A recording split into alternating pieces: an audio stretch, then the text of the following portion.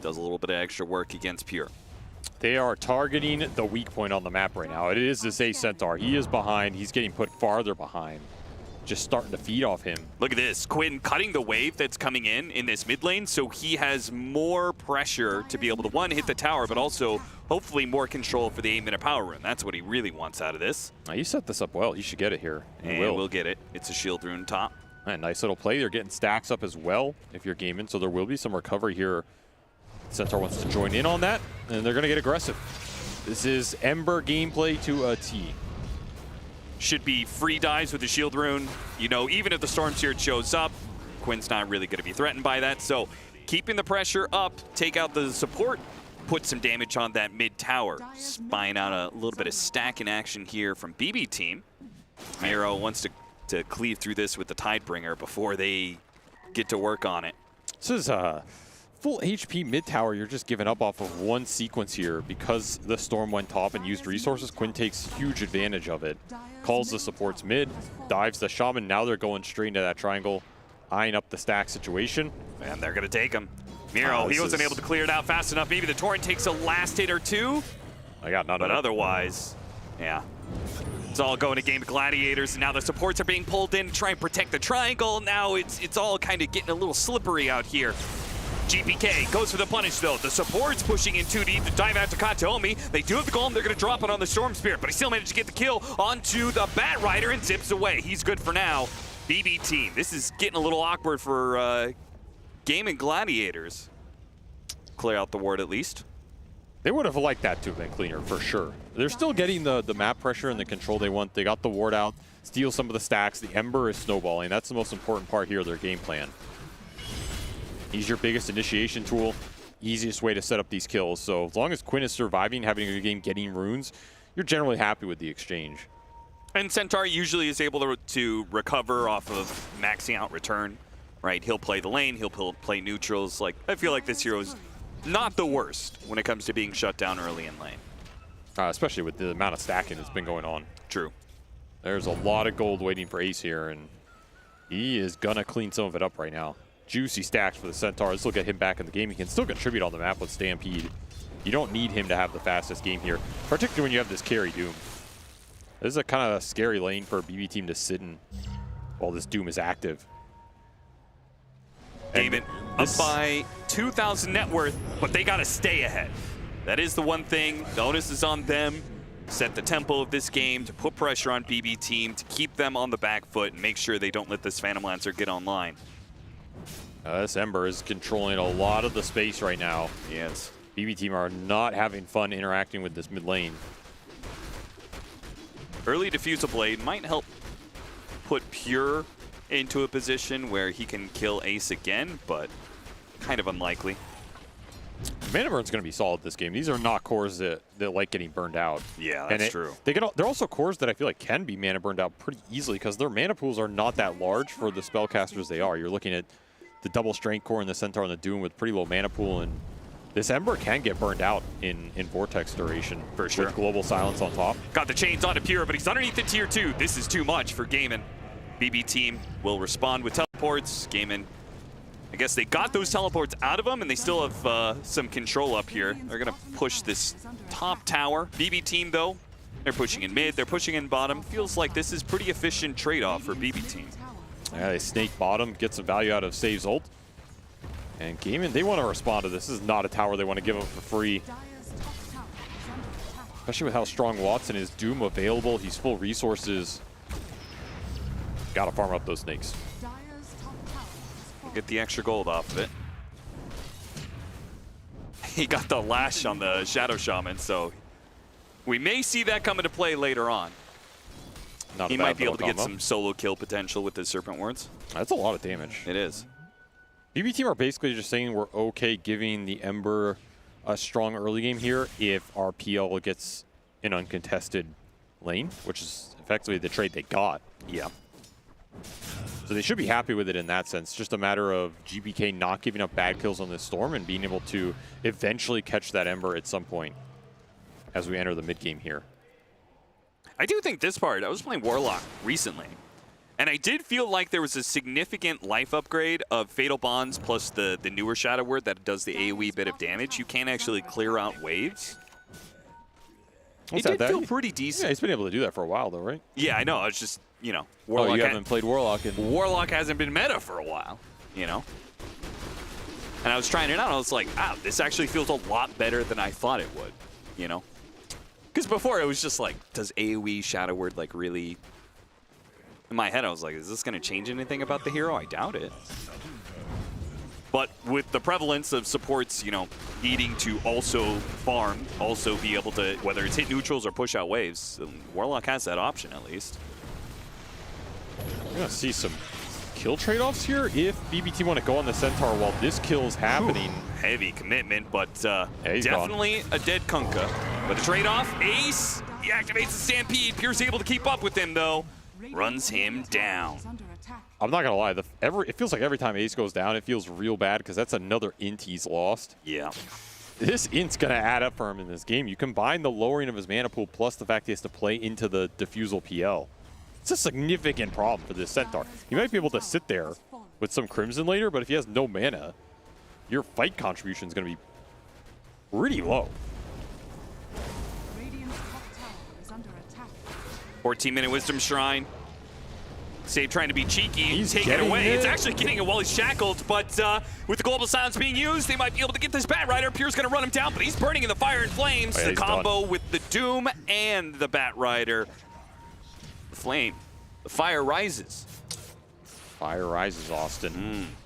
That is, that was my concern with the PL in this game. You're into a decent amount of early AoE. I just don't know how much you can join early fights, particularly if Watson shows up. I feel like Doom just squashes any hope of you contributing in these early fights as the Phantom Lancer. You just get burned out so fast between the Scorched Earth plus the Radiance. You can also potentially get that Alpha Wolf or at some point buff up the Ember damage on the Slight. It's a lot to deal with. Stampede going through as well. Not fun for Pure joining these early fights. Trying to get the deny. He does manage to get it. But the zip. He's out of remnants. Quinn is dead. Big pickup. Was the deny on tower worth it? Certainly not. No, that is the biggest kill to give up in this game. That's your Blade Mail Ember off the map for 30 seconds. Real rough stuff. I felt like if that kill was going to happen, it was going to happen off the back of a global too. You didn't even need the global for that. So now you have it back up in 30 seconds here. Pretty big opening for BB Team as they find themselves down a little bit of gold, but not too much. And this is a nice gap to open up between the Ember and the Storm.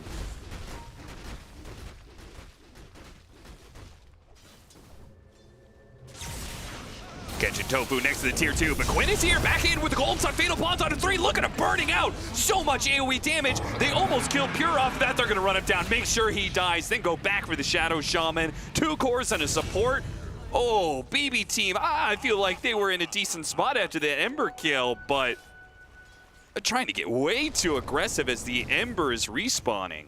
I don't understand that play at all. I mean, why go that aggressive, that deep on limited vision while your global was 10 or 15 seconds off cooldown? Yeah. Your window in that series was when the global comes back up, you can make an aggressive fight, and then you don't have to worry about the turnaround potential. It is a spell that can counteract the Stampede save, the Golem turnaround. Instead, you just run headlong into all of it. With this Phantom Lancer in the early game that we've seen is not a real threat if Doom can just join the fight against him in response. Yeah. That was way too ambitious. Trying to get GPK some snowball action instead causes the reverse, and now you find yourself at an 8K deficit out of nowhere. That Doom he's turned on the money printer. I do feel like when Watson was playing the Phantom Lancer, he was not trying to join in on these fights the way Pure is. No, he just farmed. He just farmed, and he got to that heart butterfly period of time. Global Silence put to use here. Oh, Quinn in trouble. He's half HP and might just die. The Glimmer King trying to save him, but no. He does end up going down. Save fighting around his wards. Watson trying to finish him off with some of the burn damage. Meanwhile, Pure going after Tofu. Once again, a lot of AoE damage, so he can't stick around for long. He backs away a little bit, kiting him out. With GPK, might go back in after another kill. Do you really want to go after Ace, though? With no mana, There's nothing else to burn. He's just raw HP, 2,600 HP with a Vanguard and a Blade Mail. Blade Mail plus Retaliate. Not a fun target to lay into here. I mean, Blade Mail is this super meta item right now. And BB Team running into two of them. Not having a lot of success getting this Phantom Lancer involved. It's looking rough for Pure. Went this early fighting build. He is falling behind. Every one of these fights he joins that he doesn't get some kills out of it, the game becomes harder. Yeah. Like these late game AoE items are going to come online for game, and you're going to have more defensive capability. You're going to have a larger mana pool to work with on some of these heroes. And I think the scary part is BB Team really can only fight with the Global Sounds. You use the Global Sounds to get the kill in the Ember Spirit, but guess what? The Ember Spirit's back into play, and he is going to run at you. That is a rough death for BB Team. This pick has just not worked out at all. It's now getting hunted around the map. And the whole time your PL is getting hunted, this Doom is completely free-farming the jungle with Midas Radiance. Watson's massive right now. BB Team need to find a way to stabilize this game. They're now 10K behind. This is not the team to fall behind early on. Oh yeah, you know, Game of Gladiators are more than capable of ending games early. You may never get to see a third or fourth item on that Phantom Lancer. Got to fight around the Global Silence plus the boat. Those are your two strongest team fight spells right now. Try and get a power rune on the Storm and get a good jump. If you can jump Watson and kill him, or jump the Ember, kill him first with Global, that can be a recipe for success. Yeah, I feel like I haven't seen BB Team setting up the fights with the Kunkka first so much, right? I haven't seen an X-Torrent boat into like wards on a hero. Right? I mean, that would probably bring down the Doom. I'm not gonna lie, I don't feel like I've seen Miro at all this game. Yeah. Like, he's been in the fights, but I have not felt the Kunkka's impact in dictating how these situations develop. There's no chase downs with the X. As you said, there hasn't been some definitive turnaround with Torrent Boat that has stopped gaming in their tracks. Yeah. It will continue to be useful as the pipe will be finished up here, and it is a very good pipe team. There's definitely some strong items that can come out for BB Team that Gaming have to think about. As you know, Gaming's going to push towards BKBs. That's what's going to be strong for them. But the defensive items for BB Team can be really good here. The pipes, the glimmers, the Lotus Orbs in particular. Really good Lotus Orb game against Ember, Bat, Warlock, Doom. Good single target ults to reflect, and a lot of good targets to dispel here. I would not mind seeing 1 or 2, even 3 Lotus Orbs on the side of BB Team if it really comes to it. Gwyn, he's going to find something. Oh, he spotted him in the trees. Unlucky for save. He was just about to finish that TP. The Global Silence going to be put to use. They found Tofu on another side of the map and put the Global Silence to get that kill and make sure GPK does not die to the Doom. It looks like he did zip away far enough away. Watson will not be able to give chase. You get the BKB out of the Doom as well. Not insignificant. That was the 9 seconds. But all these ults on cooldown. I mean, Miro's out here in no man's land. There's nowhere to really go. Might take a while. That's true. Okay, they spotted him on the Lotus. Quinn lost him, but then I think Malady saw that the Lotus was being charged up, so... Dude, so many scans. 3 scans up in Oh this my top god, lane. he's going to get a Wisdom Shrine. What? He got out, got a Wisdom Shrine. Okay. Oh, that was mega worth. It really was. And the funny part is, he might still die. Because Tofu, he's coming out for the Wisdom Shrine. He's like, wait a minute, the Kunkka's still here, guys. Yeah, he's just out. He's just out. No lasso. Wow. Well, that worked out really well for him. It did. Quinn juked himself, and then he ends up getting a Wisdom Shrine. Snapped his own ankles. That's how you do it. It's okay, I feel that. Twisted my ankle recently. Sometimes you just trip up on yourself. Thanks for the personal story, Austin. Chains on 2. And they're just leaving Ace behind. Goodbye. More int. Got Diomi here. Feels like this is the only guy he's taken the int from, but he's getting smarter. He's got 7 intelligence. How many times has Centaur died? 4. So, yeah, over 50%. Not too bad. I think he got in all 4 of those times. He got it at least 3.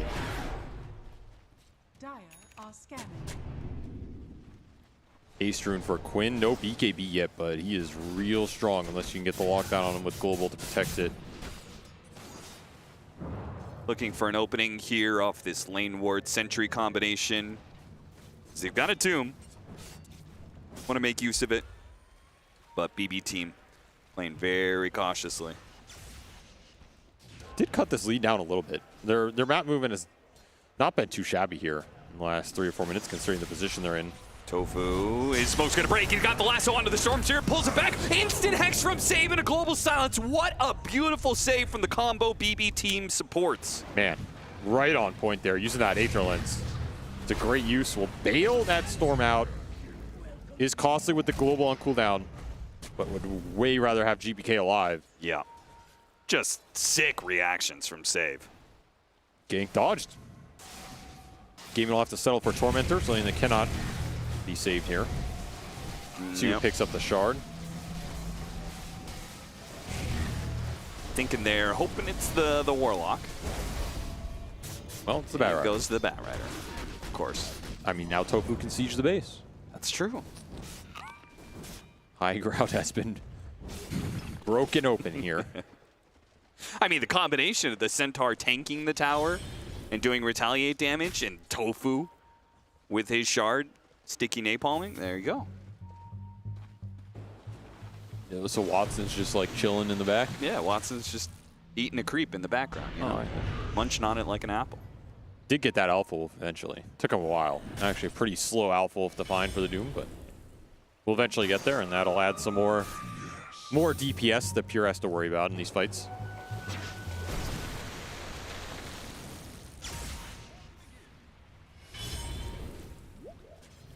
Gaimin trying to suffocate the map right now. Use the Ember's mobility to corral BB up into this top lane. Might prompt a smoke out of this position if they feel strong enough to fight. Pure has a bit more HP to work with, but he also has 3K in the bank right now. It's kind of an awkward time for BB to make this smoke move, because this Phantom Lancer doesn't really want to join the fight. He would rather finish this Ags. Trying to catch Miro on the jump back to his X. They certainly get him with the chains, but it's a bit of a bait. A jump into the Storm Seer, and they're going to grab the shackles and everything else. They throw everything they had to be able to get the kill on Quinn. And now, Game of Gladiators. It's an early BKB. Wanting to punish something, but yeah, Watson's early use of the BKB means they're just going to give up the Shadow Shaman and say, okay, you can have it. As long as everybody else gets out. I mean, there's a lot of space for the Storm, who gets out of the final end of that gank bottom. Pushes him towards the BKB. You get another key Ember kill in this game. The Storm does not die. And yeah, I agree with GPK, looking good. I mean, they're clawing this game back. Gaimin are not getting that snowball action they wanted. They're not getting to use this Doom's incredible net worth lead how they want to right now. And it's not the best hero just going in the Roche pit, taking Aegis and forcing high ground or something like that with the advantage he has. Tofu was sure to bring it to us. GPK, he's going to try and get the response kill here with a lot behind him. They won't even give up Kataomi. That's just flat out a Tofu death. This Storm is getting scary in this game. Yeah, he was not supposed to have as many galvanized stacks as he does. It felt like the Ember had a way better start, but this Ember has had a couple key deaths here. He's 4 and 3, and this Storm is starting to power up 4, 1 and 4. He has the global to back him up, and it's made a world of difference here. You look at the itemization from Gaimin, you're still waiting on that BKB for the Ember so that he can deal with the big disables here. It feels like everybody else has a Dispel at this point, outside of Ace. Arguably doesn't need it as much. No. But there's the BKB for GPK. I think this is the most important item for BB team in this game. Can you use this Storm's BKB to get you a large enough advantage to power you into the PL's timings? He should be invincible in this BKB. Like, you pretty much have to lasso or doom him, and that just seems impossible, especially with global that can either back up his jump or bail him out, as we've seen it used both ways this game. How long does GPK need to stall out this game, though? When can this Phantom Lancer be strong enough to be a real threat? Ideally, you want to fight with that Ags. And he forewent it here, so it's just going to be hard. I think you have to go just raw HB. This is the classic Phantom Lancer build. Yep. I do like the heart because you need some HP regen here to deal with all the burn, but I do think Heart is where you start being able to, like, because they have a lot of small AoE damage magic. I think the Heart starts being enough that we're going to see effective Phantom Lancer. I think he still gets melted, honestly, if he enters the fight. I guess it determines when he's going to be jumping into this fight. Certainly not going to be jumping down here. Save. He just goes for a run down the bottom lane, throws down the Serpent Wards, get some damage, get some attention. Game of Gladiators, though, still trying to find more.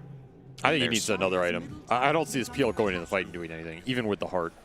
I think he needs the Ags to either just output a bit more damage and be able to pick his moments better. He needs more HP with something like a Scotty or... Scotty, yeah.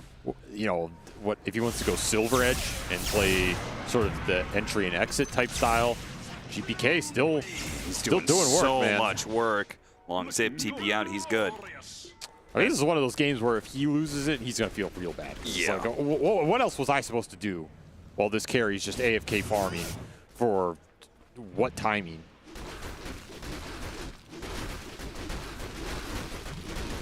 It's just going to be a lot to go into. Particularly if you let Quinn get to Shivas here. I mean, if you want to try and fight before the Ember has Shivas, I can buy that idea. But if Quinn gets to Shivas, you have Radiance plus Shivas plus double Blade Mail plus Crimson Guard and Stampede to reposition or chase down the PL. I mean, good luck. That is a lot to go into for Phantom Lancer. Thinking about another factor. The last time the Phantom Lancer was relevant, okay, running into Ace. Not really what they wanted their smoke to run into, sadly. Really don't want him. Yeah. That feels bad for them. Because he was pretty alone. I mean, the response was coming, but it was a long way away. Of course, they didn't know that. Just feels bad to leave a smoke on the table like that. Phantom Lancer has not been a truly meta hero since they upgraded Crimson Guard, that it now scales up. Yeah. I think that's a really big problem for Phantom Lancer. If Crimson Guard already is like a great item against this hero, but it's good early on. But now the fact that Crimson Guard can scale up, and they've got a Centaur holding on to that Crimson Guard, so it's going to scale up a lot, that's going to block out so much damage. I think that really kills some of Phantom Lancer's, you know, like, timing. I think it just means you have to go later and later to make it so this hero feels like it's being a real threat, doing real damage.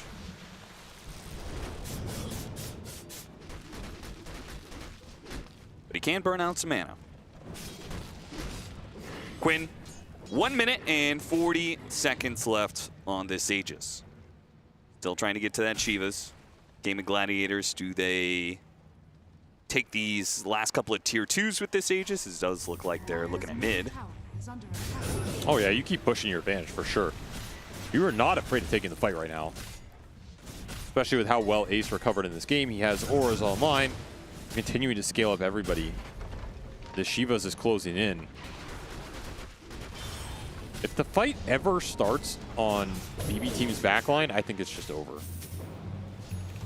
They cannot lose the Shaman or Silencer early here.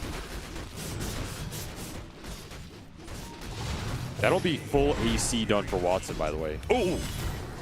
A stomp lands for Staff. Pure is able to get back up to the high ground. Watson was not able to immediately jump off of Ace's initiation, so perhaps a missed opportunity there, controlled up by Miro, but they will finish off this tier 2. And they saw the Phantom Lancer, so they know the PL isn't getting a ton of farm at this period.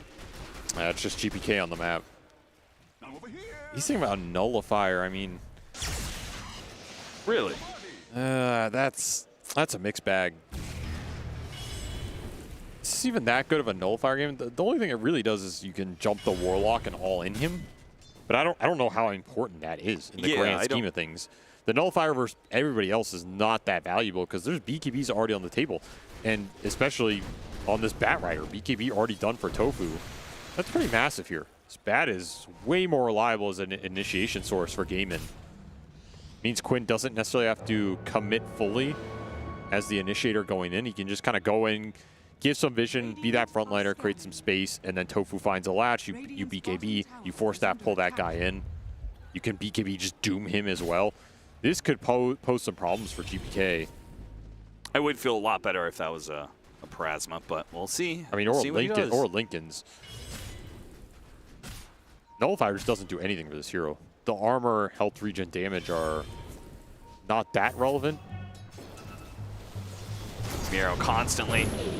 X pushing out the mid lane. They try and punish him. Excellent Hex once again from Save. Now here comes the boat, and they're clumped up. Now it's still going to be double BKBs out from the cores, but the supports are going to get melted throughout this one. Managed to get a lasso, pull back onto Miro at least. Fierce chasing in though. The BKBs have worn thin. They're going out to the Doom. He gets shackled up a little bit. They quickly deal with the Shatter Shaman. He's not lasting long, and BB team are realizing, okay, despite the quick reactions, we still cannot just brute force it against these cores. This PL is doing nothing, man. I don't want to like hate on this pick, but that felt like such a good moment to get the PL in and try and capitalize on all the BKBs being down. You landing this sick bow combo that just forced out early BKBs, did so much damage, an incredibly clutch Hex on the bat jump that disjointed game's initiation. You still just can't commit to the second half of this fight.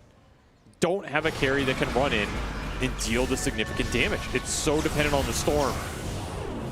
I mean, this is as good as it gets for a BB team at this point in the game, right? This just tells me you have to go even later, play for a later time. We're going to see Pure go in here, but doing nothing. And if anything, they're looking to turn around on him. Well, yeah, he like, almost okay, doomed him. But I'm not afraid of you. Yeah, between AC, Shivas, and the Crimson Guard, the damage is being nullified at this Phantom Lancer entirely. And the Radiance, of course, on top of it all. Yeah, mischance as well, yeah. Throw in some extra, like, armor enchantments, brawny enchantments and stuff, yeah. Yeah, double Gale Guard on this lineup. Oh, yeah? That's not helping his... It's just hard to help with the DPS right now.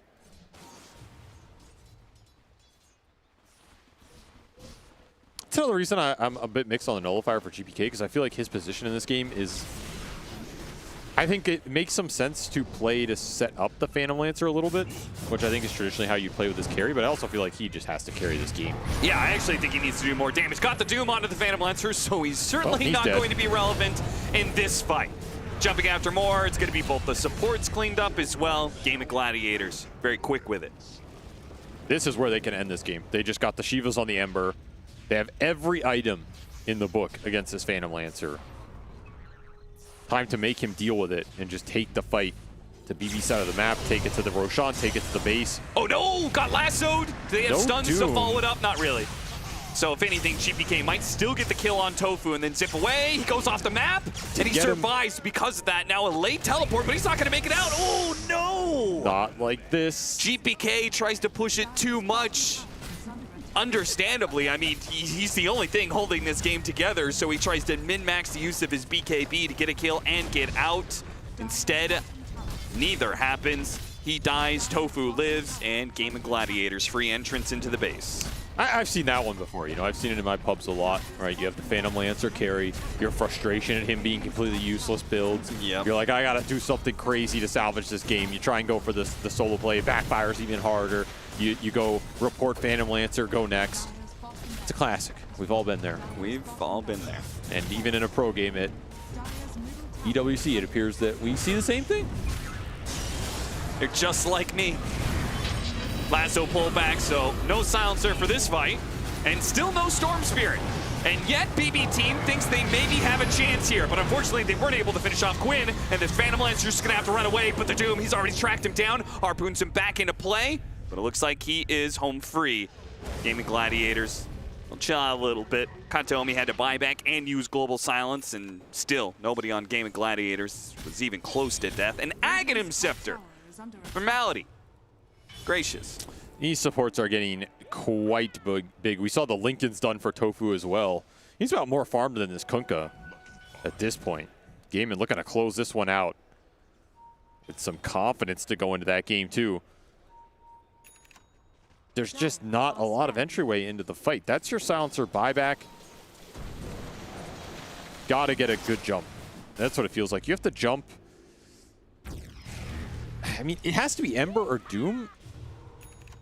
It's just the Centaur can likely bail you out. There's no Dispel. Oh, he just got Lotus. So, yeah, even that is, that's a big problem now.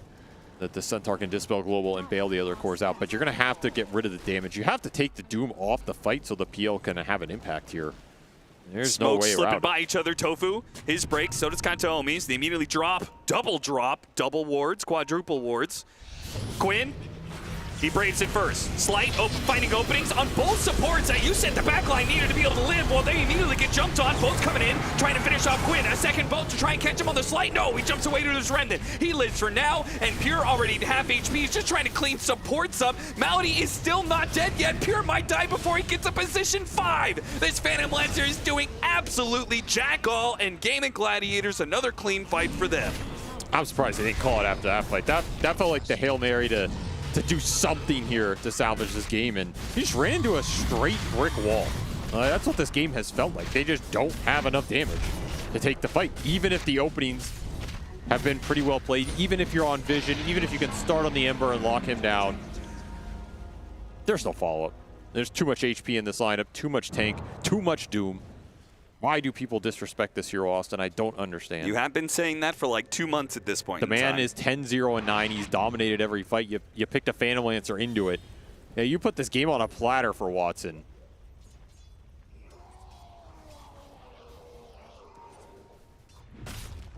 Well, unless a Giant Small is going to change something here for Pure.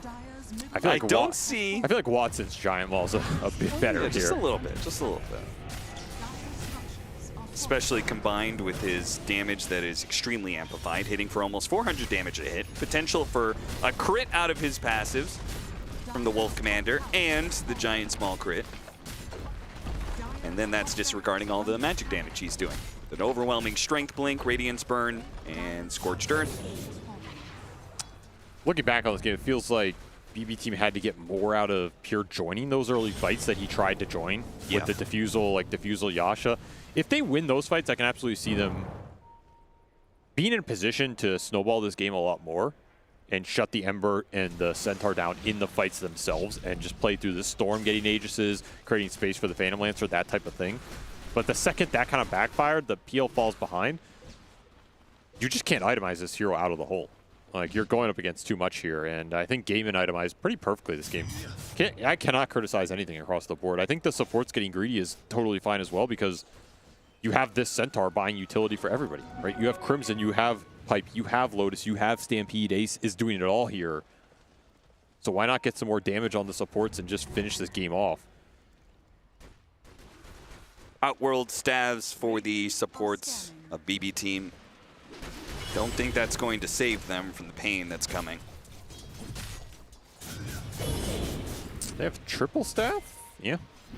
Who else got it? GPK. GPK. Is solid this game in trying to dodge some of the single target jump ultimates here. However, like you said, you just come straight back into the fight, and it's not much different. No. Quinn sitting on an Arcane Rune, as well as closing on level 25. Pure's trying to do this by himself. Somehow managed to get the Doppelganger Tofu lassoing. Not quite the right target there. Up again in 45. Didn't even have to BKB for that.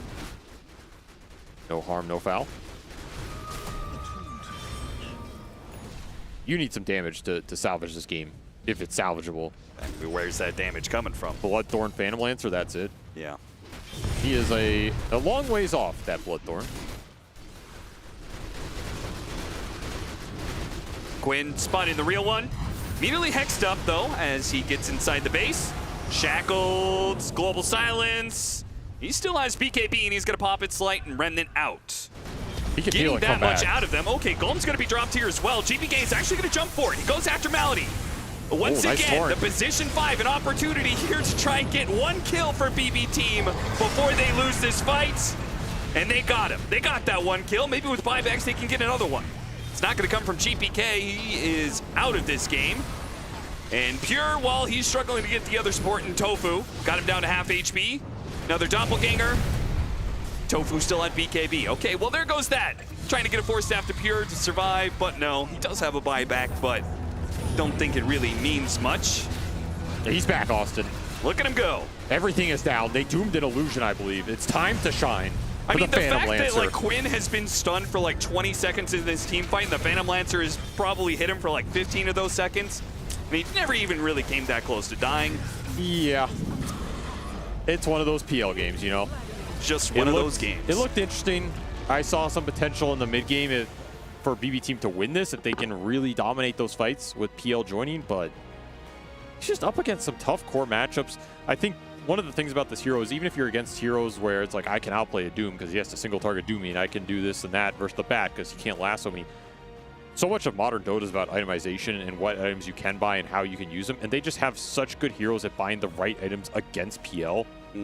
It just feels very one-sided for me in terms of where Pure can find his moment in this game, and I think that window is way too small and closes way too fast. I mean, all I have to say is you called it, Avery, when you said that this Phantom Lancer pick was is going to go down as the worst pick of EWC 2025. So I'm really interested to see what the analysts have to say about that very astute observation. Thank you, Austin. By you. Yeah, I think SVG definitely said that. Definitely heard him say that with my own ears. Congratulations to Gaiman for taking this game 1 of this 2-game series. This looked very smooth. And it did look a little bit rough on the side of the PL. We'll get to that, don't worry. A lot to break down here. I'm here with Kezu and Effie. And Gaiman taking this game, I will say, Kezu, this did feel like Watson had just basically free play. Yeah, it was kind of felt like game. a walk in the park from lanes. Then they like played nicely around Quinn. When it came to the mid lane, he had a lot of runes. They were all kind of like free farming and doing what they wanted. I do think they did it very well. But the last times they played up against BB Team, I feel like they had a bit more aggression when it came to that, and also better execution. Like, I don't just want to pin it on the Phantom Lancer maybe being not great. I think it's also the way they executed. I want to disagree with the whole take that it was a bad pick. I don't think so. Okay. I think his lane went exceptionally well, and It did. a lot of things went badly in a small window that, like, if you aren't hyper-focused on the things that went badly, you'd think it was a terrible pick. But, like, Tofu snipes his career with his 11-minute defusal blade. So that defusal slowed by 2 minutes. And Batboom had some, like, impatient moves. Like, They did. They made a play without global silence. They brought their Phantom Lancer, who was free-farming, and they just kind of, like, dove a tower. So there were a lot of times in that game that I really feel like it could have looked so different, Kezu. I'm also thinking, like, when you do last pick this hero, I mean, obviously he sees something. To me, the hero's still a question mark because, yeah, it is rising popularity like lately and pops and whatnot. But when you decide to pick this PL, he doesn't counter Centaur. You will give Ace like a good game. It means that when you have this last pick where you don't shut down the enemy, you need to bring even more from yourself. So like these mistakes that they're doing, honestly, they hurt you like twice as much. And it's also other things, like they have some globals, they have some other stuff where it didn't really come through. I think GPK played incredibly well, like 6, 3, and 5 on the Storm. Kind of he tried to bring it back, but they're so far behind. You see it with the items. Pure, he doesn't really deal any damage when it came to the late game. Yeah, I mean, you're playing against Crimson Guard, you're playing against like all these auras, you're playing against Warlock. It was really funny to see them throw everything at Malady at the very end, and he just lives for 20 seconds. Like, if you're at the point where you can't kill the 5 Warlock, throw in the towel. But I think that what they should look at in this game is not at all the draft, but the play, because that game was very winnable. And because of this like really small window that went badly for them, it looked that terrible. Yeah, I will say in the fight even before they killed Malady, where they also killed Malady on the attempted Roche wraparound smoke. Dropping 2 sentries and 2 obses, you know, at that point I thought at that point, because it was already gonna end, because that looked like also maybe slightly tiltable in that sense. I mean, it just means that, you know, they know that they need like everything to hit and there's one fight, so everyone's like, you know, like overthinking, okay, I need to do this, you need to do that, you need to make space for Pure, he needs to get 20 illusions, outlast the Crimson and whatnot, but at some point, I think unless GPK like came in really hard and like got like maybe a shard and Ags and Pure gets like 4 or 5 items, I didn't really see another way for them to win. For me, I think that, so 2 of the 3 lanes for BB Team had a really solid start, but then Gaiman really corrected in the ways that they needed to. So basically, there was this point where Bat goes bottom, abandons the Centaur, suddenly Centaur's game is terrible, but they compensate for that by really enabling Quinn in the mid lane, and off of playing off of Quinn, and BB Team taking some bad fights early on, that I'm gonna stand by this and say that that's really what caused the game to snowball badly. A couple of like choices that BB Team made where they lost their PL early on, it's really hard to recover from that. Yeah, because you also wanted to show us something that happened fairly early on around the mid lane as well with the laning stage. Yes, if the highlights are ready, I would like to take a look at Gaming Gladiators and how they enabled Quinn in this mid lane, because when you think about GG, they really are a team that they're known for that mid lane. So as you see here, supports are coming from both sides. You get the Fatal Bonds on that mid wave on the right side. Tofu is waiting here on the left side. They get an Arcane Rune for Ember, which is a dream, by the way. They got a nice little freebie here on Katayomi. And the important thing is, like, if you looked at that CS, Storm was at 50 CS and Ember was at 30. So this is about the time that you needed to bring your team to this mid lane. Here we see Quinn cutting the wave before the 8-minute rune, making it so that the creeps are hitting the tower. You also get this shield rune that spawns top. Again, the supports are playing around them. You see all 3 of them in the mid lane. And what this results in is, of course, getting the tower taken into a triangle invasion later on. I hear another freebie on Savior. I mean, why not? I mean, it's kind of just, Avery was also saying it like during the cast, this is how Ember functions. Doesn't matter if you're a Flame Guard or a max Sleight of Fist, you are always like the king of the mid lane. Yeah. And because you take this tower so early, you go into this triangle, you see their stacks, you take their stacks, and you get that free gold there, you get to apply a little bit of pressure here, and all of a sudden, BB are in a position where, like, okay, RPL is free farming, he's gonna have a good timing, we kind of sacked the mid lane.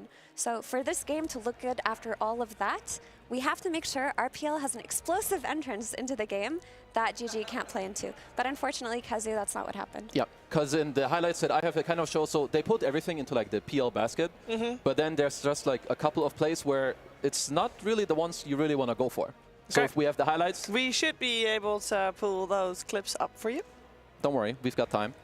Computer. I'm doing the Jenkins. There we go. So they're going for, like, it's 40 minutes, so you want to invade the Wisdom. He just got his Diffusal Blade because, as Mira was saying, his courier got sniped earlier. But PL, you know, he's not.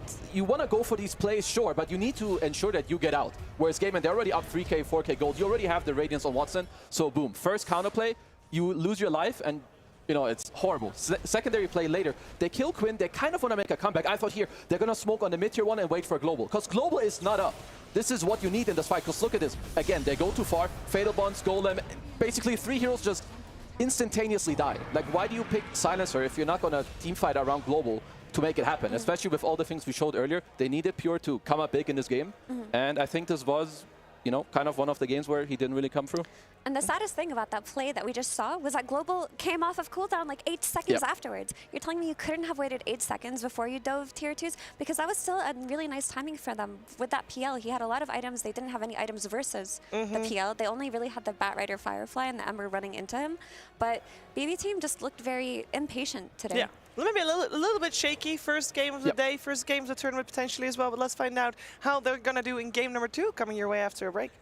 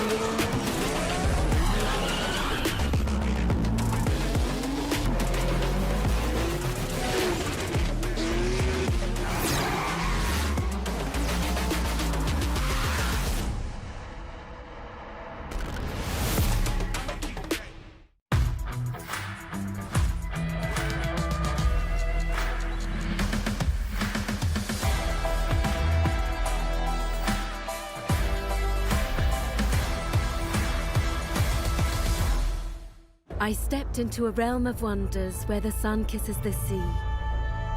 2 worlds inspired by each other. 2 worlds making one. This land is calling, Saudi Red Sea.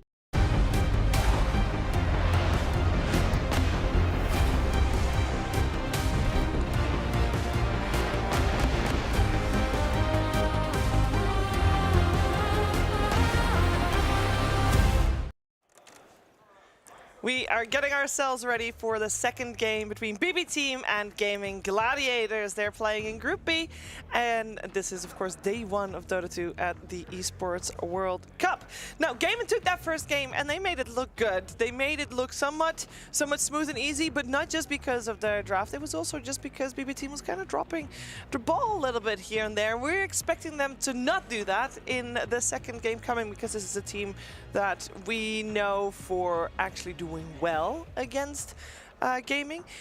Effie, it wasn't necessarily the draft that went wrong for BB Team. It was the way they played. Is there anything they can do going into the draft for game number 2 to make it a little bit easier for themselves? I guess going into the draft, maybe like more straightforward carry for Pure. But I also think that they shouldn't really look at the draft right now. Like maybe they can talk about PL later on today after they've played their games and they can reassess their opinion of that hero. But what they should talk about is diving tier 1 mids without global silence when it's like 8 seconds away from being off of cooldown. Like that is not a mistake that you see from the BB team that won their most recent Wallachia. I mean, like no matter even which type of draft you end up with, you need to play it towards the strength, right? You're going to pick Silencer because of the global. You're going to pick it with Storm to combo it up, he goes in, you global, you follow through, you make it happen. Gaimin, they played their draft really well, whereas I think Bad Boom, you know, maybe not so much. So they're going to talk about maybe you want to be more patient when it comes to that. But at the same time, PL is fine, and I'm still okay with it. But the way that they traditionally win against Gaimin is when they have Pure, who shuts down Ace a bit more in lane, where it's not, he doesn't just play for himself, he also slows down Gaming Gladiators. And I think if you want to beat this team, that's ideally what you should try to do. No, it wasn't really Ace that you know, the way we talked about Gaming before was that Gaming normally wants Ace to sit in the top of the net worth. I kind of felt like almost Watson was doing the Ace job this game. Is that fair to say?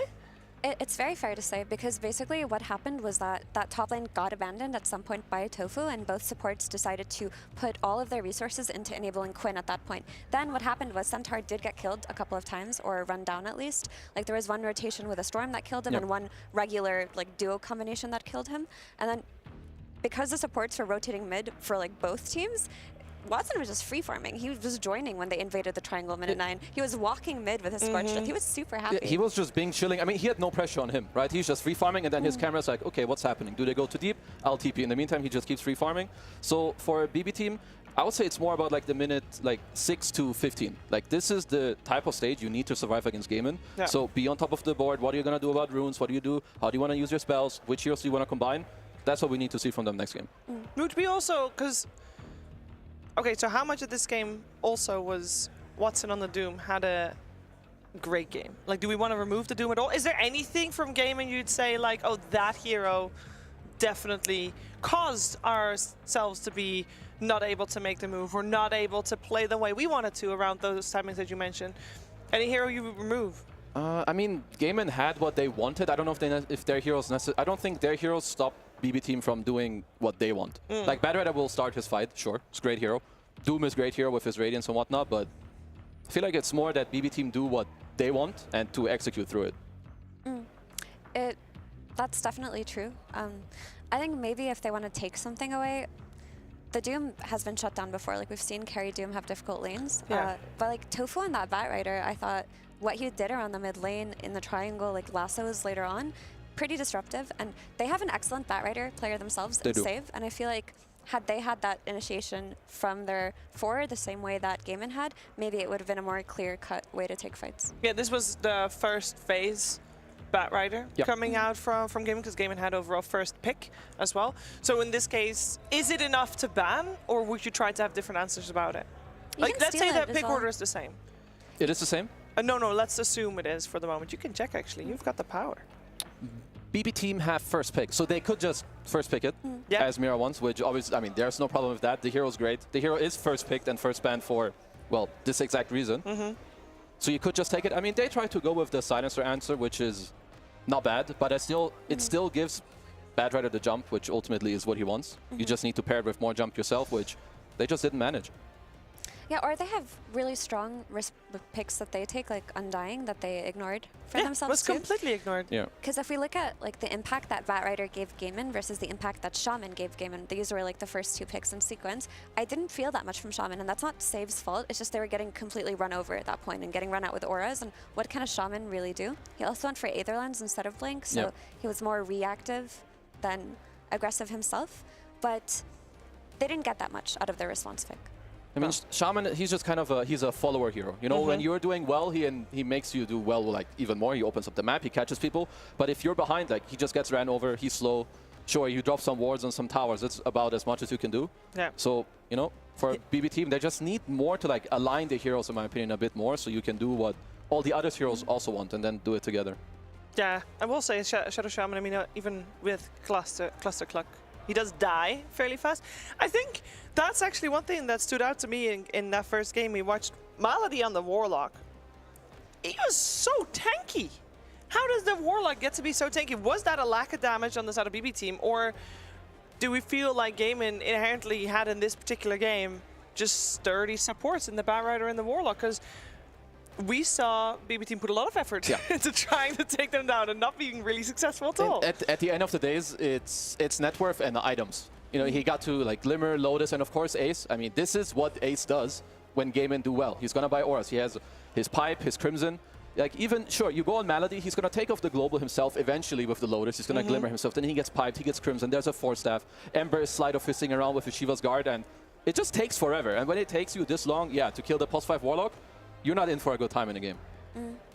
I mean, had they kept up in net worth and PL was like 6 slotted and they were fighting, then there would be no issue in taking down the Warlock, because GPA did end up getting a Nullifier on Storm, which is what they needed to take down these targets with all the Lotuses and Glimmers and whatnot.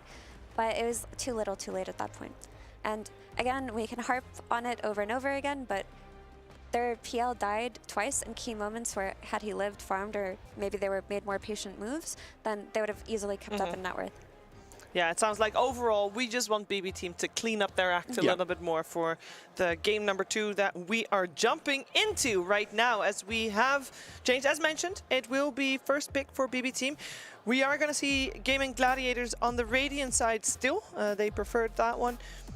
So let's see what's coming your way. And let's see if we have anything that is inherently different from that first game, especially in regards to those first phase bans. With the 2 teams swapped around in terms of pick order, we got Shadow Fiend, Terrorblade removed on the side of BB team. Actually, early Lifestealer ban out. We did see Gaming ban out that Lifestealer in the previous game as well, but it was in the second phase. Monkey King, Templar Assassin, Naga Siren will join those. And that means the only 2 heroes that at the moment aren't banned, but were banned previous game, is Nature's Prophet, Queen of Pain, and Puck. That's quite a lot of good heroes, especially with the other ones we saw last game, because we already talked about the Batrider, which we would kind of like both teams, you know, to see it in their hands. I will say that I like the approach from Gaming. In my opinion, the way that BB team faced up against them is that, you know, when BB team had their own aggression to kind of offset Gaming themselves, so taking out the Lifestealer, which they've lost to twice in the most recent Grand Finals, I think is quite good for them. Also, from what I remember from those Grand Finals, they were collapsing on lanes with like 4 heroes. Yeah. So they would go to Watson's lane, take a fight, get that tower early, like bring the numbers every single time, and not be the team that had to like TP react every time. They were the ones making Gaming TP react at Wallachia. Yeah, and they did it really well. And I think with those bans, it makes it a bit harder for BB team. I could see a Dawnbreaker here overall for Gaming. I think it's at least. I feel like the heroes getting kind of figured out, but they're still the best ones when it comes to playing this hero. They usually struggle against Lifestealer. They've taken that out already. In my opinion, it's good against Nature's Prophet. He kind of deals for, you know, he goes for slower kills around the mid game. You can always answer. You can also answer like his wave push a little bit. So would be kind of chill for them, but let's see. I wouldn't mind it at all, like just the global reaction. Yeah. Going to be super valuable. You buy a Blade Mail early, you can get on top of Furion's face if it is a flex to carry. I mean, because they're taking quite some time. They are actually going into their bonus time for that second pick that they have. Is there something that you think that they were just not expecting to be able to access at this point? Maybe they're probably considering like which of their picks overall is like the one that they want, because like you mentioned, the Puck is left in the pool, as is Queen of Pain, which are also pretty good when it comes to mid laners against Prophet. They're not easy to be ganked. You can rotate on him easily, but in my opinion, this one just makes the most sense. The Dawnbreaker. Yeah. Do they ever flex it, or is it mostly just Ace? I believe Watson can play it, but I have not seen them flex it overall. Well, let's see where the answers are gonna come from. Is there... Because those heroes that we mentioned that are still in the pool, what was it? Puck and Queen of Pain. Yep. Are we expecting them to be banned in the second phase, or do you think that the teams... Because in this case, BB team can, of course, try to leave everything in to maybe get one of the 2 still? I mean, or would they just ban out 2? I mean, you'll probably see at least one of them, I would assume. Overall, if you're a BB team, what you like against Dawn, like the way that you deal with this hero the best, I don't want to like mention one-to-one counters, but more, you want overwhelming teamfight that when you go on the first guy that Dawn wants to go save, he drops into the worst thing ever. Like Warlock Golem, Monkey Ring, Winter's Warlock Curse, banned. Dark Willow, whatever. Like all of these spells. Also, I know they just lost with it, but Silencer is a huge nuisance Yeah, to super strong. Dawnbreaker drafts. Yeah. So you can run it back even though it didn't seem that good in the first game. Yeah. But if you can fix the inability to play around the global wall from game 1, it should do the trick. I agree. It's like one of the best support matchups. Yeah. The only downside for BB Team is that out of this phase, it is Gaming that picks first. So they have to ban out that Warlock themselves, because otherwise Gaming might pick it up. They have to leave one juicy treat in that then Gaming will take, and then BB Team will have an answer prepared for it. At least that's the hope on their side. But a lot of thought goes into these couple of bans to try and see if they can set something up already in advance. I mean, It's got to be between the Queen of Pain I think so and the too. Puck. Yeah. Like if you're gaming, you kind of need to decide here. Okay, do you just want to do you want to protect your Dawn with how Mira mentioned, like maybe a Silencer ban, or do you feel like there's something else you want to take out, or do you just you could ban Puck and take Quap yourself also for gaming out of phase. You can flex it between 1 and 2 if you want, or you can just take a chill ban for your Dawn, pick a 5 or a 4 for either Tofu or Malady that you feel comfortable with. I think it's more easy for them going out of this phase. Well, at the end, BB Team ban out the Doom. The Watson Doom from previous game was not something they would like to see a repeat of. And they sure would not. 10-0 full free farm? Yeah, No thanks. no thanks. That puck gets banned out, and then the Queen of Pain gets picked up as expected. Well, at least it was going to be one way or the other. I mean, BB Team, there's no way that this is surprising them in the draft, or at least it shouldn't. I'd be highly surprised. Silencer is something I would like, as you mentioned, Mira. I think now it makes even more sense, with Quap also in the pool. Yeah, I think if you're running the Silencer, though, I would very much like to see this a pure position 1 carry Nature's Prophet, because you've taken out the Doom, that would make it a bad pick. Yep. And it's not really that threatened by Queen of Pain because it itemizes with early BKBs and lifesteal if it is played as a core. Okay, so they go for Kunkka, which, I mean, of course for them it's a flex pick. If they want to try to match it up into Quap, I think it's fine. It's okay. It has a team fight that you wanted against the Dawn, no, right? it definitely does. You can start on the guy, okay, Dawn is going to come down, you drop your Torrent, you drop your boat, of course that's good. I do feel like it would make Silencer maybe a little worse now. If that's the hero they wanted, I don't love the combo too much. I think you're happy to just take Dark Willow if you're gaming Gladiators. You see this Kunkka, you need a Yule's Fire, you see a Tusk, you're like, oh, let me just press Bramble Maze on you, bro. But maybe they go in a different direction where they want to potentially deny pick team fighting 5, something like a Silencer themselves. But we'll see.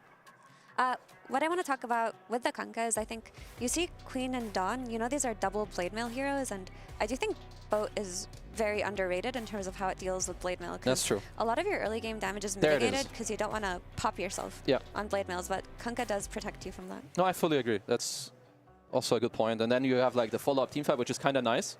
I mean, let's see. I will say I have seen GPK have a couple of incredible Kunkka performances, so we'll see if maybe they want to try to keep it more in the mid lane as opposed to the off lane.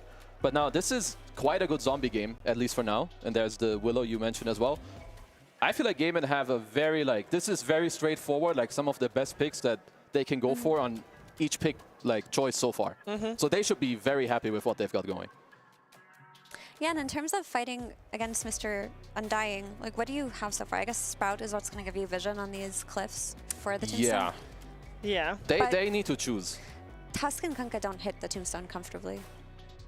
That's a core Dazzle, or is it a core Nature's Prophet then? A core Nature's Prophet, I Yeah. think. That's what I would like to see, simply because it will farm very fast and be able to build the items that it needs to versus Blade Mail heroes. Yeah, so But we'll see. yeah, I think it's likely you just have the Tusk 4 with the Dazzle as a 5. I mean, I remember there was a time where a lot of people like playing this offlane Dazzle into Undying in terms of the lane because he has to overcommit, you poison touch him, your heal becomes more effective because you're lower HP. But we'll have to see, because I still think for now, sure, you see this Undying. I don't really feel like you've addressed him. Tombstone is still gonna, how do you deal with it? Your best choice right now is you buy drums and say, okay guys, we're gonna kill it or run away from it. And that's usually not the best tool you want. No. Well, it looks like our ban's going the way of the mid lane. We got a Huskar ban as well as an Ember ban coming out. Are we indeed expecting Queen of Pain? I know it's flex, but what do we think is more likely, the Watson Quap or the Queen Quap? At this point, to me, they're both kind of as likely as one another. Like they have last pick, so they kind of have ultimate choice. Yeah. So for them, it kind of doesn't make sense to really decide yet. If you go safe lane, you go with Zombie. You enjoy that one. And for now, maybe it depends who's ultimately going to go into the mid lane from Mr. BB team. Yeah, I mean, if they see a stronger counter pick for whatever GPK picks here, they have the position to respond, and BB do respect that, right? They take out the Huskar for whatever hero we're going to see here, so they understand that it's basically in their hands what they force Game into play. With that being said, do you think that Dazzle 4 could be something on the table for BB I'm not team? sure. I haven't seen. That's the one role I haven't seen it in. I've only seen it 3 and 5. I mean, I'd like save on more of a hero that does stuff on the map. Like where he's more set up, you know, like you play fast, you've got your natures, you set up some stuff here or there. I think Tusk might just be his, but sure, you can also lane the natures with the Tusk and like feel good about that. I'm honestly not sure. Kunkka, right? Because you could, yeah. if Kunkka's going offlane and not mid. For some reason, I feel like that BB team might be looking at the Kunkka in the mid lane. I just have like a feeling after last game and maybe also the Huskar ban. Is there anything else they can do? Because I know that you had P-Vision in the last tournament, played a lot of offlane Dazzle. Ooh, Marcy coming out. Okay, so you have Marcy, yeah, you have Marcy Dazzle offlane, Kunkka mid, and Nature's one with the Tusk, I would assume. I think that's not a super easy lane for a Zombie. Like being put out, you already run in a lot, you get put out of position by Marcy, or at least you can, like into a Dazzle Poison Touch heal combo. So it is a 4 Dazzle then. I think it's 3 Dazzle. A 3 Dazzle. A 3 Razzler Dazzler. A 3 Razzler Dazzler. Yeah. Do you think that's better than Marcy maybe taking that Unleashed facet and then playing into just killing Tombstone, killing the Dawn and the Undying? Is core Marcy 2 out there right now? Actually, what I like a lot about offlane Dazzle is that he enables other heroes to go in more for you as well. So I think even though your Marcy is 4, you make it quite easy for the hero to like go in, use your ult, like kill the Tombstone, whatever. You get healed, you get graved, and he just keeps backing you up. So I think you kind of get the same, just with less net worth because Dazzle helps you. My only issue with Marcy not being a core here, if that's the case, is that she needs a BKB to play this game versus Dark Willow. And if you have double melee supports versus Dark Willow, like you can't really move comfortably. Like navigating teamfights with Bramble Maze is already hard enough for Tusk, right? But then you add a Marcy into the mix, she might not be able to rebound and save in key moments. But if you win the lanes, who cares about teamfights like that? That's true. I mean, I will say for game, and I like this last pick a lot. I know people hate on Weaver, but there are specific instances where heroes are good. You see Dazzle Marcy, you want to help your Undying, like not feed. You also don't feed to this lane. I think you have a lot of speed you can play through with your Quap, you have Donald, you've got the team fight. I like the switch-ups that BBT made, but my heart and what I see on the screen has to go with Gaimin. I can see Weaver being really good, but I do think they have good enough catch for the Weaver, and I think that Nature's Prophet, like if he hits his timings, is just gonna look stronger than the enemy Weaver early on. Like he can easily itemize for things like Orchid too. But both ways for sure. Do we feel like BB Team has a little bit of an easier entry to the game compared to previous game? Yes, for sure. Because like their Dazzle Mercy lane looks really destructive. Yep. I mean, they're not going to be in a position where their offlane isn't doing anything like last game. I mean, they're strong. There's like easy things to play through. You set something up with a snowball. You have X mark. You can TP in with your Nature's Prophet and like make stuff work. I'm just a little worried. Like, sure, you go in, but then there's a Donald, there's a Terrorize, there's a Tombstone.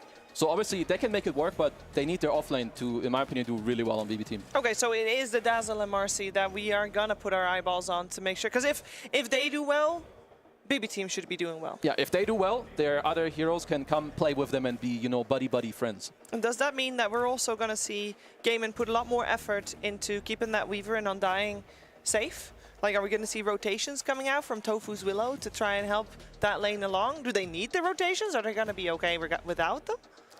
That might just be a very high... I think a lot of stuff can happen in this lane. Tofu can rotate. Maybe you help Dawn get ult. Not sure. And you're fine to not rotate it as well, because like you can just play more defensively away from sentries. You're not going to get disposed back on Weaver. Like you do have a Tombstone after all. But it's just going to depend. I think what they're going to do is play around Quinn like they did last game for that early game, and then see what happens from there. Okay, so they do have maybe a little bit less of strong early game needed at least to be able to do well this game, or is that Yeah, I mean, I think too ultimately, simplified? and it's not too simplified, but I think ultimately, like, Gaimin are in their best form when Quinn is just getting all the runes and they're making moves, so that's what the supports should focus on. Okay, let's see who's gonna take game number 2, Gaming Gladiators BB team with Cap and SVG. According to our analysts, BB team will live or die off of the Marcy Dazzle lane. My bet, Avery, is they're gonna die. I think they're gonna die off of that combo. I do not believe in the offlane Dazzle here. Well, that's fair. I think there are a lot of it's- heroes that can get on top of that Dazzle. I think there is a lot of ground team fight, right? Tombstone, we own this area. Dawnbreaker ult, we own this area. Brambles, we own this area. One of the things about Dazzle is that he has this new trick up his sleeve in the ultimate where he's able to get his ghost out. But if you're initiating on him, you're in that area. First off, it's not a ghost. Get the terminology correct, Austin. It's a projection. Projection, of Not course. a ghost. His It is, astral spirit. Yes. It's a spiritual projection. I understand as an Elder Titan player, that's why you're so defensive about this. Let's respect the terminology. Okay. I think it's maybe a tough Dazzle game because of the core matchups. Dazzle doesn't generally perform well against high mobility heroes that can go in and out of fights. He generally doesn't perform well against sustain. It can be another issue for this hero if you just match him, and then he doesn't deal real damage. He deals like attrition damage over the course of fights as a core. So you have a little sustain with Dawnbreaker plus a 9, and you have some mobility with Queen and Weaver. So I think on paper, it's kind of a tough core Dazzle game. Of course, if the lane goes really well for him, which it can with this Marcy Dazzle versus Undyne, I could maybe see you kill this Undyne once or twice if you can never catch Malady on the side with a Poison Touch and run him down. It can be a tough matchup for the Undyne lane-wise. That's where Miro can find his mark in this game. That's what I'm looking at. Otherwise, you're getting some tough core matchups on paper and some heroes that might just be able to run you down in the fight. Set up the Tombstone, Tombstone AoE control, Sonic Wave, deal somebody else. Someone's caught in a Bramble Terrorize. It gets a little murky. You can only throw out one save. You maybe have to use it on yourself. That said, this was where I was talking about the adjustments that BB Team can make in a series like this against Gaimin. They went way faster this game, particularly for Pure. He is on a significantly faster carry. In fact, I don't think you can upgrade the pace much more than this. From PL to Furion. I feel like that's from the slowest carry of the patch to the fastest carry. For sure. I mean, maybe within the top 3 or bottom 3, whatever, but that's a drastic jump in pace. I mean, is there a slower hero than PL in the meta? The only reason I'm hesitant to say he's the slowest is because I think, in theory, that hero can play faster. Sure, in good PL games, you can be more active. Pure tried to be more active, but it wasn't a good PL game last game. Exactly. Tombstone going to be dropped, Blood Grenade running after Miro, and a bad start for BB Team. On the other side, okay, maybe a decent start. All right, things are a little bit more even. Pure does not die, and they do manage to get the kill against Gaming Gladiators. The sad part is BB Team do not get the first blood. Yeah, I would have liked it up here on top. Nonetheless, bringing down Dawnbreaker at level 2, not an easy task to outtrade that hero. No. They'll get the job done. See if Pure goes to base and comes back. He's kind of lingering on this lane. Katomi, Snowball, and makes a run for it. Should be okay. Dangerous to hang around this lane at low HP. Dawnbreaker can all in you, especially with some Shadow Realm follow-up. A lot of early damage. See if they can get the all-in on the Furion. I'm interested in this mid lane as well. The Queen versus the Kunkka. I think we've talked about this matchup, how it looks in the new patch, with Queen coming back into prominence. Yep. It used to be a really good matchup for the Kunkka. I think it has swung a little out of his favor, but I do think Quinn is putting in some work here. He has won the regen battle considerably. For sure. And GPK that is going to do some damage. He's doing all right in CS. The CS chart makes it look like he's doing okay, but the dagger is beginning to build up. GPK is either going to die or he's going to start missing out on some CS. The Quinn of Pain, feared by many foes, some Gaimin fans. Tofu blocked in, double sprout. Decent damage, Snowball through with the tag team. They might be able to finish him off. Oh, Starbreaker, that doesn't really land too much there. And Ace might even die here. They're going to chase him down underneath the tower. Meanwhile, double kill for Malady on the other side. They don't get the kill on Ace. It was almost a double for a double. This Dazzle Marcy lane is not working out. No. The issue is this lane, you throw Swarm in plus Tombstone, you can't take care of everything, right? It's too much to auto attack down. This lane combination is pretty nasty when you go up against a lane that has to try and all in you. Yeah, by the time you have done the attacks to kill the bug, you've ramped up like 3 zombies on you. This is the situation that they wanted to end up in more. They're barely going to eke out a win trade here. Oh, we got the deny, Oh. Watson. Well played. Never mind. They'd get nothing off that. But that is the type of scenario you wanted to get, which is an isolated Undying you can run down with Poison Touch. That's where you win this lane. Getting stuck in the head-up trades, you were never going to win that battle against Decay Tombstone plus Geminate hits going in on Swarm. I'm surprised they played it that way. Especially if you're getting multiple double Decay shots yeah. like Malady was doing very early on in the lane. Managed to separate Tofu and Ace a little bit. Bramble is going to be able to catch the toss. That's big. Starbreaker lands on Kantomi. Kantomi's low, but they're going to finish off Ace first. Now Kantomi. Wait, whoa. Okay. Pierce just... I don't know what that was, to be honest. Yeah. Did Pure think he was in trouble? Like he was going to be targeted? And he was like, okay, I'm going back to base, and then I'll TP back in? He was not going to base, though. Where was he going? He was TPing to mid. That's the part I don't understand. I was thinking maybe like GPK said, hey, this Queen blinked aggressively, we can kill him, but Quinn had everything up. So I really don't... Maybe it was just one of those like BM It's the TP ultimate in your mind faces. games. Yeah, maybe. He's just causing confusion, you know? He's sowing chaos across the map. It's stemming off your conversation with Seb in the green Well, he's room. like, he's saying, you know, I'm TPing out from top, but at the same time, I'm faking the TP mid. Quinn's worried. They're not sure what's happening top. No, I don't even know what's happening. Quinn's frantically, what's going on? I'm being teleported on, guys. What's going on? Am I being ganked? Are there supports coming too? That's mental warfare right there. Sowing chaos within the enemy ranks. Is But Quinn instead, taking this lane over, though? It is GPK who is getting the rotation. He is actually going to challenge Tofu here for this play. That was an early Shadow Realm, so should take a lot of damage here. They are going to be fighting into Quinn, who has his Sonic Wave ready to go. Snowball's going to pick up, dodge some of the damage there for save. Tofu gets off another Shadow Realm. He's going to TP out. No AoE damage is going to stop him here. They'll deal with the Tombstone, pick that one up, but it is still a power rune for Quinn, so it is a trade-off, and he denied the Tombstone? Yep. Ooh.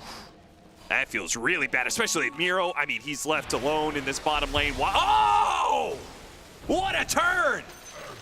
Nasty move from Miro as it looked like he was gonna die, but caught him slipping on the creep wave. Meanwhile, X back onto Quinn, tosses him back, but he gets the blink away still. Oh, you had like almost full wand charge on that Weaver. Oh no, that makes it so much worse. Yeah, that's a brutal death for Watson. Is he had so much lane advantage down there, and it's all thrown away. Looking towards Ace again. This would be a third death for the Dawnbreaker in the laning phase. That is crazy. To extract this much value from a Dawnbreaker as a safe lane, not an easy task. And they're making it look easy right now. This is going to be a big boost for Pure. That pushes the Dazzle straight back up to a winning lane position on this bottom, but that solo kill. BB team striking back, and this is the adjustment of pace and early game aggression that I like when I see out from this team. It makes them a formidable force to draft against, and it makes it hard to just clean sweep this team in a series. I think it's very rare we see them get swept in anything. Like maybe they lose series, maybe they lose finals or something, but they almost always win a game out of it. They can almost always swing it at least towards their favor a little bit and learn from what was going wrong in those early games. We see them striking back here. They're going to look towards Quinn with the boat. Lots of stuns, lots of damage. It's enough to kill Quinn, and now they'll turn their attention to Malady, who, with that Wrath of Nature. Talk about lots of stun, lots of damage. I mean, Wrath of Nature this early on into the game. Oh, they're just demolishing him in these skirmishes. Yeah. They're just powering through this Undying. That's a Tombstone that stays up for a pretty decent amount of time. Gotta be careful, though. Malady's back into play here. They looks like they got GPK off of Watson's play. Could not save Tofu, though. What a rotation from Watson. Try and even out what was happening, because this was just turning into a stomp around these early fights. He will even that out in a big way. Collects a big core kill. A lot of extra XP for this Weaver that needed it. I think we've seen the growth of both Game and Gladiators with Watson. You talked about how they slowed down a little bit for Watson, but I also think Similarly, Watson is sped up sometimes for Game of Gladiators. That rotation in mid lane, great example of that. Blood Grenade on two, though. Tofu, he's going to collect a double here off the Shadow Realm hit. This Gets is a that really one, and fast-paced maybe game. they get Pure as well. Threatening him to terrorize, making sure he's going to be running back into the open arms of Quinn and Tofu. Dominating streak. Just don't stop here. I mean, what a sequence for Tofu. He was having a little bit of a rough game. He'll just collect 3 quick kills there. Get a couple earn charges, pushes him up to level 7. Suddenly his game is looking almost better than Ace's at this point. Did he start that fight 5 and then get a kill and get 6 off of it? Or was he already 6? Because he's almost level 7. I don't think now. he was 6 when he TP'd in there. He was very close. A lot of fast turnarounds happening in this early game. Got to be on point. You want to build a lead here? See if BB team can keep using this save Marcy, which taking a page out of Boxy's book. Using this pick-me-up to good effect in this early game. Very strong facet when you can get it going. I just don't think it's Save's kind of hero, to be honest. I think Save is usually, I don't want to like pigeonhole him too much, but I feel like it's the ranged 4s that are usually what he shines on. You know, the Shadow Shaman, the Muerta, really good Muerta, right? I would agree, but I think he can play pretty much anything. Dazzle, Yeah, you're in stuck trouble here. Now, he might be able to get the kill on Malady. Malady is going to die, but obviously trade-off well worth it for Game of Gladiators. BB team do not want to be trading core for support. Especially when you can contribute this Wrath of Nature into the fight, and Gaiman are not putting the Solar Guardian down yet, though there is the reveal of it. Oh, with the Terrorize too? Quinn not dead yet. Oh, he blinks forward onto Save, and Save does manage to get that kill. Sonic Wave goes out. Ace, though, Starbreaker, trying to run for it. No, damage is still there. TP out. Oh, good TP from Pure. Great read of the situation. Teleport into a bit of a sticky spot there. Gaming Gladiators do not manage to finish him off. Ace's woes continue. Yes. As Pure having a comeback game here. 4-1 and 5-star for this Furion. He's been involved in everything. The Wraths have been great. Early Maelstrom's going to amp up the damage even more. This is a scary multiplier to come into these fights for BB team. Gaiman have to continue to match it here. Just so tough going in these fights where if the Weaver joins, you have some confidence to match what that Furion can do, but if Watson doesn't join, you're going to be outnumbered. You're going to be outdamaged. And we're seeing how tough these late portions of the fights are to convert for Gaiman. Like when you go in after the Tombstone drop, maybe it gets killed, maybe it gets kited out. Once you use your Sonic Wave, once you use your Solar Guardian, there's not a lot left in the tank if the Weaver doesn't join you and pushes you over that edge. Yeah, it's a hard situation for Gaming Gladiators to play clearly because it was hard enough for you to be able to say. That's right. I really stumbled over that one, Austin, but dust on Watson. glad I have friends to back me up in my time of need. Help him out. They get the double hit from the poison. Malady, he'll TP away. Oh no, he's not TPing. He's stuck here. He's got TP. I bet it's you not I wish available. Watson had friends to back him up there as he stumbled a little bit. Hey, don't around worry. that tier Watson's 1 got tower. Malady and you've got me. Do I, though? And we're both going to sync together, Do I? apparently. It doesn't feel like I do. Feels like I'm all alone. Like, Well, I'm sure Malady felt like he was all alone. Just a poor undying. BB team, not up 1K, now up 2K, thanks to finding 3 bounty runes. What? Apparently all the bounty runes, Gaming Gladiators were just hoarding them on their side of the map. Caught inside the bramble, nice pick me up, but the Sonic Wave is gonna hit both of them. Yeah. Save has turned 1 death to 2 with that little play. That's a rough one, going through the brambles there. Quinn happily collects, didn't even need to use his amp damage rune. As the swings into this game continue. Yeah, they do. Still feels like every time I look at this net worth chart, it's Pure pulling ahead, which, I mean, that is the way of the Furion. Yes. Let's call it what it is, you know, a gold inflationary hero. But still, like, even the Kunkka's in a really solid spot here. And the early Blade Mail on GPK is annoying. Once again, the Solar Guardian to try and help out Quinn. This time, Quinn survives. Half HP, still can fight. No Sonic Wave, though. Instead, puts damage on the mid tower. Watson will chase away Miro, and the tower is secured. Ace says, I'm having a rough game, Quinn. I'm going to take this last hit, if you don't mind. Sure, Quinn would have liked more out of this amp damage, but you do have to respect the fact you have limited stuns with this lineup, limited catch around that tombstone. If BB team want to kite you out like we saw there, they don't have to force the engagement, and your only catch at that point is Bramble or Terrorize. So yeah, not amazing. The fights are not always going to be up to you in this early game if you're gaming, unless you just want to get really aggressive and dive towers. Start on the Willow, and that's a freebie, man. Yeah, that was physical. Surprising how easy it was, considering he had Shadow Realm up. Well, forget about that weave. Yeah. Weave plus some Stacks physical from the tag team. You can always have that Wrath of Nature bounce through. There's a lot of surprising bursts from this BB team lineup when you just run in aggressive like this. And I think it's part of the reason we've seen Gaimin kind of not try and get on BB team's side of the map too much in this early game. I mean, part of it was it's not been going, perfectly on cue for them. Apparently BB team were also hoarding bounty runes. Yeah, what is up Another with this triple bounty rune nonsense, dude? Nobody wants to move to this awkward part of the map, I guess. I mean, it also shows you just how fast this game was. They were just constantly fighting. No one's been AFK farming jungle. That's amazing. I'm all for it. We have had 28 kills in 14.5 minutes in. Whew. It's my kind of Dota right there. Be a world record for other games. 15-minute. And Quinn looking for more action. Under the Kataomi. I mean, not much to make out of now that I think about it, 13 to 15 at 15 minutes. That, in certain matches, like if this were a Falcons Tundra game, that would be the number of stacks for each team. That's true. That's true. The score would be like 2 to 4, but we would have had 13 stacks against 15 stacks. Would you have had as much fun? Quinn in some trouble, but he's got Essence Ring, he's got Solar. Oh, the Wrath of Nature, it's not quite enough to finish him off, but the Sprout in from Pure, and one final hit delivers a killing blow. But now Pure can't really go anywhere here. He needs help, and Save to the rescue. Jumps in, Terrorize though, hits onto both the Marcy, and the Pure Nature's Prophet is almost dead. Watson will be able to finish him off. No, turns his attention to Save, gets that kill. Tofu using a Shadow Realm hit to chase after Miro. GPK can't help him, he's low. Watson almost getting caught by the Shadow Wave, heals once again, but now they've surrounded Miro. Will finish him off. A triple kill and a team wipe against BB team. Gaimin Gladiators may have broken this game open a little bit. That is a huge fight to win in a game like this that just felt so scrappy. You're trying to get a foothold on it.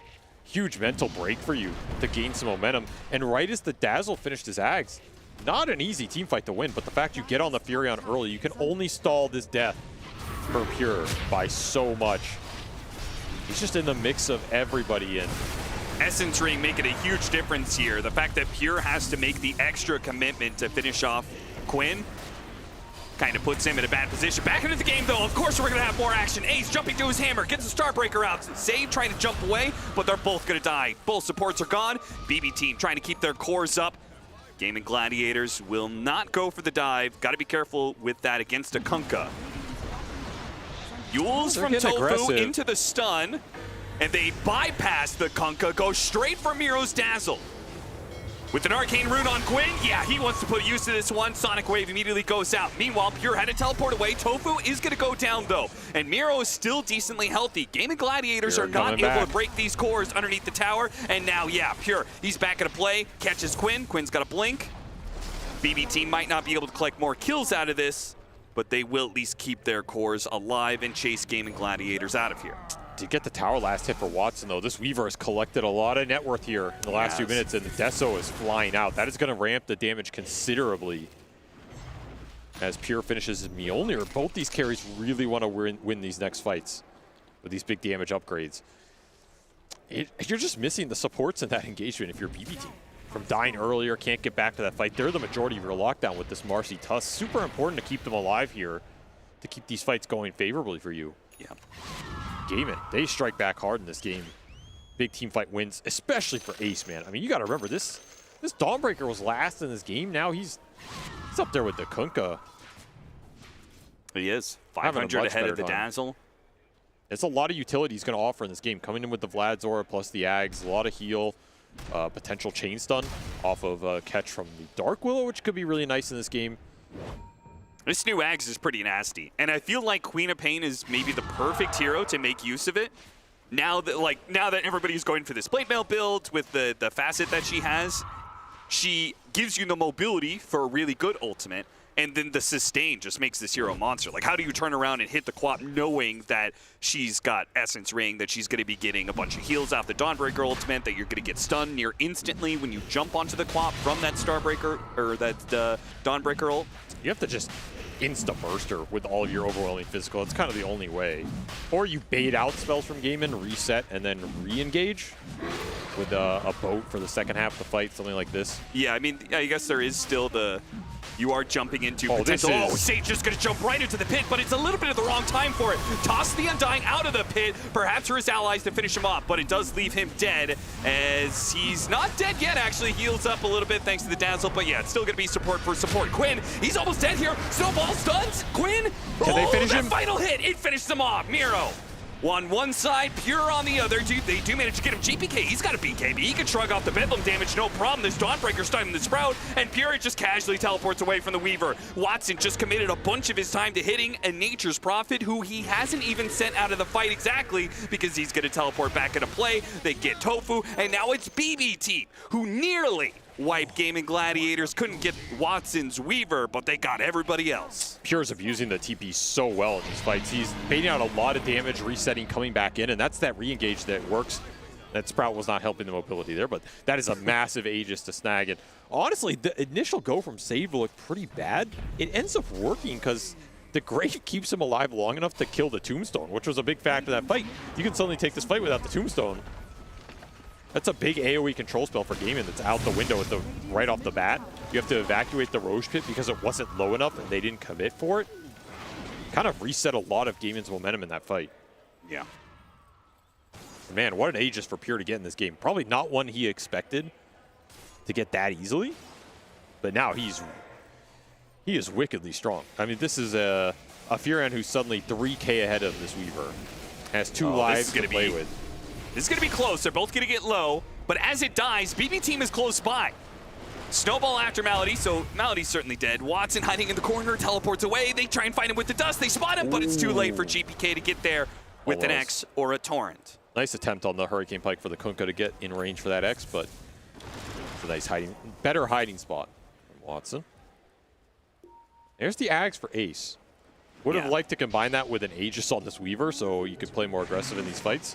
Trying to protect their Wisdom Shrine here. Watson doesn't want to give it up, but the 2 supports confidently pushing forward. Solar Guardian, there you go, gets used.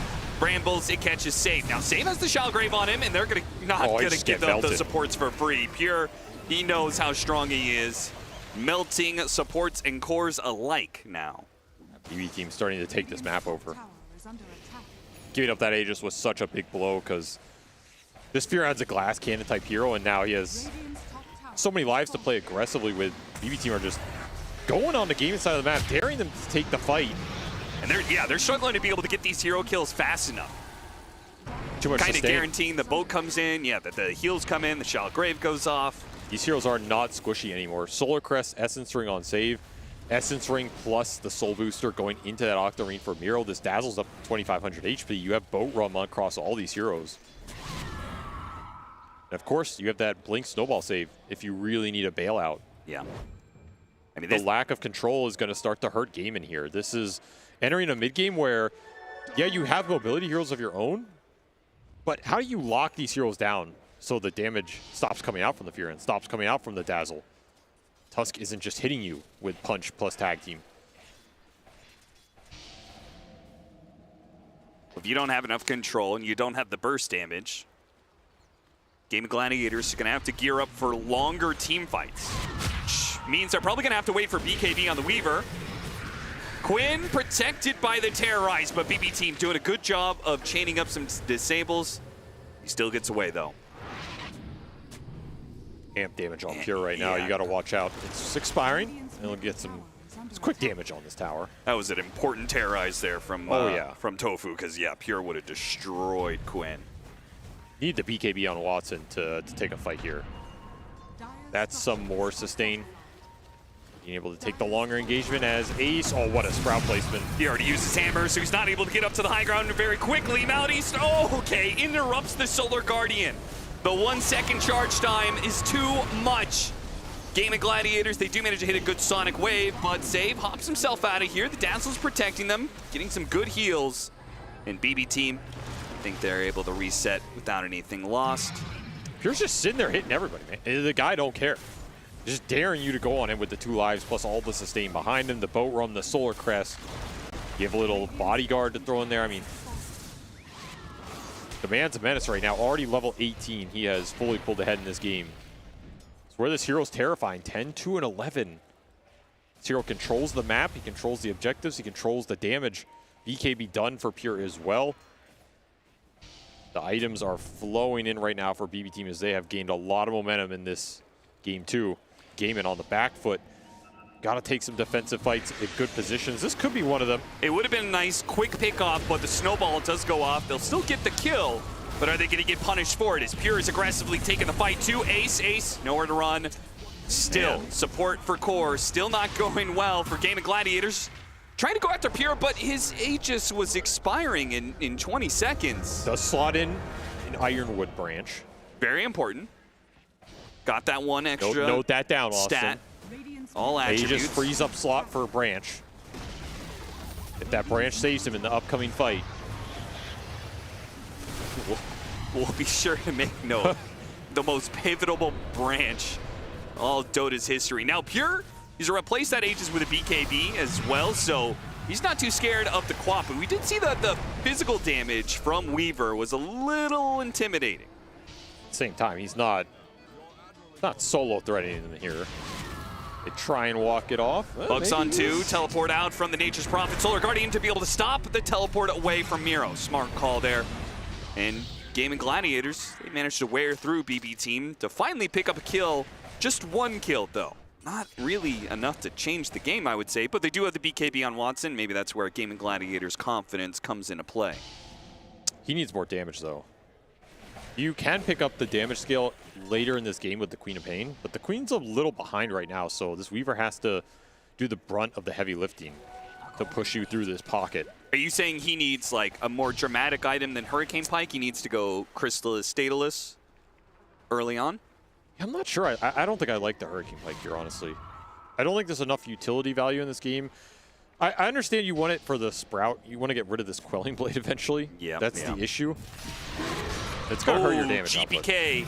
He already used BKB earlier, so he's kind of stuck here unless he can get bailed out by Save. Pick me up and take me away. GPK bailed out, and now maybe Quinn's the one to die. Oh, the Wrath of Nature cuts him down, and Watson falls as well. Pierre's just an absolute monster. I mean, Pure Save is as much doing the work as he is here. This Marcy just laying into everybody. No one wants to man fight him on the front line. And the right clicks are Pure, giving him the backup. He is starting to build the DPS now. Look at the damage there. 2,000 damage out from this Marcy. Nasty stuff. Significant. When it's a support who just run around with Solar Crest. Yeah. And apparently, Fearless diving into the tier 3. What a move. That was really cool looking. Just clean. Pick me up through. Tag team as you're getting the punches in. And then you snowball out. I will say this is one of the more effective support duos I've seen, where there are 6 and 15. Yeah. It does not feel like they have 15 deaths between the two. Feels like they've gotten a lot of work done in this game. Quinn, is he dead here? The Solar Guardian gone. can't save him. Too much burst damage. Ace is And in now trouble. Ace is going to die for it as well because that's... This is just crumbling. I mean, every fight. I'm not sure if there's been a fight that Game of Gladiators, outside of the one, I guess, where they wiped BB Team, has there been a fight that Ace hasn't died in? I don't think so. His game has been incredibly rough. He's 1 in 10. That is insane. I don't think I've seen an Ace game where he's fed that much. Yeah. I mean, he's a third of BB Team's kills almost. Probably have to go back to the Danish Bears last time he went 1 in 10. I don't think he wants to go back to the Danish Bears. I think he was quite happy on Game It. 28-minute. That means Wisdom Shrine will be taken by BB Team as they take the tier 2 at the same time. Satanic for the Furion. This guy is untouchable. BKB, Satanic. I don't really care what items the Weaver's going to get. It won't be enough. Watson Pops BKB here. Is going to have to pop his ult, but he's still kind of stuck in this area. Tries to kill Katomi real quick, but Yule's dodge goes back for that hit. No, not enough damage. They're looking for him still. Oh, got him on the stun. Very nice. Save there once again. I mean, this guy has had just great presence around the map. His timing on the saves have been fantastic, and well, it has put BB Team in a position to even this series up. Up 14,000 in 29 minutes. This is how I prefer this team to play, honestly. I'm surprised they don't just do it more from the get-go in these series. Feels like they always have a slow game, and then they are like, all right, no messing around. Now we're going to take the fight to you. I think they always just look better playing this style. I don't think they are a team that needs to farm too much. They can take the aggression to you. They can farm you plus the map. And I think that, to me, that's Pure strengths. I think Pure is a carry that shines. Yes. When he has active fights he can connect to happening all the time, and he's on a carry that always has the option to join those. Doesn't mean he has to, but he can, right? I feel like last year was his best performance I've ever seen from him, and that was how Tundra played to a T, right? They enabled Pure's constant initiations from the supports. They're setting the fights up for him. He's coming in with a hybrid carry hero, you know, the carry Dawnbreaker, the Pudge, the Leshrac, the Furion in this instance, the TA. These heroes that can get really active early and still scale really well. There's these hybrid 1-2 type heroes, not these true hard carries like the Phantom Lancer. Maybe the Phantom Lancer game, he was trying to also play that style with that hero, which, you know, I'll give credit where it's due. I think it can work like that. But here, it's really looking a lot better for them, man. Once again, they're going to burst down Quinn. It doesn't matter. You Solar Guardian, do whatever you can, but it's just not going to be able to bail him out. Once they've caught Quinn, at this point, BB Team is far enough ahead. They can ensure the kill. They're just running him down at this point. There's nobody who can frontline on this gaming lineup. No. You just melt too fast to the overwhelming physical between Marcy, Tusk, and a Dazzle Weave powering it all up. Just a nasty amount of physical burst. You just couldn't get the armor on fast enough. Like, we're seeing naked plate mail on this Queen of Pain. It's just not enough right now.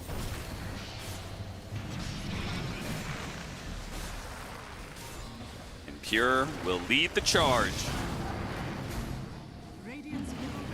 This may be a game where you wish you had the old Dawnbreaker Ags. Yeah, some for evasion. Yeah. You need the evasion here. Yeah. You'd way rather have that than the extra heal. The team straight into the pit. Put an Aegis on Pure and this game likely ends. The roar goes off. Know it. I mean, they can maybe get there fast enough for Quinn to jump in and Solar Guardian, but they would have to take them instantly going in, and they don't. That means an Aegis picked up for Pure. Watson in trouble. Watson, oh, Hurricane Pike into the ultimate. And he actually pushes nice it into crown. A great position with the Curse Crown. 3-man stun with the Sonic Wave over the top of that one. Still, though, they can't commit for the kill. Nice pick-me-up. Gets him out of the pit. Allows them to be able to reset. Watson still wants the kill, though. Oh, Pure turns around with Satanic. Oh, you thought you were going to get me. You can't even get the Aegis out of him. Oh, and the Wrath of Nature to find Quinn. He'll stick on top of Tofu. Tofu does have the Ghost Scepter, so never mind. There's a Yule Scepter to stop his TP. There's another Yule Scepter to stop whatever else left he has in this life. Triple kill for Pure, beyond godlike on this Nature's Prophet. I mean, he has what been hell of a clinic he's beyond putting on. godlike this game, that's for sure. Yeah. 18, 2, and 15. That is a KDA to boost up your fantasy points. If there are any. And still, I give a lot of credit to saving this game. I think he pulled these fights together with the Marcy. Yeah, I would agree. I think this pick-me-up facet, honestly, it's a broken facet. I think Yep. maybe the Marcy is not in a broken state itself, which is why we don't see it that much. But when you see heroes or players like Save or Boxy use this facet, it just looks so plain stupid. Yeah. It's so powerful for what you can do with it in terms of the save, like we saw top on the Kunkka, or the aggressive potential, bringing these high damage dealers into the middle of the fight. Yeah, bringing the Tusk on top of the Quab so they can tag like team. look Solar at that. Guardian It's hits on just 4 nasty. heroes, and it doesn't do anything. No, you don't have the damage anymore. No, you don't. I mean, Watson's sitting there swinging on heroes, and It's not really coming close to getting any meaningful Yeah, I'll call kills. it. GG is called. BB team. They'll make this series. They'll push it 1-1. And 2-1-1s for us today. I mean, these have been some close series, honestly. These are series I would be very curious to see who wins that game 3. Because we saw teams strike it from both sides, right? And this is another series where we saw how fast BB team can play and take it to game in that game 1. I think BB team probably not too happy with that draft. I think both teams would feel like in the end that PL pick felt pretty muted. This was a much more even draft overall, and they just outplayed them, man. They out-skirmished them, outpaced them, out-tempoed them, and had a hero for Pure that he can shine on a lot earlier in the game and take over a lot more and abuse that lane advantage. And man, 19-2, what are we even doing here, right? The sad part about this is I actually think Watson was playing fine. Oh, yeah. It's just the way that game got set up is like, what is he supposed to build and do to combat what BB team are bringing to the table with the ramp that happened in that game with the physical burst? It's Yeah, just his insane. item timings were good. He had that nice rotation into the mid lane, but Pure was just having a flat-out better game. And he did a fantastic job taking BB team to a 1-1. We'll see what the panel has to say about our even series. Thank you. Thank you very much. Cap, there we go. Thank you very much, Cap and SPG. It is a tie on this series, and it's also a tie on the other side. So this is another group with all ties across the board. I do feel like BB team did a 180 for this series. They played a lot more smooth, Kezu. I felt like there were very little flaws rather to be found in their playstyle. I feel like they really cleaned it up. Also the way like how they played around the map, they were collapsing and doing stuff right. So honestly, like a lot of standout stuff even from them. You know, the Razzle Dazzle Miro looking good, safe on the Marcy as well. We don't see it all that often, but he did really well. Pure as well, as Avery was mentioning, 19-2 and 17 on Profit. Can't really ask for more. Yeah, I honestly think BB team, like, they felt the fire inside of themselves after so many mistakes in that game 1, because that top lane of Nature's Prophet Tusk, it really feels like there are a lot of clutch moments. There's so many back and forth moments where Willow was winning some trades, Tusk was like playing on the edge, but ultimately they did get the one up. They outplayed very heavily on that lane, ended up getting more than they should have potentially for the Nature's Prophet, and then there was just this like roaming duo of Kataomi and Save running around together with Tag Team and Marcy early on, like doing rebounds, like they killed mid, they went top, they killed top. So a lot of really nice movements from the supports in particular in this early game that allowed Pure to become the beast that he was. Also, like the laning stage that you're mentioning, Mira, I think it matters a lot because when you play against Dawnbreaker, I mean, you want the early Donald, you're going to help your co-op in the mid lane to like turn things around, but when you play into this lane of Pure and Kataomi, who did so well, like you're mentioning, with like getting the kills, which I don't think that's supposed to happen. Like I think Dawn Willow is a very strong lane that should be able to hold their ground, which honestly they didn't. So they got outplayed in that lane, and that mattered a lot for BB team. It really did, and you know, it's odd because we were watching and we were heavily praising Tofu on his Willow. He made fantastic moves. He was very fast as well.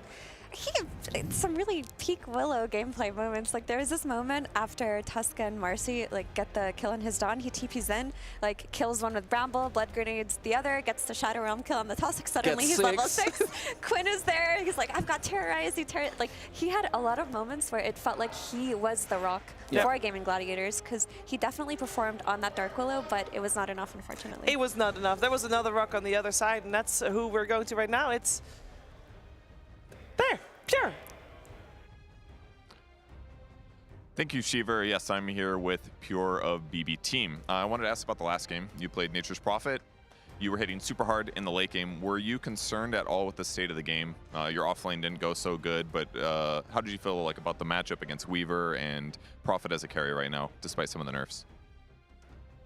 I just feel bad that we lost one game to these guys. First game was tough, I think. I fucked up on the drafts, first game. You messed up on the draft, is that what you said? Yes, that's exactly what I said. And I think we've done really bad in the first game, so I don't know. Like second game doesn't feel good, because first game was really bad, and that's kind of it.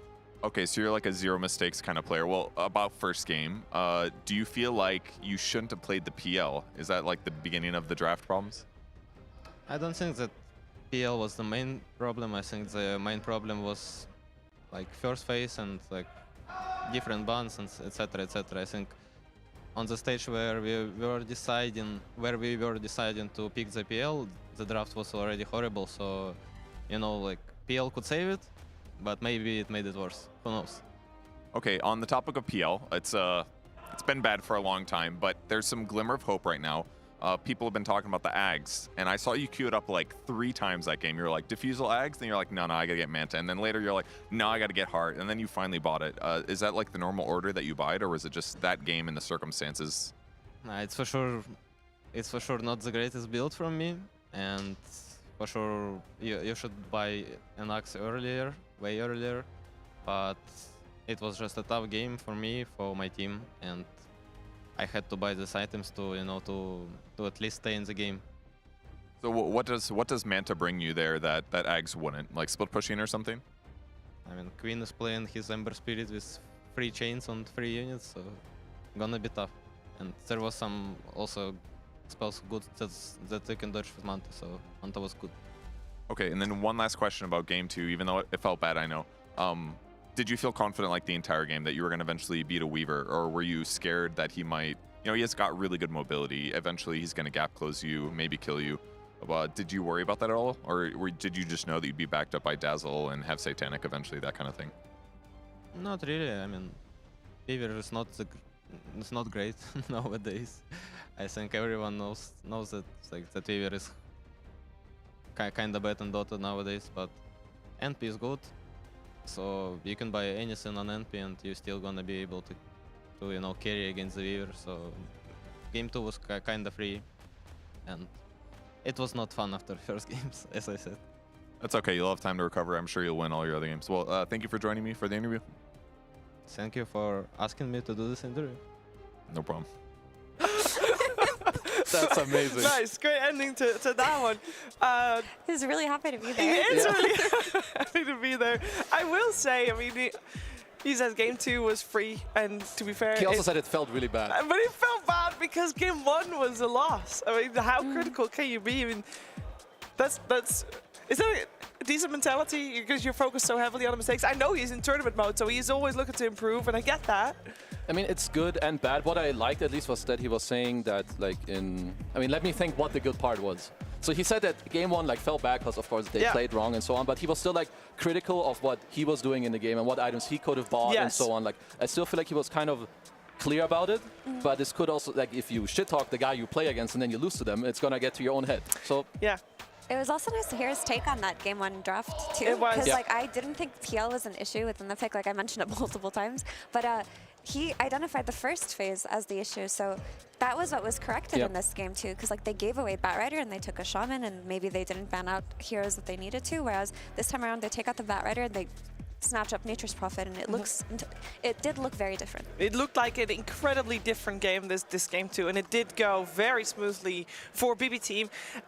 There's a couple moments we'd like to show you. Kezu, you want to actually focus on something that happened around the first Roshan fight. Exactly. It's like very critical, especially for both of these lineups. You know, they're playing fast. They want to get their first timings like done. So it's around here where you have the Marcy Dazzle combo. And even though, you know, say if he just goes in, but what's important is how much time he's making and how much vision he's giving to his team. Tombstone runs out or he even gets to kill it. So sure, he gives his life, but look at all this positioning. When you play an Undying teamfight lineup, you want to hold this position, which they lose it. They have to Dawn ulti like very defensively.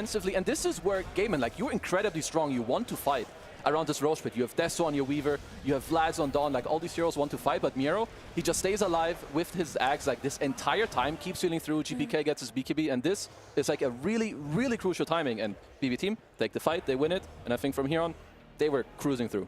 They really did cruise, and also we did mention the importance of what the Dazzle and Marcy would look like together, and I really think they were on point, because in that highlight we just saw, Miro had perfect positioning. He got the Grave last second, bought 5 extra seconds for the Marcy, which made Queen overextend, and he did so much impact in terms of like armor reduction and like pumping the heals through, and that wasn't the only time in the game that he was graving Marcy. So they had this really cool like idea of just Marcy going in first, being the sacrificial line, being kept alive by the Dazzle, and while all of this is happening, Nature's Prophet's just beating you up. And if the other highlight is ready... The other highlight is ready. We can see what BB Team did to kind of play into the moves that Gaiman tried afterwards, or how they cemented their lead. So after the No highlight, but you know what? I can But it talk about happened, it trust me. from memory. Source, trust me. From memory, they just did like a really cool 21-minute Wisdom Rune invasion where Marcy again goes in first, Yep. gets graved. They managed to kill the Dawn. They stopped Gaimin's big move because that was a smoke that they made a play for.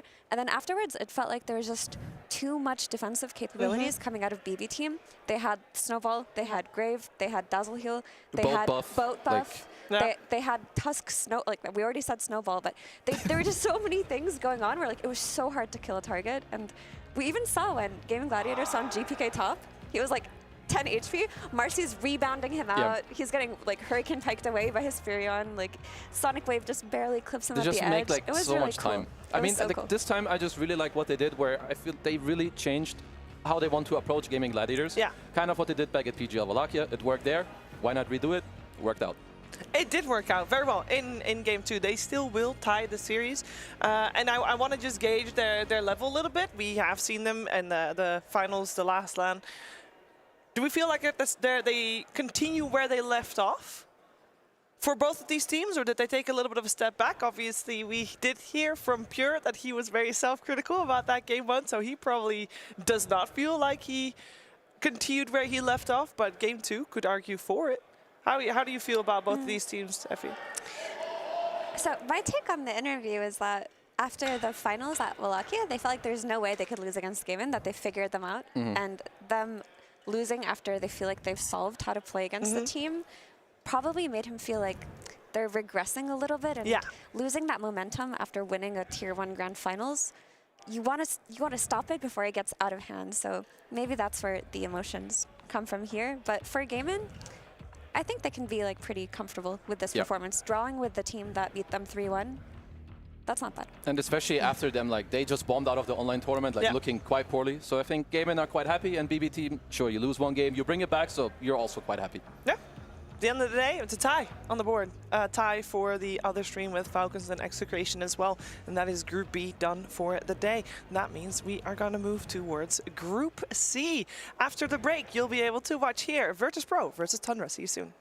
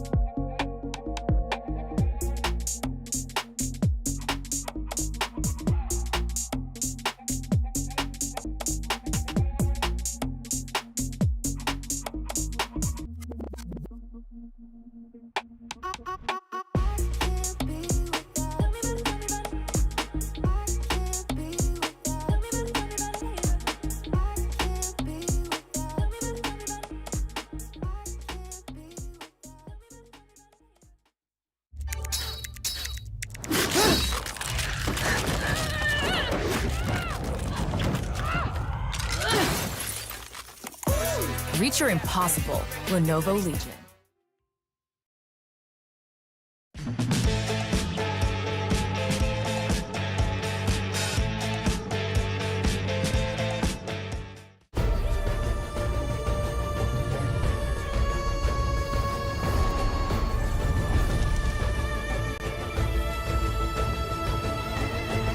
This land is calling.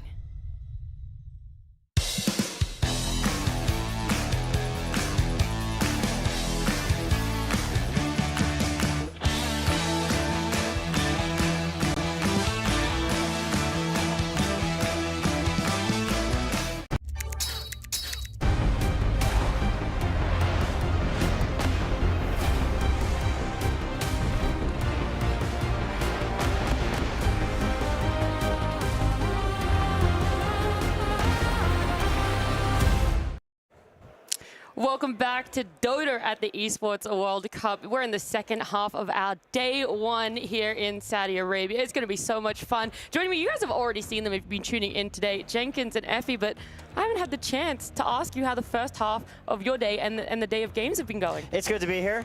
It's great to be here. Welcome back. This is what we do. Oh, It's okay. great to be here. Welcome back. Thank you. It's Oh, good to- thank you guys. Well, back. This is my first time showing my face on the broadcast. It's been 1-1s. It's a lot of 1-1s. Yeah. Both this stream and the other stream as well, I've been noticing. Yeah, you know, all year people talk about the only thing that really matters is Riyadh and TI. Mm-hmm. Here we are at the Esports World Cup, and it looks like everybody's bringing their game face, actually. So, Yeah. you know, this narrative turned out to be true. We weren't just making it up, Mira. We were not. It's been a competitive year. And Do the you make teams things are- up normally? Yes. Okay. He does. Yeah. Often, no, you but though. No, I Wikipedia things. Facts. That's called fact checking. Give us a fact. Let's hear a fact. A fact that we're in Group C right now, and That's a good fact. that is a good fact. And I was most curious about this group looking at it because objectively, I felt that it might be the one where the teams that you would expect to do may falter a little, just because we haven't seen the greatest performances coming out of them recently, Okay. especially Tundra being in this group. They're supposed to be like the killer. Mm-hmm. But I do feel like there could be upsets today, where maybe Tundra potentially loses, Aurora potentially loses. Okay, I feel like they're really bold claims, but it's not unjustified, like you guys have said. The other groups and the other streams right now, everything's going to that 1-1 in a best of 2. And you've already kind of talked about one of the teams that we're going to see here, but for our series right here on Stream A, we have Tundra up against Virtus Pro. I'd love to talk about the two teams and what you expect, right? You're saying maybe they could falter a little bit, Effie, the Tundra roster.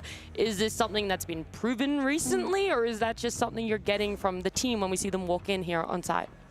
So Tundra are a team that when I think they're on, they're terrifying. Like they're top 3 teams in the world. But what ended up happening earlier this season was they did win Last Slam 3, but then they took a break. They wanted to rest before EWC, so they didn't play at Dream League, which is when the patch was. They then go into Wallachia with no competitive experience playing the patch, and they don't look as good as you would have expected them to. Like they got 8th place. Yeah. And they go on like a four match loss streak before, and that's their entry point into this tournament. So to me, it seemed like they haven't quite found the way that they want to approach the patch, specifically through the offlane. And for that reason, they're quite punishable right now.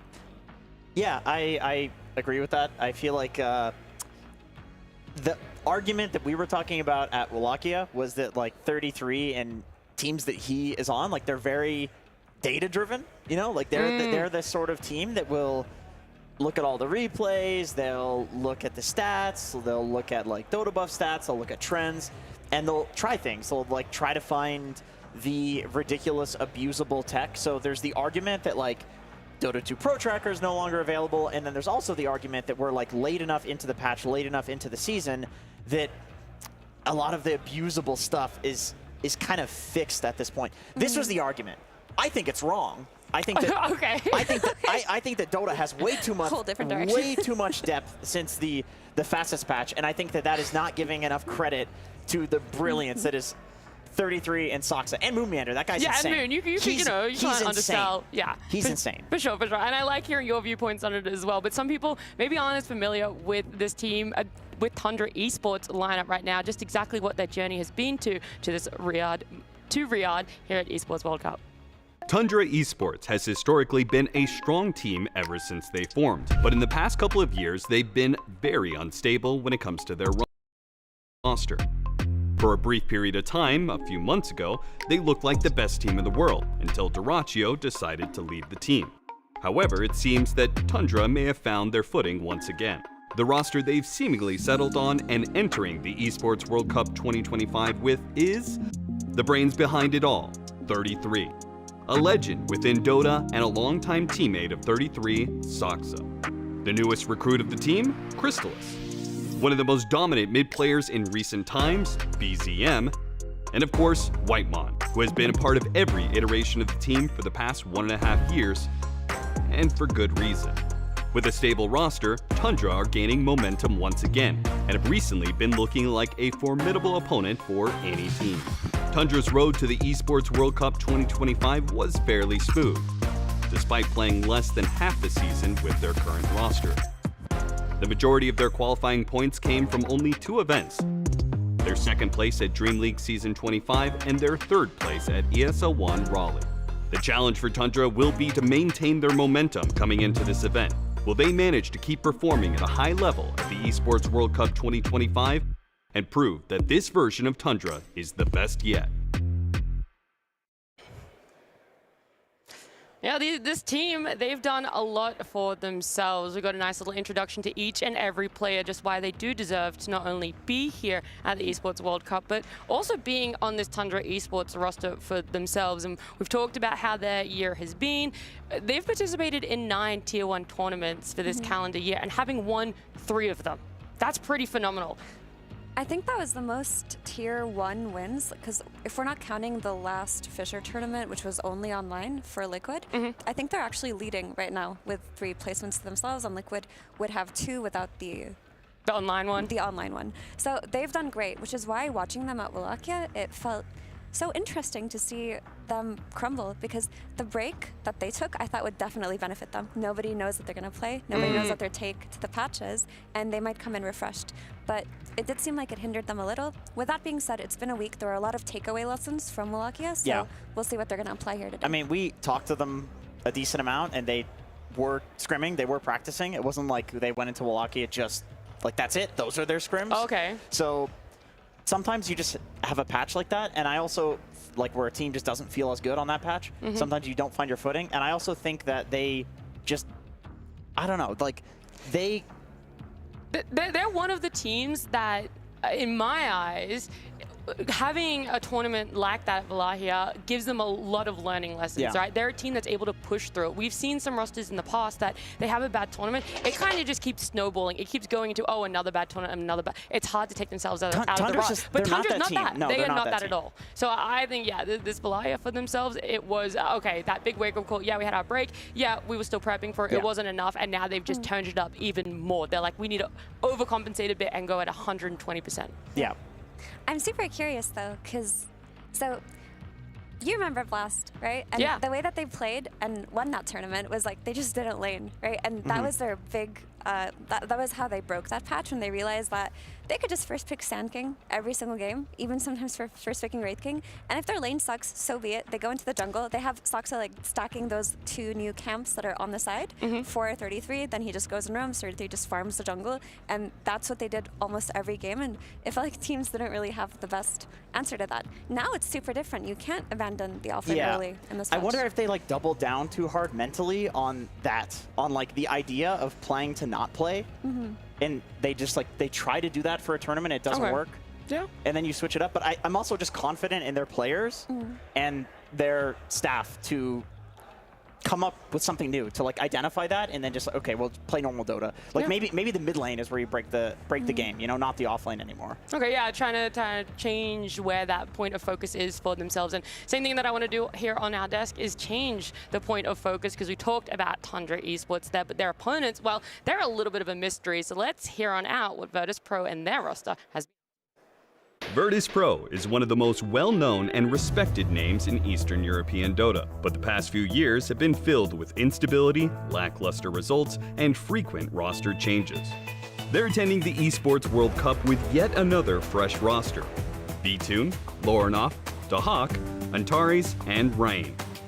While most of the players individually have many years of experience in Pro Dota, they're coming into this event with very limited time playing together as a team. Most of their time so far has been spent on qualifiers for events they unfortunately failed to qualify for. The exception being the qualifiers for this event, where they took down Team Secret and Enigma Galaxy. But even that was anything but smooth, as they lost games in every series they played. As you could tell, Virtus Pro really has their work cut out for them. They're coming into this event as massive underdogs. But maybe, just maybe, they can make the run of their lives. Eager to reclaim the prestige the name Virtus Pro once had, they'll be hungry and motivated for victory. The question is, will this iteration of Virtus Pro finally be the one to succeed? Or will they remain in the background? We'll find the answer here at the Esports World Cup.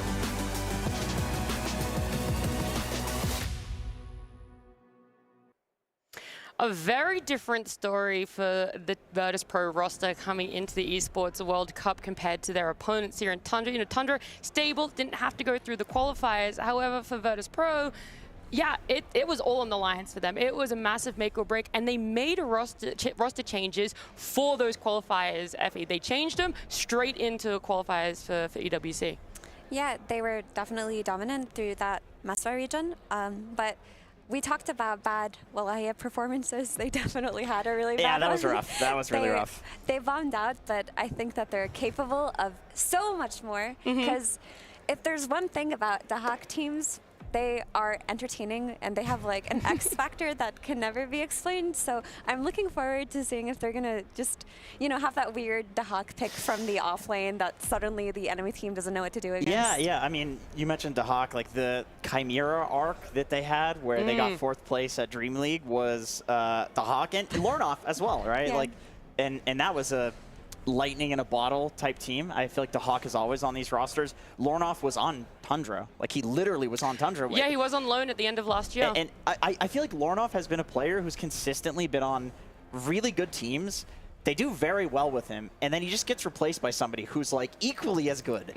Like, it's one of the biggest like sad stories of esports in terms of like a player being so good and fitting in so well, but it's just the replacements like maybe the same skill level, but the players like wanted to play with this person originally. Right, it's more of like a team atmosphere. Yeah. They're longtime friends or something. And it's like, this is our chance to play So together. Sorry, Lorinov, you get the short It's straw. unfortunate for him, but he's always been like the standing king. And then Vtune, he just stood in for Liquid. They got top 8 in Dream League. And Terrace, he has gotten 5th through 6th at TI and also at the Esports World Cup before. It's just that this was on 9 Pandas way long ago, like a couple of years ago, you know? But this is a star-studded team, and the only real new guy is Rain. Like, he's young, he's new, he has not much competitive experience. You look through his Wikipedia, it's mostly qualifiers. But in interviews, they talked about Rain as a big ideas guy for the team. Like, he brings a lot to the team in terms of their attitude and how they function within the game. That's what you want out of a 5, because those are like the best 5 additions, ones who aren't afraid to speak up and have clear ideas, because they do see the early game like much more differently. And for the Lorinov topic, like I do feel bad that this often happens to him, but he's been a standout on almost every team he's played on. And what he really is good at, or was good at a couple of TIs ago, or last TI even, was that he just had like so much net worth at minute 10. Like they would stack Ancients on the side of his teams usually, especially the SEA version of Aurora that he played for. He'd play like Pango or Puck or Shaker or something, and he would just take those Ancient stacks minute 10. He'd be topping the net worth, and they'd make a rotation a few minutes afterwards, and that felt like that was his formula for success. I don't think you can necessarily recreate that on this team because the patch feels a bit different, but there are a lot of greedy mids in this patch too, like the SF and the Queen of Pin. So it'll be fun to see how he plays. I'm glad that we're talking about heroes a little bit because obviously we're all eager to try and get a draft on our screens. But the other thing is Rain being new. Jenkins, you already talked about him as a player, what he brings to the team, but what is his X factor when it comes to his hero pool, when it comes to him being a great 5 when in lane and later into the game? Yeah, it's a funny question just because he's like, from what I saw in the qualifiers, the guy is like silencer in every game. You know, like it's... Silencer was good that patch, though, okay? You can't knock that. He was good, yeah. It's like, I mean, the way that he was playing was around Lornoff, you know? He was like silencer, and tell me Lornoff's most common hero. Like, what's Lornoff's best hero? I don't know, Puck, Storm? It's Puck or Storm, right? Yeah. So he was always playing with like a Puck or a Storm, playing silencer, and every single fight setting up for Lornoff to go in. He goes mid, he secures the runes. He's very sacrificial. He'll play Undying, he'll play Enchantress, Warlock, like heroes that basically just give their game to the cores, and he can fairly consistently do that. Like he's a you know, the player I'd compare him to mostly would be Whitemon. He's a very sacrificial type support. Maybe he's looking at Whitemon replays. I mean, maybe. Honestly, if your 5 player is playing Silencer multiple times in a row, that's an asset to your team, okay? Because most 5 players will get bored and they'll ask for something else. But if you're willing to endure the pain of playing Silencer game after game after game, let your mid player go crazy. I do feel like the teams, when we see them go on a pretty good streak in a tournament, it is one of the supports willing to just play that same hero, over and over again. And then it's like, it's a nice stable opening for our draft. It's a good hero that we know can lane well. And then we can kind of just put our core players on whatever can pair well with that. It gives a lot more freedom when it comes to those side lanes. And where you want to be putting the brain power and a lot of your money, a lot of your time, a lot of your farming into those cores there as well. So yeah, Virtus Pro, it's nice to hear a little bit more about them from that video from you guys as well. But this specific head-to-head matchup of Tundra Esports and VP, is this one of those upsets, Effie, that you hinted towards earlier? So I think this is one where an upset could occur. Like obviously you look at these two teams and anyone's going to favor Tundra, but I think that Tundra showed us that they're not or weren't in their best form at Wallachia. And for that reason, if VP can pull out something special that Tundra aren't ready for, this is the time to do it. Like right now, while they're still adjusting to finding their footing in this patch. Yeah, my question is for both teams, like how are the scrims going? You know, it's like if Tundra can come out of Wallachia and have some good scrims against some of the top teams and get that confidence back, then like this is going to be a stomp. But there's also a chance that VP coming out of Wallachia, they also played against some of the top teams because they played at a tier 1 tournament. So all of a sudden people are considering them as like they're worth scrimming, you know? And maybe they're doing well. Maybe taking a game off here or there where they're getting a little bit of confidence. But I do have a lot of faith in Tundra as a roster and like not exceeding expectations at a tournament and then coming to the next one and doing excellent. Yeah.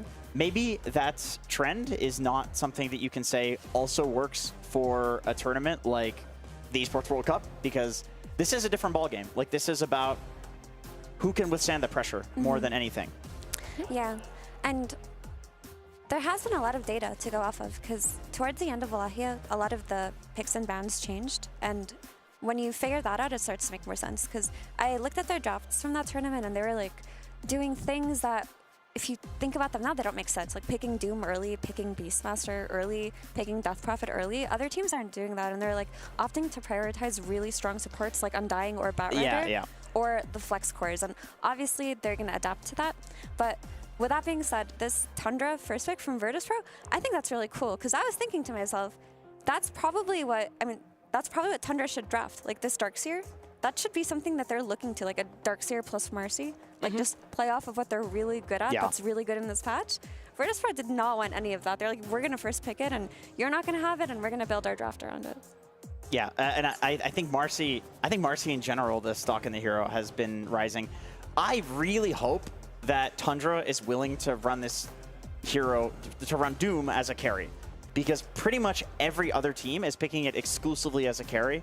It feels like it's just punishable in the offlane. It's punishable in lane.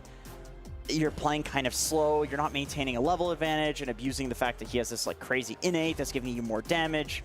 And the carry build, like the Sange and Yasha, the carry build, just it feels stronger and something that's more suited for the carry role. So do you think there's just never really enough momentum for Doom coming out of a lane to build like a carry, and then your carry player is picked on a hero that can change up depending on how that tempo goes? Or do you also think that Tundra's not the type to try and experiment with that?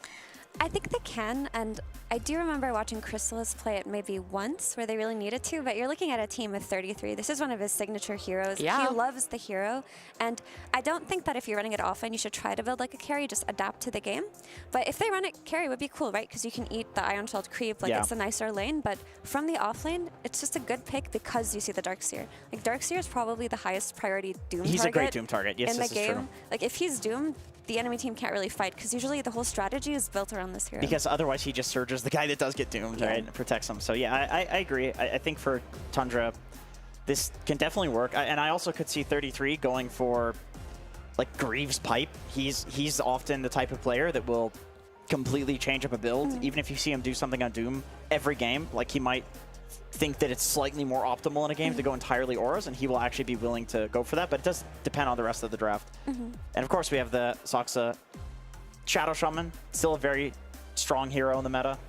Both facets are good, I think. For sure. And what Nat mentioned about potentially building like a carry from the offlane, I think that is also something to consider, because oftentimes you do need a Radiance hero, and your carry isn't something that builds it. It has to be your offlane Doom too. So you have to be able to just make the distinction there. Yeah.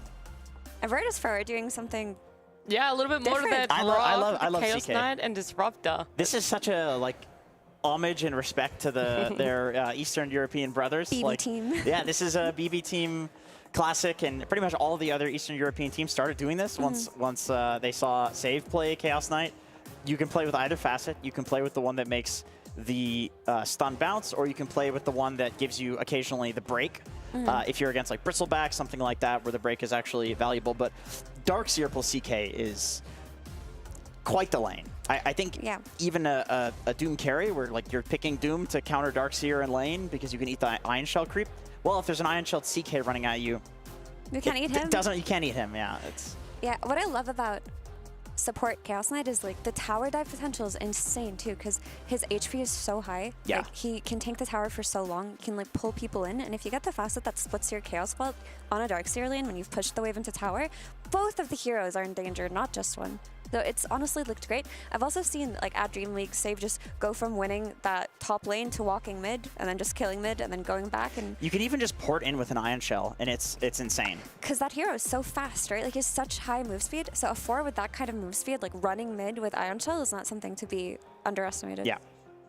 Okay, so it looks like Tundra is running the carry Doom, which I think... That feels way more plausible than a carry Axe. Yeah, I mean...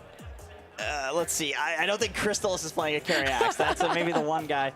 Depending on the team, maybe they would do it. But yeah, I feel like, once again, Tundra's a very data-driven team.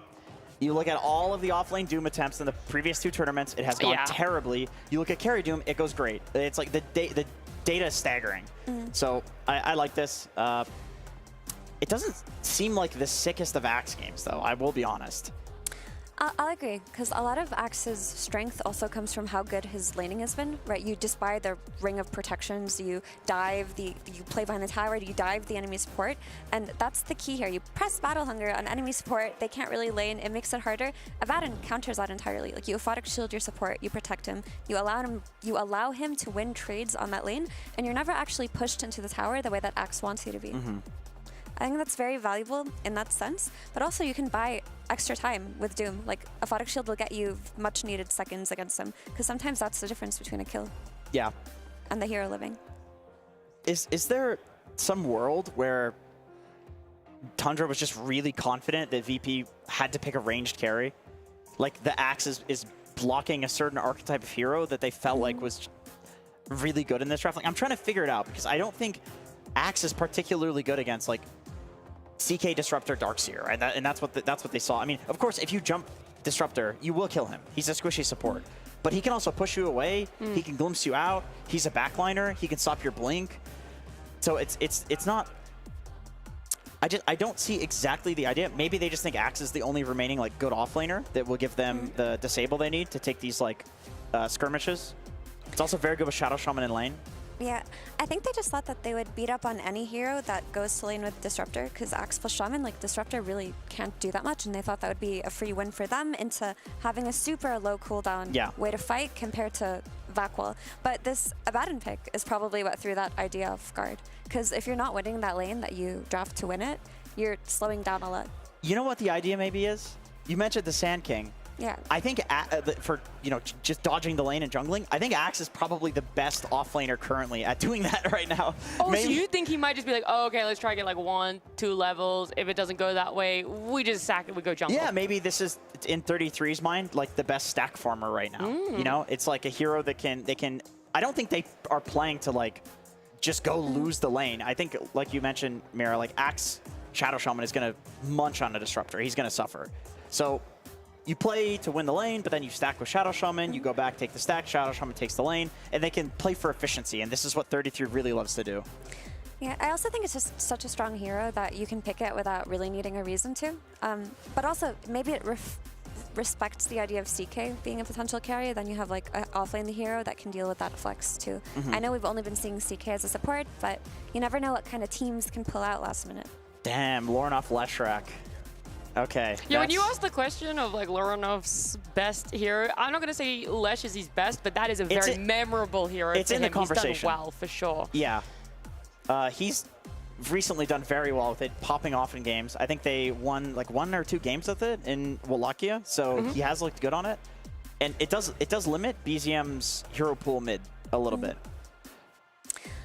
It does, but I also want to say that I truly feel bad right now for Tundra supports, because like you look at Shaman and Warlock, and if they're playing against a Blink first Leshrac, which is what every single Leshrac does, they just go Arcane Boots into Blink Dagger. These heroes, like, these supports cannot defend themselves. This is just a ridiculous amount of damage at such an early stage of the game, where yes, eventually you will doom the Leshrac and try to deal with him that way, but if you're dooming the Leshrac, your Darkseer is free to surge him, he's free to get a Photic Shield. Like, the way that this draft is enabling Leshrac right now is quite scary to me. Like, outside of the Ion Shell plus Surge on him early on, he has like the shield keeping him safe, he's gonna have the Disruptor, Kinetic Field locking targets down for him. This pick is a problem. Okay, they're going to go with the Mage Slayer. That's, in my eyes, this is what Ember is in this matchup. Although, actually, the Blade Mail build is also very good against Lush, because you can just jump him and kill himself with the Blade Mail. That's probably the idea. Like, now you have 2 Blade Mails in Ember plus Axe, but I still think Shaman plus Warlock will really suffer if Leshrac gets off to a good start. It's so difficult to play these kinds of supports that are backliners with not many defensive capabilities against a hero that will kill you in 3 seconds.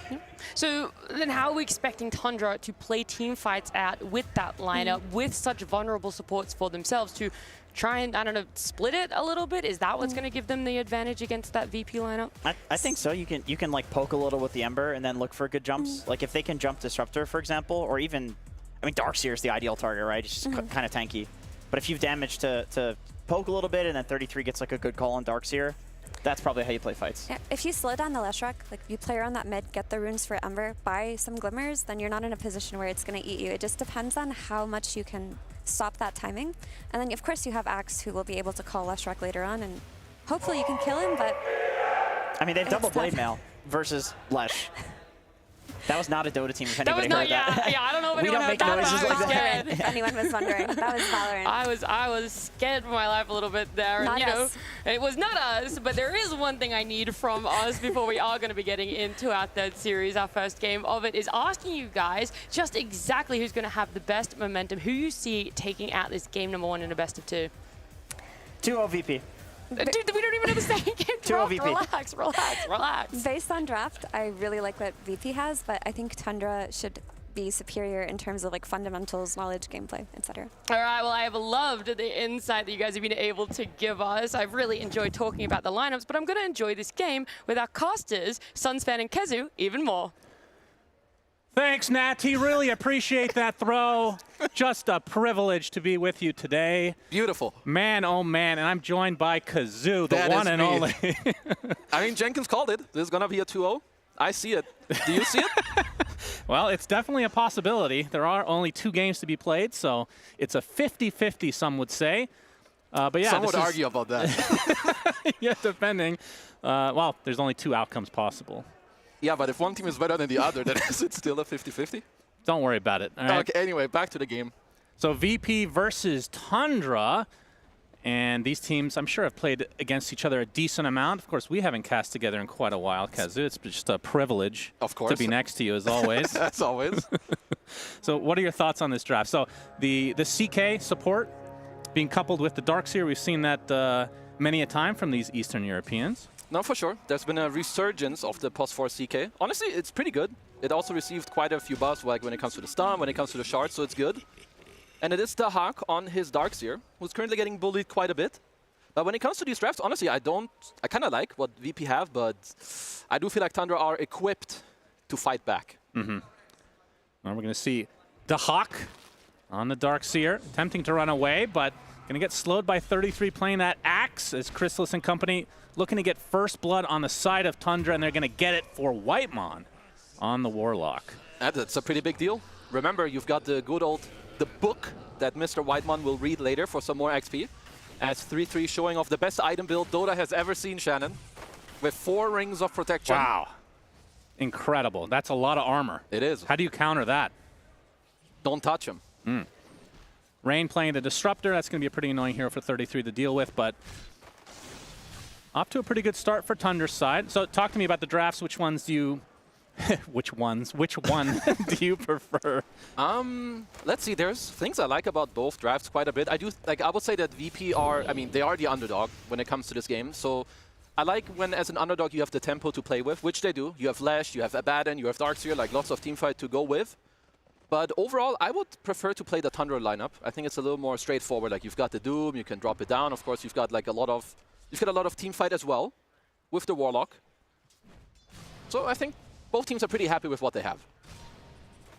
Yeah, V-Tune on that carry Abaddon. Feels like this hero doesn't stay carry for very long, but it has for a decent amount of time now in this, I want to say, last few months at the very least. He's just he's a very formidable laner. You can flex him in multiple roles. He should lane fairly well against Axe. You can take off the Battle Hunger. You can also run him down a little bit. It is annoying for you to play into Doom, because of course when that spell drops on you, you're not going to be healing later, even with your ult. So it just makes it quite easy to kill you through it. And of course playing against, as an Abaddon, feels like Shadow Shaman is literally against him every single time with that level 15 talent that breaks, making it oh so difficult to stay alive, even on the very tanky hero that is Abaddon. Obviously going into this, they know that's going to be the matchup, but they still end up picking it. Why is that? It does matter. Like, it takes a long time, right? Like level 15 talent, until then, you still kind of own like the Rasa quite a bit if you're the Abaddon. So it's just overall a good matchup. Abba is a good hero when it comes to the game. You have lots of pros. Sure, even later when the Hex talent comes out, you can like force staff him or like get him out of trouble. So it's not like a super GG, you know? And Chrysalis on the Doom. Gonna be harassing Antares a bit here. For Chrysalis, how do you feel about position 1 Doom? I feel like this hero can be played in basically any position, but position 1, is it too much of the same thing? It's the hero's best role at the moment. Like offline, it seems so slow. You want more like, you want team fight or like straight jump or auras from your offlane. As Mr. The Hawk will throw in a little pause for us. I'm surprised we haven't seen 33 pause yet this game. That's his specialty, to make sure that everybody turns down their lights because he can't handle it. Oh, that's true. I forgot about that. Despite being one of the most clutch players in the history of Dota. That's true. Can't handle the bright lights, but that's a literal thing as opposed to the figurative. Well, not this time. Maybe he trained. He played in light at home. Maybe they got sponsored by some sunglasses. Maybe. Well, he's not wearing them now. Maybe they're the new tech glasses they have going around. Like the ones that don't look like sunglasses, but are sunglasses. They're good. That's right. They do look quite legit. So in terms of this series, going into this, did Jenkins you have 2-0. Did you actually agree with him? No. You can't just say 2-0 before the series starts. No. Like, yeah, you can. No, you can't. In some way, I'm not saying. Okay, coming into this, who's the favorite? Tundra. Okay, by how much? 75-25, 80-20. Okay, that sounds like a 2-0 to me. Sure, but I'm a real analyst. I'm going to look at the draft. I'm going to give them like real percentages. A real analyst. Wow. I've never seen such a thing. Shout out to Jenkins. The one lane we haven't really talked about is the mid lane. Lesh versus Ember, the classic. Lornoff right now sitting on 20-2, and a 15-1 on the other side for BZM. Yeah, Lornoff will be, both of them should be quite happy in this lane, but Lesh is favored, especially like with how you play Lesh nowadays. You get high levels in your Edict, you get like level 5, level 6, you can run him down, especially if you get 6 before the Ember, or if you can get some support rotation to come and help you. So both of them should be quite happy. That's 33, getting some action here. Going to be helped out by the Shackle at the moment onto VTune. Blood grenade. A lot of blood grenades being thrown out as Rain will run out of them now. Still has the 9 charges on the stick, though, so just harassment in the end. Let's be careful with this Courier, though. Pathing very difficult in Dota 2. I mean, who's winning this lane right now, would you say?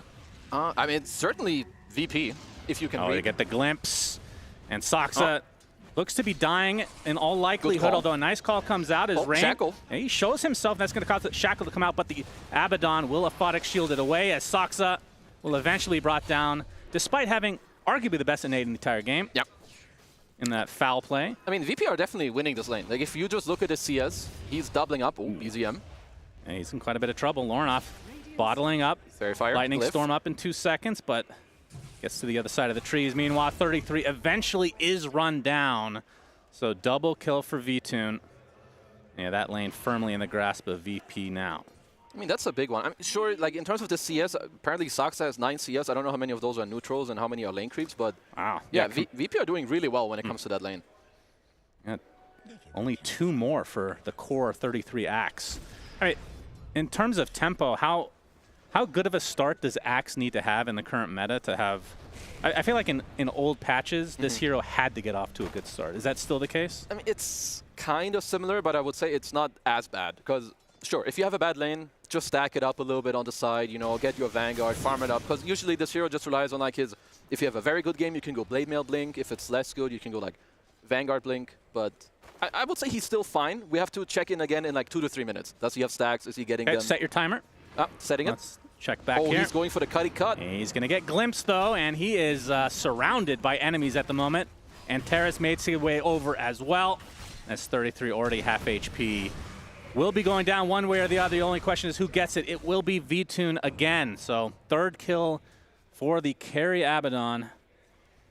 Insane start for VP in that safe lane. Yeah, they're doing quite good. I like what they're doing. Like, sure, 3-3 doesn't have a good lane, but with Axe, what do you want to do? You want to cut, but you have Disruptor, you have the CK support, you bring them over. Now we'll just have to see if VP can start playing around Mr. Lornoff next, because he's really strong. Like, this Lesh, at this point in the game, he's the strongest hero. You're not 1v1ing this guy at all. And Lornoff in the cover of his tier 1 tower. Both level 6s on the mids for each respective team. You can see a smoke purchase on the side of VP. We'll see how they use that. The Hawk very low on mana right now. For them, it's probably best if they can try to bring Lornoff to the top lane, like into this Doom lane with the Darkseer, but we'll have to see first because BZM has got a haste rune. Wants to help his team with the Wisdom Shrine invasion. Oh, the Hawk. Yep. Searing Chains is there. Rain attempting to help out. Gets off the kinetic field, but the Sleight of Fist is enough to take out the Hawk. As BZM and company can run away pretty easily. And the Wisdom Shrine, VTune will end up netting that for his team. Going to try to chase down Whitemon in the meanwhile. And this is going to be a very exciting chase as Whitemon will continue to heal. Just an inevitable thing. As VTune maybe hitting level 6 relatively shortly, puts the sentry down. All right. I'm a bit surprised Whitemon didn't bother for the TP, but I assume he didn't have vision of Antares, so just expected him to be around. I mean, I like that VTune TP there. Like, one of the worst supports to have, like, them steal the Wisdom Shrine from you is Warlock. This guy takes the Wisdom Shrine, reads his book, goes through the gate, and the golem, like, pops up at your tier 1. That's true. Yep. As we see the first Doom of the game onto the Hawk, Chrysalis makes his way over. And attempting to deny on the creep, but Chrysalis will get the kill in the end. Nice chains. As BZM trying to slow this down a bit. Lornoff taking a lot of damage, though. They get the glimpse off as Antares come to play as well. Chrysalis comes back dead. Lornoff actually living through this exchange, but the remnants come through, so BZM and company end up making this a 2-for-1 as Antares now completely surrounded, and the end result is a 1-for-3. As Tundra, despite losing their position 1 Doom, still going to be pretty happy with this exchange. Yeah, for sure. I mean, they had a really nice ward in the triangle that spotted, I think, the Hag overall farming first, and then they just bring over all the other numbers. As we have a little dunk from 33 to give himself some movement speed bonus. Hell yeah. Hell yeah. First dunk of the game. That is a long cooldown. Yeah, 80 seconds, who cares? It's really fine. long. Super long. They've made a lot of cooldowns Lower? quite drastically different. Like Wraith King ult is... It's like 5 minutes. Used to be more, though. I mean, this... I like the way you can just play Ember against Lesh like this. You don't really have to commit, of course, to chain him with the chain gang facet. Just put a little remnant on him, and you can keep him away from yourself. Saxa is tailing him. Yes, he is. Steals some XP. Golem comes out from Whitemon. The shackle, full duration. Lornoff is dead. The slight from BZM on the outskirts of that fight. That's another kill for Tundra, and they're going to try to potentially use this Golem to take out the Tier 1 tower as well in the mid lane. This is quite a big deal. Like, VP, this is... You want to play through your Leshrac, but he's the one dying. He's the one losing his Tier 1 tower as well. And in the meantime, 33 down bottom. He just gets to farm. You have Doom up top. Like, these are some really good side laners who just benefit from being left alone. 33 in the triangle. Still has those 4 rings of protection. I mean, is there any other build to this hero? Just going to be Blade Mail into Blink? Yeah, it's like Phase Boots, Blade Mail, Blink. It's like... It's just the best build you can get away with, for sure. I mean, in some games you can go Vanguard Blink, or maybe you Rush Blink, but this is just straight up the best one. So here is the smoke that they're going for. They will also D-Ward before. They're going to have double Blade Mail, actually, with BZM opting to go that and that's you cannot play Leshrac into double Blade Mail. Like, 1 is already hard, but 2, you're just going to kill yourself. Ooh, wall. Yeah, won't do much. Saxa. Glimpse. Can we reach the Glimpsy Glomps? Glimpse Glomps? Right, not in range. Puts down the kinetic field to scare away Tundra. It works, kind of. Yep. He does live. As Crystallis now with the Hand of Midas on the Doom. I mean, he's definitely enjoying this game for now on the Doom. Top net worth alongside V-Tune. Saxa get level 6. Yeah, has the snakes now. Oh, Searing Chains from the south, so BZM, another successful rotation for him. He's been all over the place this game. I mean, this is one of BZM's absolute best heroes. He's level 30, like, his Ember is about as legendary as his Invoker. So, Virtus Pro, they are struggling currently. And I like this move from Tundra. You take over mid, you take over the top tier 1, what's next? You start smoking to one of your weaker heroes, help 33 out and see if you can put a stop to V-Tune's net worth. Yeah, already, I mean, this is with a Doom, obviously, but 4K lead. Into the pit they go, and it is the Serpent Ward facet. We didn't really talk about that. Strong. Very good for these single so objectives. We've seen this at PGL Wallachia, like some of the earliest Roshans that we've ever seen without like an Ursa being in the game. It's just this guy. I've seen it with these 2 supports. I feel like this is like Na'Vi did this quite a lot at some of the most recent tournaments. And yeah, look at it. This is minute 11 with 2 subs. And look at this. BZM, who didn't contribute at all to this Roche kill, will be getting the Aegis, of course. Classic. Unless a support snags it. Not going to be the case. I'm sure he even asked for the last hit. He told Saxa to stop hitting. Yeah. Well, he'll be quite happy with that. Greedy mid heroes, man. Oh, that's 5K lead plus Aegis at the 12-minute mark. Pretty good. Pretty good start for Tundra. I mean, if you're VP, you're going to need to look at some levels. You need Rain to get his level 6. Like, Disruptor desperately needs his ult to kind of get back in his game. You need a couple of levels on Darkseer. And we've got a Golem to take the tier 1. Yes, sir. There will be another tier 1. I mean, this wasn't going to be contested either way, so... Yeah. Puts that big old ult on cooldown for now. Of course, can use that to farm pretty easily. Is Rain, he's going to run into BZM. Glimpse takes him out of the equation, but the Remnant's back in. And Rain, when he gets to the high ground, Whitemon doesn't have the Golem to work with, of course, as the Aphotic Shield comes out from V-Tune, scaring BZM away now, so the support will survive for VP. And in terms of farm for the old Abaddon, the Sacred Relic just purchased, so 1,400 away from full Radiance. Of course, they have some things that they're playing for. You know, you've got your Darkseer with the Leshrac, you can combo it up with the Disruptor, but you're running into 2 problems. First of all, you need levels on Darkseer and Disruptor to get these combos off later. And the one you have the highest net worth on is Abaddon, who's hard countered by the enemy carry, who's up a lot of gold. Yeah. But let's see, maybe they can find Mr. Saxa. Yeah, they certainly can. He-Day. Chaos Bolt sets it up, and the death of Saxa comes. Dahak takes credit for that one. I mean, usually when we see the Chaos Knight picked as a support, I feel like they're a little bit more active early on. They didn't get much, or, well, he in particular didn't get that much done. Perhaps he invested a lot of time to like really try and get the hack through the lane, which didn't really work out, right? And now being down 6k gold, it's a bit awkward to play this hero at this point, because a lot of them, like Lesh, Darkseer, even Disruptor and Chaos Knight, they all want to play forward, but you're down so much gold. It's not easy for them to play around this map right now. Yeah. Barrier kill for BZM. Rain looks like he'll be able to walk away safely. And Terrace in the meantime, is he going to be spotted? Soxa with the Glimmer onto the high ground. Time to keep running. Yep, Chrysalis and company seem to know that he's in the area. Soxa turns around though, so a good location to TP out. It is successful. Now we're at the 14-minute mark. Looks like the Shrines will be traded. So no crazy shenanigans this time. 33 on that Axe. I kind of like what Tundra are doing. At interesting. Least, yeah, with their itemization. So they got a Glimmer on Soxa, and they're getting a Pipe on 33.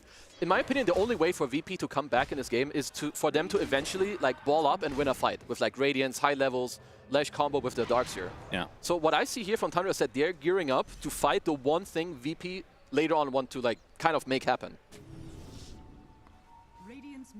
Are they also getting Mage Slayer? I don't think so. I mean, maybe they are. It's kind of gone out of favor a lot on Ember. We see all these. I mean, I hate this combo. The Blade Mail, Chip Vest. I personally don't know why we brought it back, but anyway. I love that item. How dare you? Chaotic Offering comes out onto Rain. He's going to melt eventually. Searing Chains again onto 3 heroes. They get the support.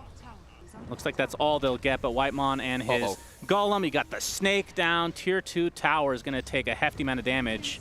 And VP, what can they do about it? BZM, another beautiful chains onto 2. Is there follow-up? Splitith is completely missed here as Chrysalis uses the Doom. Glimmer. As Lesh trying to get a kill here, but it's not going to happen. Just barely getting outside that range of Pulse Nova. So they get the kill on Lesh, the Tier 2 tower. Not sure if they're going to fully commit. The wave is coming, so they might be able to get that pretty easily here. Yeah, I think they're getting it. Just with the Master Serpent Ward, the Creep Wave and everything. BZM, he wants something else. 8k lead. This is insane. As BZM with the Searing Chains onto the high ground is going to take a stun from Antares. That was a pretty long one, actually. And into the trees, he TPs out. As now you see the Radiance come online. Yep. Does feel, I mean, easy to say when they're down 10k, I guess, but a little too late. Glad you're, Mr. Whitemon. I mean, any kill at this point is a good one. Yeah, they will be able to take out the Warlock, who has drums and the Endurance neutral. The Cobalt, love to see it. Cobalt Cup. Always love that one. Yeah. I mean, it's just everyone is like about to run on haste speed when you pop those two. But let's see. I mean, for Virtus Pro, of course, they need to stabilize the game and kind of get themselves into it with, again, they need more levels and try to fight back later with like a combo, because for now, if you meet Tundra head on, you are getting destroyed. So what exactly should they do, Kazu? Split the map into a very, like, you need to split the map super wide open. Oh boy. Uh-oh. This is not the one. Already used the Surge, now shackled up. Whitemon, well, he's just going to be here for moral support because BZM is going to be doing most of the damage. And Axe, first dunk of the game on a hero. When I see other teams play and they have Axe, they just don't give a, like, they just don't care. You know, when you have Axe, let the brother dunk. Yeah, of course. Yeah, 33, you know he runs a real tight ship there. Oh, you know if that he doesn't, he's not allowed to get that kill. He just snaps in the microphone. There's going to be trouble later. Yeah, absolutely. Just fearsome dead eyes. Anytime you look into his eyes, you know that he's seen a lot in his lifetime. A lot of stuff. Including 2 TI victories, of course. Okay, Static Storm. This is going to be a nice play from the side of VP. Do they have the damage, though? BZM, he's A-OK. And just like that, that's a big ult down for VP, which opens the door potentially for Tundra to just continue the pressure here with this 10k lead. I mean, it is good, of course, that they're looking for some moves every now and then. You cannot just AFK for half an hour, but if they want to go for a kill with like Static and Glimpse, they need Leshrac in the equation. They don't have enough damage to kill anyone through it. I don't really blame Lorenov. I assume he's saying, guys, I need BKB. They have double Blade Mail. I cannot play. Let me get BKB and then we try again. Another snake up. Yeah. Next objective. Rinse and repeat. Like clockwork. Tundra, every team that 33 is on, it feels like it's so methodical in nature, you know? I will say that these two supports together, they complement each other like quite well. Warlock kind of wants team fights to happen. Rasta kind of forces them, or you just take free objectives like this. And they're both very good laners. And the fact that they can push without any of the cores potentially means just that they can just farm away. And Tundra be like in the farm. Oh yeah. Greedy boys. Oh, here we've got the smoke. You've got Lesh in the combo. Let's see if they can find someone on their own. Because if they find Tundra together, who might be reading this move, I believe they did finish the pipe on 33. It's not easy for them to fight into that. No. Chrysalis would be an amazing kill for VP, though, if they run into him. Still under the cover of the tier 2. Going to wrap around. Eventually, this smoke will pop as Chrysalis shows himself in lane. Saxa in the area now. They're going to try to go all in onto Chrysalis. Bring him back in. Static Storm on top, but the pipe is there, like you said. Now the Chaotic Offering coming out with the Fatal Bonds onto several heroes and a long shackle on the Lorinoff. Isolated from his team as 33 dunks and Terrace.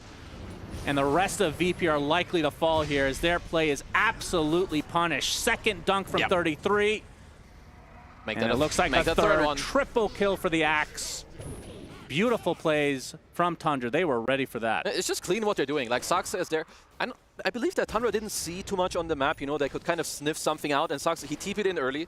And he fully controlled Lorinoff. And he's the one that needs to dish out the damage for VP. So the moment this happens, their fight is done. Radiant are scanning.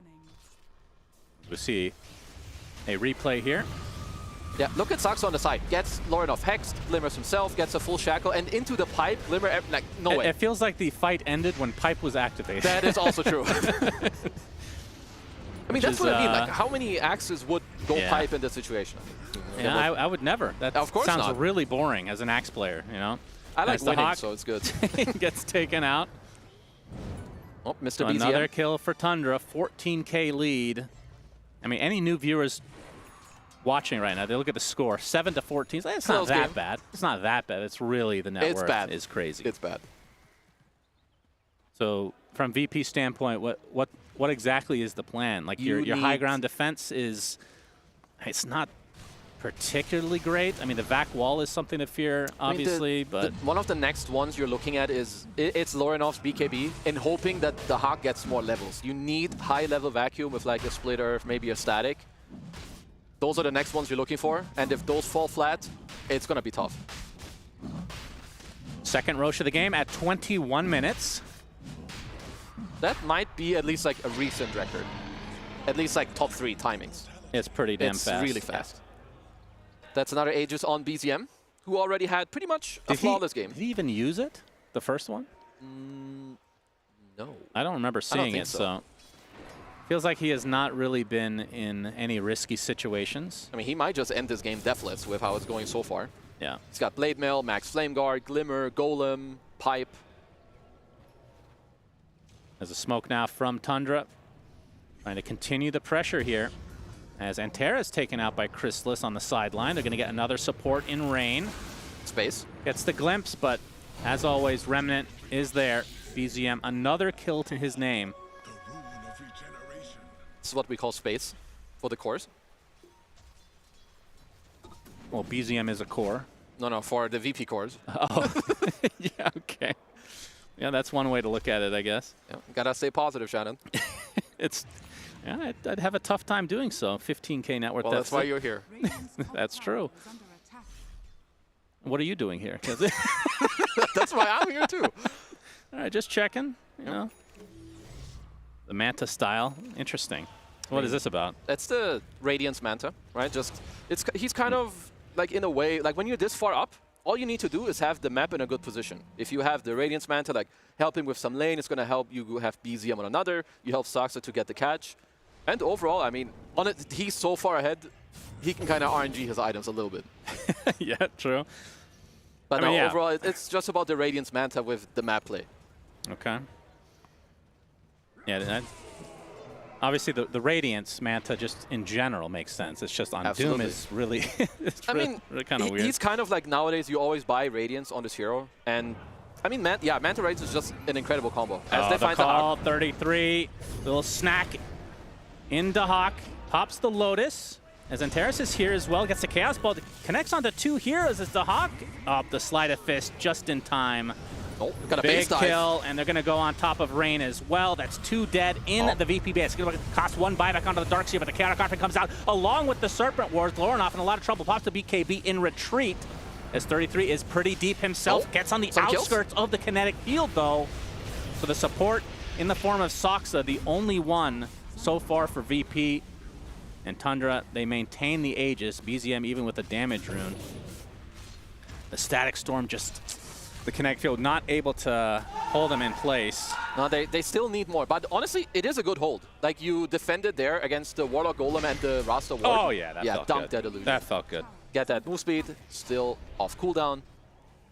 But yeah, at least this should mean that your high ground is safe for like another, what, like 2 minutes until the next round of spells are up? Since when does it refresh on illusion kills? Is that new-ish?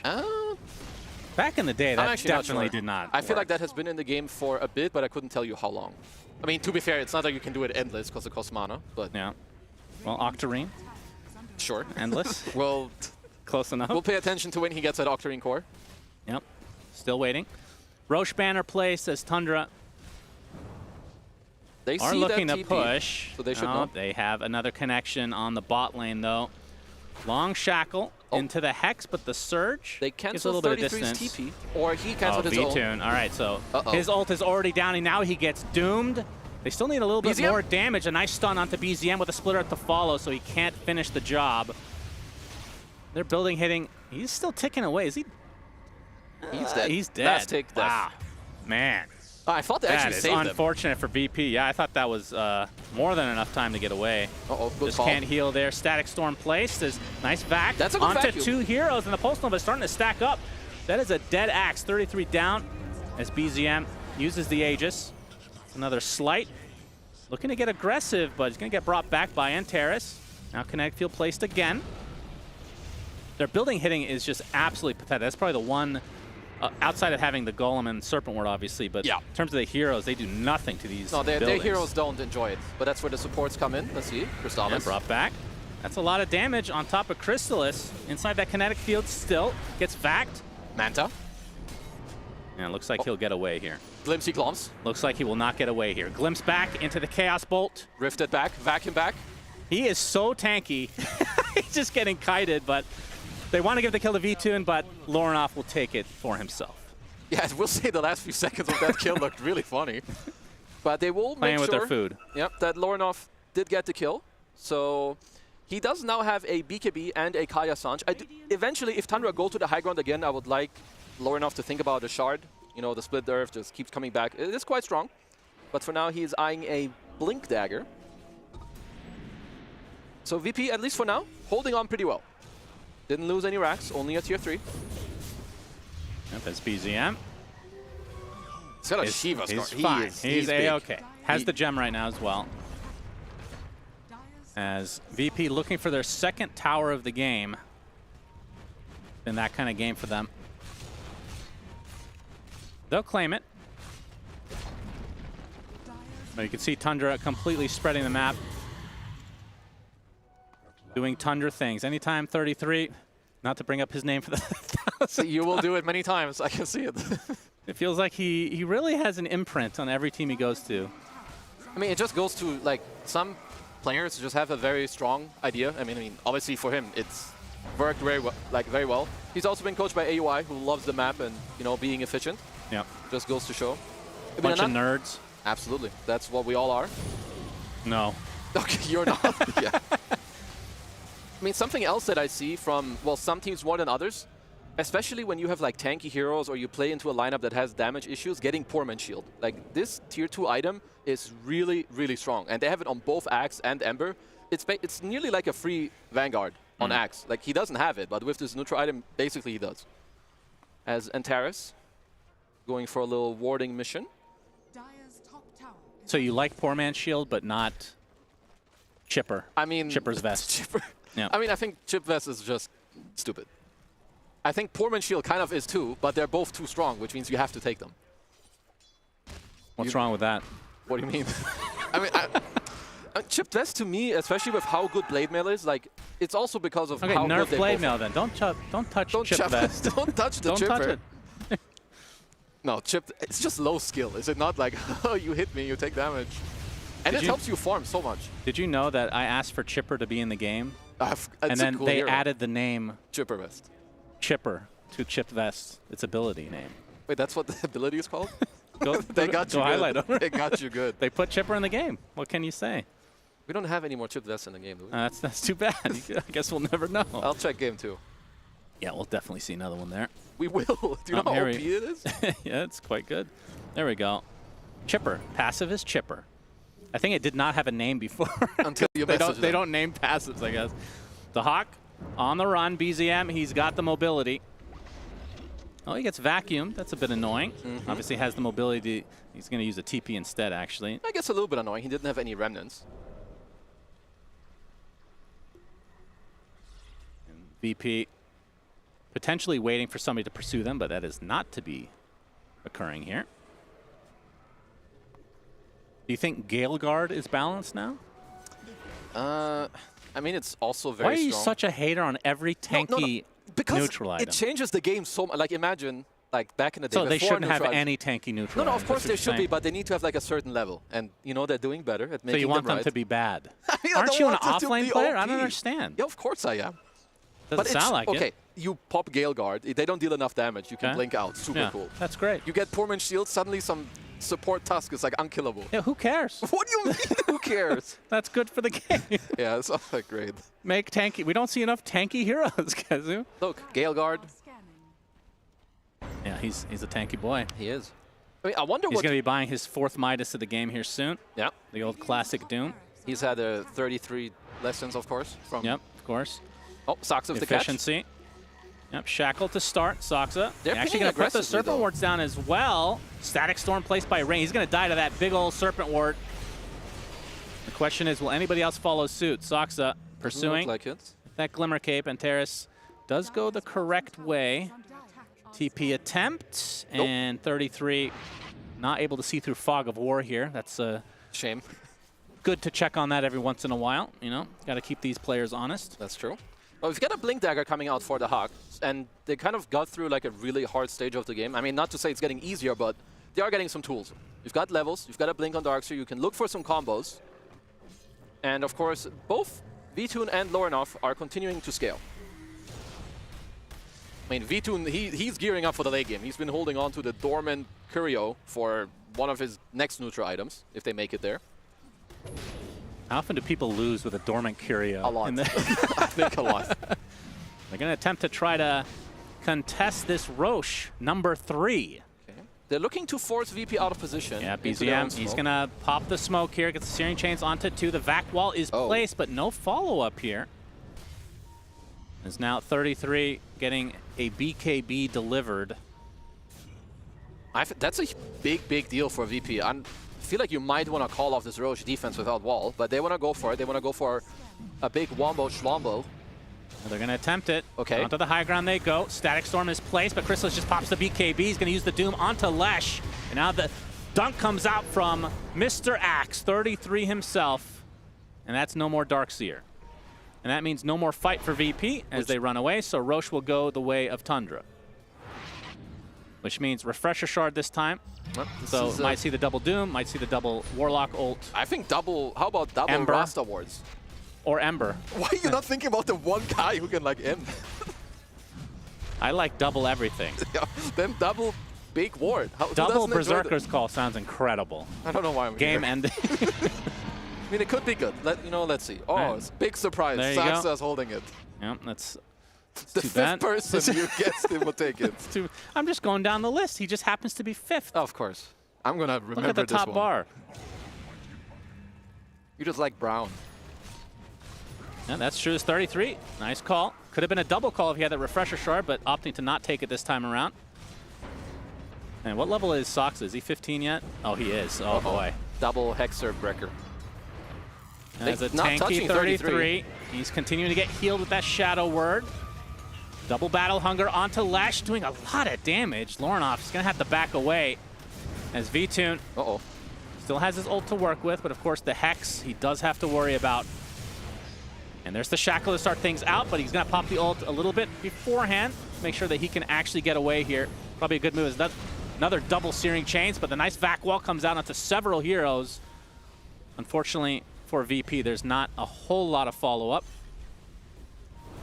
More used in a defensive measure, which means Tundra can just opt to go to a different lane. I mean, the VP are doing good with how they're fighting, but I'm not a fan of how the Hawk is using his wall currently. Both the last two walls, I think, are a little rushed. Like, this defense, you had already defended. Like, honestly, if you want to fight back from a 20k deficit, you need to clutch your spells and really have a good plan. So kind of, I would like them to talk about it, because they need to wall, like, aggressively. Get that Doom Illusion, even though it's not that good. Like, you need as much as you can get being this far down. And Terrace running away from Big Bad Doom. He's very scary. Yep. And here is a top 5 Ags in the game right here for Ember Spirit. 33 finds a connection onto Antares. Oh. I thought we were going to have a discussion about that, but I guess not. Antares. No, we will soon. Will be dropping. Wyman in the meantime, though. Oh, he's will be traded out eventually. That's a nice little kill. And who else is in the top 5? Pango is definitely one. I wasn't talking about having a full discussion. It's more about if you agree with it that it's being a top 5? Yeah, absolutely. Yeah. Okay. Well, I'll slowly get to the 5 of them. To make content, you need to actually disagree with me. That's what Synderen usually does. So sometimes just you can have a little W. Sometimes you say smart things. I'll let you have it. I'm not used to that actually. So well, as a call comes out from 33 onto a bunch of creeps, unbelievable play. They dodged it away. Actually. Yeah, obviously. Okay, again, this is something you'll learn over time casting with me here. What, sarcasm? Very good. Pipe is activated, 33. Gonna get gone on, but the counter Doom comes out. 33 is really low. He actually does drop. Doom applied to the Abaddon, though. Ult will give him a little bit of time, but he might be ticking out nonetheless. It's Chrysalis and company on the high ground. And is this another sad situation last for tick. our boy? Yep, last tick magic. Very unfortunate for V2. Well, at least one more time, they're not losing their base. They're holding on to like the same type of net worth in the game. That's a good positive attitude to keep. It is. Let's try to bring that energy to game 2. We will. I know you won't. Gonna need it. Relax, dude. You still have Refresher Shard on the Rasta? I mean, if they cleanly get to the base, they will drop that. So I at least like that VP are trying to, force the fight like kind of outside. Uh-oh. Pops the Gale Guard. He's invincible now. Chrysalis, nice dodge. That Manta, but these wards. Looks like they're going to have to give up this set of racks as the Shackle applies to Lesh, but be able to get back to the Fountain. They don't have Abby for another 30 seconds. Okay, vacuum. The wall, or the vac onto 2, but Antares easily cleaned up as this 24k lead for Tundra really starting to show. And by starting to show, I mean it's been 10 to 15 minutes. Yeah, they've been kind of owning them. Yep. I would really like Lornoff to start considering the shard now. Like now that they're ending up going high ground, like you can try to keep them in place. That's a losing mentality. Okay, tell me how they win with a winner's mentality. Well, you can get up out of your seats and that's calling GG. Go to the other side and sit down and pretend you won. Unplug some computers. I don't know. Nah, he's going to show himself. Oh, he's hacked. Do they have the damage to burn through him before he gets? Nope. He's dead. He did. Big kill. 80 seconds of no Abaddon. Soxa. Look. Eventually going to be taken out. No, he's going to be healing. Finally does drop, but again, it's just a support after all of this, and Lornoff left to his own devices. Double kill for BZM as Tundra looking to finish this game in style. GG's come out. So game 1 goes to Tundra easily. Oh yeah, I mean, they just kind of owned them from start to finish, starting with the lanes. I think what's really hard for VP, well, their top lane went quite rough, and even then later they couldn't really play through their Leshrac, which Shannon, they really needed Mr. Lornoff to come through on the Shard. If only he had the Shard, I think they would have won this game. Great. If I'm being honest. But yeah, I mean, this was kind of expected. Jenkins did say 2-0. You said 2-0 VP. Usually that does start with a 1-0, so... Yeah, for the wrong team. He did really good. Did he actually say 2-0 VP? Yes. God, I really don't listen to anything this guy says. It's probably good for business in our failing game company that we're creating right now. Yeah, quick plug on Relic Arena. Thank you for that. As we see the players not very excited after that game 1. Of course, it's a warm-up. First game of the day is always a warm-up. Even if it's at 8 p.m. That's right. I mean, knowing these players, they wake up at about 7:30 usually p.m. Ain't no way. Yeah. As game 1 is over, which means Natty can take over. Yeah, I think I'm going to need to take the reins from you guys there. Great cast, great game one. If you're a Tundra fan, that is. Unfortunately, though, for Virtus Pro, it's not that 2-0 that Jenkins was predicting. It's not even the 1-0 that both Jenkins and Effie. I said 2-0. I said 2-0 Tundra.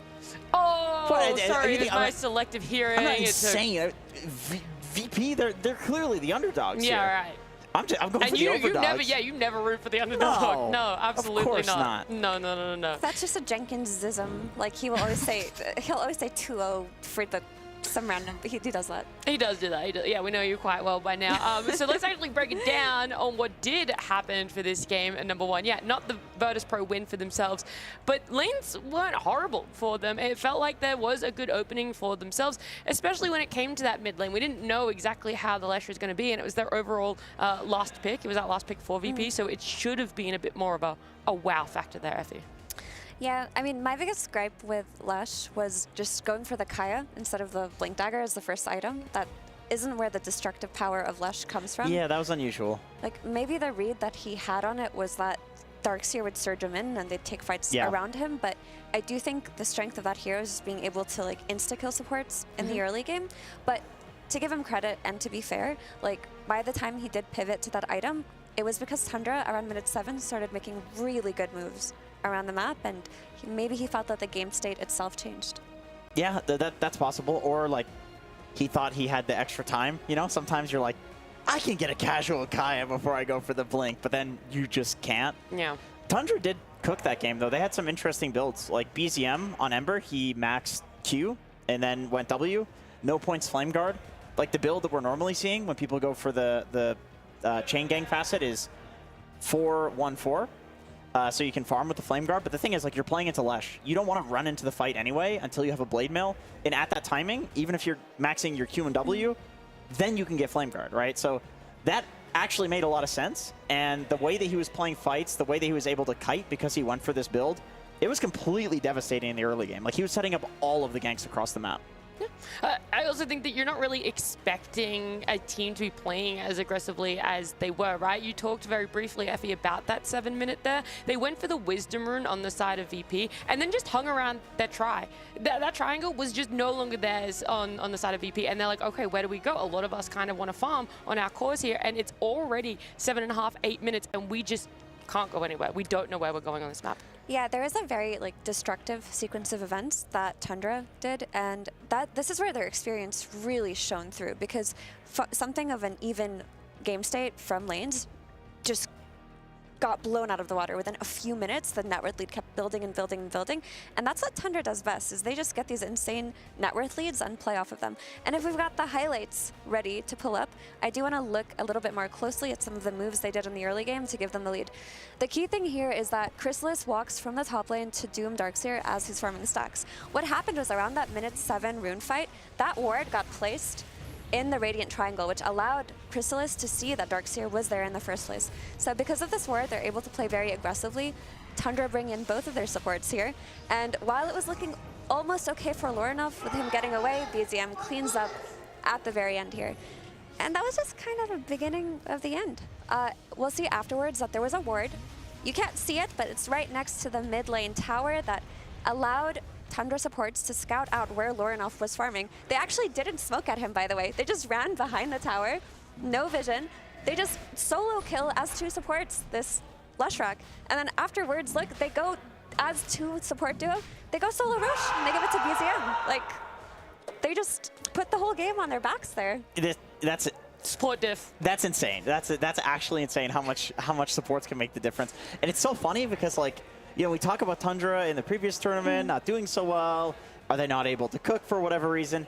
And then they just solo Roche with 2 supports, and you're like, all right, they're cooking. Like, there's no issue with Tundra here. So, yeah, VP, they have their backs up against the wall on this one, for sure. Yeah, you've highlighted all of these things that the Tundra supports are doing well, going from warding, obviously being able to take that Roche just between the 2 of them. That was a brilliant use of taking the big Serpent facet, plopping it down there to be able to help kill Roche on there. And then on the other side, this Chaos Knight support, right? I think that's a pretty big talking point here, because you guys hyped it up a lot when we saw it in the draft. Like, this is working for a lot of other teams. We've seen it have success in the meta.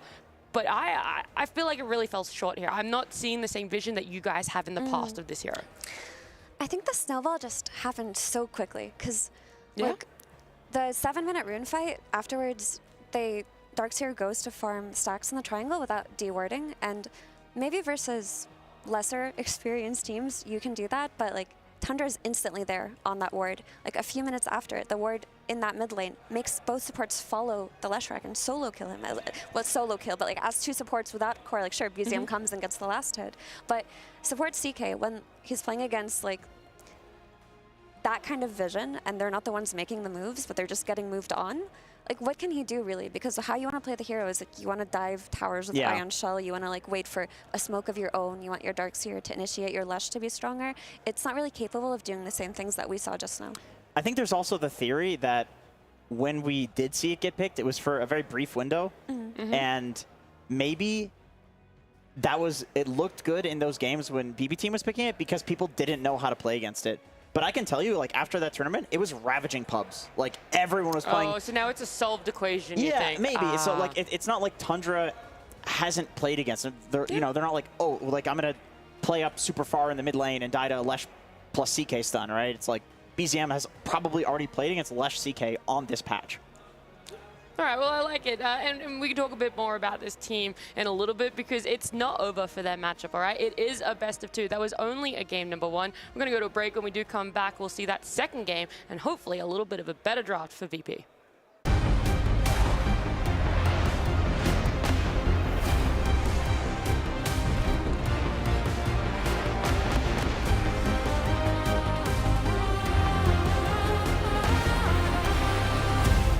The human body was built to move, not trapped at a desk in one singular posture for 12 hours a day. It's time your chair evolved. This is Secret Lab Titan Evo.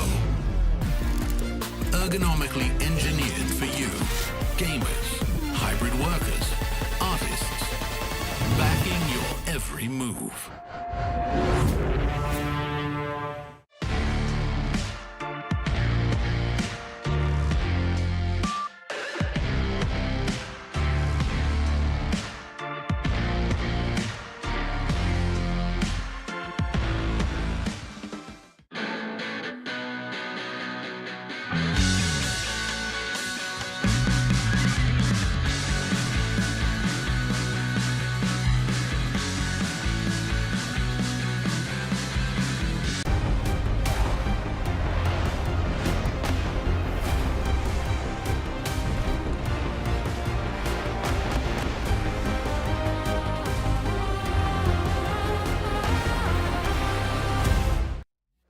Yeah, this best of 2, it waits for no one. Tundra obviously eager to get in, see if they're able to be the first team to get a 2-0 for themselves. On the side of Virtus.pro, though, they got a lot to prove. They came through the qualifiers. They want to show themselves that, hey, we deserve this slot. We're able to bring it. And it's day number 1. We don't know what teams have been preparing, what exactly comes in. And with this phase 1 not necessarily being elimination, is there room to have a little bit of a play around Effie? Have a little bit of a, this has worked for others. Is it going to work for us?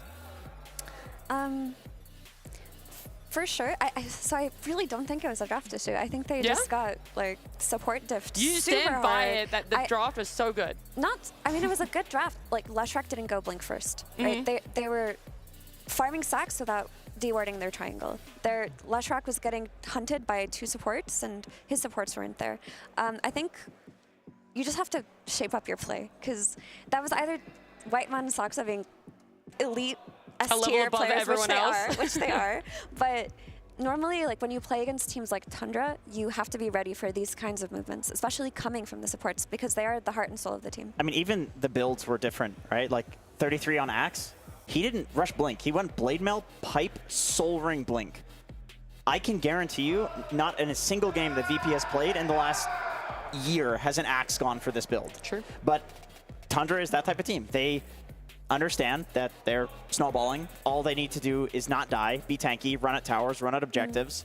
And he went for the best items for doing that. He went for an item that'll protect him and his team, and then an item that'll give him mana to constantly spam stuff out. So I agree. It's like it just felt like Tundra was on another caliber. So if there is some sort of like pocket strat or something like that, this is the time for VP to pull it out. But I felt like coming into this tournament, VP needed to find their identity. Like, yes, they won the qualifiers.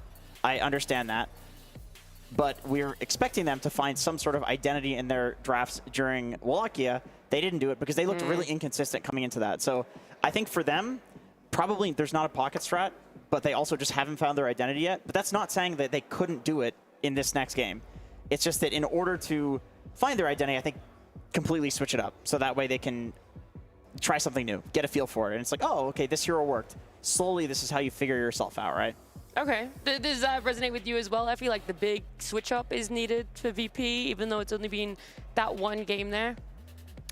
Yeah, I mean, they definitely need to develop that identity, but I also think that like throughout this tournament, they'll have a chance to work on smaller things, like what to fight around, like where their enemy vision might be. Things like that are a lot like smaller scale than what we're talking about, like big drafts, big ideas, but I'd argue they're more important. So we'll probably see them level up throughout this. They are a team in their infancy, but that game one was I agree with what you're saying, but I think it kind of in a way goes back to draft, because I think if you're playing heroes that you're very comfortable on, if you're playing a draft that you've spammed over and over and over again, you feel like it is your identity, that the dewarding and that other stuff is something you can focus on because you're not thinking about the hero. You're not thinking about strategically, how do we play this? It's like you can focus on the micro movements if the macro is something that you're used to, like, you know, repeating. It's like in your subconscious, right? So you're not actively putting thought towards it. Yeah, that's just something that happens. Exactly. You have the reps in, right? It's like you're just doing another rep, except you're playing against Tundra.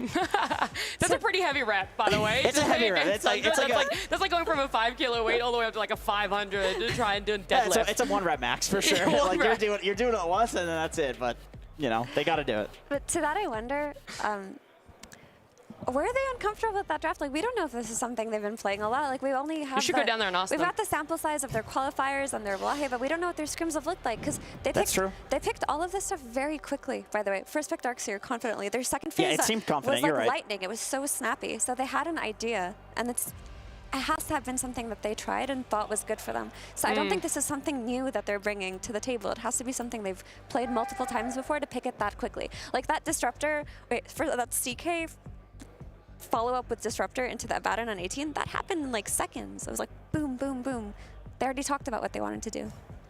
Yeah, at least they felt like they had the answer. Yeah. And I guess even if they're, you know, repping with this, they run into Tundra and then it's like, oh wait, the weight has changed. It's now like heavier on one side, you know, because Tundra is now doing a different build. Like, Ember Spirit, I have not seen anybody go for this build on Ember. It's like and Axe. And Axe, like the builds are just unusual. Like you can't rep this because most teams will not change up the way that a hero is being played like this situationally. You have to be experts at the game, experts at the heroes, and Tundra are. So yeah, I feel like we have already stated it, but there is no overstating just how much both Whitemon and Saxa did for Tundra in this. Yes, it's like they're invading early, they're putting on that pressure at the 7-minute wisdom and then transitioning that triangle, but it felt like the two supports were running everywhere together and then a core would come. They're setting everything up for their cores. Like I loved seeing that. Normally we're seeing a support and a core run together. Yeah,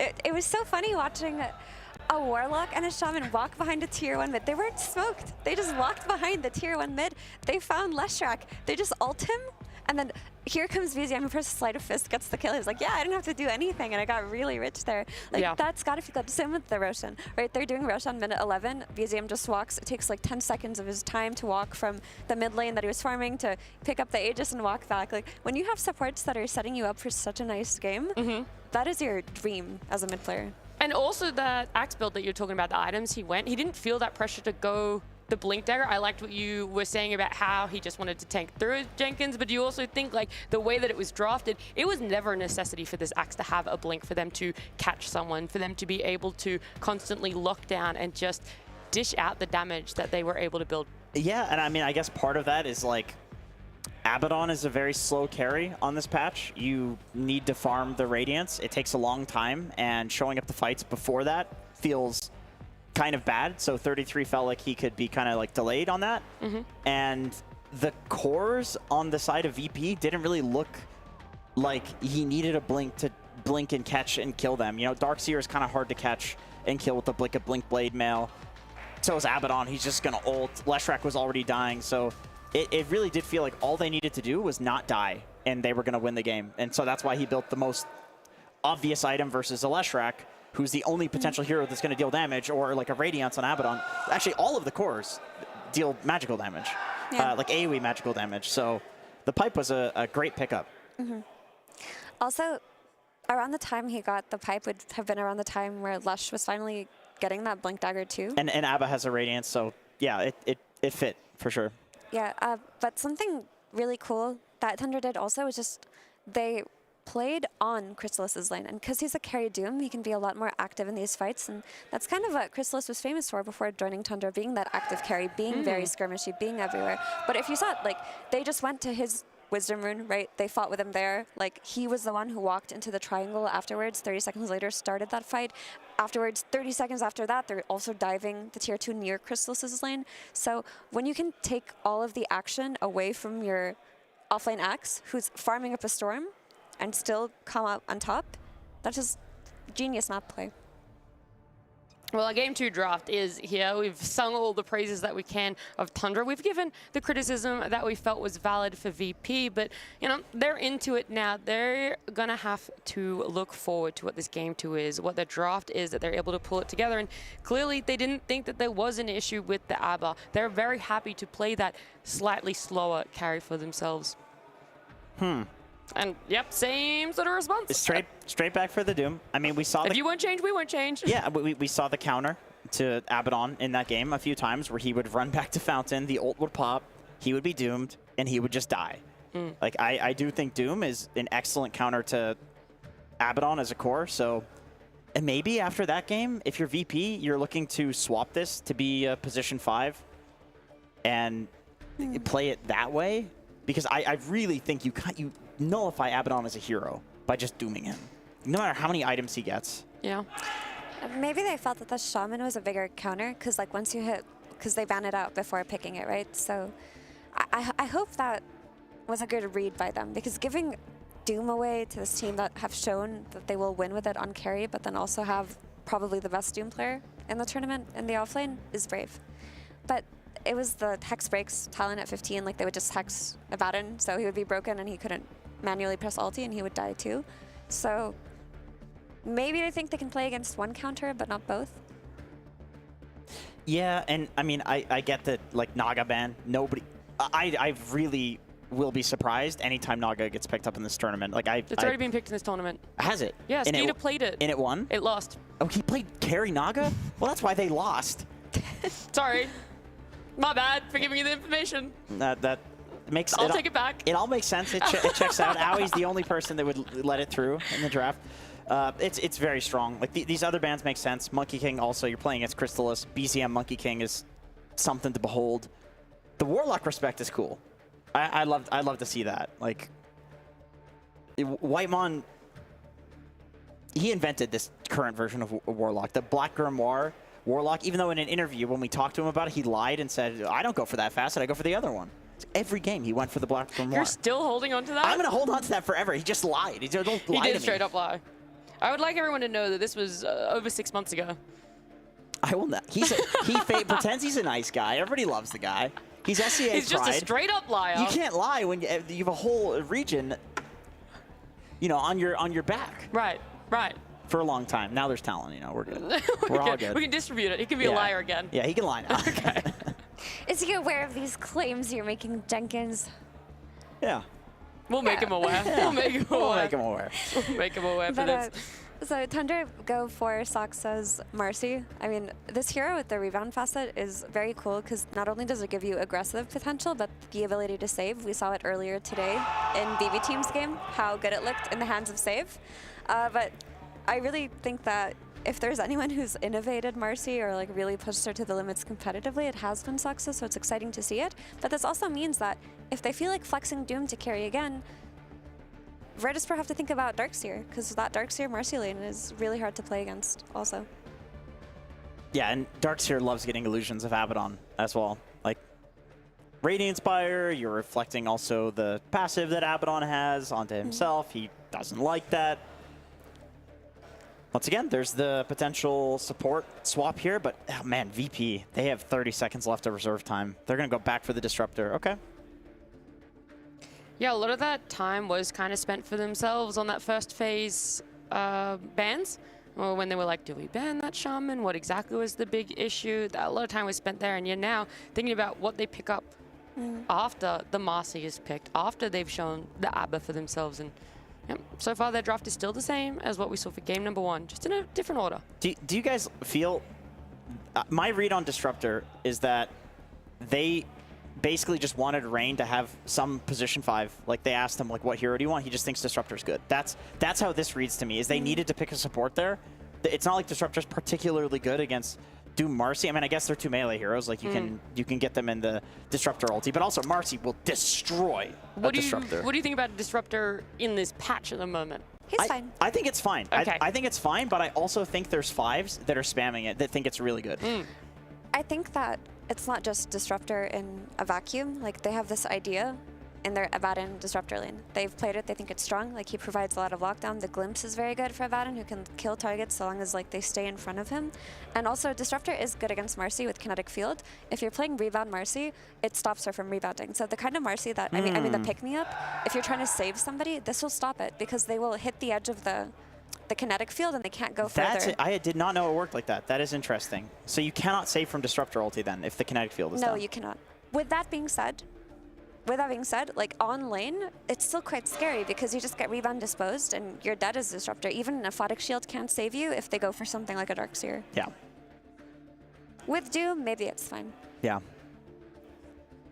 Okay, well, Puck is an incredible hero. I was surprised to not see it picked a lot more in this tournament so far. I talked to XM yesterday about Puck, and I asked, like, do you think the hero has any bad matchups? Like, Huskar, Tiny, Dragonite. He said no. It does not lose lanes. Curveball Facet is very strong. I do not like Dragonite. I literally asked him about Dragonite, and he's like, yeah, it's a bad hero. Like, the stats on Dragonite are just bad.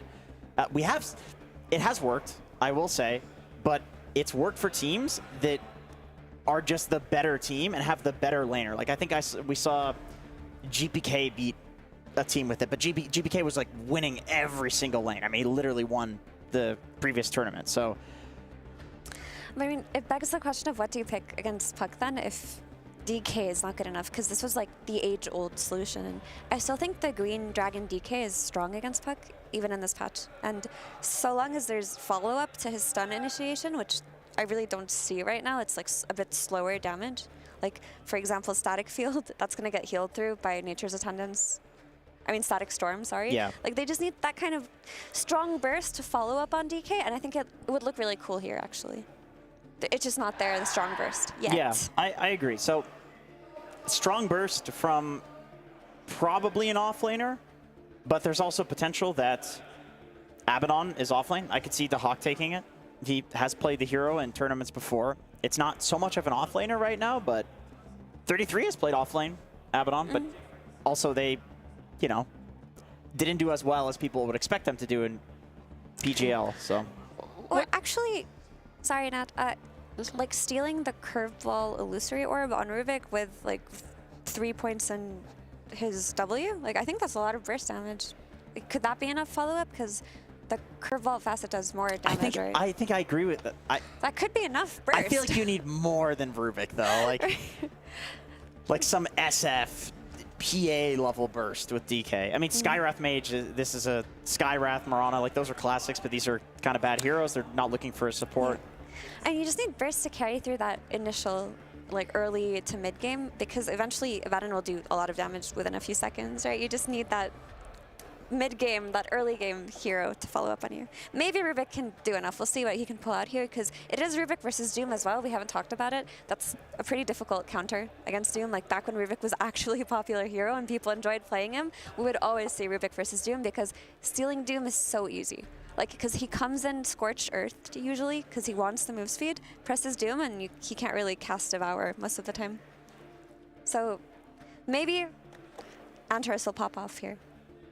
There is a potential for that. There The is. Axe is going to be their last pick. You talked a lot about Burst. Yeah, I'm not so sure Axe is offering that right now, what you needed, but is it enough to carry them through that middle part of the game, where you think they're going to be the most vulnerable? I think Axe always has potential to pop off and carry a game, for sure. DK, maybe not so much these days. Maybe if you have like a really good early game, but then you would probably need the Axe to be snowballing anyway. So really, there's a lot of eyes for me on the Hawk on Axe. I do think this is punishable though. Like you're playing into 2 strength carries, Ench in lane. Ooh, a Visage. That is not what I was expecting. Okay. So I guess they thought that they wanted a hero that would enable like this Marcy pick. Visage Marcy is a really like tried and true lane from the days of old, and because we see this Enchantress who hasn't been a popular hero, she likes to play tempo. She likes to play with heroes that will push objectives early on, and maybe they thought that Visage was one of the better ones here. So definitely makes sense in terms of Tundra's style. But again, I think VP have a good draft. They had a good draft last game. They have a good draft again this game. It's just going to be a matter of execution because Tundra looked so sharp in that game 1. I'm just excited to see this because I remember when they first added Death Toll as a facet to Visage, 33 was like starting in the safe lane, getting a kill, staying there, getting a kill, just ditching the off lane just to farm gold from this. Was this the one where if you shot Soul Assumption was, it just had to be traveling if in it the was air in the air, you would get the yes, gold. Okay, yes. okay. So when it was a little bit cuckoo. It was much more generous than it is now, but I still feel like if he's picking and going Death Toll, like there's some interesting tech that we're going to see in this game, which I'm very excited about. Yeah, so it's definitely going to be that double down 2-0 for VP. Absolutely. There's 2-0 VP. There's a 2-1. We're playing best of 3. 2-1 best of 3. And any final predictions from you for how this one's going to go? Are they going to be able to wade through the potential that Tundra are bringing? You know, I think their draft can do it so long as they are on top of their rotations on Rain and Antares, because their draft is a lot easier to pull off actually on the side of VP.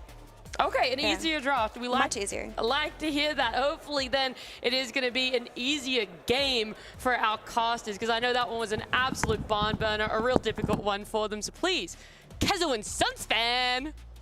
Thanks, Natty. Great segue as always. Really appreciate your work here at EWC. What a pleasure to be working alongside you. It's been a long time. Why are you being sarcastic again? I'm not being sarcastic. It just sounds sarcastic. Just happens to be that way. I was born that way.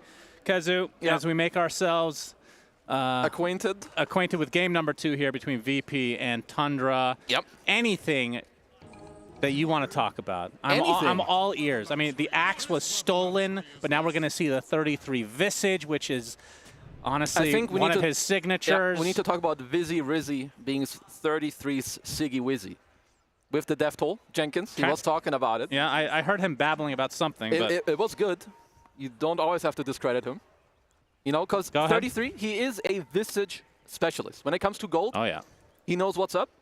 So he must have seen something. I mean, Disruptor is a traditionally, I would say, like, Disruptor needs a good laning stage. Visage can definitely abuse the type of, like, weak defensive supports, and it's a very old combo. You've got the Marcy Visage combo all together. They lane well. You want the kills. They're both looking for it. So I got my eyes on 33.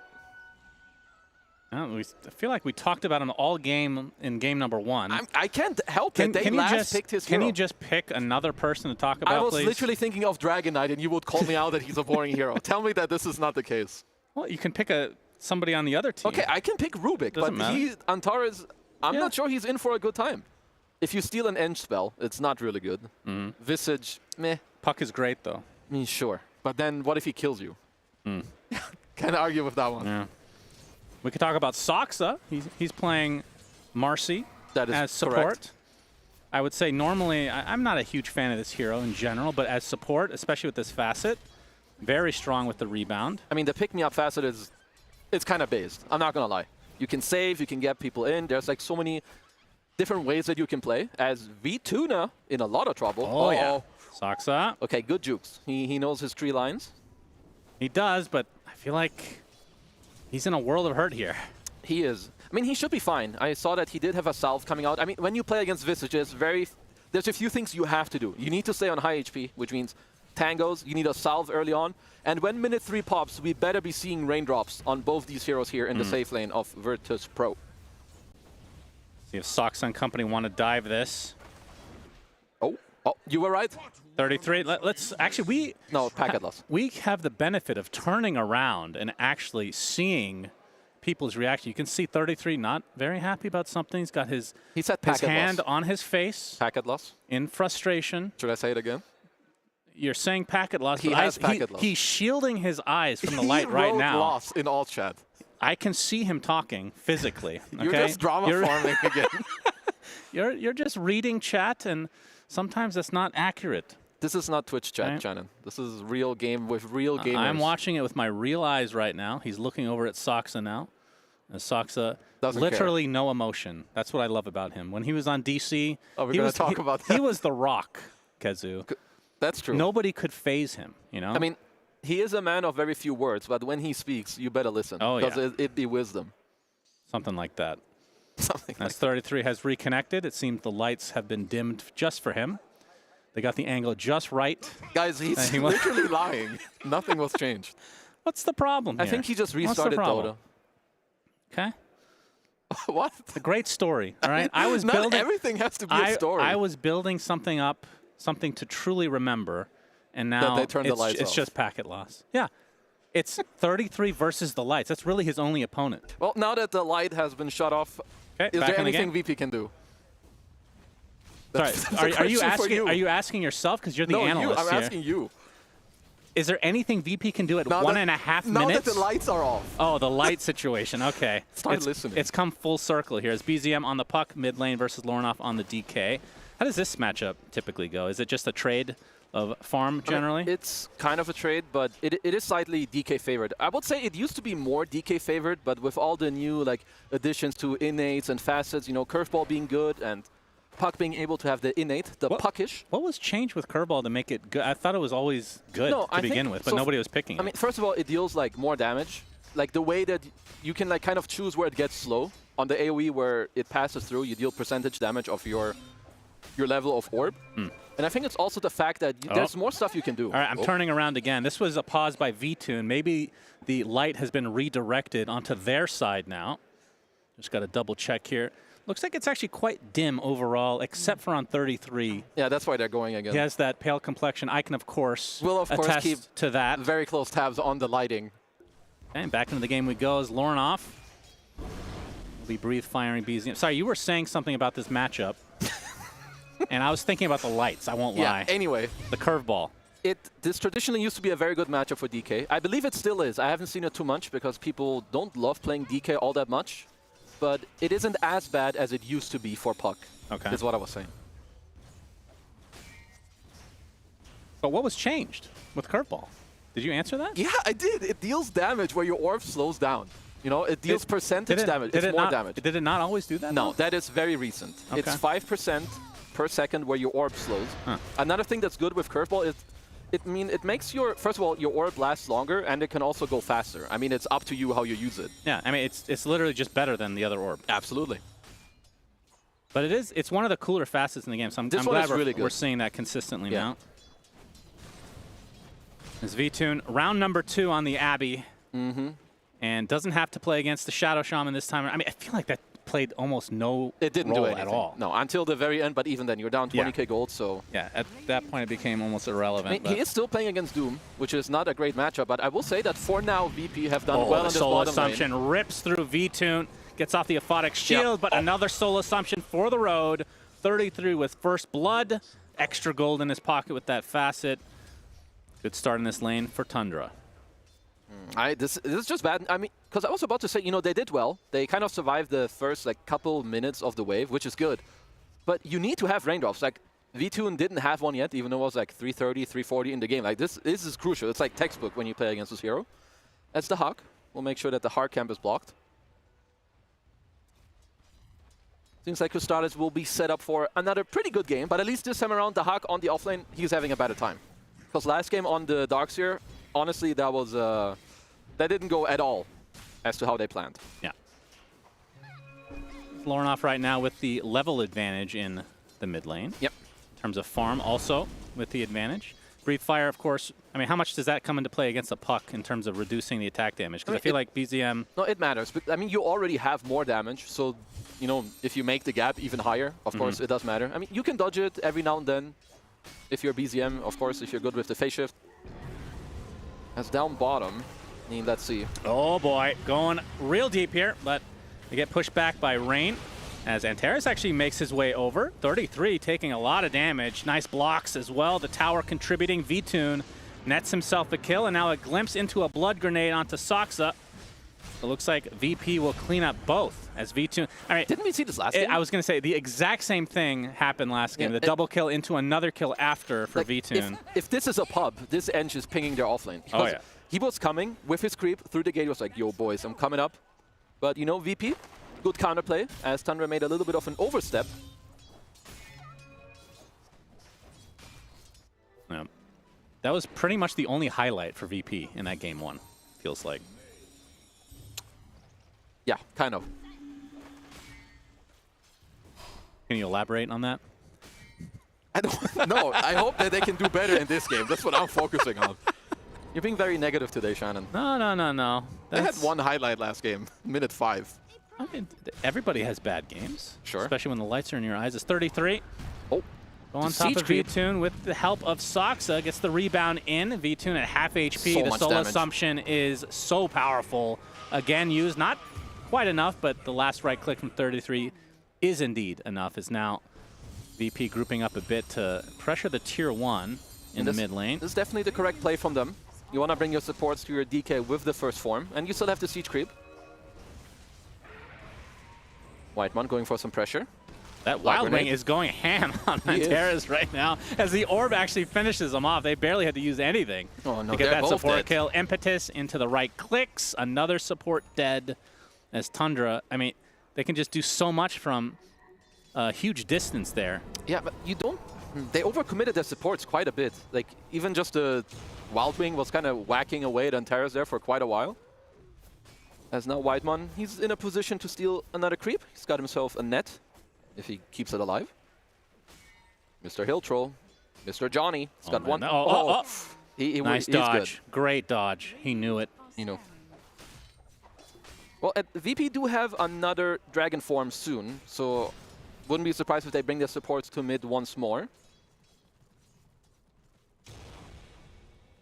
VTune struggling on the farm right now. Despite that double kill, bottom net worth of all cores. He's only level 5 right now. Imagine his net worth without those kills. It would be pathetic. Yeah. Whereas 33, he is set up for an ultra game for himself. Ultra? Yeah, giga net worth. Okay. Makes for ultra game. I see. Chrysalis will find a Hawk who has the level advantage right now, but that Scorched Earth is doing quite a bit. That river, Speedy Bodhi. Very fast. Soxa making his way over as well as Chrysalis. Face boots. Yeah. He's burning down another Infernal Blade. Drums popped as 33. Soul Assumption, goodbye. Another kill for 33. I mean, why not? You TP over, you give yourself like a Midas charge on a hero, you gate down bottom with your little birds. Yeah, it does feel like 33 is having a free game right now. Yep. He sure is. 4,300 net worth, minute 8. Well, what's the build you want to see? You can go so many different builds. Like, you can go auras if you want, which is quite normal. The 33 special anyway. Yep. Doesn't matter what hero he plays, right? Yeah, I could see. So he's got drums. People definitely love like the drums into Vlads used to be pretty good. You can also go straight Boots of Bearing. It's also not bad. If he wants to go for damage mitigation, he can go pipe. On it, I feel like he can't really go wrong. Almost too many choices here for Mr. 33. Oh, this is a Phylactery. He got slightly buffed. I mean, this used to be like a more old school build, of course, because you just play on Soul Assumption, you've got high range, you deal more damage. Used to have a 4-second cooldown, of course. That's true. What is it now? It's like 8? It might be between 6 and 8. We're going to keep our tabs on those. Yeah, this one is 4, but we'll check on the Phylacteroni. Well, that's what you were referring to, right? Yes. Keep it up, Shannon. Thank you. Cobalt Cup, so we've got a lot of speedy boys. I never thought I'd say that. I kind of miss Phylactery. Seeing it from afar, not being in the game. Not getting hit by it. Yeah. I mean, I will agree. I think it's a good item. Cool item. It just used to be too good. I would like to see Kanda more. Yeah, it rarely breaks see that. nowadays. It's actually cool and it's undispellable. We should be seeing it every now and then. Yeah, we should. We shouldn't? No, we should. Okay, thank you. Just assume I'm being positive. No. Tundra. They're going Smoke for partially smoke. breaks as Lornoff into the triangle he goes. Doesn't look like it's going to result into a fight, at least not yet. BZM still with that shield rune activated. Oh, yeah, I like this move from Tundra. We'll have to see how VP kind of fight into this. Both supports are still kind of low level. Soxa was looking for the rebound target. It's not to be. Yeah, 33 accompanying the rest of his team pretty much here in the mid lane. This is a very solid move. Like this minute 10 move where you put like 3 to 4 heroes mid and you allow your weak hero to like farm on the side lane. In this case, it's their doom. I mean, Crusaders doesn't really want to join. If the fight breaks out and they drag it back, he can TP. Oh, Coil comes out. It's just on the Rubik. They'll take him out easily and a tier 1 to boot. So just a little snack for the Tundra side. Man, I love this curveball. I know we talked about it already. I just need to mention that. No, the spell and the facet is actually very cool. Very cool. And for like these really high skill players that min-max like everything, like BZM. Like you can do it, like you can shoot it the whole distance in like 3 seconds. Like in very short form, you can go further, or you can like juke more with it. You can make it slower, curve it around, and like, you know, if you're about to get stunned, you might actually live because of the facet also, if you use it right before and you drag it out all the way. And I know every time Jenkins talks about Puck, he talks about the range creep in the lane that you can now kill with the curveball because it deals damage on the spot. He didn't seem very interested. Well, you mentioned Jenkins, and I just checked out, honestly. Yeah, makes sense. We've got a Blade Mail on the... I mean, at least this time around, VP, they're holding on a lot better when it comes to the game. They're only down 2k gold. The problem is that they're starting to bleed a bit when it comes to the space on the map because they've lost every tier 1 tower. And this will be a pretty solid steal for Tundra as well into the triangle. This Chrysalis is extremely low, but they will be able to take out all of those creeps. And VTune, I mean, this is looking like a potentially better timed Radiance. We'll see. I mean, it should be, right? He had the death earlier, but the Valorant plays are really loud. It's just shooter players in general. Yeah, I guess so. Meanwhile, I look over the Dota players. It's just the other end of the spectrum, I guess. I mean, to be fair, it's not like we're ending, like, what's the equivalent to ending a round in Dota? The game? Ending a round? Yeah. Yeah, because every time they win a round, they start yelling. Yeah, there's not much. I mean, a big team fight maybe. Sure. But I feel like Dota Game players still don't goes really on, react. that's the problem. Yeah, you got to focus. Yeah. You don't want to pull an envy, as they would say in the biz. Or, I was going to say a 23 Savage, but yeah. True. Anyway. Whitemon runs into Lornoff, and inside that kinetic field, he'll be able to slowly take out the go Inch down. eventually. Okay, so VP, they've got a good timing on their hands. You've got the Blink available on Lornoff, and you have both supports being level 6. So they should be looking to like strike back on the map, which is why Soxa is here, to kind of like intercept some movement. Yeah. As 33 is stacking the triangle with Jimmy and Johnny.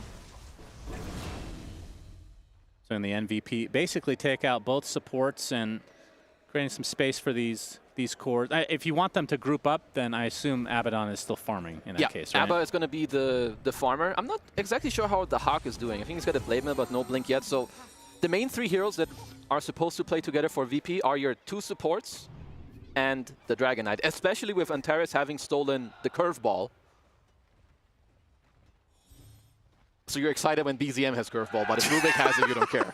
No, Rubik has, I mean, every spell he steals is better, right? True. A better version of it. Especially now that you get the facets. As the Hawk starts off the initiation, but now he's outnumbered. Under the tier 1 tower, left by his team, dead. 33, credited with that bad boy. As BZM, okay. Taken out by his own spell from Antares. No, it's good. I mean, people might be wondering, like, why is the Hawk so far up? And honestly, I was too. But in the meantime, his team was smoking. You can't just go off the map with everybody. You know, you need to kind of start acting, start pretending. So they still find BZM on the side as the Wisdom Shrine. Uh-oh. Yeah, 33 will be snagging that one. It's quite a big deal. Like, level 1 and level 2 birds do have quite the difference.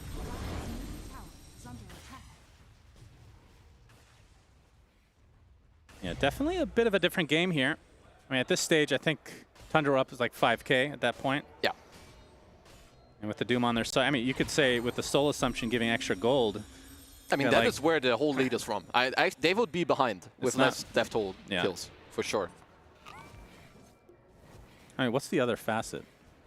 I mean, there's the one where you don't control your familiars, but nobody's going to take that. You have the AoE attack speed one is what people sometimes took. Yeah. Like where your Grave Chill, like when you play against like illusions and a lot of summons, that one is pretty good. Right.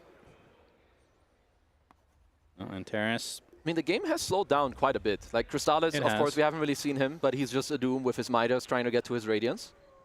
Which whenever he wants to sell it, which is quite soon, he could complete the whole Radiance. Thunder smoking up. Get the ward down. No cores near them, though. They might have to settle for a Rubik. Although Rain shows himself, Whitemont, not afraid. Getting healed up to a high degree. 33, not able to close the gap Drums as cleanly as they would want. As the rebound coming out. Misses Rain, but it is a support in the end, so they will take that for themselves as well. So 33 on a mega kill streak right now. Yep. Sitting on 6-1-0. He is actually going for the full Kanda. At least for now, he has it queued up on it. Like, it's quite good. Against the DK, against the Abbey. Absolutely. Even like, Axe to some degree. Like if Axe, Blade Mail calls someone, you know, can break him, take his damage out. Very cool. BZM, Dragon Tail into the call. The rebound not in time. That's a lot of damage into the choppity chop. Chop two. The Hawk and company get a double. Nice play set up there via the rune, which didn't even spawn there. VP take advantage. Oh, very, very good. Get themselves a double kill into the mid-tier 1. That's them leading in the game now. And they, you know, they've got the double blink set up with both supports being ready. They've got the levels to back it up. So, gonna have to see how Tundra kind of want to look to fight back into it. Like, how much do you wait? Like, how much does Crystallis want in order to fight back? Does 33 feel like he wants to take straight up team fights? Are they looking for more skirmishes with when the Kanda is ready?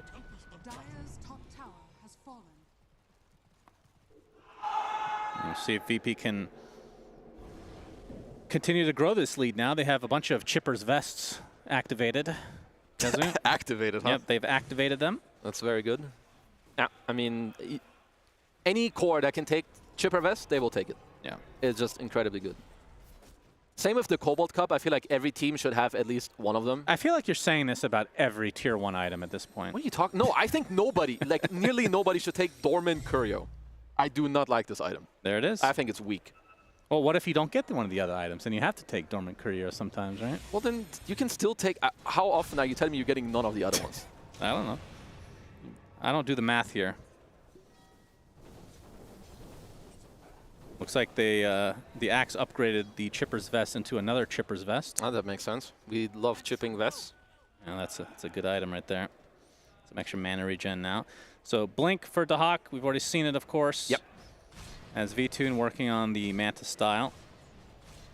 I mean, makes sense. He should be on for like a slightly better timing, I would say. I mean, at least this is a combo I can respect. You know, the Dormant Courier with the Tumbler's Toy? You can bouncy bounce even more. It's good stuff. Wait, the bounce is farther with the Curio? Yeah, that's what it does. Whenever you decide to take a different neutral item, you make it better. Whatever effect it does, you make it better. I guess I just didn't realize Tumbler's Toy does literally nothing else other than that one thing now because they separated the stats. Very cool. Yeah, you forgot that one thing Tumbler's Toy does. Very cool. Well, kind of.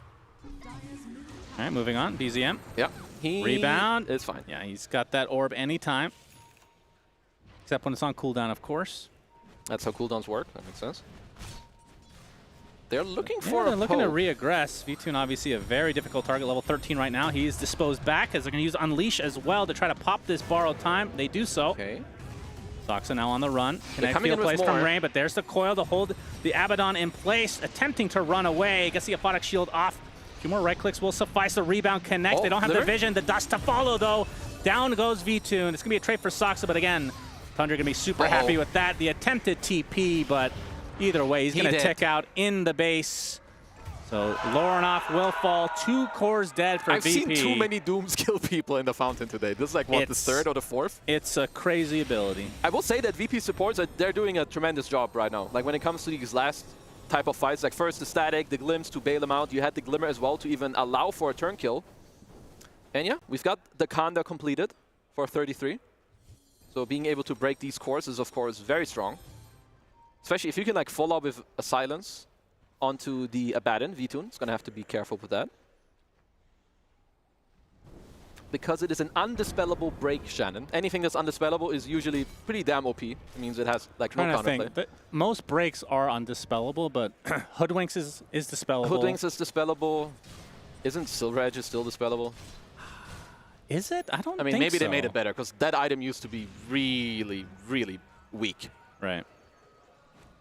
Yeah, I don't know. I mean, to be fair, if you invest like 6k gold in an item, it better do its job. Yeah, it shouldn't be getting owned by like every other item. Like 4 staff, sure. But just like 1 Lotus or Abba shielding yourself, that shouldn't cut it. And I believe the break also works against Chipper's Vest. Really important to note here is Chrysalis and company in the shadow of the smoke. V-Tune gonna get initiated on a tanky target as we've seen. Okay, that is a surprise. Oh, he just visibly said, oh.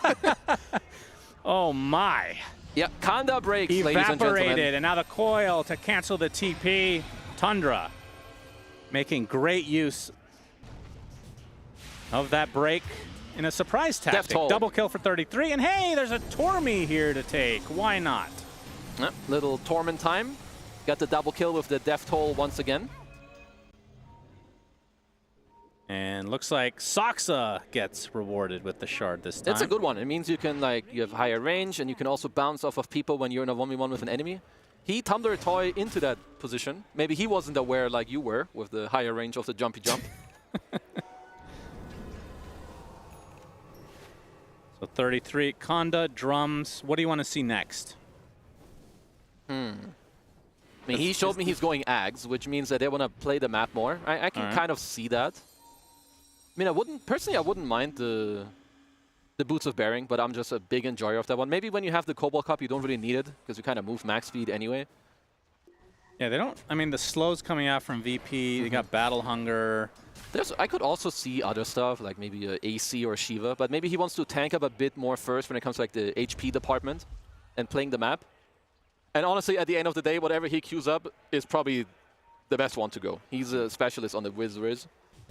Oh, got the call. 33 would be a great target. Static Storm placed.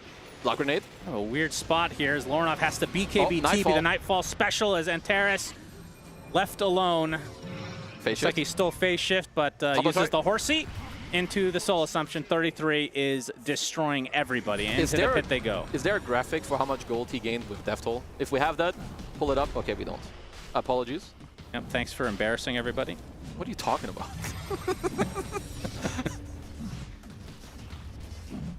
Yeah, there it is. We could do the math. Yeah. But then again, he got some with early kills and later, and, you know, it's a lot of gold. BZM, you got to be careful, young man. It's Chrysalis not wanting to tank. I assume BZM takes this. Looks like he'd be running in for it. Indeed. So, man, BZM has looked so good on Tundra.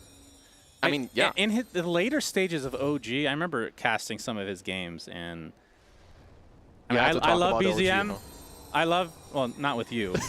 That was an irrelevant team. But regardless, Kazu, he just looked completely checked out, which is, it feels like it doesn't fit his personality at all, but it feels like sometimes just a different change of scenery. I mean, it different happens. Team, it just, you know, I do think it also goes to show like how much it matters how you feel in a team and like how, you know, like how the vibes are you motivated, and like it's not only about how you press the buttons, but like is your head in the game, and yeah, because it is true. I think some people they do check out. Stuff like this does happen. Because yeah, on this team, he looks phenomenal. I think it's similar with other players like Crystallis. I think in the past he's been hated on a lot, as is even a static storm used just to get that chop for Dahak. I think it makes sense. Lornoff up, broken up, but the glimpse does come out. He's going to get stunned only once here by the familiar. So he's going to build into the Maelstrom. I kind of like that from him. Just give yourself like some more scale, also the AoE damage later around. Whiteman also, he's kind of gearing up for a later game. You know, it's kind of good itemization from supports as well. Like early on, you get like, you tank up a bit, you get a Pavis, Solar Crest, you help your team. And now he's kind of shifting into the Dragonlance, into the Pike.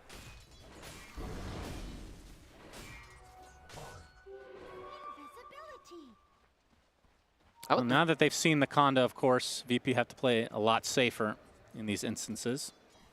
Yeah, it also means that Vitun has to be ready to press his R button if he's not silenced, because last time around he didn't. Yeah, but even against the DK, just getting rid of that armor. Yeah, and the chipper vest, of course. Yeah, of course. He still has that? Someone does. I just saw it.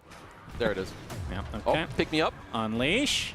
That is a lot of damage. He actually pops the BKB and dies immediately after.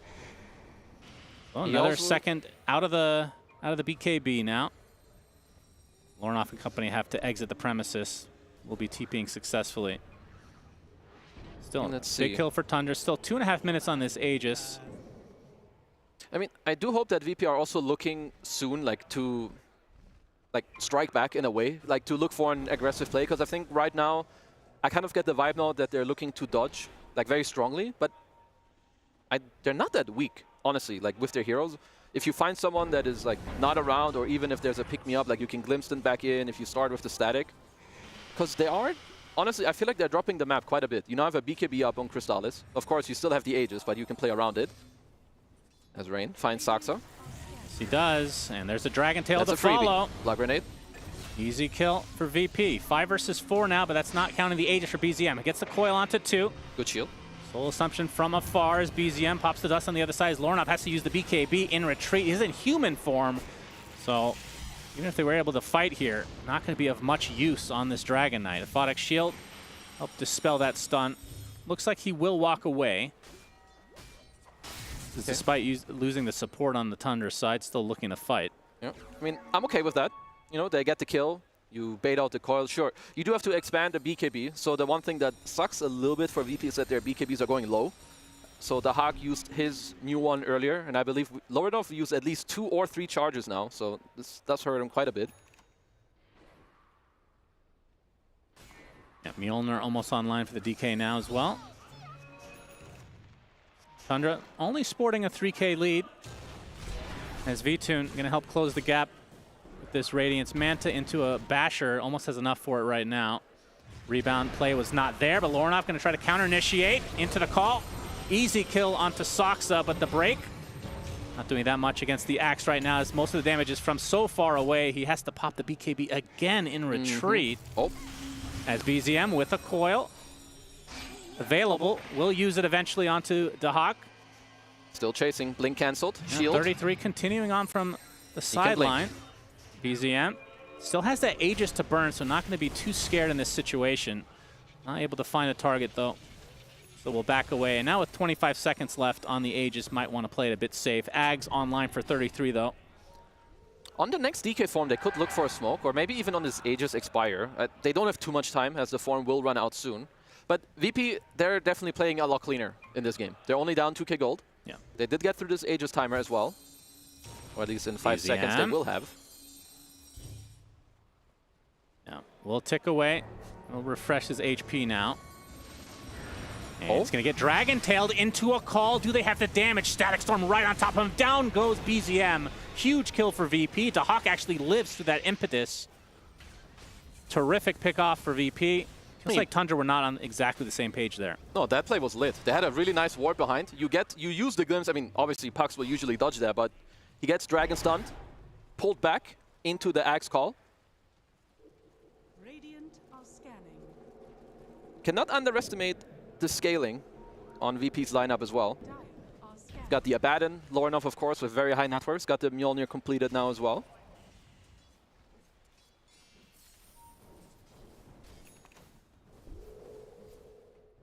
You have to see the Ags for the Visage right now. I assume after this he goes something like AC. Yeah, like some sort of. I would like more auras, especially at this point. Like you've got both the Abaddon and DK like scaling more into physical damage, so you should be looking at some auras. Unless you have Crystallis who wants to buy it on Doom. But I feel BZM like, is going to die again. Gets the phase shift off. They didn't have a second stun to layer there. We'll be going to the south as some TPs attempting to help him out. Not really needed though. Oh boy, glimpse onto Crystallis. He's out of there. BZM going to use the coil though. 33 will be in the vicinity as well. So they get the support kill. They are missing Crystallis, though, as he tries to make his way back over to Hawk with the initiation They on the found one, but they BZM found the again. Dragon Tail onto BZM. Getting Bash. lifted in the air. It gets the phase shift off in time. Can he blink away to safety? Yes, at least for now. As Whitemon's likely going to be chopped first, getting healed up to a high degree, but the DK Stolen is Doom. doomed. Looks like he's going to fall first. The Doom is applied to second target now, thanks to the steal from Antares. Donkey dunk. Crystallis gets dunked by Dahak. Runs away in the midst of that BKB. BZM basically started this fight with little HP. Lost 3 members for Tundra, and he can't do too much now. I mean, BZM nearly died. Like, there was a bash last second that nearly got him down. But good fight for a VP.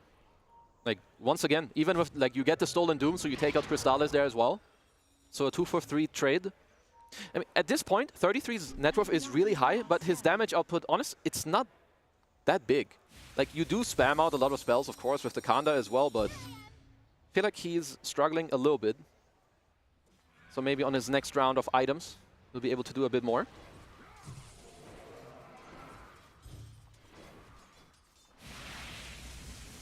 We'll see if VP can, once this next Roche, do you feel like they have to contest? They should contest. Like, the game's so even, you're barely down when it comes to gold. And you will still have Stolen Doom. Yeah, that's true. As the Roche respawn, of course, will be 3 max. Are you able to read the clock? What do you mean? The Roche in the rush respawn? bin? Yeah, it's really difficult. Well, this is like really close. What is this, like 30 seconds? That looks like a minute to me. There we go. See? Apparently I can't read. Good to know. I mean, one day they'll add that back into the game, the actual timer. Oh, the actual timer? Yeah, it's 2 minutes, 40 seconds. And Crystallis gets rewarded for a shard here. Is that the Scorched Earth healing, I assume? It is indeed. Not the best. It's kind of, It's okay. Yeah. If there's like a lot of random stuff in the game, it feels good. Who else could they have gotten it on? Who's missing a shard right now? Probably, no, Puck has his Ench. Yeah, you would have preferred Sproinky for sure. Yeah. Especially with the items that Whitemon already has. I mean, I will say both teams have supports that really love enjoying going into the late game, like in terms of scaling. Disruptor Axe, you've got Rubik, Ench as well when it comes to like late game scaling, as 33 wants to go for a nullifier, so he just wants to make sure to cut through like some, I guess for now it's mainly the Glimmer Cape. Because there's no got Crimson. faked out there. Abba Shield, Glimmer Capes. They are tanky. Tanky VP. Have the shield rune. Illusion is about to pop in the pit. Wouldn't say they have the fastest Roche capabilities. They don't. You also don't really want to like pop a DK form to kill it, because then if Tundra start delaying you, it's a really easy fight for them.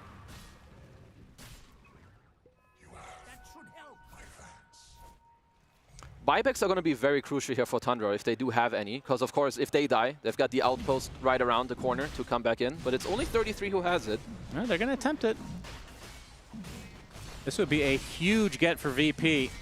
Illusions, though, being sent out by Crystallis and company. 33. The Soul Shops is there. They're going to use the Doom right on top of one as Roach belches right in their face. The Doom was applied to the Abbey, so he's eventually going to tick out as well. They lose Soxa, but he's gone. Crystallis is dead. That's a huge kill. Lauren pops the BKB. By a little bit of pressure. Here's getting bashed, but will TP out the Nightfall special. He's really practiced that one in the private lobbies. So after losing the Abbey, Tundra, though, still looking to fight.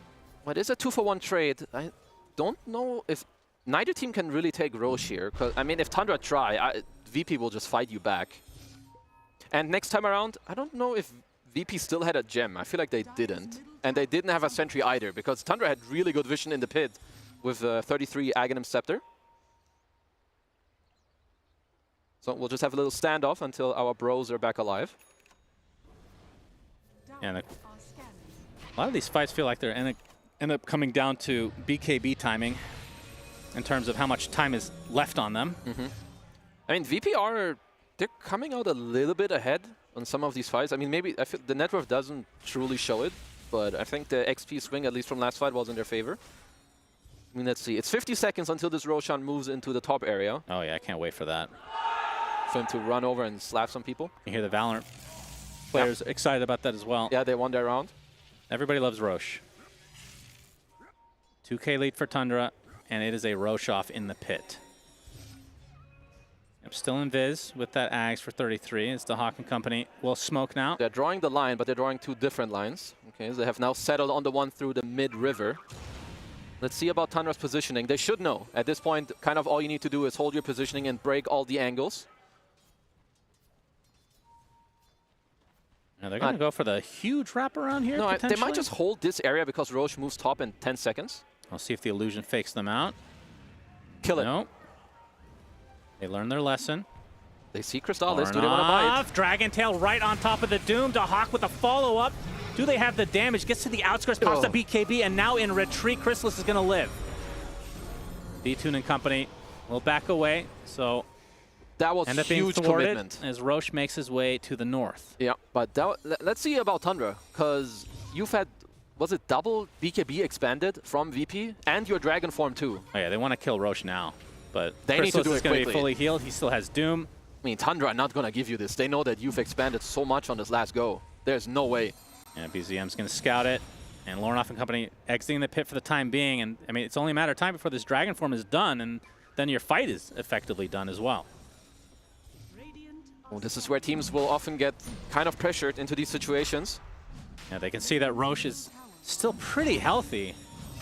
As Lornoff gets stunned to start things out. Pop Mjolnir on himself. Already at half HP. Pops the BKB as Roche, like you said, belching into the air. Meanwhile, the Hawk onto the high ground, trying to disrupt a bit. But he's going to get taken out by the impetus and just all the other spam that Tundra have to work with. That's 70 seconds of no axe. Now Tundra, they can play this safe if they want and just secure Roche for themselves. Yep. I mean, Tundra, they played that pretty well. Like, when you play against a lineup that relies on BKBs, which, I mean, if you play DK and Axe, you do rely on them. So any long and dragged out fight from Tundra, it will always benefit them. VP rely on, like, this nice initiation, kill a guy with Dragon Tail stun, and get him killed. But, of course, they failed that in the previous fight. Tundra were ready to take the fight, and Roche is theirs. With that, a 5K lead now. Interesting that Crystallis takes the Aegis here. I guess now that BZM, I believe he finished up the Lincoln Sphere in the last fight, so he can't really die. I mean, he needs to have a lot of stuff go wrong. He either needs his Lincoln's broke into a DK stun or to get Axe called, which honestly... BZM has a little bit of GPK in him, if you know what I mean. I actually don't know what you mean. He's got you think so? Well, in the past, yeah, not recently. That's the thing. But you know, these players, so he's leveled they up. get very cocky with this second life available. But without, or with the extra protection, but he doesn't I should say, have of the the Lincoln. second life I'm saying with the available, so extra he's fine. protection of the Lincolns, which is why he gave up the Aegis. It was his idea. Yep. I mean, to be fair, at this point, I would say they're starting to need Crystallis to like dish out the longer fight damage when it comes to right clicks. So just putting him in the front, and he's tanky. He's got the, he's got Gale Guard. He's closing in on Ashivas. I kind of like it. And it means they just can't burst him, so he'll always get that Doom off. Yep. Yeah, it's interesting. I mean, of course, it means that if you're VP, you're gonna try to focus BZM like that much harder in one of the next fights. But it also means that you have to like commit an axe call, and if you blink in with your BKB and that call fails, your fight kind of ends on the spot. The brawny Outworld staff, Shannon, thoughts? Really powerful. Yeah. This was a neutral that I thought was going to be considered garbage. Every pro player took it for the first 2 weeks. So effectively making me think that I'm an idiot, which, you know, could still be the case. It's fair. But now less people are taking it. I would say it's very situational. There was a period where it was quite, I mean, when something new comes out, of course you want to try it, but you need to be able to dodge like something in specific to kind of make it good. So what is it here? Oh, you have to hold that thought. The Hawk with the initiation on a Crystallis. Not a whole lot of damage follow-up, though. Pipe already activated for VP. Yeah. And this tower, orb is stolen for Antares. They're going for a wrap. I do kind of like this, but looks like 33 has something to say about this one. Yes, he does. They're going to scout out Lornoff, but the Dragon Tail comes first into the call. Nice but a nice save. rebound from Soxa, saving Visage. They go for the dunk, but he's going to get healed now. That is truly unfortunate for VP. I thought they had that. Triple coil to come. That is a lot of damage now, a lot of lockdown. 2 dead already for VP. Make it 3 as Tundra, man, Soxa saving the day. And now they can just go absolutely crazy on these buildings. I mean, that's a nice try, and against some other teams it might work, but, you know, 33, he breaks the smoke, allows everyone to get in position. You have more time to react. Soxa with the pick-me-up, bails out 33. And in that moment, the fight's over. Yeah.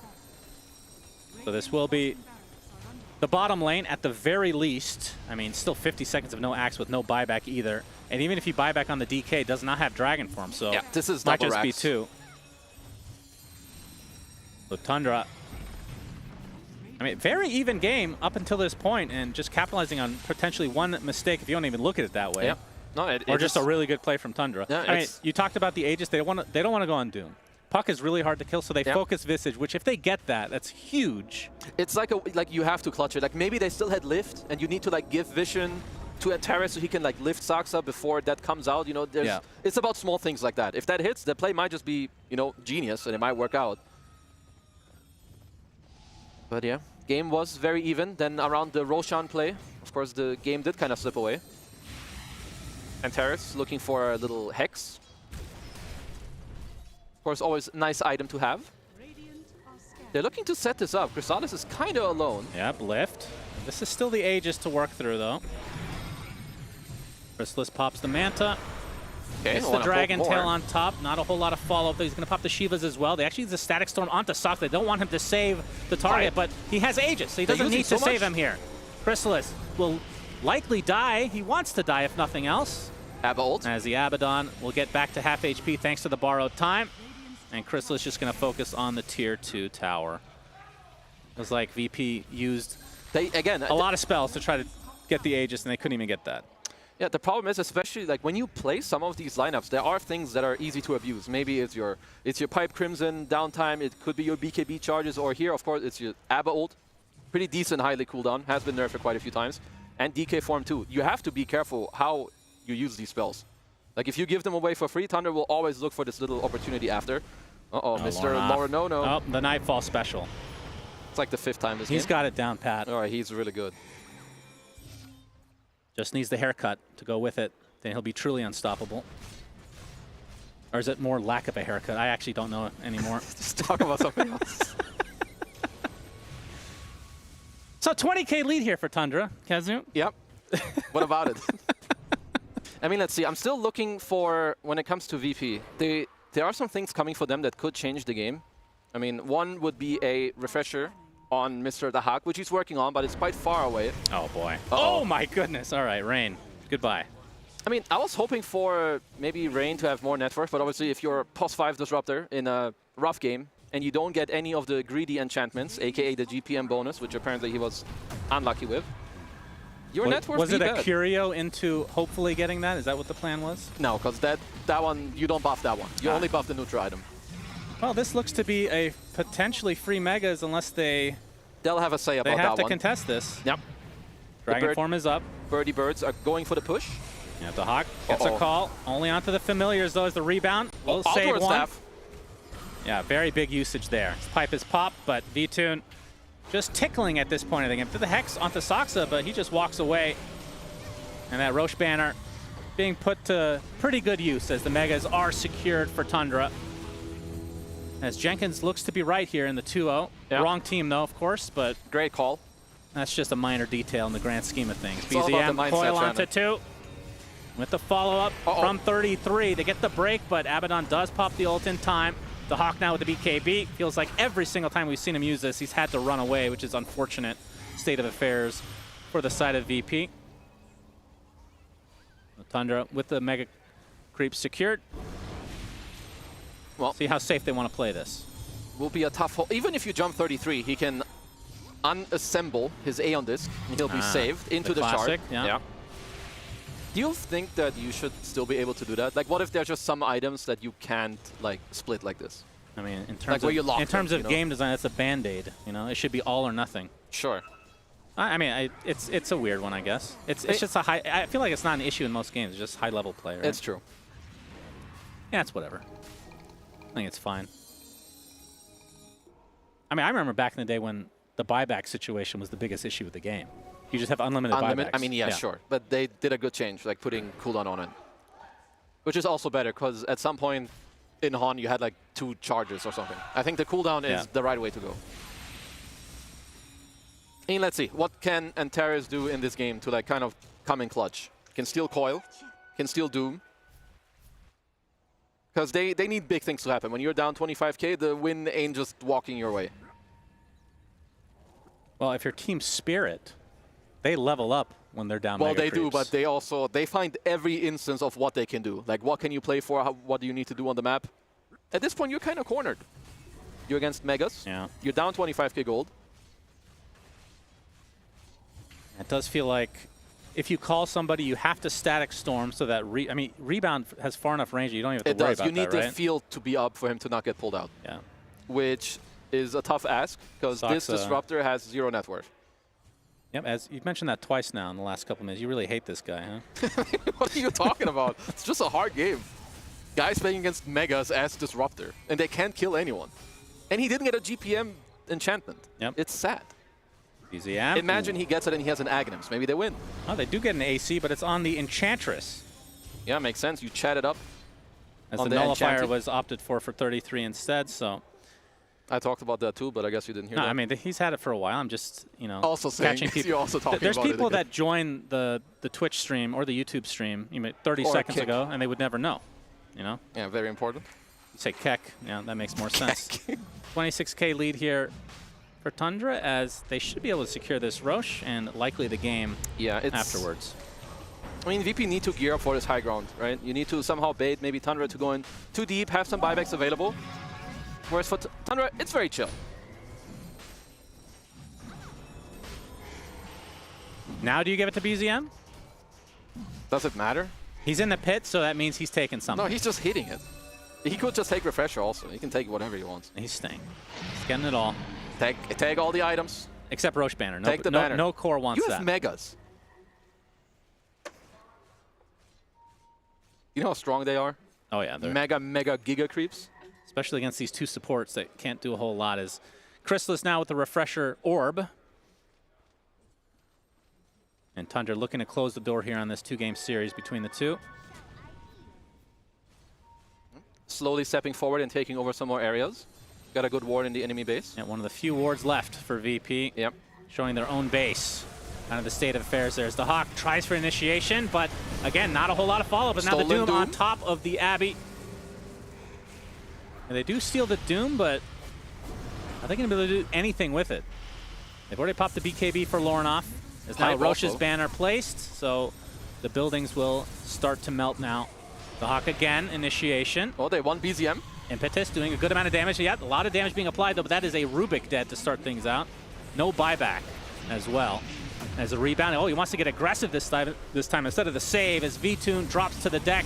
90 seconds, does have buyback, but Soxer and company looking to finish this, and they will do so in 2-0 fashion.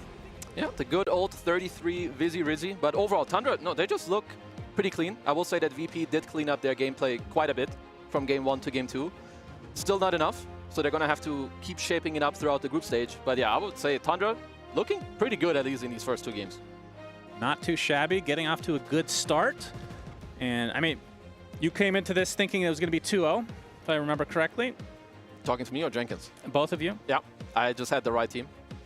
You picked the correct team? I mean, yeah, Tundra, obviously they are the favorites. So for VP, it's more about you want to try to see if your strategies are good. How do you fare up against them? In all seriousness, coming into this tournament, where did you place VP?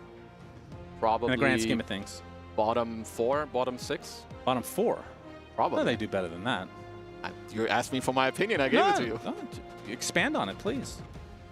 I think other teams are probably on the average better, but I think it's also, to be fair, rankings like that don't matter that much. It's about how you come in, how do you adapt from those games, what can you take forward. And I will say, looking at game 1 to game 2, it didn't look that bad. Yeah, 33 shielding from the light that you can see underneath the table. Just can't handle it. Great story. Good fill. I mean, could use some sunglasses or a hat next time, but using the desk this time around. I mean, he's a true veteran, so knows how to shield himself from all these situations. From light situations, yeah. No, I mean, for me, it's more about what Tundra did, in my opinion, in these games. Like, if you're also VP, you should look back into at least some of your picks. I don't think that their drafts are unplayable or anything, but, you know, some of the abated, maybe you want different openers or to take out different heroes that you don't allow Tundra to have. But more importantly, you know, look at the gameplay, try to clean it up, take it forward, and if you're Tundra, you're pretty happy with what's going on. Yeah, BZM and company will be definitely very happy with this 2-0 result. We're seeing them wrap up all their peripherals. Kazu. Great throw. BZM. I mean, I can talk more about the game having trouble if you keeping want. his shirt on right now, but that might be another story. Yeah, that will be for later. VP, though, they're in a hurry to get out of here. They're not going to be too happy with this 0-2 performance. I mean, I feel like game 1 was not remotely close. This one, they did bounce back a bit. I mean, obviously, like, game 2 was a lot better. For me, like, if I had to pinpoint it to, like, more closely, what they should look at is when they get the timings where their heroes get online, like, look at their BKB timings. I think a lot of them kind of fell flat. Like, we had 2 consecutive BKB TP out, I think, by Lorinov. You had also, I believe, the first BKB of the Hawk that didn't really grant them anything. So it's more about just making sure, like, when you hit your timings that no one is, like, griefing each other. Like, you have to play accordingly to it when it comes to the map. You know? You just saw 33 talking to, I believe, the light. manager about the lights. That makes making sense. sure that... I think you got to make sure for tomorrow that that's cleaned up. As, of course, we've got an interview very shortly. Shannon loves the fill. He's asking for them to delay it. No, I don't mind filling. I can talk about 33 all day long. Talk about the light. No, I mean, this is the first time. Okay, well, it looks like we're going to have to end this conference. I had more to say, but looks like Natty needs to take over. I was hoping I could actually just get to talk to you. I wanted to ask, you know, how many lumens the lights were, how bright it all was. I feel like there's way more interesting things to talk about, though, with my 2 lovely panelists, Jenkins and Effie, who very correctly predicted Tundra winning this one 2-0. Yeah, I think the lights in here, Nat, are not bright enough, actually. You want it brighter? Yeah, I think it should be brighter. Yeah? I think we should, because our players in Dota are too good. Okay, it's been quite the competitive year. So you think they can't hinder themselves, so we should Let's give them a disadvantage. Shine the lights in the eyes of the team that has the advantage coming in. Okay. What do you have to add to that one, Effie? Okay, that's a good conversation. Listen, I can do actual analysis. Yes, that is what I was hoping you did. 2 games in a row. That's how many they played. Listen, I'm always excited to see 33 play. I want to see what he's cooking. And I'm just going to be honest. I was a little disappointed in PGL Wallachia. This is one of my favorite guys. I'm an offlaner. I like that he thinks about breaking the game in different ways. And he kind of did it on Visage this game. I thought the Conda was a brilliant purchase. You can Conda break the Axe spins, which is good. You can Conda break the DK. But most importantly, you can Conda break the Abaddon. And then he had 2 silences. If Abba is doomed, and if he is broken, he's dead. Yeah. This is not an item people go for it, ever. It feels like that's the thing that has happened those 2 games that they've played. You know, we pointed it out previously when he played the Axe, the sort of build he went for. Obviously, this time around with the Visage, it was a little bit different. And luckily for us, that is the exact player that Purge is going to get to talk to. Thank you, Nat. Yep, I'm here with 3-3, and I'm here to ask him questions about items, my favorite topic. So, first off, we got the Conda. 2 patches ago, terrible item. I thought it was really bad. What's your thoughts of it now that it's been buffed like twice? Honestly, it's kind of good. It's a bit undiscovered. I think people haven't really figured out when it's good, but it's kind of good. Like the purge that you cannot dispel it now, I think it's very strong. And yeah, it's kind of an awkward item to buy because it's really, really expensive. But yeah, I think it's probably underbought a little bit. And it gives you so much mana regen. I feel like a lot of the times that I want to buy it, I'm like, I already have mana solved, so it feels like I'm just dumping 2,000 gold into nothing. But it worked really good with your Visage build. Yeah, when you buy these items first, like, you know, these big expensive items that build from regen items, it's kind of weird when you buy them later because it's basically 5k and you don't get anything until you finish it. But if you buy it early, you get a lot of value from like the mana regen. So I think, yeah, buying items like Kanda or Refresher like really early sometimes can be better than it seems. It seems a bit weird, but it can be good. Okay, cool. And in your first game you played Axe, you had another interesting item progression. You went the normal Blade Mail first, but then you built a pipe before Blink. And I was curious why you made that decision. You guys won a lot of those team fights, but I feel like it's scary sometimes to play offlaners and say, like, I'm not going to be able to initiate. So how did you make that decision? Yeah, we had a lot of jumps already, and I think our worry was maybe more to make sure we actually win the team fights. We didn't have so much trouble forcing them to happen, but kind of want to make sure we win them. Also a bit of a specific item build, kind of against Abaddon, because it's, you know, they pick it against Axe. They want to be able to, you know, hero doesn't die to Cold Blink, and then, you know, instead of playing into that, you buy Pipe to counter his Radiance. So it's kind of, it's a bit specific to Abaddon, but generally it's just, you know, trying to get the, yeah, if you don't want too many Blink Daggers or too many ways to initiate. That's really cool. Did you learn that just from playing enough games against that matchup? Is this something you've done before, or was it like spur of the moment? Yeah, I've done it a few times. I actually played more Axe games, I think, recently than, you know, in maybe my whole career. But the hero seems kind of fun. And yeah. All right, cool. Well, thank you so much for the interview. I appreciate it. Thank you. Some fantastic information coming out there from 33. So big props to Purge, asking all the right questions. And we got a little bit of insight into that Axe, right? I kind of want to step a little bit back. That game one, he gave us insight into why he went the build he did, because it is very different to what we normally see and what we did see the Hawk build on his Axe when Virtus Pro ended up picking it in game number 2. Yeah, I mean, I think the Hawk went for the right build, going for Blink at this one. But the idea that Abaddon counters you in a way when you go for the Blink build, and so you can like counter him, counter that counter, and also it's a timing. Like by the time you would have Blade Mail plus Blink, Abaddon will have Radiance, and he wants to fight. So with that timing, you'll have a Blade Mail plus Pipe by the time he has Radiance, and Pipe destroys Radiance. Like Pipe buyers are like the counter to Radiance heroes. It makes it so you can't fight on that spike, and I feel like that spike is so important for Abaddon to win games. Every single time we're watching an Abba game, it's like, he's got his Radiance. They're TPing together. They're going to go smoke. They're going to go fight. You just completely avoid that. It seemed like as he was talking, he's like, I've said too much. And he just... That is my favorite thing. You said it. In every 33 interview you ask him, and this man, like, he cannot hold himself back from talking about Dota and all the intricate things. And then he's like, I'm right at the beginning of a tournament, and I shouldn't be saying these things. That was great, though. That's good. On. That's good for all of us Axe players out there. It's like, okay, Pipe against Abaddon. That makes sense.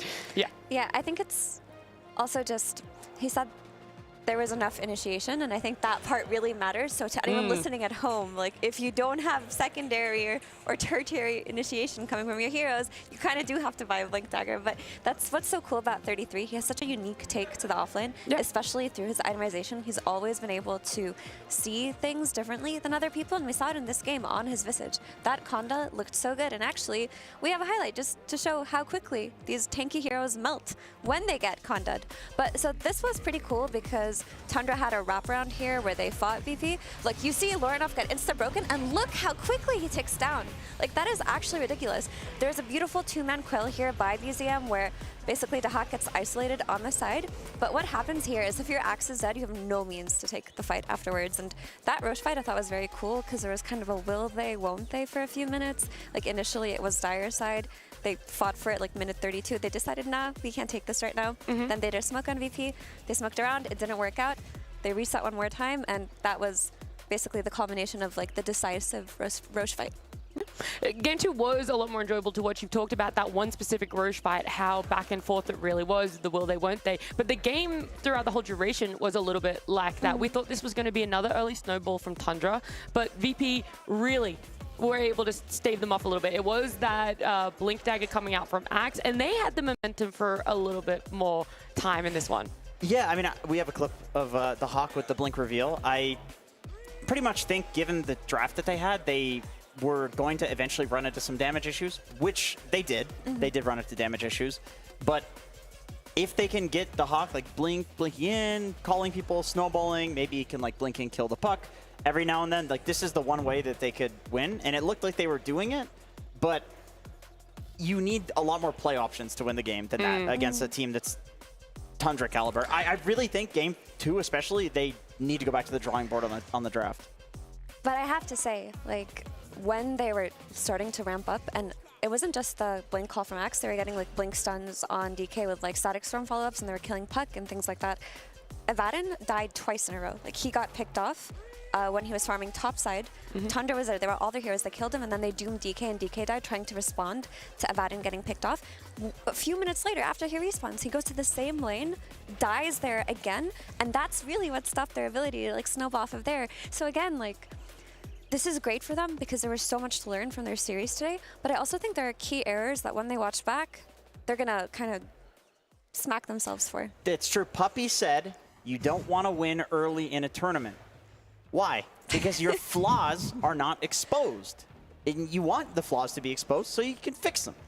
So, and especially against a team like Tundra, you know that they're gonna, if there's a if there's a hole, they're going to expose it. Yeah. Tundra's known for exposing holes. Okay. And I'm sure you'd want it to happen in a non-elimination phase as well. You're like, okay, no one goes home at the end of this phase. Obviously, it depends on the position that you go into when you have that second phase of the group stage as well. But either way, Tundra off to a very good start for themselves, a 2-0. I'm sure they're very pleased with it. But we have a whole nother series to come our way. That's right. The day is not over by any means. Make sure you guys stick around when we come back to brand new teams that we have not yet seen play at Esports World Cup.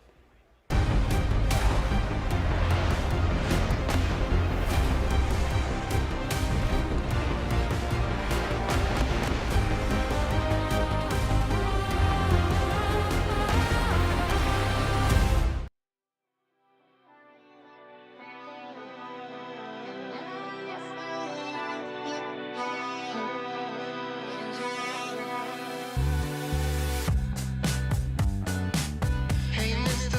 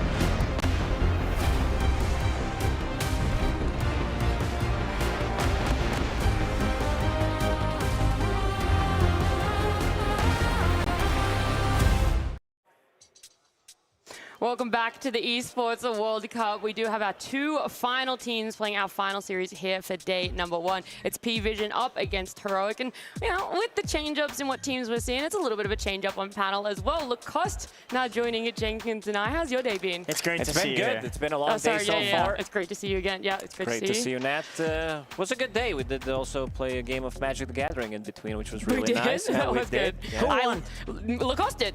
He's good. He's good. I'm not. He's really good. He's like, I'm new. He's a Dota player that's tryharding. No. We did not. You did well. You spent your day well. And hopefully you spent your day also doing a little bit of preparation for this series. P-Vision is our first team that we're going to talk about. No drastic changes to this roster like we've seen other teams do, but they did have a slight break for themselves before coming into this tournament here. They did. They were not a part of PGL Wallachia, so they were kind of, you know, kind of hard to tell how strong they were, but they also showed the strength at the online tournament that they did play in. They also showed a couple of memes as well that are going to become a big meme as well, because, you know, we have two of these teams playing not today, but I kind of feel that they will definitely meet. But overall, a very, very good team. Like, I think a lot of the teams would also put them top one, like contender. Yeah. Is that what you would put them? They're the Yeah, best. I think I did. I think this is the team that kind of checks all the boxes. I don't see any flaws. Like, sometimes you just lose because maybe you're having a bad day, whatever. But overall, this is the team that is probably the scariest team that there is at the tournament. How many boxes are there? There's like, I don't know, 8 boxes, but they check 15. This team is just way too good at what they do. 2-to-1 box rate to check ratio. That's pretty good. Fantastic. That's a lot of checks. Yeah. No, I agree. I think they're also one of the most innovative teams at this tournament, if not the most innovative team. ESTV, known for being an absolutely insane man. The only coach in the world that the players have to tell him no. Usually it's the coach's job to be like, let's relax, guys. ESTV's got some crazy ideas. We have to mention 9 Class. Oh, we do. We have to mention 9 Class. He's got the Jungle Veno, which has kind of died off because of him. And lately, he's been rocking our favorite hero, Lacoste. That is right. That is position 4 slug. Just kidding. That is Pudge. This guy is, like, he showed it during the couple of tournaments and during Dream League as well. He is just way too good at the hero. Like, he has, like, when we talk about P-Vision, it's always about him. I think a lot of people will focus on him because they play kind of a dishonest Dota, what others are calling it, because he buys so much time with the heroes that he does play. They're always going to find a way, whether from the offlane, how to play certain matchups that are kind of unplayable for them, where we're talking about this position 4 Slark that he's playing, Nyx Assassin as well, that they try to use in that online tournament when they were playing against Liquid as well. Wasn't very successful, but he has a couple of these niche heroes that he also loves to play. Yeah, the previous tournament, that online one, that's kind of the only recent data we have. But we've had a whole year of this roster. We've had a whole year to be able to see what they have been able to do. And so let's take a bit of a reflection and see how they ended up here at Esports World Cup. Last year, P-Vision came out of nowhere and rapidly became one of the strongest teams in the world. With their unpredictable playstyle and innovative drafts, they turned heads across events in the past year.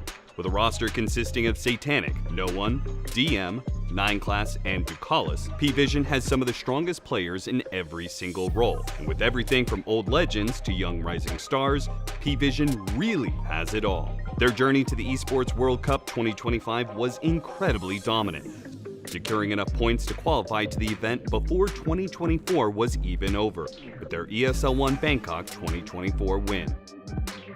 What followed was even more domination for P-Vision, including winning ESL1 Raleigh for back-to-back ESL1 wins, 3rd place at Dream League Season 25, and 1st place at Dream League Season 26. P-Vision isn't just playing for victory, they're setting trends. As they head into the Esports World Cup as one of the clear favorites, they're determined to showcase even more groundbreaking drafts and maintain their status as the strongest team in the world. The #1 team on the EPT leaderboard, that's what they come into the Esports World Cup as. So even though we talk about how it's our potential favorite for the tournament, maybe even the #1 team, other teams are looking towards. There is no denying the fact that they are coming in as 1st place on that leaderboard. And this roster has been able to prove themselves time and time again. Yeah, this is, you could write an essay about pretty much every player on the team. I guess just to go through a couple of them, we listened Cap talk about, No One. He's had this huge dominance when he was on VP back in the day, and then he's one of the few players that was able to come back and be the strongest mid in the world. Like, legitimately, you ask any mid laner, like top 3 mids, they're always going to name No One right now. People question P-Vision when they replaced Chrysalis with Satanic, but Satanic was this, like, they're calling him the Donk of Dota. It's like our youngest, strongest player, up-and-comer, and they sniped them. They took him, and people questioned it at first because they didn't have the results. It was also straight off the back of a win. I think that was the biggest question. That's why people questioned it. They just won it with a different roster, and you're immediately going to make a change. That's happened in the history of Dota before for other rosters. You win a big event, and it's like you make a roster shuffle. Is that really the right move? Before, it's never turned out that way. For these guys, it has. It definitely has. It definitely did. This is the team that, I mean, if we like try to dissect the roles, because this is a team game after all, but you also have pretty much every single player being on top of their game right now, and it makes it insanely difficult for anyone to draft. You did mention their coach Estini as well, but Heroic as well on the other side. This is the team that unfortunately didn't find too much success in 2025. They managed to breach top 8 just now, playing in that Fissure Online tournament, but there was not that much competition, I would say, not too many teams. Other than that, in other tournaments they participated in, they did not manage to get into top 6.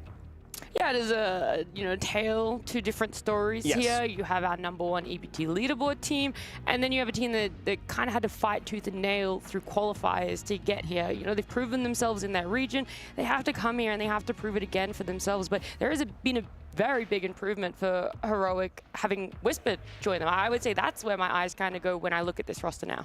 I agree, and I feel like to give them credit, like he is finally fitting in. In Wallachia, they looked rough in a couple of games, but then they brought it back, and like a lot of their series were 2-1 and the games were close. And you mentioned Whisper. I remember there was a period of Dota where if you asked the players who the top offlaners in the world were. I'm gonna finish your sentence. Whisper was one of the best. He was like considered to be one of the best, if not like the best offlaner, even considered in terms of the raw skill as well. And a lot of people still think that. Yeah. Like, no matter what team he's on, it's like everyone else will always get the blame. So you take Heroic, you take a team that already had a lot of success. For Heroic? Yep. Parker. Okay. It's Parker's fault. No, I think they're an underrated team. They've tried to pick Yuma, Meepo. It hasn't exactly worked out. I feel like on a patch where Meepo is better, this team is better. This team is better because that is such a strong, like, cheese pick, like wild card to pull out.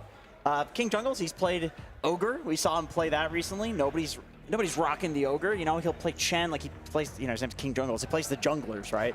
So he tries to make things work. I like that these guys are willing to experiment. I mean, Whisper's on his Grandmaster tier heroes, as usual. Like, there's nothing really new for him. He's just doing Whisper things. We saw in Wallachia, there was a clip where he was literally 1v5 smoked on his Darkseer, and he got a kill. 1 versus 5. Like, that's the skill level of Whisper when he's, like, playing at his peak. Yeah, he's also like very creative when it comes down to itemization. You were talking about that Darkseer game where he goes for the Helm of the Dominator / Overlord, picks up a Blink Dagger, Shard, gets Orchid if necessary, gets Refresher as well. So I think he's one of the few players who are like willing to risk and try out new things. He definitely tested it out, in demo modes, in some pubs, in some scrims, but definitely bringing new stuff to the table, and that's what I want to see as well. Because offlane right now, it is one of the roles that I think a lot of people want to play, because it does seem like a very strong role and very farm-oriented role, and he's really fitting in. Like, a lot of the times you will see Whisper on top of the network for like 15, 20 minutes, sometimes even throughout the whole game. Yeah, I agree. I think the real issue for Heroic sometimes is like the dichotomy between Analog and Yuma, where I question, like, when do you want to put Alina mid and, Analog is carrying the game? When do you want to have Analog playing something like a Monkey King, which he looks really good on, and he's playmaking, and Yuma is more of like the traditional hard carry? I feel like that's the style that they look the best on, and then Whisper's just doing his thing like off on an island. But it really depends on the game which Heroic you get. But I think that Heroic has a lot higher of a ceiling than people give them credit for, especially in a matchup like this where they are clearly supposed to be the underdogs. So it's a 2-0 for Heroic, right? That's what you're going to predict. That's right. It's a 3-0 for Heroic Lacoste. Predictions are very important. People love them. Yeah, absolutely, and it might come like in that game. Just kidding. Nah, we're not going to go to that meme yet. We're going to be waiting for 3-game series. We're going to be waiting for those best of 3s, maybe even best of 5. So we're going to see what's going to happen. But yeah, Heroic as a team, like, they can be really hit or miss. Like, I think this is the team that can crumble in like 20 minutes, but this is also a team that can play very, very good if they're off to a good start. I think we also need to talk about Schofield, because this guy is also insanely skilled. He is going to be pulling off some really nice moves on the map. He's going to be kind of playing his own game. He's going to be also maybe overextending a little bit. A little bit. You're being nice. It's Schofield, brother. Schofield during Wallachia, Shadow Shaman, they're about to close out the game. He has Refresher. He sells his items so he can have Refresher. Blinks in, and just dies. Like he uses one word, uses a refresher, and just dies immediately. It happens though. And It happens. they lose though. the game. He's representing all of us out there in the pro scene, okay? But every tournament I have to mention it. In US East, we always had this rule, the Schofield rule. Do not chase Schofield because he will always make space. He will die 1 in 17. But I thought you meant for his teammates. Like his teammates shouldn't follow up, you know, because he's just gonna kind of blink. That's also true. Like the good teams that play around Schofield understand that he's going to do shenanigans, and they let him do it, and they take space. Which is probably why you see Yuma and Analog like both playing carry-style heroes. Is when you have Schofield on your team, like you will have space. It's just that that's not a hugely popular like strat in the meta right now. No. Usually you just have one like super carry. Yeah, and we aren't seeing games go that length anymore. Obviously, we are still seeing games go over 60 minutes, but it's like one fight that kind of brings it that way. And it's semi-carries as well. Yes. It's like Abaddon carry. Exactly. Ember mid. You're not seeing both teams just willing to sit there and farm AFK. That's just not really what happens as much these days. And so, yeah, whilst we like to maybe go for that greedier draft that has been success for Heroic, are they going to be able to find that space for themselves when you're up against a team like P-Vision, a team that has been very, very aggressive and likes to have those cheese picks? I'm going to throw it out there. P-Vision, they do make one mistake, like between 15 and 25 minutes. Said they checked all the boxes. They do, but they have one flaw. Well, 15 boxes. There's like 16 potential boxes. There is one flaw. This is something that Ostini also talked about, is that they sometimes do make a mistake, and definitely notice that when you watch them play. Oh, yeah? They're going to be like 10K ahead. They're going to lose one fight. Suddenly, it's a 6K gold lead, and they lose another fight, or they lose Roche because of that. Suddenly, the game lasts for another good like 20, 25 minutes, which could have been maybe a 25-minute game. But yeah, Heroic might try to exploit that. Yeah, I think it is. If it's as obvious as you're saying it is, that is something that they're going to have to look towards. And two big things that are going to help them hit those timings are what heroes do they draft themselves. We don't have the draft on our screens just yet, but two people that I'm sure are fighting it out for a little bit of pride here is both the coaches. We've got Cafs up against Astini. I know both of them very friendly with each other. They like to have a bit of a banter of who's the better coach coming out of South America. Yeah, you know, it's always a like this is a rough matchup for Heroic to have first because they're playing as a primarily Brazilian team against like the one of the coaches that knows Brazil the best. Yeah. Like these guys like grew up in Brazilian Dota together, so forged in the fire of SA Dota. Absolutely. Well, let's just say it as it is. Forged in the fire of NA/SA Dota. It was the same region back then. Now it's just SA Dota, so that's all there is. So then how do you think the inner workings are going to go for this one, with Astini Caps being very familiar with each other and obviously their teammates too? Astini knows that Analog just likes to win mid. He will. There was a patch where he would pick Zeus every single game just because it didn't lose mid. He really values dominating the lane. Like, I know this, having played pubs with Analog for 10 years, right? Astini knows this. Old. I said you're old. Yeah, that's absolutely. I think we all are. We are getting old. It's getting up there. It's getting up there. Anyway, not Satanic though. No, he's our. Thank goodness for Satanic and the boys on Navi, Nati. They're young up and comers. What's the? I'm not picking up what you're putting down. What's confusing about that? A lot of things. They're a young team. Okay. We're not all old and decrepit in Dota. No, that's right. There is a lot of young blood coming through. But you were saying the 10 years experience that you had with Analog input your pubs? Yeah, you know these things. Like, Yuma Meepo is not going to confuse or surprise anyone. Sure. Like, he will know that Yuma likes to pick it against Storm Spirit, for example. He thinks it's a really good Storm Spirit answer. These are ideas that circulate. You know, he doesn't need to watch the Yuma interviews to know that. He can just... He knows the guy, you know, so that definitely helps. So it's going to be very hard for either team to surprise the other unless they pull out something like crazy cheesy. I'm not sure if they can do that. Maybe game one, but Paravision is a team. Like, if you look at, like, Astini shared some of his notes, the way he drafts, the way his, like, draft screen does look. So you have, you know, picks that are imba.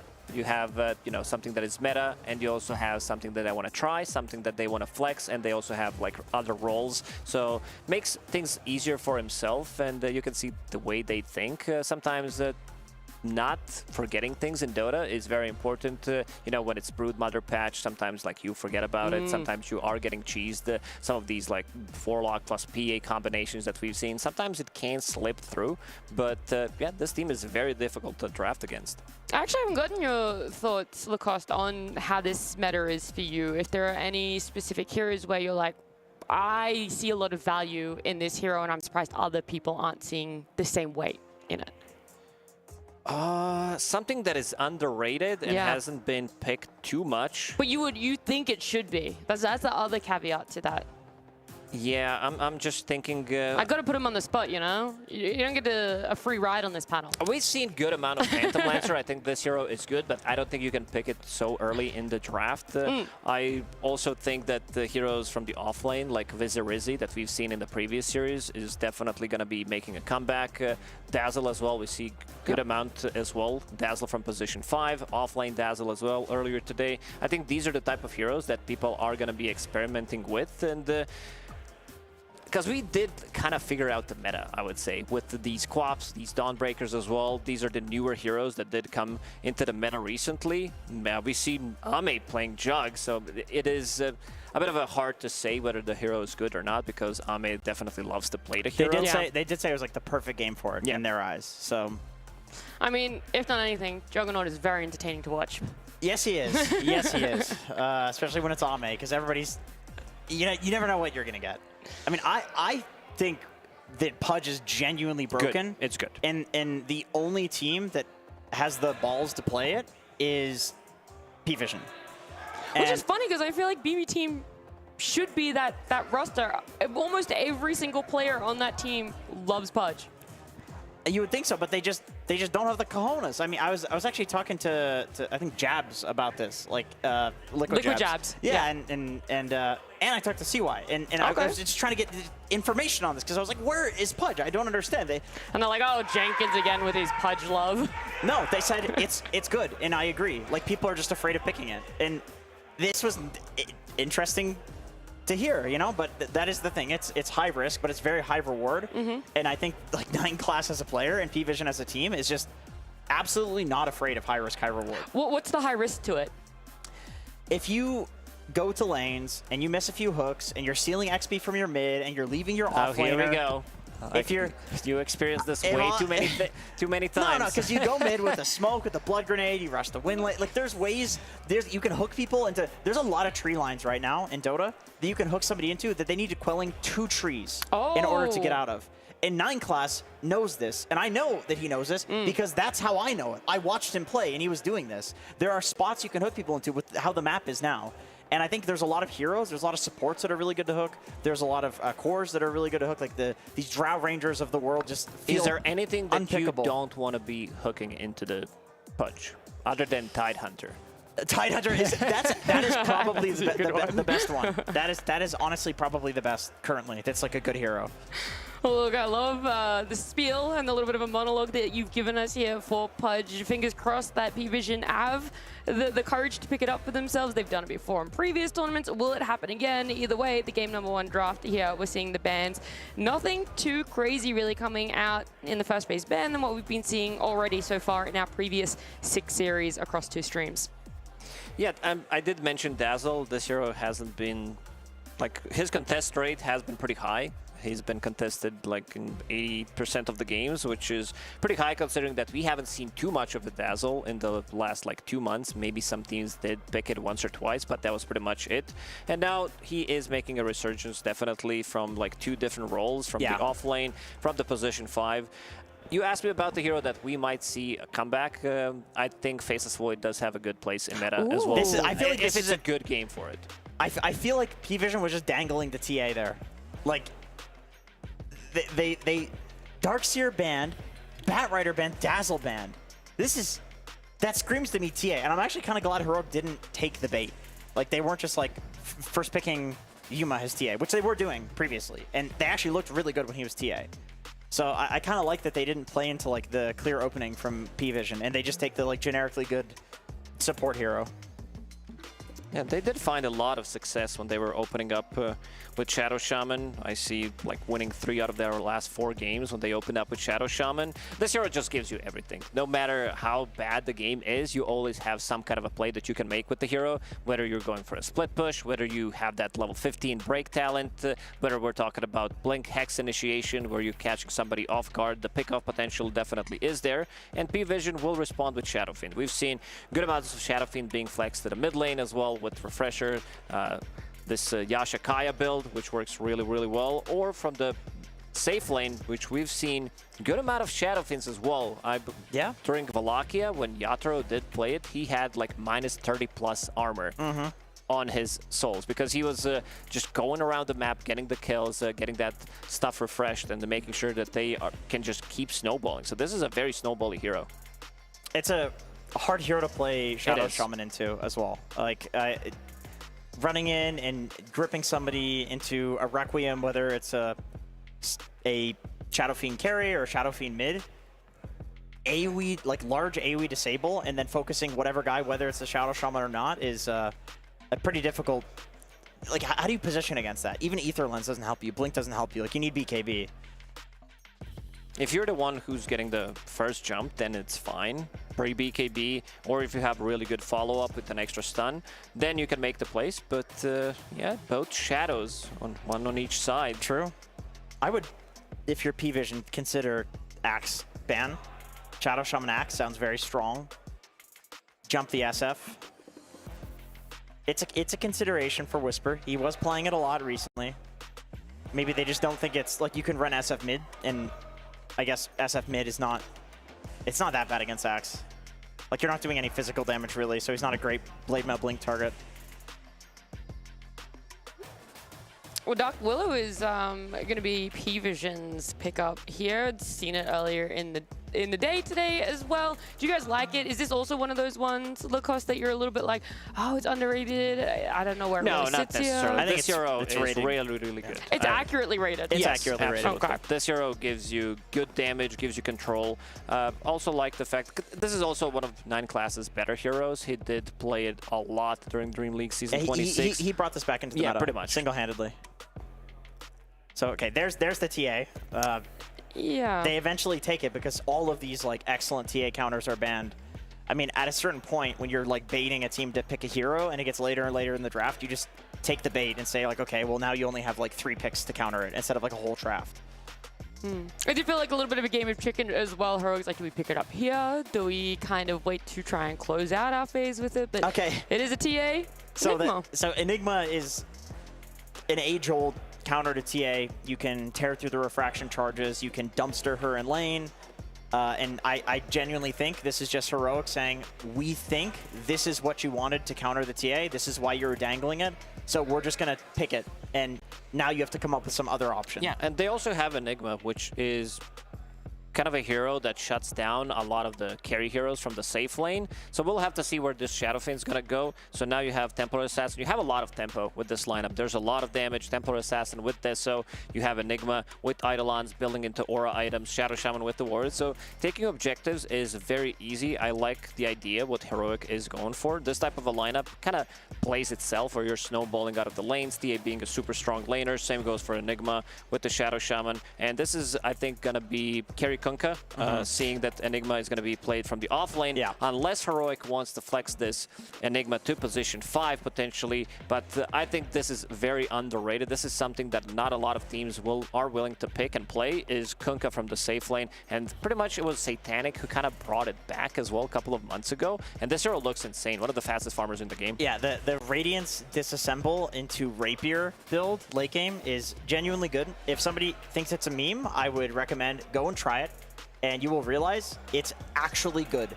You, at the timing, so you have this Radiance, early game, your Blade Mail Radiance running around farming, being active, and then late game, you have a BKB, you can disassemble the Radiance and buy a Rapier at any point, so you get to decide when it's a good Rapier timing, and then the enemy team has to be constantly worried about being one-shot.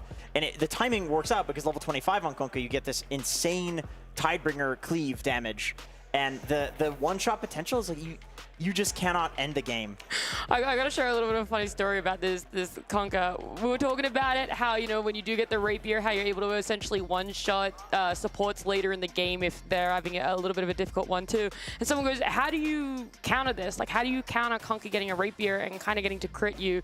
And I go, just don't let him buy rapier. Like, that is the only way you can counter that. It's just don't let him get to the point where he picks up a rapier. That is the only way you can legit counter it. have Divine Rapier 15 minutes into the game. You need to. You just can't let him get to that, Evan. That is the only way you counter it. You like Hex and then Yules him, but it's really hard playing into the X marks and the BKB. And yeah, Axe is. I was expecting the Axe when SF and Willow came out because you can take Willow out of her W. It's one of the most annoying counters in the game. You just instantly come out of it, and that's what makes Willow tanky. And that facet that heals you, or the NA, whichever it is, honestly, it's a load of BS. Like, it's so strong. It is good. She sells 150 in the laning stage, and she's full HP. So it's really annoying. So being able to take her out of that is very important. Clearly, they still value it into an SF mid, probably. I don't think it's good against Kunkka or Ogre, though. I don't think Axe wants to call either of these heroes. Maybe it's a 5X.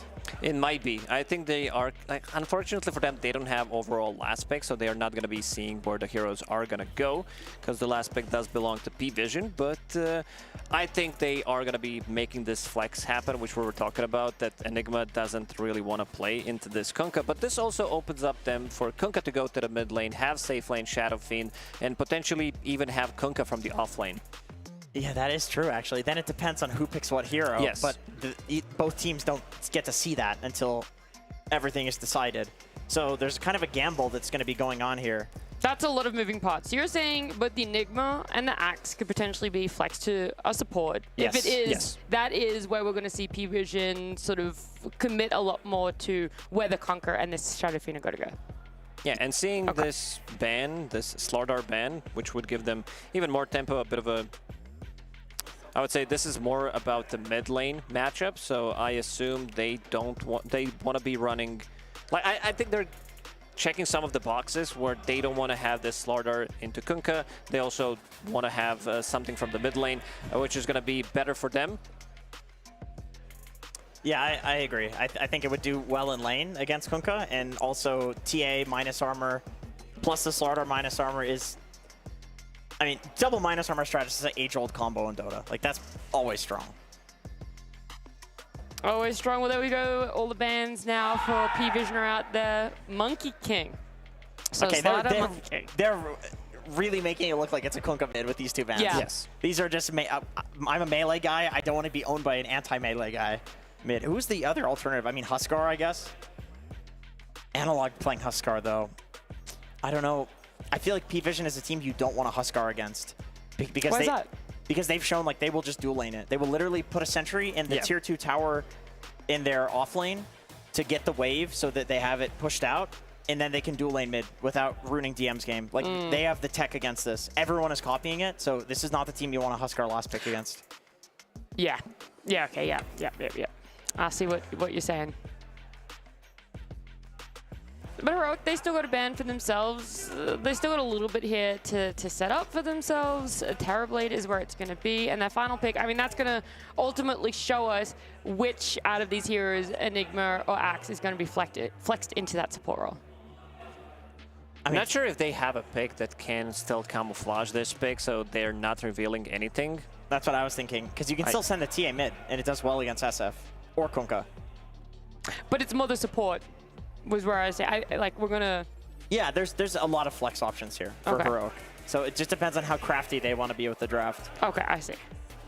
Sometimes you can just next level yourself like that, though, and it ends up the previous level. You're playing too many levels, too many moves ahead, you know? It's like a game of chess, and you're already 15 moves down the path. They don't have too much time left, so hopefully they know... Magnus! I mean, it's all the team fight in the world that they do have, and... This is pretty much anti-carry. They have so many BKB piercing tools. You have RP, you have Call, you have Enigma with the Black Hole as well. You're playing Shadow Shaman. So not an easy game. Like, whoever, this is pretty much, we want to shut down Satanic type of a lineup that I'm seeing. If he, what if Satanic is just Kunkka? Yeah, I mean, you are tanky enough with the Rum to be able to survive through this, I guess. I mean, they do have still flex available with this Magnus. It could be played from the, like, pretty much 5 different roles. It's one of the few heroes that can do it. I mean, I will say, I generally like the Mag pick here. Repositioning against SF, if you do want to play him as a turret, is always good. Kunkka likes to frontline and be a maniac and tank stuff for his team, and I feel like when you're repositioned, you can just be a really easy target for Magnus to go on, you know? It's like Kunkka does still need to get his spells off in order to be tanky, so if you can skewer him back into a Hex, that's a great combo, by the way. Age-old combo. If they didn't have 2 supports already, I would say this would be S-tier Winter Wyvern game.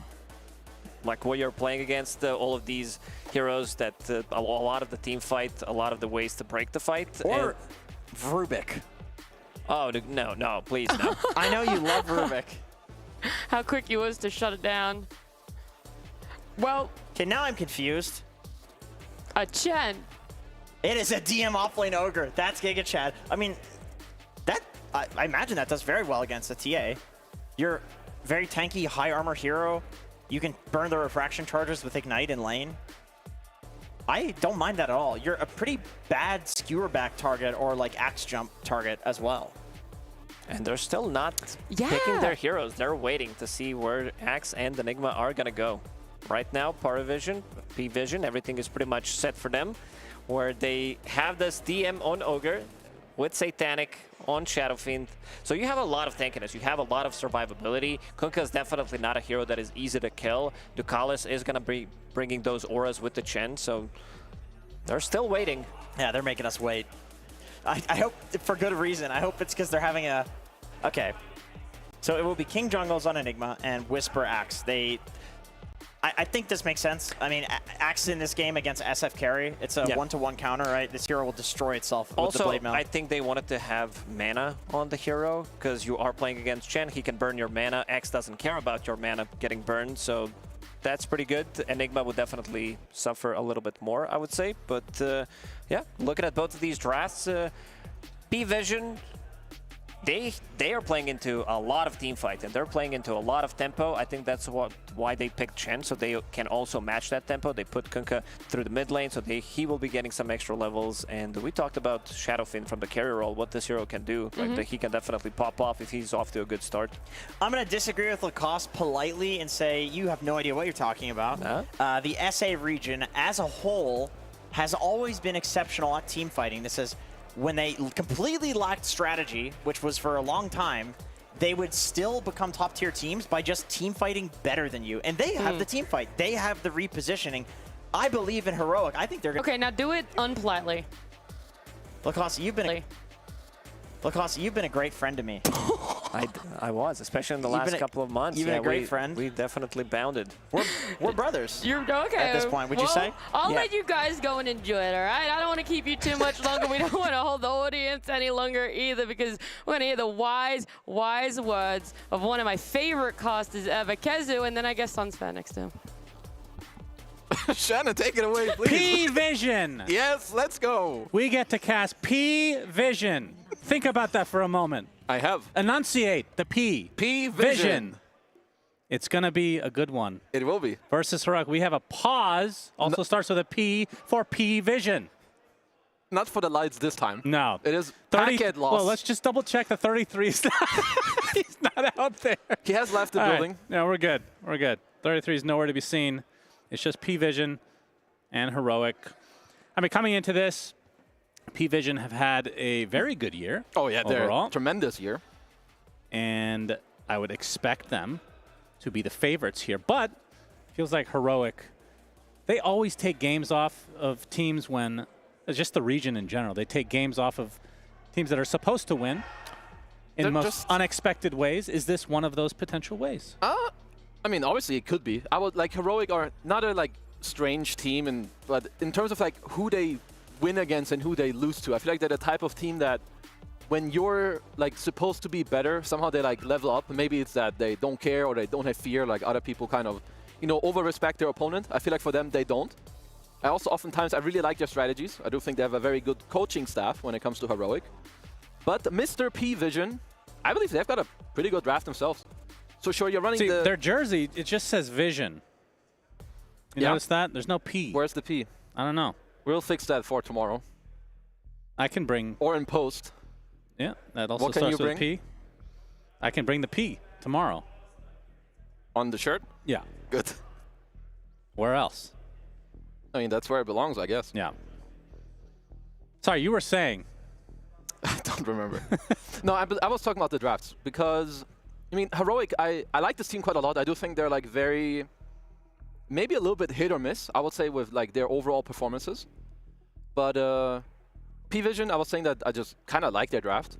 You have, sure, you've got the SF carry into the Axe, which isn't always the greatest, and there are ways to deal with this hero.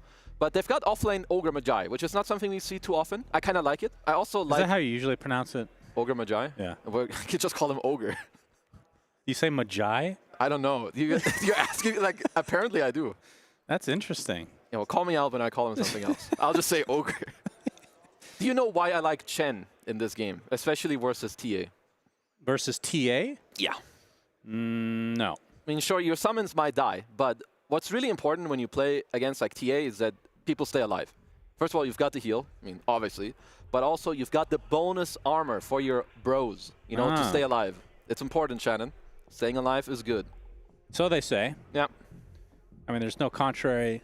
I mean, it's hard, right? You wouldn't ever really know. That's true. If it's true or not. Yeah. Until later down the road, hopefully. One day. You. For me. Yeah, just for you. I hope they'll find out for you. So the pause, as you guys can see, is still occurring. I'm going to turn around here and take a look at both sides. Since we can look at the players. And I can see Ducala still picking that ear. That ear? Getting that... no, he's got the headset on top of the ear, extra actually. protein. Fear actually looked that up. Earwax does have protein in it. It's important to...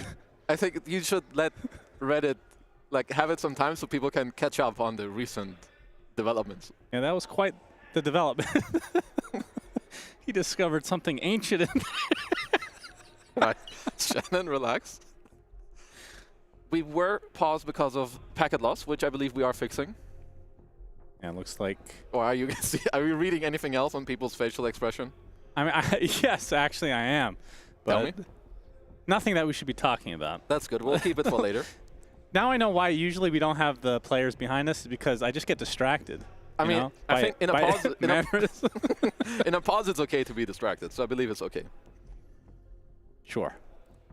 We'll go with that. I mean, I will say, we have no one on the screen. Do you feel like there's a another player that kind of had like a down dip in their career? Like or like who? a bigger break? Like no one. No, yeah. Because he was like incredible with old age VP. With VP, yeah. Winning like majors one after the other in like a superstar team. And then he kind of had a downhill into a break. Seb. But I feel like Seb didn't have that much like success initially. Or are you talking like he won a TI, then didn't play, then, or like which time frame are you looking at for Seb? No, earlier. Yeah, no, you're right. He didn't find that much success, then became a coach. Yeah. Yeah, that's true. No one is a very unique individual in that aspect. Like it's just not very often you see that. Like either people are gone for good or they try to come back and it's which is really interesting because I think in other games you actually do see that more often. Yeah. Like Counter-Strike, I can name a couple players like Kerrigan. I mean, I guess I know his name, but I don't know Counter-Strike that well, the lore. Like somebody will find a lot of success and then kind of go dormant. You think they're washed and then they'll win a major. Like, oh, I mean, I guess he wasn't after all. I mean, Thompson is kind of doing that, I guess.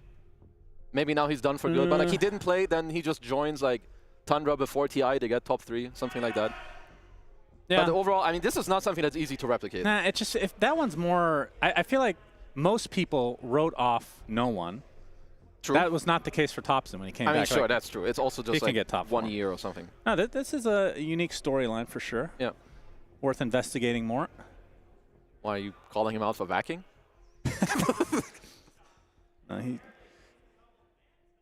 I think one thing I like about No One is he has grown a lot as an individual as well. The interviews are way more fun with him than they used to be. He was a one-word type of answer player. True. Obviously, he which a lot of Dota players suffer for. He did mature. I still feel like he's, I mean, not young, but when it comes to like super veterans, like I would guess he's like 28. I feel like he's younger than me. You want me to look this up? Sure. Get that chat. In the meantime, you know what else is kind of incredible? I mean, I will talk maybe one more thing about P-Vision, because they have Mr. DM. I think this guy is obviously very good. And, well, at some point in his career, a lower point in his career, he played with someone who was actively sabotaging them.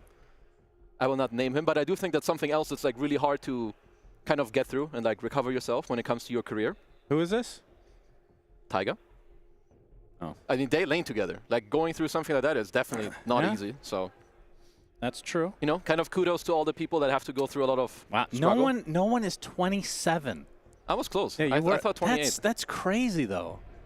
Yeah, like he won so much, took a break in a way, and then come back. How old was he on VP? That was like 10 years ago. He was probably between 18 or 20. That's crazy. Yeah. Yeah, we look at him as like an old guy in Dota. He's not really that old. Yeah, he's still like in good shape, you know? Jeez. That is insane.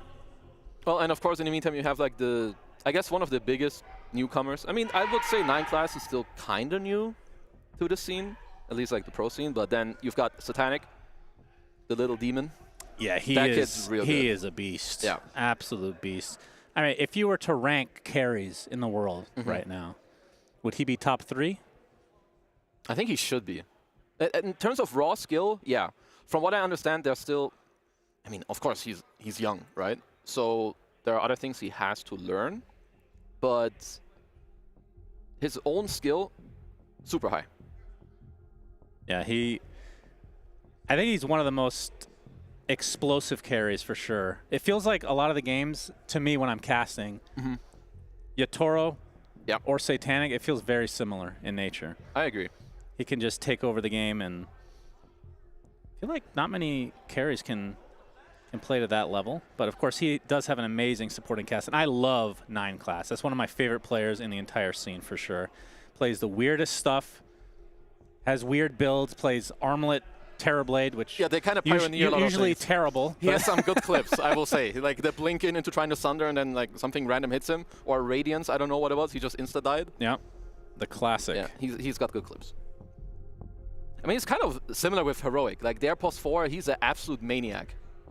Like Schofield, this guy, he's crazy. Yeah. Like in terms of his gameplay, he just runs around wherever.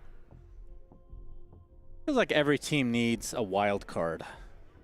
I mean, it's true. Otherwise, it's just too easy to read you. I mean, it's kind of the meme about post 4 players anyway. You need to let the dogs run free. I mean, when Gaiman was winning, Doraccio was that wild card. Yeah, I would say so. I mean, he did crazy It's moves. usually not a core, though, it feels like. It's also especially usually not the carry. Yeah. Because they're the safe boys that get all the farm. Yeah. Yep, as Heroic looking to upset P-Vision here in this first game of the 2-game series. This is group stage 1. Of course, first place of the groups will move on to the 3rd stage. Just skip an entire stage just by getting first. So you just get to chill. I think that's cool because a lot of these other tournaments, it feels like it's pretty standard. Yeah. First, second, like, okay, we have a slight benefit, but this is a major benefit. It is. Skipping an entire stage is huge. I don't know how many days that is in between. I do.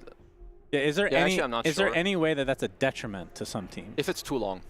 I think if it's too long, it's definitely not good, like, because you want to, I mean, you want to stay like fired up, right, and kind of like in shape and know what's happening. Of course, you still play pubs, you watch the games, whatever, but just want to stay in the groove. Now, if there were a big break like that, who would it benefit versus who would be not enjoying the process? Like younger players, for example, preferring one or the other? I feel like younger players probably don't care, because the moment they don't have to play a tournament game, they just go queue 28 pubs a day. True. So they'll like stay on top of everything. And I don't know, I feel like that's hard to put like into, I don't know, like to describe it. I feel like it's kind of random, because you might also have some people in like some teams that do really well, like preparing a lot and like over-analyzing, okay, if they first pick TA, I'm going to pick Bad Rider and I'm going to destroy him. It's hard to say. Water? Oh, thank you. Thank you, young man. You're very welcome. Well, we haven't had a chance to chat too much about this patch. Do you have any favorite additions to the game that you've been enjoying as a player and or? whatever else? I actually like that they don't allow you to activate the Watchers in the pregame. Oh, yeah. Teams did actually have, like, not a strat, but, you know, okay, like, you know, in terms of the Watchers, I like that they stopped, that you can activate it early. It allows for more good plays, but it seems the tech pause is not yet resolved, Shannon. That's right. So we'll go to a little break, and we'll be back once P-Vision and Heroic can get back in game.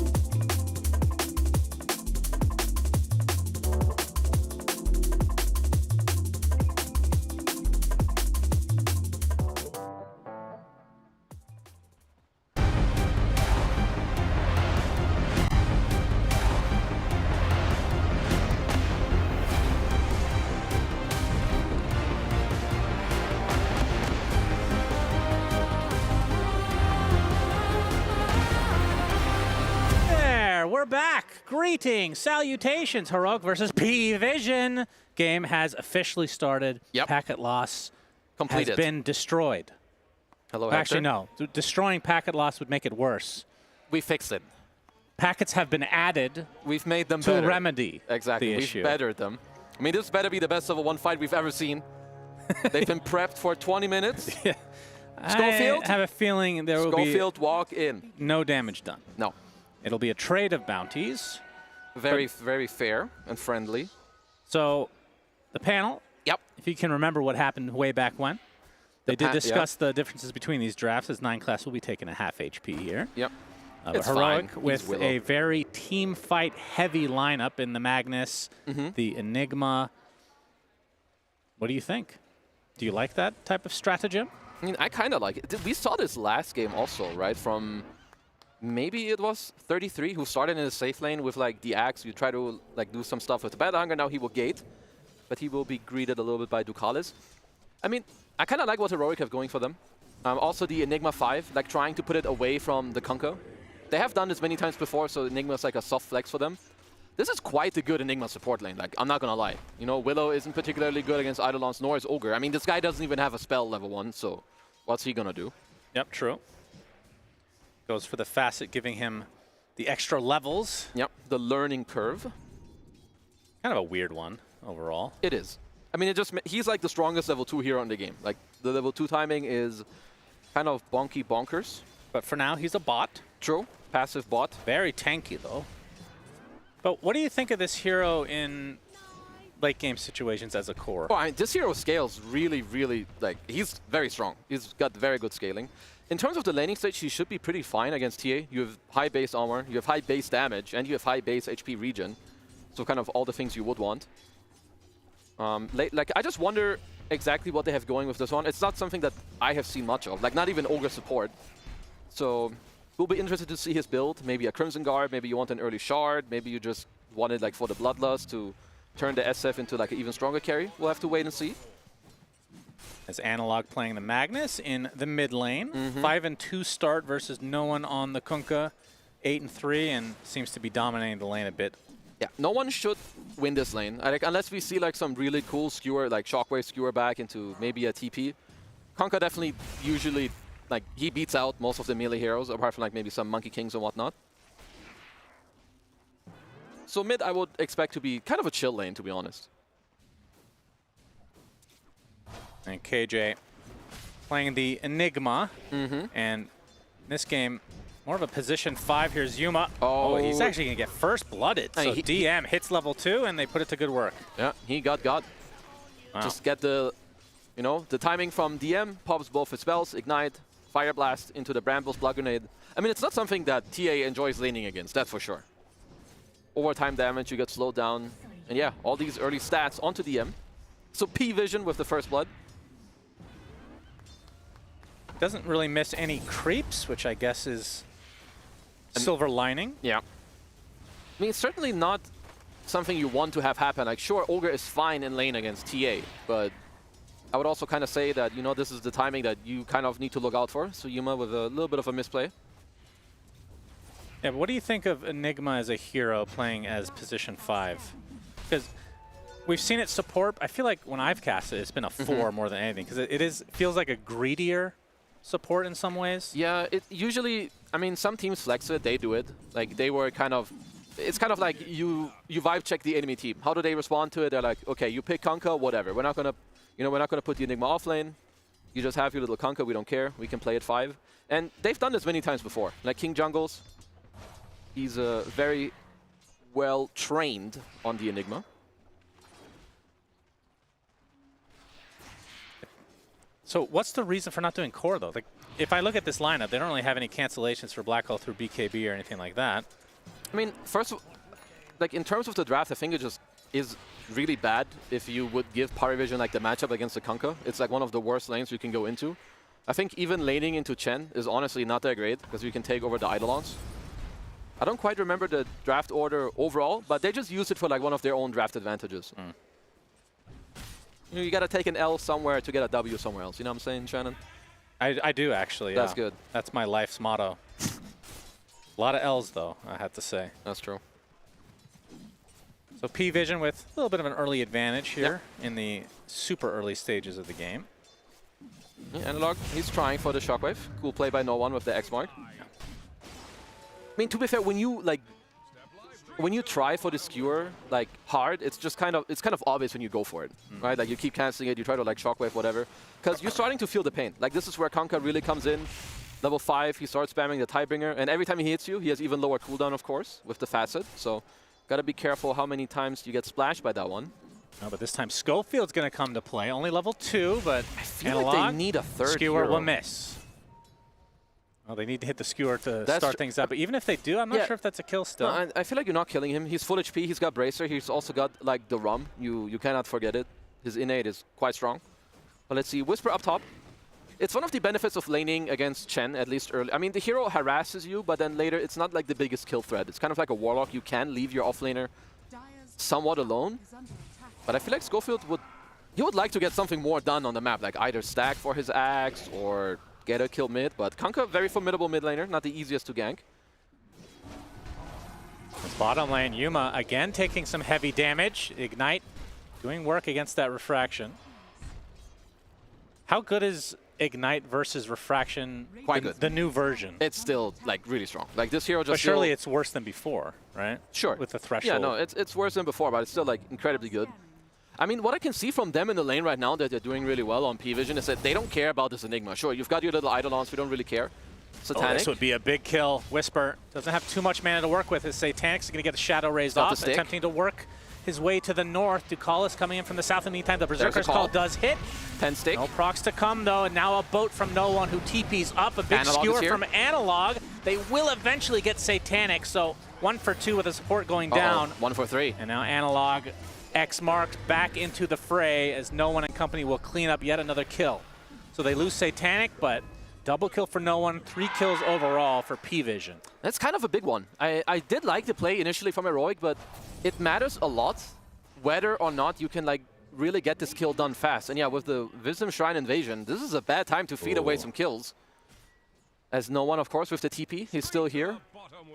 Yep, oh, this is they a scan steal. it. Yep, Heroic, no, this is happening, but not much to be done, unfortunately for them. Like, if you catch Satanic in your tier 1 tower, sure, I think it's cool. So, of course, you go on him, but maybe if you Whisper, like, maybe you need to call him earlier to just make it harder for No One to, like, TP in, get the Torrent, get the Boda, because the more, every second you chase there makes it so much easier for P-Vision to just come and respond. No One is still here, actually. Yeah, he's level 7.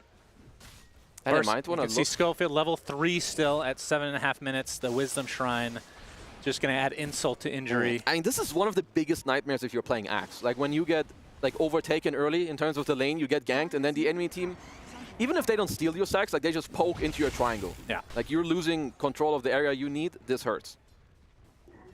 KJ and company trying to apply some pressure to the mid lane, force some sort of rotation. It will force No One and company here, but KJ will be the recipient of this boat. Bye-bye. And No One with another kill. Looking for the Torrent. Yeah, Don't have too many Analog follow-ups. skewer. He should Enough be fine. space to get away. Has the illusion rune. This is a very, very big Kanka on Mr. P-Vision here. 4,400 net worth on No One at minute 8. And I'm not going to lie, they don't have the best heroes at like shutting him down early. And the other reason why this really sucks for them is that their lineup relies on stacks. You have Magnus, Axe, TA cores. Yeah. Yep, that's true. So, and they've, like, Kanka is one of the best heroes early on at, like, looking over and just, like, making sure you steal some of those. Yeah, P-Vision do have some good tools to get into that triangle and contest a bit. Absolutely. As Yuma, he's also kicked out of the bottom lane. So, when it comes to the early stages of this map, Heroic are going to have to find a way to kind of damage control. So, let's see how they deal with that. As for now, P-Vision hitting the top tier 1 tower. Yep, Satanic shadowed by both supports. Hand of Gaben at the ready for Ducalis. Of course. There's going to be a TP. Satanic now has a wave. But he does have to be careful with that Chipper's Vest onto Whisper. That's definitely a 2% win increase right there with the Chipper Dipper. They're actually going to TP bot to try to contest this DM, working on a Midas. This would be a big one. He's kind of alone. He is tanky. He is very tanky. I mean, it's a level 4 and 5 support, respectively. He's going to read the situation quite well. I do like if Heroic try to... Oh, here's the steal in the triangle as well. And they're not equipped to fight back. I think you have to let it go. This is rough. Like, what TA gives you are, like, two things. You can either leave her alone through and then, like, let him play and keep free farming, or B, you kind of play around her because she has a bunch of traps. But right now they have neither. Like, you don't really love TPing here as a TA. And you have Enigma Rasa supports that need levels. Yeah, they get basically everything here. Yep, so I mean, that's just a nice invasion by P-Vision. 3K lead already for P-Vision. They have the Midas soon to come for DM. As a core Ogre, is it literally every game you It's go Midas? way too good. You have to go first right at Midas. Like, like, unless you're like, what else can you rush that like really changes the game? Yeah. Nothing really. You can go Vanguard and like stay in the lane and sometimes where you couldn't, but just go Midas. It's just way too good. Now they're using their advantage to take out this mid tower. Very clean so far when it comes to their gameplay. Oh, they were looking for the catch, but looks like Yuma did back off right in time. This does matter quite a bit. Like, you're down, you know, P-Vision want to walk around on the map and get the next stuff done. You know that you did bait the Conquer TP down into the bottom lane, so maybe you could look for a defense up here. Yep, Satanic going to get gone on from That's a Whisper. call. Analog is here as well, uses the RP, Skewer back into the tier 1. He's still pretty healthy though. Oh. And that is a Requiem right on top of Analog. He's dead. That was a cool play. They were wild winging him closer onto the hero during the Requiem. I like that. And it's a tier 1 tower on top. Yeah, very high skill play there. Yeah, of course. That looked a bit awkward. Like, you don't have to RP that early. I feel like you can skewer him first and then hold the RP for when the Requiem comes closer to like really coming out. But even then, you were lacking damage on Heroic. Radiant's middle tower is under attack. At least both the subs now have their ults available. So we've got the massive snake. 11.5 minutes in. Schofield will be the recipient of this gank attempt. Will be more than an attempt in all likelihood. He will drop.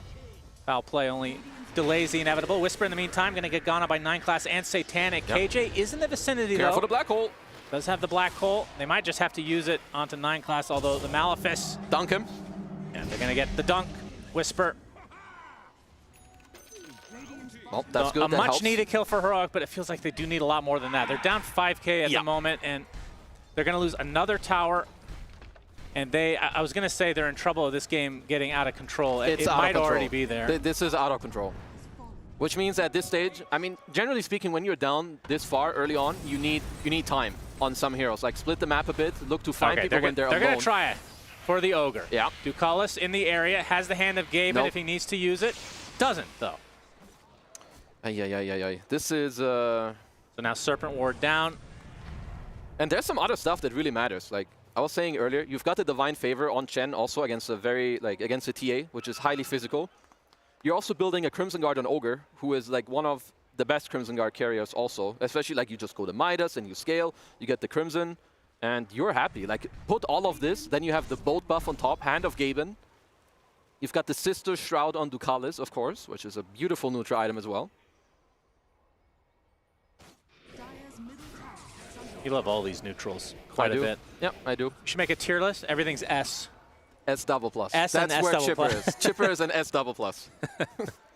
I mean, I want to see Schofield. Like, with the Massive Snake, maybe it can come in quite handy against P-Vision.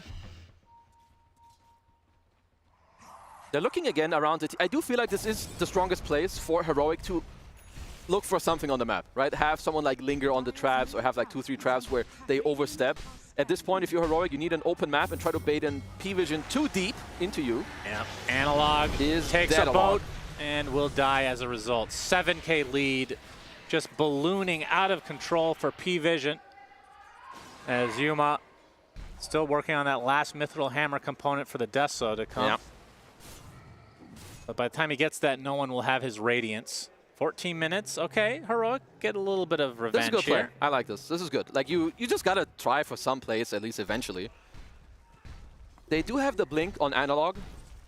I wouldn't be too surprised if they try to like fish for a kill somewhere. If you do grab a guy like and get him very deep into your own lineup, of course they will still die. Analog will smoke up himself and Mr. Yuma, because they do have a ward. So they know that P-Vision are lingering around this triangle area. Schofield with the backstab. Yes, he puts down the Serpent Ward, What which up, does a brother? lot of damage. But again, the Wild Wing Ripper to the rescue for Ducalis. I say that as it runs right into Yuma. So it'll be 1 kill for the side of Heroic as he actually uses Hand of God.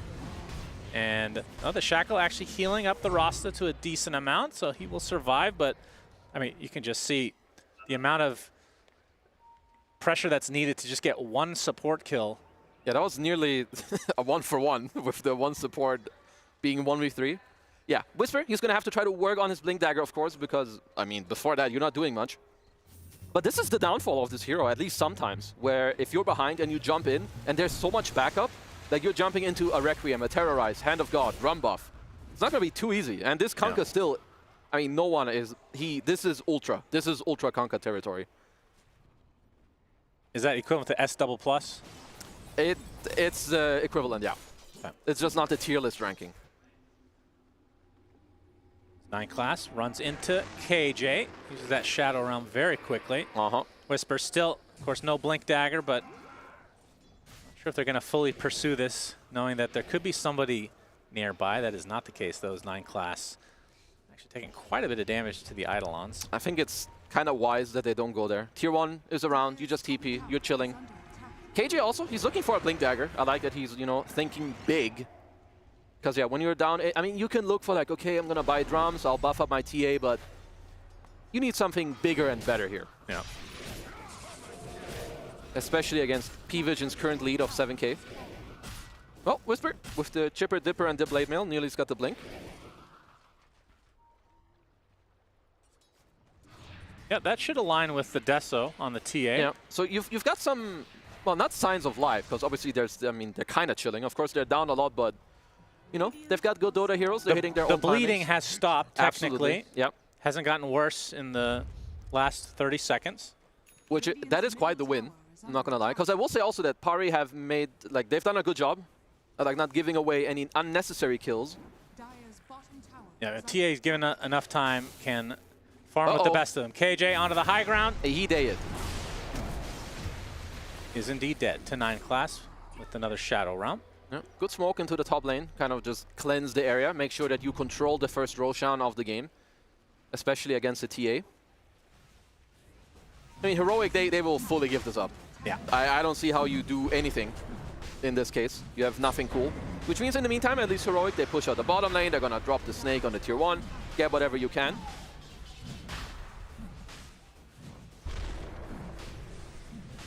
And Satanic almost certainly takes this one. Oh, absolutely. What's his build this game? Looks like he's got Mask of Madness, Dragonlance, Manta style, which honestly is quite good.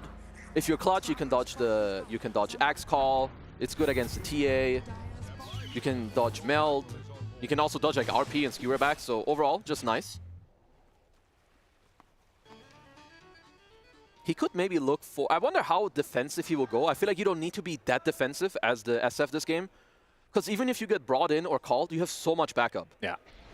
Well, also, it's harder to itemize like a BKB against Call, Black Hole, and RP. Yeah, all three go through. He should definitely skip BKB this game. This looks... Okay. Oh, RP. That's a very tanky target, Oh, though. he The didn't go over. Skewer does not make it. Now, Analog in a bit of He will trouble. pay the price. X into Boat. A lot of damage to come. Yuma, some nice right clicks from the other side of this cliff. It looks like no one will die here, as in nobody. Mm-hmm. Good correction. Thank you. As he will stay alive. Yes, he will. It looks like both teams trying to set up their areas, but after this failed attempt, they will give up this tier 2. I mean, to me, it looks like Satanic could just like go... He could just go high damage. Yeah, this is a team that can take buildings pretty fast. Like you could now go... you got all these creeps. Yeah, like you could go Daedalus into Satanic. You've got Bloodlust. You've got like the Crimson Guard later, Hand of God. You've got Divine Favor. They might force high here. They got plenty of time in the Aegis, 3.5 JK. minutes. Yep, good call. Yep. Well, he gets the deny. He wants more gold. Absolutely. I mean, to be fair, the best thing they can do is to like skip over, eventually take over the enemy outpost from Heroic here, so they lose like full map control. Take their mid tier 2, then take that, and then kind of like, then you can vibe check Heroic. You can either force like them into the high ground, at least force people to go back, then take Torm and end up taking the top area overall. Yeah, how have you seen the changes with Torm? I like it. I feel like Dota was like way too, not one-dimensional, but it was like so planned out and scripted in a way where it's like, you know, you've got minute 15, people have like some of their first items, show you have a lead, you do that. At least now there's like a bigger downtime, right? Between like this minute 10 to 20, there's more things that can happen. Like it's more, you can be more creative and like more open what you're gonna do on the map. Yep, I agree. It's very good change. Yeah, I like it a lot. Only thing is for pubs, you just never see Tormentor killed. Really? In my level. Okay, that's true. I feel like in higher level games, this stuff usually just dies instantly. Whereas a bright sign for Heroic, they have the blink money now on King Jungles, and he's got the greedy enchantment. I'm not gonna lie, this is one of the better subs to get a GPM bonus. Okay. So he will either upgrade this later or also hold on to it, as they're just super chilling here. They want to stick around. Just kidding. Yuma will not stick around, but KJ will. And how's their high ground defense from the Heroic side? Because we're going to be seeing that shortly, I'm sure. Well, so it's good because you have skewer backs. The problem is you're doing it into an X-Mark and brambles and like some random creeps. And another thing that I see a problem with for Heroic, when you do this base defense, if they make a misstep or someone like dies out of position, you're going to lose a lane of racks like kind of immediately. Yeah, we see these towers just melt. There's no tier 2s left on the map for Heroic, so P-Vision. Yeah. High ground attempt number 1. Yep, they've got the Pike flying in on Satanic as well. There's the Manta with all the creeps. Oh, the root. No. The Bramble catches the Magnus. Good hex. Nice hex to prevent the Requiem from coming out. There's the RP from Analog. Remember, this is an Aegis carrying SF right Good now. call in the back. Onto 2 heroes from Whisper. He's going to dunk 1. Down goes the Dark Willow, and you can see the Shadow Fiend kind of isolated at the moment. Black Hole will find him. No one is in the vicinity. Goes Yuma, pops the BKB. They have the damage to take out the Shadow Fiend. And now no one shackled under the cover of these towers. And Yuma and company should have enough damage to take him out as well. Very nice defense here from Heroic. They get 3 and make it more. 4th takes a tumble, and the last remaining member of Paravision, P-Vision rather, is Mr. Ogre Magi, as you called him. Holy base. That DM dropped. Full team wipe. That was a very nice defense from Heroic. First of all, you get the Hex before the Requiem came out, and secondary, you had Whisper calling like 2 people in the backline.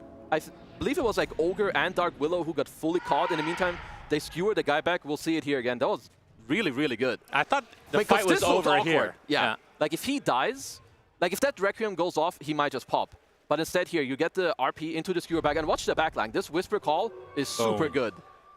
And then, of course, you just get the free Black Hole on Satanic here when he respawns. No one maybe should have held his Torrent. But yeah, that's true. Beautiful defense from Heroic.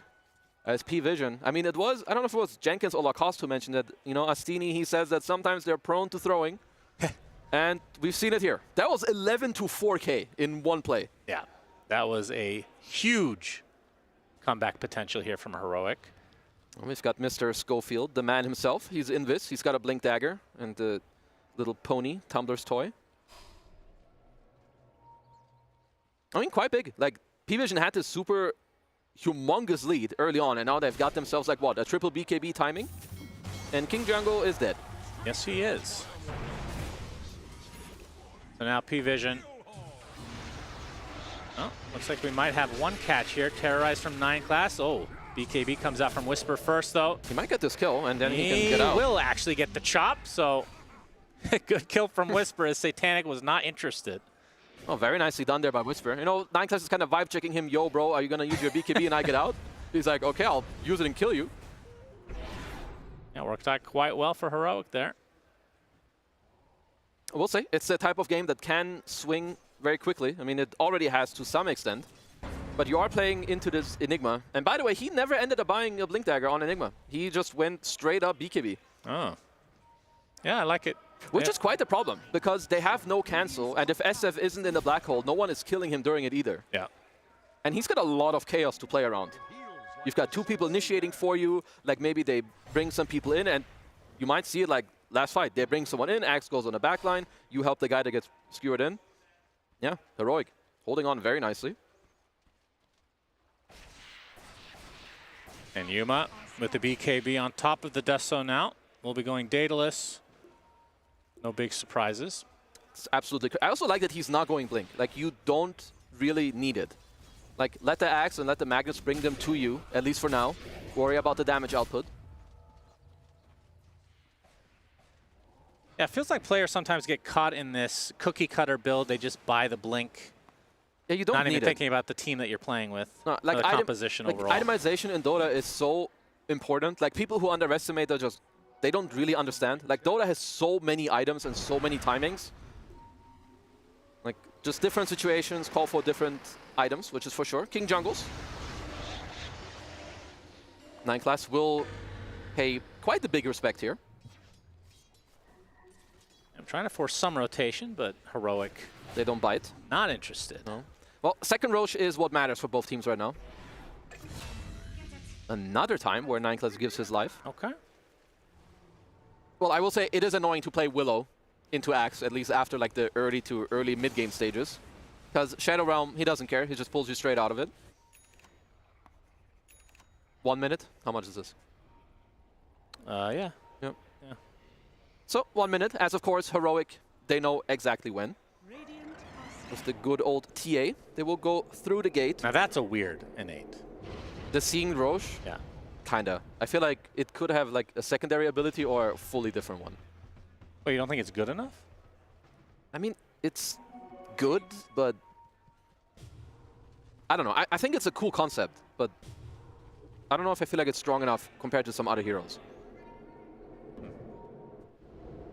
He went straight Nullifier to kind of just touch through the Crimson Guard.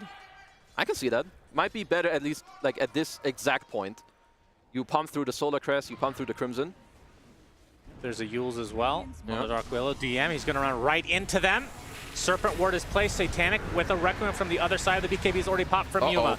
Getting very low is that Shadow Shaman. It's the first to fall is Schofield. Yuma just getting destroyed by Satanic, and Analog looks to be next. He is hitting like a truck. So 3 dead in the blink of an eye, and now P-Vision maybe even finding a 4th in KJ. There, he will burn away. There is a problem. Anything in Dota that is undispellable, honestly, most of the time is pretty damn OP. You buy this Nullifier, it breaks through a lot, but Divine Favor from Chen, undispellable. True. That's straight up 20 armor that you're like blasting on whoever they're going on. So this Ogre, sure, he gets nullified, he gets shackled, but he just lives through it. That'll be second Roche for P-Vision. And Satanic will once more pick that one up. Let's see if they try for the same move. They might. So what do they want to do different this time? Maybe you just make sure you X. Maybe like all no one needs to do is stay behind and have X ready on Satanic. Yeah, Heroic still have basically everything. They have the Black Hole and RP. Yeah. Fortification is used, as Heroic will now have 5.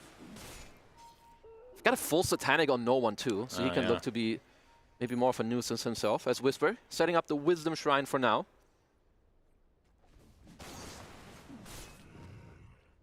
No one would love to run into Whisper. Not going to happen though. Nope. There it is. Satanic. They have 2 of them now. Very cool. On no one. Still have the Chipper Dipper on Whisper. Still, huh? To be fair, it's kind of good to hold on to it. People do hit you quite a lot. I mean, obviously, you force them to do it. It's going to look for the Octarine Core next, by the looks of it. That's cool. Smoke from P-Vision. Got the Greaves, Crimson for DM. Super, super tanky. Mm-hmm. They're looking for a little surprise attack here. Yeah, no one. I mean, he doesn't really want to be the one going high ground by himself with everybody at the ready for Heroic. They're trying to bait this illusion, so let's see if they can get like something else out. Never mind, there will be Satanic. He is X-marked for now. It was kind of free for him to just hit it. Yeah. Yeah, they could just keep doing this. He did go Butterfly. I would like Satanic next first for him, instead of the BKB, but we'll see. At least for now, the Aegis is kind of a buffer, of course. Yeah, we talked about the BKB not having potentially the biggest impact because they have all these BKB piercing, but Hex is pretty big deal. You're going to see it used right there, but the X back to safety. Let's see. So will they keep trying with this for now, or are they going to call it quits? Looks like they'll take the range racks. Thoughts on range racks upgrading Siege? I don't know why it doesn't do that. Why not? I feel like it has very little value. The Siege becomes, Super instead Siege. of a catapult, it's a trebuchet. Longer range. Trebuchet. Longer range is pretty OP. I'd rather trebuchet. Okay, sure. Got to stick with the Because if theme. I fight you, you'll keep saying trebuchet. That's right. You know me, I like to fixate on specific things, like 33 in the... And lights. The Phantom Light. Oh, Whipper Dipper. My Whisper has to pop the BKB, attempting to retreat. I don't think that's going to happen. Down he goes, 74 seconds. Does have buyback, but that is a really long death timer. Yeah. Did he buy back recently? No, he did not. That's did a anyone really even long buy death back? timer. I think if anyone bought back in an earlier fight, it was during the base fight and it was a sub. Which means he may be forced into that. If you're heroic, like you're already talking about what happens if P-Vision go high ground like right now. Schofield. Schofield in his favorite position, in the most outskirts of any place of any map. Oh boy, uses the horsey, but Hippity hoppity. P-Vision is coming for you. They're coming. Block him. Schofield will take a tumble here. Oh, Trying to be annoying neutral. with the waves is Analog.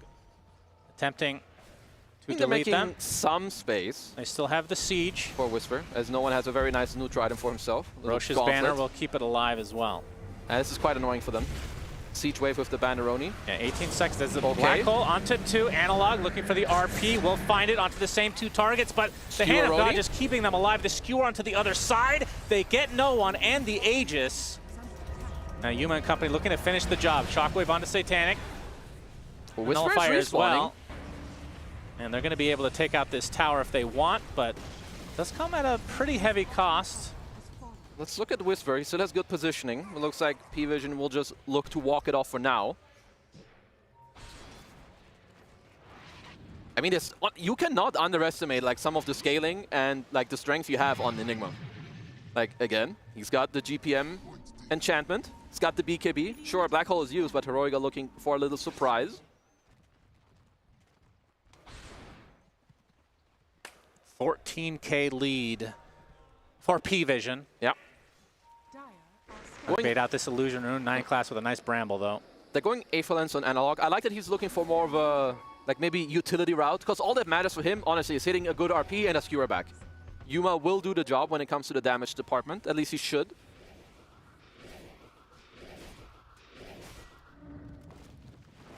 Yep, things slowing down now. I assume they just wait for the next Roche. Do you think they're going to push without it? No, like pushing no, but taking over the map for sure. Like if you're a P-Vision, I think first of all they should invest in a gem. You're playing against TA in like mid to late game. You need to take out these traps. Yuma has 11 traps on the map. Like it helps you a lot when it comes to like just small instances of vision that matter. So for P-Vision, gem, take over the map, take over enemy outposts, and slowly set up the next Roche, but also still look for picks in the meantime.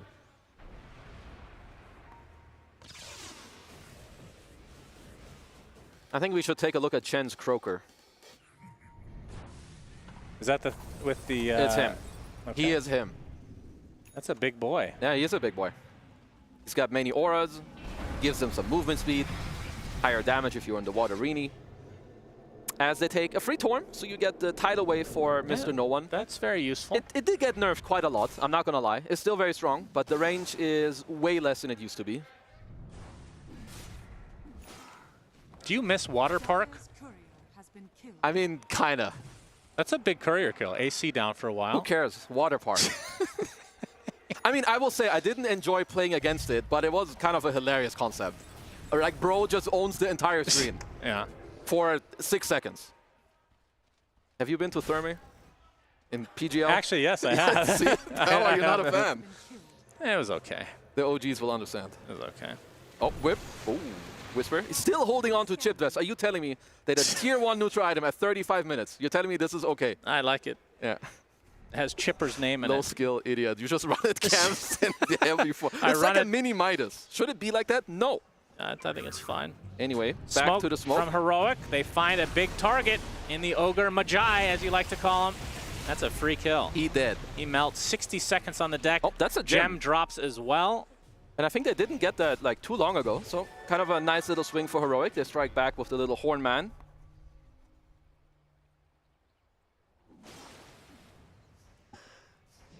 And P-Vision have to wait for this courier come back to life before the AC can be completed. Satanic has Satanic, very cool. All right, when is the chipper getting removed? I mean, now. From his inventory. Now, it's 35. You're starting to get the next neutral items. We better. But we gotta see this go. You can keep it if you but want. You're not keeping it. You're getting the D's Blood Right. The bonus AoE, you gotta get that. If you don't have that choice, you keep Chipper's Vest. No, right? you're not. Then, yeah, Valve need to be looking at this game. If he keeps a tier 1 item on tier 4. Look at passive Chipper, nothing stronger. Keep talking. This is good for the game. Get the cloak. You get cloak, you get the OD staff, you get the Diesel Beazle, maybe Giant Small. You start critting some noobs. You can get even cast range. Get the mono. Yeah, they all sound great, but nothing sounds as good as Chipper's Vest. Yeah, we'll stay in touch on the Chipper's Vest, of course. He's not yet ready. Of course, this is the highlight of the game currently. Really highlighting this. Extremely important for the game. I mean, P-Vision are currently smoked up. I wonder if they might just be... Look at this humongous top wave they have there. Like, shouldn't they just walk here to this double siege and say hello? Or do they want to catch Heroic on their way out? Let's see. Analog will show. Or they do neither and just wait for Roche. Yeah, Roche. Is that the timer? No, it's a long one.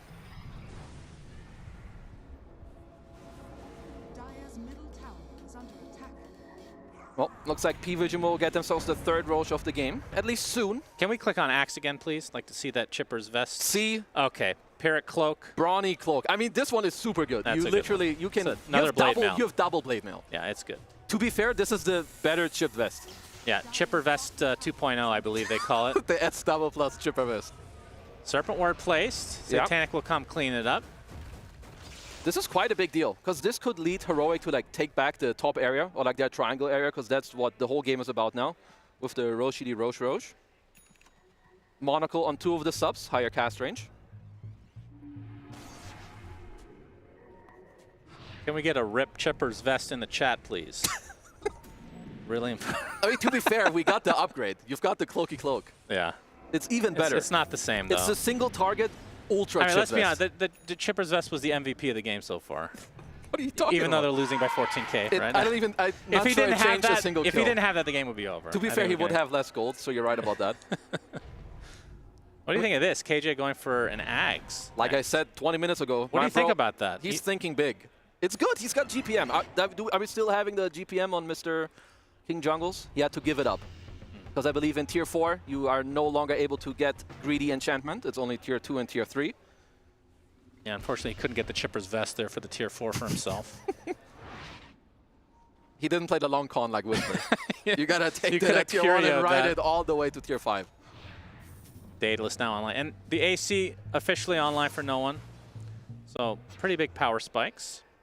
The side of P-Vision. Heroic still they've got humongous teamfight. They did talk about it earlier. You've got double RP on Mr. Analog. And of course you have KJ on, sure, it's a support Enigma, but you basically have all the items a core would want. You've got Blink, you've got BKB, you've got half the Ags. Roche is up. They scan it out. So Heroic, oh, nice. Nicely done from P-Vision. Analog has to use the BKB. Oh, horny Gets toss. the horn toss. And that's a lot of damage now onto Nolan. Pops the blade mail. RP is used into another skewer, but Analog dies before the second will come offline. And now the right clicks are just ripping through KJ and the rest of Heroic as well. And P-Vision taking advantage of the RP on the other team. I mean, Kunkka has to be... Why did you have to do that one? That was a good one. Either way, Kunkka has to be the worst target for you to go on. He's got Rum built in. He got the boat off. He got Divine Favored. And then Satanic also styled on the RP by dodging it. This might be it. Tier 4 is exposed. Yep. They have 2 buybacks on the side of Heroic. Still the black hole, They're the second holding it one for to next work game. with. They might have to. 50 seconds and 40 respectively on 2 cores for Glyph. Heroic. And yeah, that's just going to be it. Or is it? In the end, No, black KJ hole. goes for the black hole as Ducalis pathetically hitting the Ancient with the Chen. They get the kills though, they get the win. So game 1 to P-Vision. Damn. They kind of had the lead, I mean, all the way around. Like, the only thing they're going to talk about is, guys, when you go high ground, don't throw ginormously like that again, because they should be pretty happy. I mean, Heroic had a good fight back, but overall, they need to clean up a little bit of their laning. And especially also giving up double Wisdom Shrine. That's a big no-no, Mr. Shinono. That's right, P-Vision owning game number 1 here. Are you expecting a repeat in game number 2? Yeah, but not this hard. P-Vision will strike, but not as hard as they did just here. That was a pretty hard strike for P-Vision here in this first game. But Heroic, I mean, this is a team that it feels like... They strike back themselves. No, honestly, this is this is going to be bad. This is the one team that can take a game against anybody when you're not expecting. Especially P-Vision. Isn't that right, Natty, P-Vision? That's right. I think a lot of people would say that about Heroic. The game 1 not going their way, but you know, it's a best of 2. They definitely are going to be able to make a comeback at any point in a series, any point in a tournament as well. This is the first time we're getting to see them play. You can't go too harsh on it. There's a lot of takeaway, and you're going to take it as progress and growth for them. Yeah, there were some fights that were good for Heroic. They did some classic SA Dota-ing where they did really cool stuff with the skewer backs, and a lot of times there's tosses that are coming in there from the Tinies, but of course we didn't have see Tiny. that. No, we didn't. Yeah. But we did see the skewer back into Axe Call. That one was quite effective. It was good. What did I say? P-Vision, they will make one mistake when they are like 10, 15, 20 minutes into the game, and it was a pretty big one, which did delay the game. This could have been easily 20-minute game. Yeah, I agree. I do agree. I think with the dumpstering that happened from the laning stage, as well as such a strong like run at you lineup, you know, Chen with the heals and auras, plus DM playing Ogre, he went Crimson Guard. SF is like one of the best turrets in the game. If you just have frontliners to run at towers, they definitely could have just maybe not ran it down, but like get Aegis, play the high ground fights a little bit safer, because it is always hard against a Magnus. Like that is one, just to give them a little bit of excuses. You've played against Mags. Yeah, you do get skewered back quite a lot, but this is one of the best comeback heroes in the game. That's definitely for sure. But yeah, all these auras that they were buying, like Chen, he did go for Vlad's, drums, Solar Crest as well. Then you have your Ogre building up that Crimson that you said, Guardian Greaves as well. You do have a pretty strong timing, and I think DM's role, like, he really understands the assignment every single time, what he needs to do in the game, whether he needs a little bit more damage, whether he needs to be buying some of the auras as well. He has a pretty good read what's going to be happening in the next 5, 10, maybe even 15 minutes down the line to understand like how to approach a certain itemization, and he reads it pretty much every single time really well. So what was the assignment in this game for him? Just be as tanky as possible, like build up around your team, because something that Jenkins did say is you have Shadowfiend, he's going to be sieging the towers, build pretty much every single aura for him, and he's going to be doing the job. They did slow down because of that high ground push, but also later they pick up the Aegis, makes things way more easier for them. It legitimately looks like in some of these games, Satanic has like a damage glitch, you know? Like the amount of damage he's able to do to At a certain point as well, Yuma. you're like, no one should be doing that much damage at like 15 minutes, at 18 minutes. I've played with Shadow Fiends who have 5 items. It's not that uncommon. It's not like he was like Giga farmed or something. Like if Satanic is Giga farmed, he'll have maybe 1 item above like the average like Immortal Shadow Fiend, but it's the fact that he has that 1 extra item, his positioning is always great, so he's like hitting the right target, and then his team has all of the auras. Like they had so much stuff to buff him up between the Chen creeps and the auras that you mentioned, as well as like when TA hits SF back, because he has Crimson works very nicely against TA minus armor, as well as Ogre is like one of the highest strength gain heroes in the game, so you're getting more Crimson block because of that. Like it looks like he's double the net worth on carry, but it wasn't like a huge deficit. Right. but it genuinely looked like it. Yeah, and speaking of doubling the net worth, No One, he completely dominated this mid matchup. This is pretty much prime No One again, and he's just staying ahead, like 3,000-4,000 ahead of this Magnus, who needs to play a bit more sacrificial in this game. He needs to be making moves.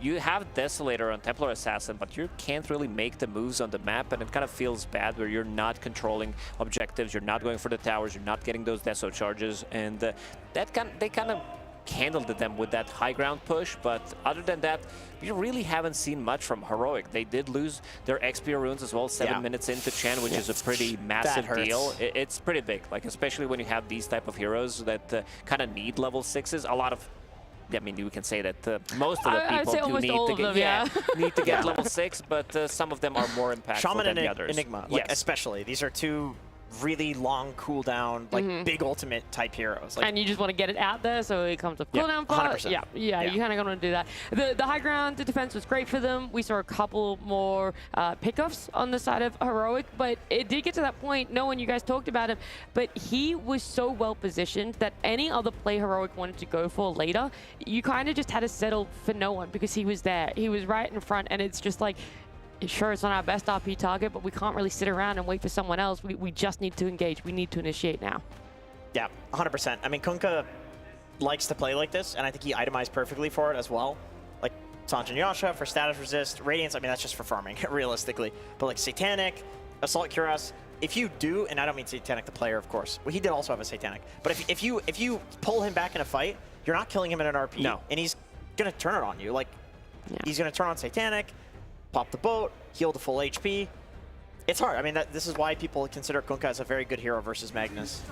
Yeah, this is a rotation where they're trying to set things up. This is like 11 minutes into the game where they're bringing in numbers, but it's not enough. Like, where's the real follow-up? They needed to have at least one more hero immediately here because it's way too much. Like, you see that there's just not enough damage, and Satanic is taking off. This was also, even without Chen using ulti, Dark Willow was close by with the Terrorize ready. So P-Vision, they have a very good read how the fight is going to be played out. And Heroic, like, where's the damage? Like, Templar Assassin is not going to be joining into this fight, so you need either Shadow Shaman wards to trap him there, or you need Black Hole in the middle of the tower. So kind of a difficult one for them to be able to grab the kill there. That was really nice, by the way. Dookie using the creep to tank the tower, so Satanic could Requiem. Just a little... These are the little things you have to do as a Chen in order to make the hero viable right now. I think it's like a decent hero, but not a lot of teams are picking it. It's only the teams that have the Chen freaks, like Dugalis, that are going to pull aggro like that, and teammates that also know to, like, de-aggro, and they trust that he's good enough at Chen that he'll aggro with the creep. Do you have to wait that late in a draft to pick up a Chen? Because for them, it was all the way at the end. It was their overall last pick. We were kind of surprised. We thought that they'd already shown both of their support. So is this a hero that's in a weird position of needs to be later? Or they could have done just as well picking it up early. I don't think this is a first pick hero by any means. Like, you want to be getting some kind of a trade in that first phase, but I could see it maybe later down the line, like in the second phase, I could see some Chens. When you see what you're going to be playing against, in the lane? Yeah, which is exploitable, especially when you're playing against something that uses quite a lot of mana. With the Satyr Creep, you're kind of making a lot of pressure off of your carry, which is going to be good. But yeah, seeing that Falcons is at the tournament, they love to run Chen. There's also potentially Team Spirit that could run it. I think this hero is in a good spot, but it's a very, very difficult hero. Like, it's a very niche hero. Okay. All right. Anything else on the side of P-Vision that you guys really loved from this game? No one, because Lucas, you're coming in, they tick all of your boxes. This is a team that does everything except for having one misstep at, what was it, the 20, 25-minute mark? Was that what the time frame you said? I believe so, when they were like going for the high ground and stuff. This is the team that, you know, I feel like they could play flawless Dota without making a single mistakes, but they also, it does feel like they like to push themselves to the limit, see how it's going to go. Yeah, they do. I'll go back to the Puppy quote where he said, you would like to lose games early in a tournament. You would like to show your weaknesses early in a tournament, so that way you can have data and you can look at those replays and, you know, fix these flaws.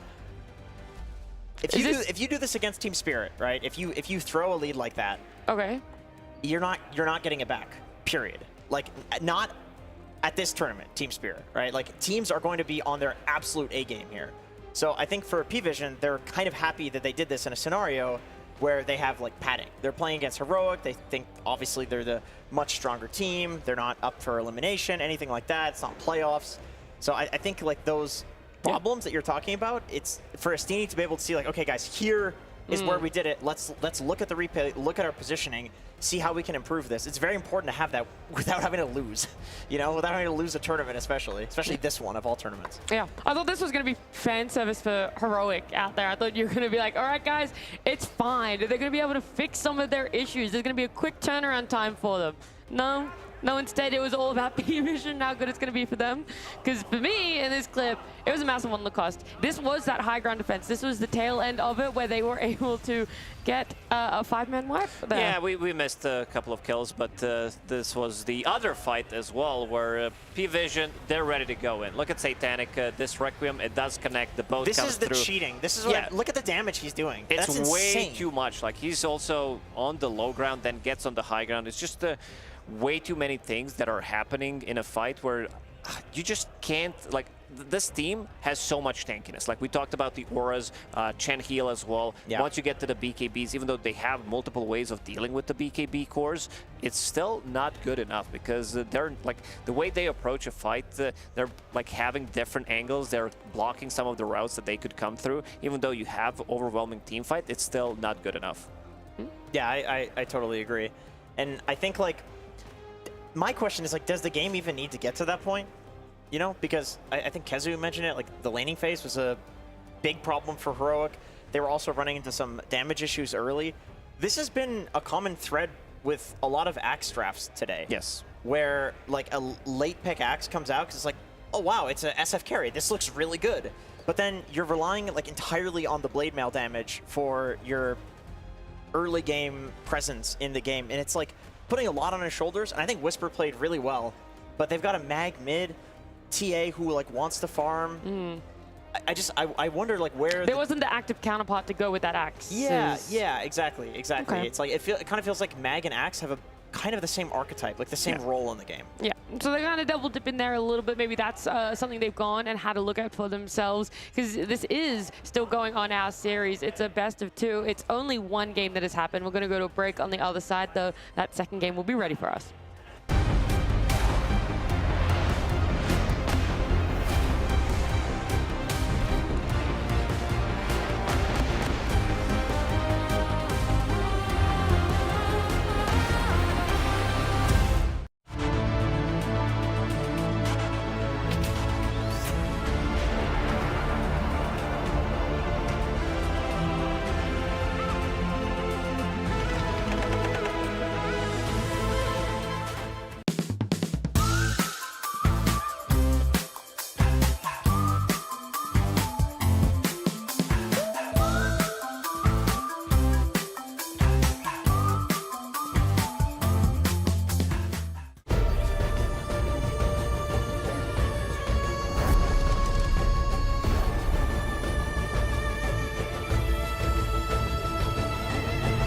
This land is calling.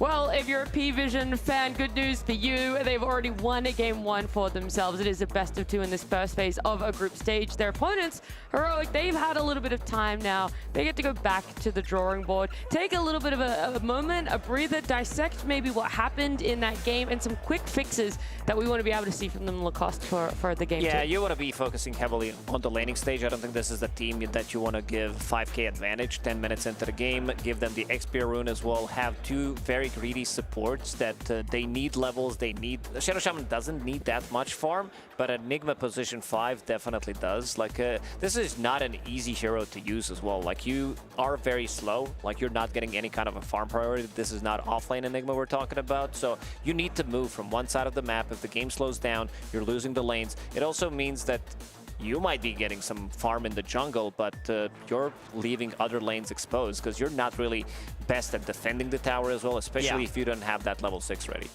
Yeah, I feel like probably Caps can go back to the drawing board on this draft a little bit. There was a lot of mind games going on. I really do believe that P-Vision was dangling the TA pick. Yeah.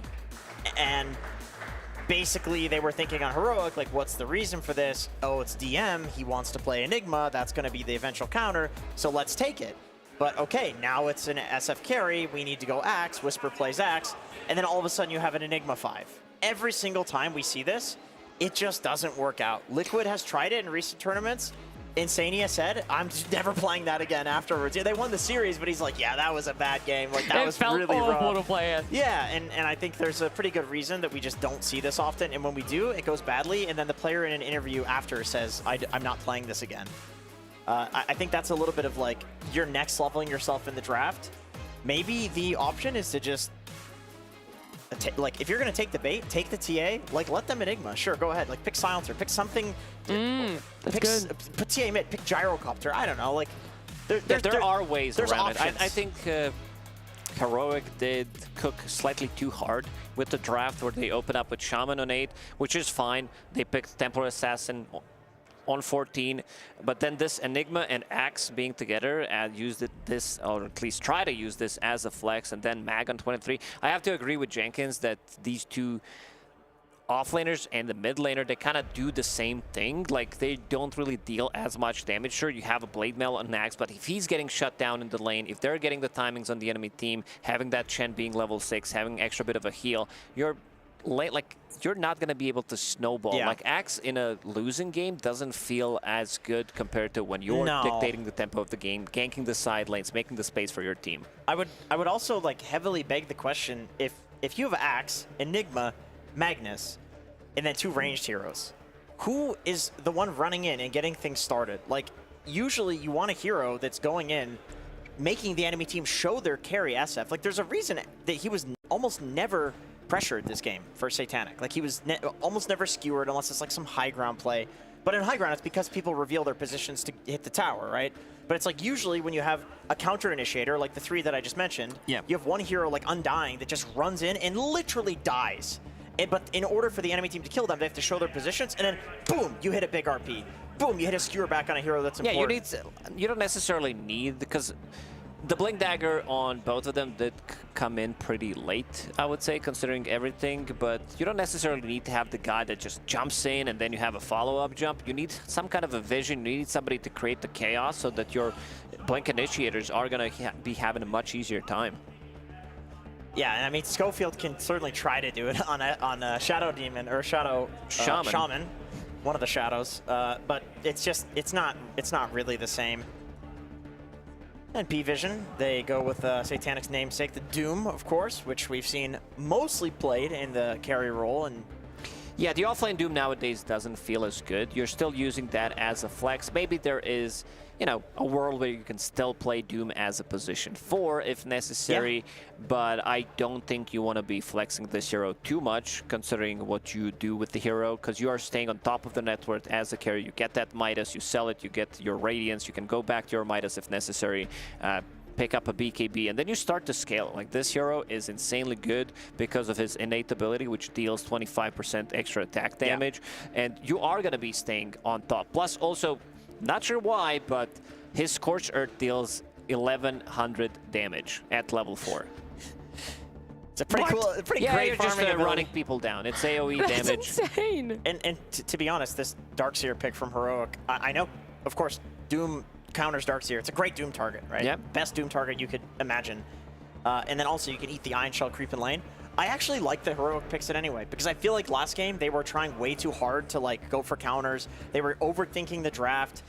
I think P-Vision probably picks Doom. It leaves the Darkseer in anticipation that they wanted this. Yep. We saw first game this was banned out, and they just take it because they're like, okay, whatever, we'll call your bluff. Let us have our best hero. You probably need to ban some of these very annoying heroes that Schofield does play. Clockwork's already there, but you can't ban all of them. Tusk would definitely be my second choice. Spiritbreaker, he plays Tiny as well. So they have multiple choices they could go for. I think his Clockwork has really been a menace, so they're going to recognize that, remove Clockwork, and leave some of them the ones that we did mention in the pool. To me, Schofield is the reason why they're willing to pick Darkseer into Doom, is that they know that he wants to be playing a melee hero that enjoys having an Ion Shell on him. So it's not one of these like passive Darkseer lanes where you have a Dark Willow or something like a Rubik, a ranged hero, and you're putting the Ion Shell on a creep wave and trying to push out the lane. It's purely about like going for kills. Schofield and Whisper, these guys will not play for farm. They're going to try to kill you.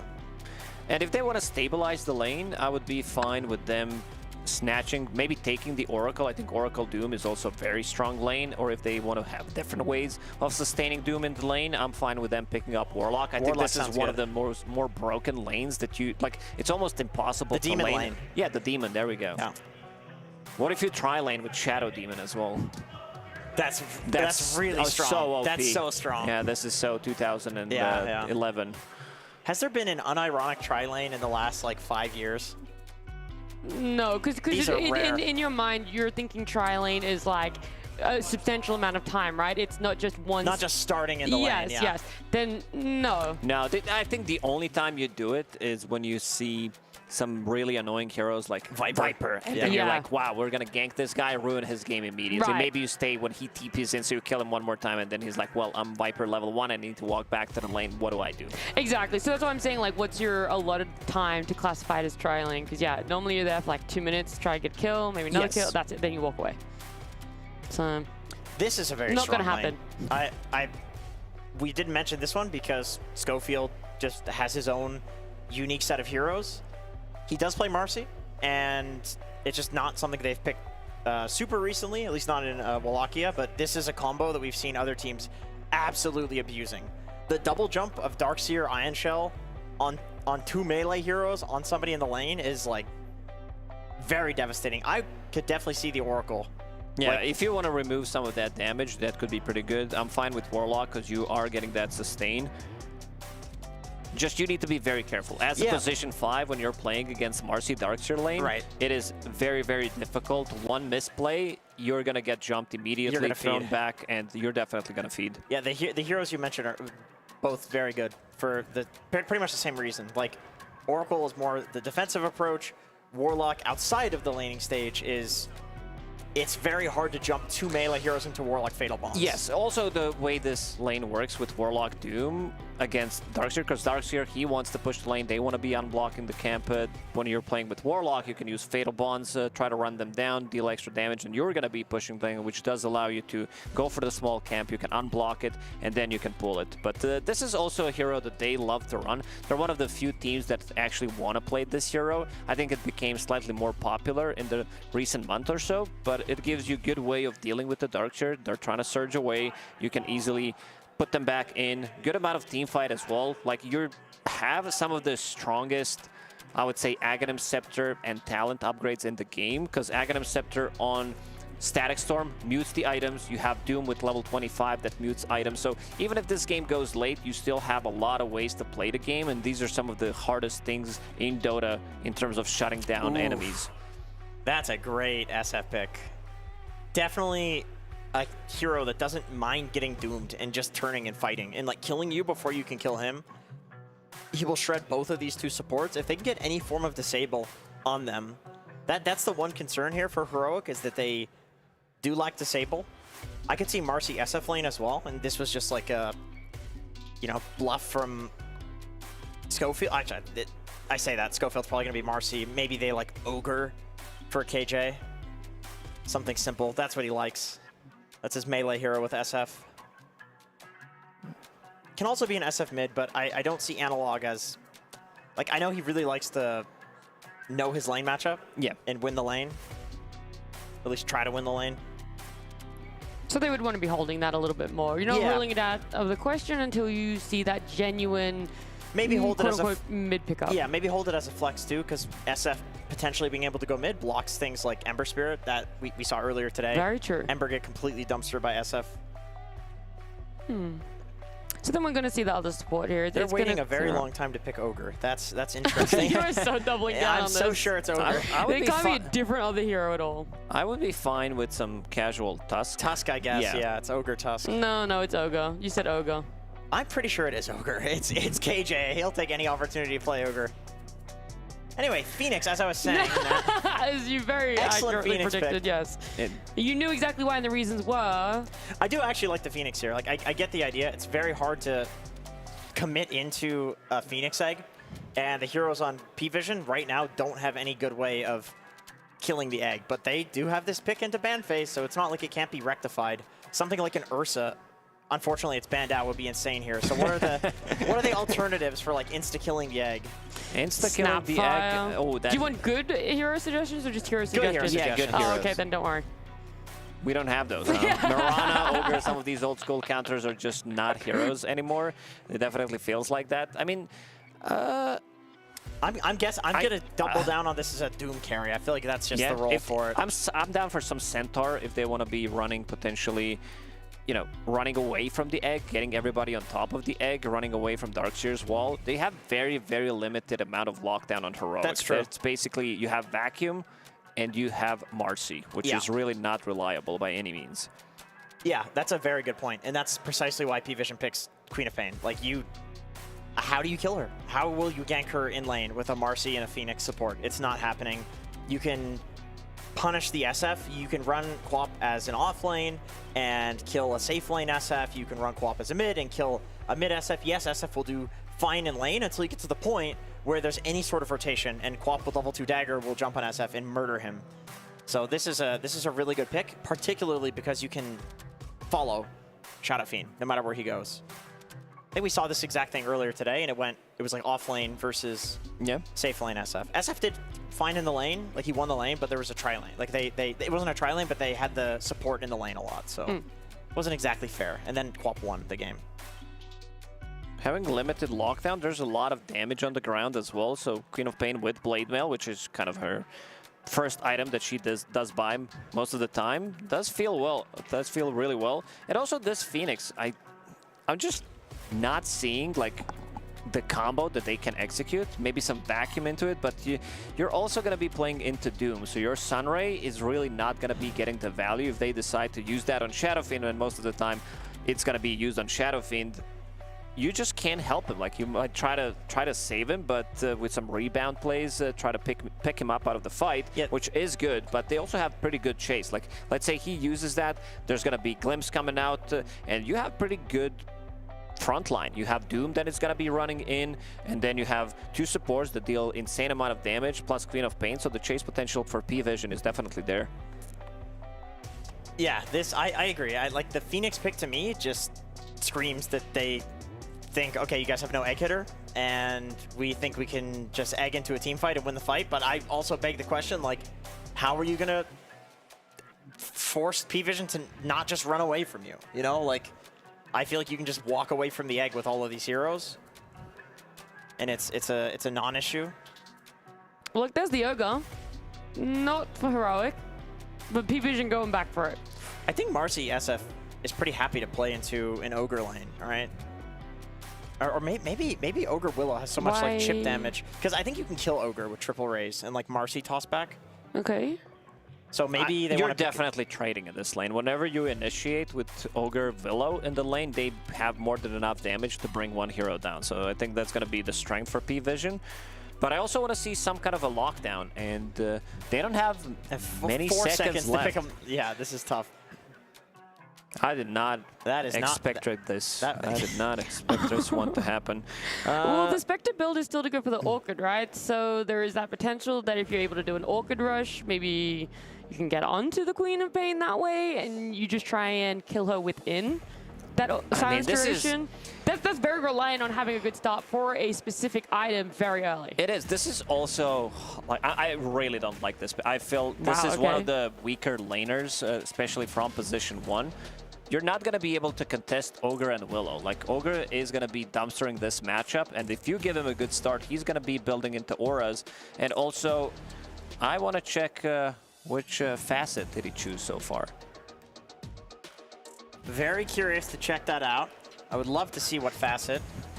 We'll check that facet for you. It is. I'm trying to locate Spectre. Twist the knife. Okay. So that's the, what, the 2X? That's the old, no, that's the old one. That's the old one. Okay. Old one, yeah.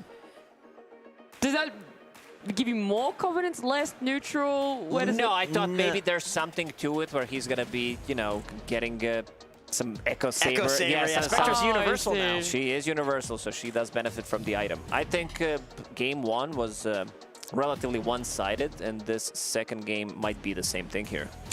Might be. Oh, super bold prediction from Lacoste. He's putting it all out on the line. But there's one guy, if Whisper is going to be popping off, if it's going to be him and Schofield owning this safe lane, I could potentially see maybe a bit more of a balanced game. But yeah, because I've been very impressed by Whisper's Darkseer. Lacoste, this is going to be full-on devastation here. And normally when it comes to Heroic, I think, okay, they've got some sort of repositioning tool. They're going to win team fights. Yes. I don't see it here. I feel like P-Vision has exactly what they want. They've got no one, the best mid in the world, who has a completely free game on Queen of Pain. Whisper's got a lot of weight on his shoulders right now. No. I have full belief in Heroic. They got some backline jumpers finally. They're definitely going to utilize it for that way. Either way, though, this is game number 2. It is our final one of the night, and it brings me great pleasure to have both Sunsfed and Kezu casting Heroic and P-Vision. Did somebody say P-Vision? Game number 2 is upon us. It is. Heroic versus P-Vision again. It's happening. P-Vision takes game 1. Pretty convincing, I would say. Game 2, yet to be seen. That is true. That is why we're here. They are going for a little smoker-doker here on Mr. Heroic. They're pretty quick on this one, but let's see if Ducalis on the low ground will pop the smoke unknowingly. And they don't have the catch. 9 class. Yeah, he will get a casual right click. First damage of the game done by P-Vision here on the Willow. See if they want to fight, though, for P-Vision's side. They might just end up... They do need to be a little... You have Ogre Magi. This guy is literally... He doesn't have a spell. But he's very tanky. Sure. So ignore him. Yeah, it looks like they'll just split the uprights potentially here and just go their casual ways. I mean, let's see. I will say that drafting-wise, there's a few things that were interesting or slightly confusing to me. Like, I would say that, well, the Doom Darkseer matchup, it can go both ways, but I would consider Doom to have the upper hand. Sure, you can search the guy out of the Doom because, you know, Heroic picked it into the Doom. Let's see, Schofield. Yeah, trying to maneuver his way out of the maze. He'll do so. Does take heavy damage as KJ has to pop the Fairy Fire, but he's going to drop one way or the other, and that's First Blood, the way of Satanic, the last person on Earth. Yeah. You want to give First Blood to on this position 1 Doom. Oh, Whippert. 9 class is going to eventually tick out to Whisper. So it does end up being a 1-for-1, but obviously with the First Blood and all that, P-Vision rather. Yeah. We'll be pretty happy about that. Yeah. Satanic is going to have some injection of gold, so of course he's happy with that. I mean, we'll have to see about the mid matchup, because this is at least one of the heroes that I have seen beat Quap. Traditionally, it has. I don't know if it's as good nowadays, but it still should. You can out-CS her. Of course, you've got the multiple raises going in, so Mr. Analog should be pretty good when it comes to this matchup. Talk to me about Spectre. Yeah, talk to you about Spectre. I know that some players have tried the other facet. It's the Forsaken, where you deal like double damage with Desolate yourself, but your illusions cannot. So I thought maybe he will take this one. But no, he went for the normal one, the Twisted Knife, where you dagger on your little reality. Let's see, I guess. Reality costs, what, 50 mana now? 40, I believe. So, yeah, I don't even know where that nerf came from, to be honest, but... No, it's really random. I will say that Spectre is a very, it's a very untouched hero. Of course, you have Darkseer, which can, you know, help you to, like, skip some timings. Skillful Dofield. Goes into the rebound. Satanic attempting to run away. Oh, Vacuum. He's going to get pulled back in, and he does end up getting out, but taking really heavy damage there. I mean, playing against a Marcy is super annoying in the laning stage. There's just so much like potential to really like for you to like lead a kill or take a lot of damage.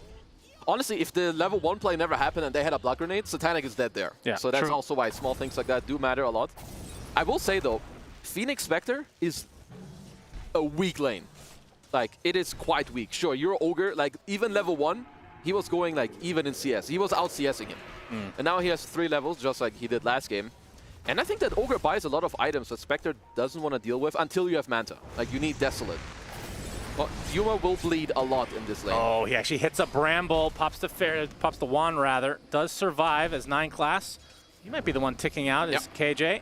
Well, we'll force out the Shadow round, but eventually does go and kill off KJ. So 9 class with the Shadow round.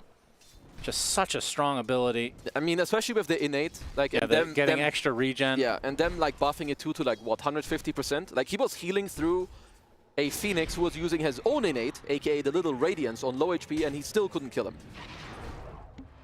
So yeah, for Heroic, I worry about their bottom lane. So they have to kind of damage control, but their mid and top lane should do quite well. Like both Analog and Whisper, I expect them to have a good game. Yep, Analog 14-5 right now. No one on the co-op 10-3, so a little bit behind. Mm-hmm.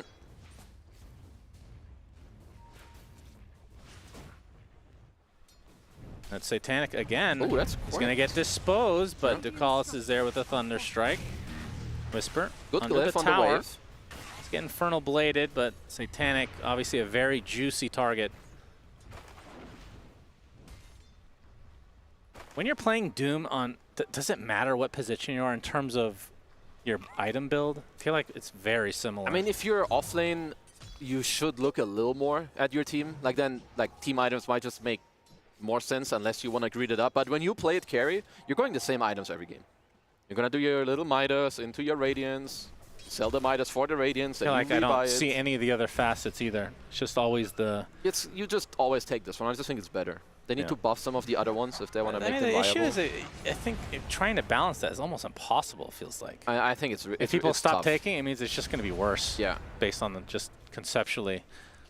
No one. Oh, rebound does hit. But he's Disposed to follow into the raise. That was a good combo. Nicely done. They needed really good timing on that one because, of course, no one's got the blink. So unless you hit the raise during a little dispose, he will die. Or rather, he will live if you miss. I hear a little glimpsy glimpse. I will say, I overall like the Disruptor pick a lot against Darkseer. Of course, it's a hero who loves to run away, so you glimpse him back, you cage him up. And even against the Marcy, like if you take a lot of damage, you're just going to push one of them back with your innate on Disruptor, which is quite handy. Let's see if it may or may not happen. Yeah, this Scorched Earth is doing quite a bit of work. They're going to try to focus down Ducalis first. They'll do so successfully, but it might be at the cost of Whisper. Gets disposed back into the arms of the enemy he was intending to go on. Oh, Brambles off the mark. And Satanic can't pursue any further, but still healthy enough to get away as no one will finish the job. Although 9 class snatches it from him.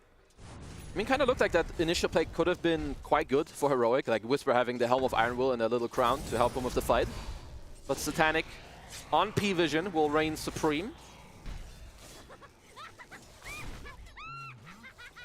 No, Yuma, of course, is struggling in this lane, but it's kind of to be expected when you play Spectre. All you want on this hero is to get fast level 6, and then you join some other lanes. Yeah, it looks like it will likely be that Orchid build up. Well, it will give them a lot of killing capabilities, obviously, around the map, especially on the co-op with the Orchid. Yeah, what do you item? You go, I mean... I think it's just Orchid Manta. I mean, you could Orchid Radiance, well, I but meant it's quite slow. on Quap, what would you go Quap? against the Orchid here? Yules feels kind of bad on Quap, doesn't it? Yeah, I don't think you want to Yules. You're just going to set up other stuff yourself. You can look to ask one of your subs for a Force Staff. I think you just go Blade Mail anyway. Want the rebound. Analog. A little mobility now for the Shadow Fiend is always nice. Well, let's see. First rune of the game does go to no one, so he gets an amplified damage. Satanic. What's going on Whisper as Schofield now joins the party. They'll go their separate ways, though. 1K lead early on for P-Vision. I mean, that's another thing later that we had a defensive Requiem, as no one was putting up a lot of pressure. Yuma down bottom. Yeah, that leaves him all alone, but not able to finish the job from the P-Vision side. I will, like, this is what makes kind of a great team, especially in the early game, when they use the correct amount of heroes in different places at the same time. They're pressuring mid, they're pressuring bottom, and at the same time now they're setting up a play top. Yep.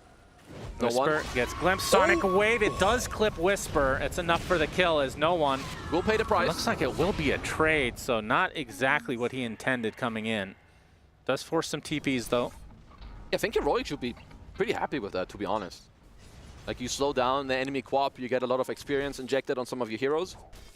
But yeah, the overall, like the Doom against Darkseer matchup, it's not just like the Doom overall, it's also like the neutrals you can get, the heal against the Iron Shell spam. You can get a Purge creep against both the Shell and the Surge as well. Whereas Yuma seems to have been kicked out of the lane without getting 6, at least for now. Yeah, this hero really needs the Chipper's Vest. He does need the Chipper Dipper. We'll see if he gets it. I mean, it is literally a mini Midas on some heroes. Like Spectre has to be one of the best heroes at getting it. I do worry a little bit for Yuma. We'll see about like how he can get into the game. Because the mid SF, it's not like Analog is going to set up a lot of like his Spectre. He's only 400 net worth difference between him and the Marcy support. And So, like, Marcy is not exactly a farming hero. I will say this is the next best combo you can get as a carry or a right-click farmer. If you don't get Chip Vest, you go Spark of Courage with Alert. So like bonus damage with attack speed. Okay. So, you know, he got the next best one.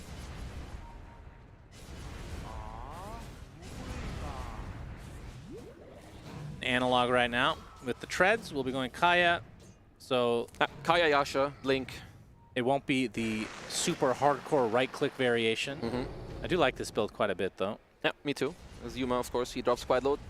Unlucky for him, he didn't quite get 6. So may just have to TP to a lane. They could even Schofield like, is actually out-leveling him. That's crazy. I mean, he will potentially TP mid here to like get 6 on a wave. I like what Heroic are doing. You know, they're drawing on the map. Yuma was like, guys, please, go top.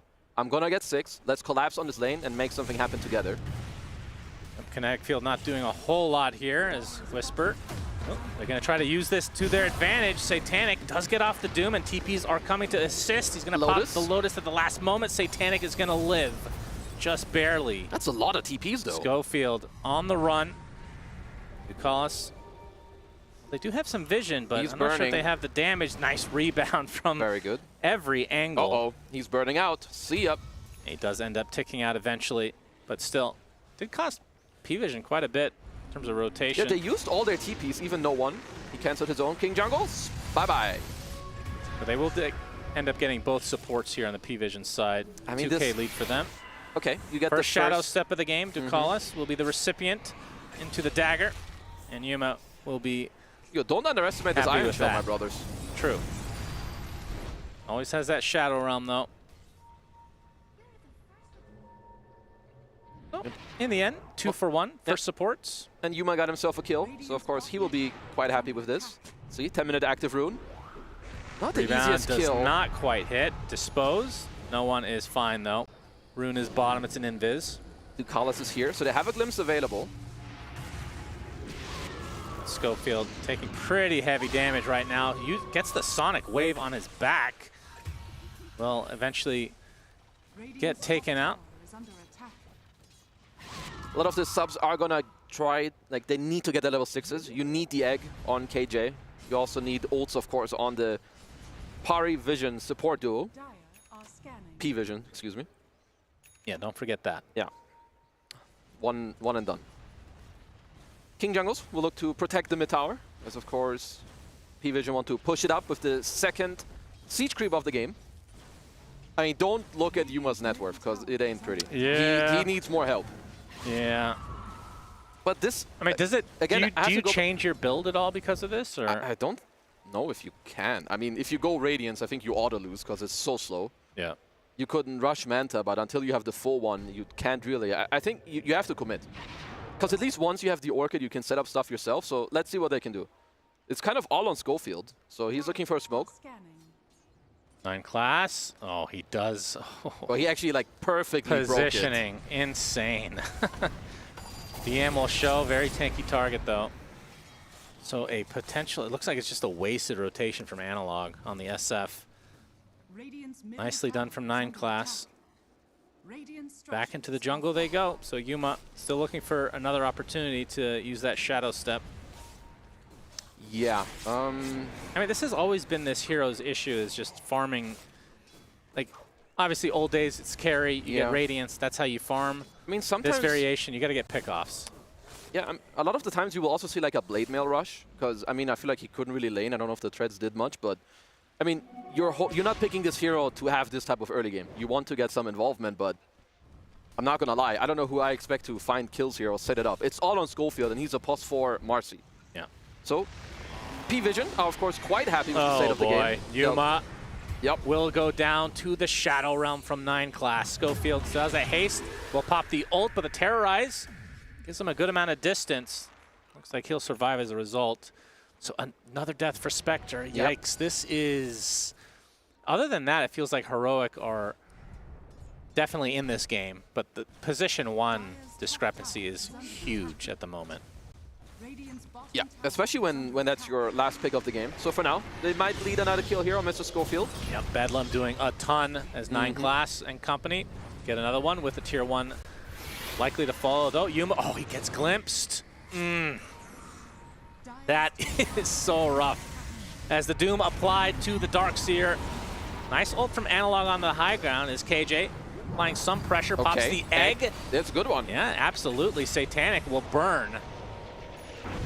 On top of that static storm, Ducalis uses one more glimpse for the road, but give it to Yuma. Absolutely, they need this kill on the Spectre very badly. It's going to take a while. This is actually a really, really important kill for him. Is he even going to get it? He has dagger. Sonic Wave on the KJ in the meantime. Easy kill as Ducalis limping away. Yuma eventually will close the gap, surely, for one last right click. He had to work for that one. He did. He had to walk like 8 miles. Goodness gracious. No, that was a good, and on it, sometimes you have to force it. Like Yuma, he literally shadow stepped on his own. Like, of course, he baited some stuff out. He got glimpsed back. He still had the TP ready, but at least his team came over. You have the egg, you have the Requiem. They've still, like, honestly, their team fight at the moment, I would say, is still better if they can connect their spells. Until DM later gets like his first and second round of auras, which he should be looking at. So if you're Heroic, this should give you some sign of life to try again when you have those next spells.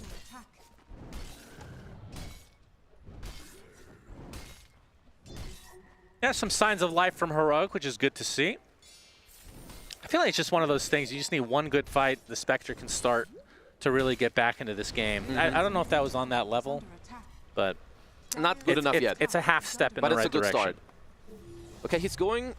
Yuma changed up his build to go Radiance now, which... I honestly don't know if it's good or bad, because I feel like by the time you get Radiance, you're going to run into an Ogre who has a pipe. So we'll have to see about that one. No one. Glimpse back on Whisper. With the glimpse. Static Storm is there for Whisper. And they will be able to deny the tower if they so wish. 4K lead for P-Vision now. Yeah, of course they're quite happy. Satanic chilling away on the Doom. They've got double top net worth with DM. Of course, he's got the Midas. So he will stay up there as well. As Schofield doing Schofield things, being aggressive, trying to set up some kills with a good ward here, but Willow is just not a kill. Not with these heroes. You need an Orchid to kill this guy.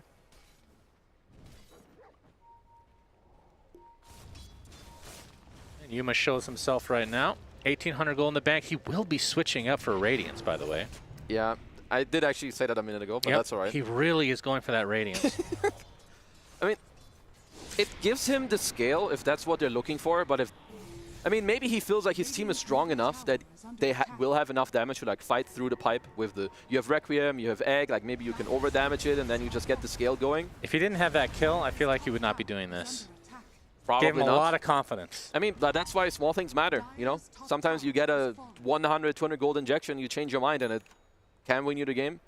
But I still feel like this is slow, but we'll see. Only time will tell. Yep. It does give them the scale, like maybe if you go Orchid, it feels like too one-dimensional that you keep trying for the skill that you won't get anyway, so...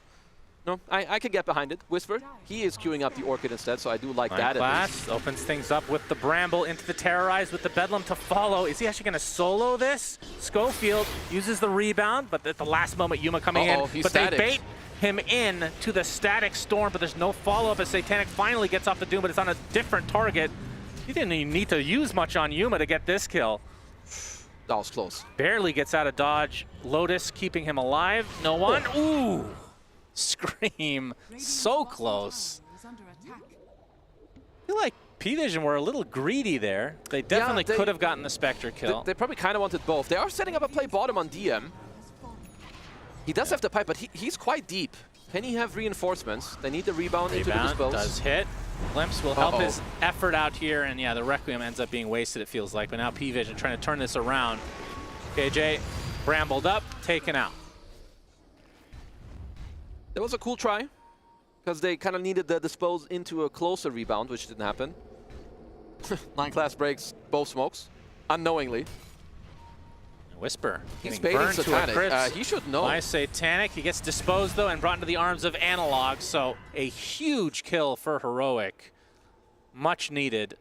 Did 9 class see them gating when he broke their smoke or not? Because I feel like Satanic, he fully knew that they were gating, but maybe I'm wrong. I mean, he wanted to push his advantage there onto Whisper.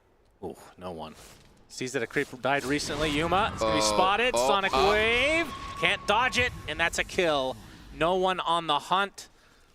Gets the kill he was looking for as Schofield again. Solo kill? Man, 9 class is just owning on this Dark Willow. They've got a really nice ward, like this lane ward that P-Vision have up top. So he just spots him, sees him nicely, gets the solo kill of his life. And yeah. Let's see if this network will at some point run away. Dodge the Bramble. Good Bramble. Very nice. There's no one coming in to finish the kill. He gets it. He places out the wall and the price. vacuum as no one blinks out. Just barely. As now KJ getting some vision for Yuma to finish the job. Nicely done from Heroic. Trying to turn this back around as the egg is available, but KJ doesn't even need it. They clean up quite nicely for the Heroic side. They lose the Darkseer, but they get some valuable kills on the top of it.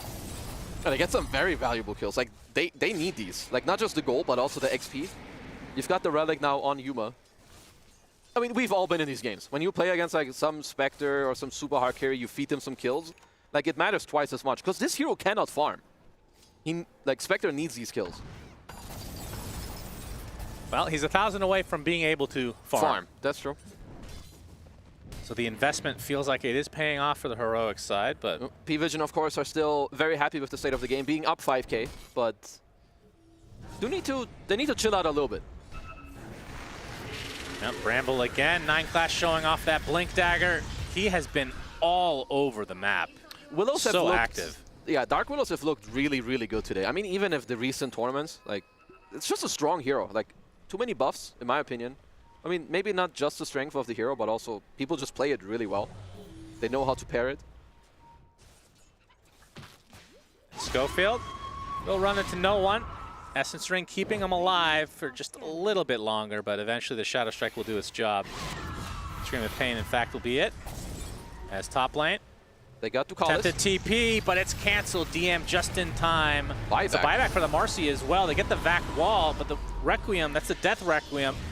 And Whisper stuck in a horrible position. Pops the BKB. There's the egg. They're going to try to apply all their pressure to it. A nice rebound, stunning out one. Satanic trying to run away now, but the egg pops into the Sun Ray. Down goes Satanic as no one will at least get one kill here in retreat. That was a good buyback from Schofield. This game's kind of nuts. There's a lot of random stuff happening. People dying solo here, there, but Schofield, good buyback, kind of brings it around. Saves the egg with a double rebound stun. As no one is quite tanky himself. High Assange, Blade Mail, Essence Ring. And a shield rune to boot once he sees the bottom rune.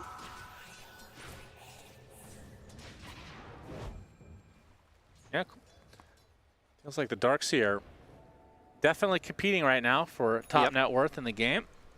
Whisper, we've seen him do this before. Absolute beast at times. And he's an absolute high skill player. He's got the BKB just before the last fight. Did put it to good use. I mean, it's incredibly good against these two subs. And there it is. Ogre 2. The old 21-minute Radiance. It's not great, not terrible. 21 minute. Let's see if he can back it up and get himself a little higher on this net worth chart. It does feel like Spectre's one of those heroes, even if it's a late Radiance, it feels like it does really pay off. I mean, I don't know what it, like you just build tanky now after this. Yeah. I mean, to be fair, I still feel like it feels weak because it's going into Greaves and Pipe. So we'll have to see how his team can back him up. I mean, no one. He's got a shield rune. There's like a 3k HP. Feels quite invulnerable. Analog making his way over. The Sonic Wave deletes KJ. They will get the Shrine eventually, but not what? At the cost of a support. As Schofield will run into 9 class. And Johnny. The Tormentor will be the trade, though, of sorts. So 1-for-1 on the support side. 9 class gets rewarded. Yep, gonna spawn some more brambles on his little curse crown. BKB should be completed soon for Satanic. I mean, he did have a couple of deaths that most likely shouldn't have been put to his name. But once he's got the BKB completed, I don't really see what Heroic do for starters. They kind of need to like whittle you down or bait your BKB and then go on their round 2. Unless Analog can somehow connect a Requiem.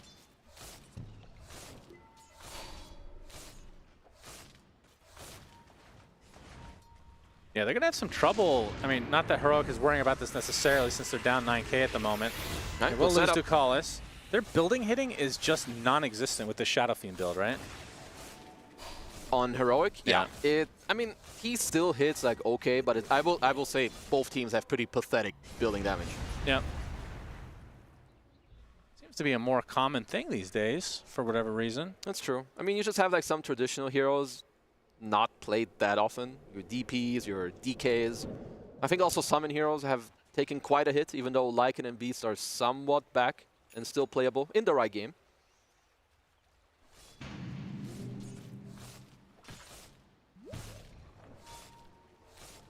Yuma trying to play the catch-up game. Still bottom net worth for the course. Oh, 9 class. He's eyeing them for now. So, of course, got full vision. And the Schofield spot him. Now he does. There's the blink in. And Glimmer counters this move that he's gotten away with, it feels like, so many times this game. They'll terrorize Schofield successfully, but Yuma and company, oh, even an egg use, interesting. Obviously don't have the same vision as us. I mean, at this point, I don't think you care. If they can keep injecting gold into the Spectre, like, you just go for it. Absolutely. Now with the egg down, it seems like P-Vision want to fight. No one in the cover of smoke. Yuma, obviously the biggest target here. Tempted TP, but the glimpse. And this should be a freebie for P-Vision. Anytime you can take out that Spectre, pretty damn valuable. Go through the gate and glimpse him. Gonna try for it, but the dive, KJ. We'll be going off the map with the Sunray TP.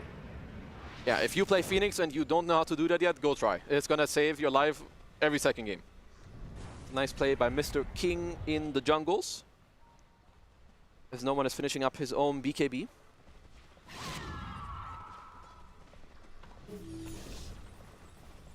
There it is. Next clash might just be around Roche. I think first Roche of the game. P-Vision, up 9k gold. You don't have the best Roche checking lineup, but you've got like your second and third round of items on some of your heroes. You've got Bloodlust to buff it up. So if you take a fight around the top area, that might be what they're looking for. As Mr. Whisper may be looking to set up vacuum into the Orchid, into the Centaur Stomp as well, but the counteracting, actually Schofield jumps in, a pretty nice time, but no one, still too tanky. Analog and company will be taking out 9 class, so he sacrifices himself to save their QoP. Decent amount used for Heroic. We'll see if P-Vision want to stick around, but no, it looks like they will exit. It's true, but it is the fresh BKB of no one that you force him to use. Like, Heroic are kind of, you know, forcing out some stuff in this game at the moment. They did nearly get the kill on no one. Of course, they did get 9 class, which now also it allows them to push back on the map. Whisper's creep is pushing in top. You've got Yuma controlling bottom. If they find no one, that could be big. He's no already used his blink. And a big back wall onto 3 heroes with the dive and the egg to follow. There's still a silence onto the QoP. The Orchid runs out, but no one is dead. Egg is traded, though. And Satanic shows up just in time. Schofield stunned up. He's going to get the rebound as Ducalis is burning, but Schofield will likely be the trade. Pops the Glimmer, though. Into the north he goes.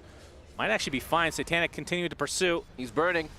He's just out of range now. And looks like that'll break the fight up completely. So in the end, a 1 for 3 Heroic. I mean, Heroic are doing the right things. I'm overall impressed when I do watch like P-Vision play, but I feel like when it comes to this game, they are throwing quite a bit. Like when you're up this 10, 11, 12k, you kind of feel like if you play clean and nice, that it's just your game to take. But at this point, you keep trickling out these mistakes. Like, you know that you're starting to lose at least some control. Is that more of a lineup thing or just pure mentality? No, this is a play thing for sure. Like, because this lineup for P-Vision still, It scales well, so it's not like you need to feel like you're in a rush. I just feel like they are like overstepping some of these plays. They're not together. They could look like more nicely of, okay, do we want to take the top tier 1 into the Roche? How do we set it up? Because Heroic, I feel like they're getting to surprise P-Vision quite a few times now. And Darkseer SF Spectre with Phoenix to back it up is no joke. Like, you better not underestimate this one. Yeah, they certainly do have the wombo combo potential from the Heroic side. And that's without a Spectre doing much as of yet, if we're being honest. Also, in the last fight, the egg barely died. Like, of course, yeah, you do have Ogre. It's kind of like a pseudo counter, of course, to the egg with the Bloodlust.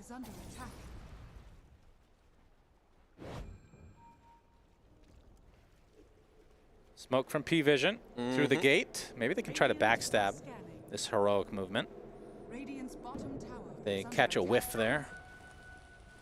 They scan it out, actually, so Whisper in a bit of trouble. Going to be seen here momentarily. And indeed, that is the case. Sonic Wave doesn't hit anything, I don't believe. They doom up the TPing target. He's going to be fine. Yeah, he's fine. I mean, maybe if the Sonic Wave hits, he dies out.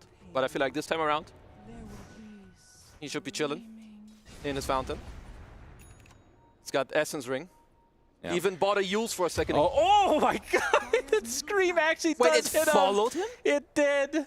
Oh my god. If he was farther back in the fountain, he would have lived, actually. Legitimately. He did not respect the global Scream of I have not seen that in a while. Oh my god. He even bought a Yules for like a split second and then sold it the moment he realized, oh, I'm living. Yeah. Because otherwise he could have dodged like another 2 ticks. Oh man. That is quite the play. And now this allows them to feel confident enough to go into Roche. That's kind of hilarious. That is insane. It's not seen a global kill in a long time. I was like, what happened? Because obviously it wasn't like an Orchid take because that was way too long and he doesn't have it. It was Scream just following him globally. That's so funny. Like the good old days. Satanic, because of this, gets rewarded with an Aegis now on the Doom. And P-Vision. I mean, let's see. Maybe I underestimate the damage output from P-Vision a little bit, but when you're popping every hero with Bloodlust and a Wolf Aura that you have on Satanic, I believe no one will honestly also hit quite hard on the Quab. And we know that this hero has pretty incredible scaling. You got the Ags, you got all your Talons up, you're chilling. You do have a Hex on Analog. Not sure if that was caught on stream, but I think we're good. And those Valorant players are something else. Okay, Heroic are smoking up into the daytime. Of course, Satanic, he's a really bad target for you now that he's got the Aegis. Which means they kind of want to look to clutch out someone else out of the game. You do have Blink Hex on Analog, so he's the one that may just look to start the fight.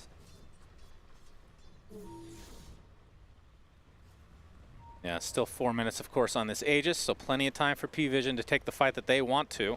I mean, he is hunting. Yep, that's a kill. They find the Ogre. DM, still quite tanky, but it's just a matter of time here. Outnumbered. Nice try. Puts his arms up as if he's actually going to have time to go through there. That's a big kill for the Heroic side. And we've seen this before with 9 class being accompanied by no one, has the vision this time. So support for core. I mean, this is a great trade for Heroic. It kind of feels like it takes off like a minute and a half from the Aegis for all intents and purposes. It does. No, it's good. Like, you're taking out DM on the Ogre. Obviously, he was running around with all the auras. That was the shortest Icarus dive I've ever seen. As King Jungles will go through the gate. He did cut the wave, but there's still a siege creep available. Radiant's middle tower is under attack. It's been a while since we've seen a 5-on-5 in this game, hasn't it? Yeah, it does feel that way. Okay, they're looking on Satanic now. Might want to poke him early, or do they want to go around and find the back line? Yeah, they don't want to mess with his Aegis. Come on, Whisper, take the Croaker. No, you want him. Is that the Congregations of the Deep? Is that the spell he has? Something like that. But he already has a creep, which is around the Roche Pit. So he wants to stay loyal to his friend, Pine Man. Understandable. Of course. Seed Shot, very powerful. Yeah. As Yuma now level 20, has the Manta. We'll be going for the Ags. About 1,500 away from that. Yeah, it does, of course, create like a lot of chaos, and you show everyone the good old haunt. Yeah, what do you think of that, this game? Do you like that? I think it's good because they rely on a good initiation, which I feel like you want to help Analog have a good start to the fight. Haunt should do that. I don't know if there's a different item he can buy that like really changes his start of the fight, like a nullifier, so you can try to kill a sub. So I kind of like the Haunt. I mean, your lowest net worth anyway. I think this allows him to have like the highest impact possible for the gold he's spending. Yeah, true. Whisper working on a Shivas right now. Analog has the sheep. Does feel like this Aegis, only a minute and a half now. Whisper spotting out the TP. He knows Satanic TP top, and if they clicked him, they should know that he has a Shadow Blade. Whoa, whoa, hello. Oh, KJ spotted. Yeah, he did. All right. Static Storm will be the death of him. As P-Vision will claim another. Schofield spot in the meantime. Does feel like it's just delay tactics from Heroic. He can also rebound soon. Like if they're chasing him now because they think he's alone, he's just making more time. Yeah, and he will. Joke's on you, kiddos. Always handy to have a creep tucked away for a rainy day. 9 class getting initiated on by the Spectre.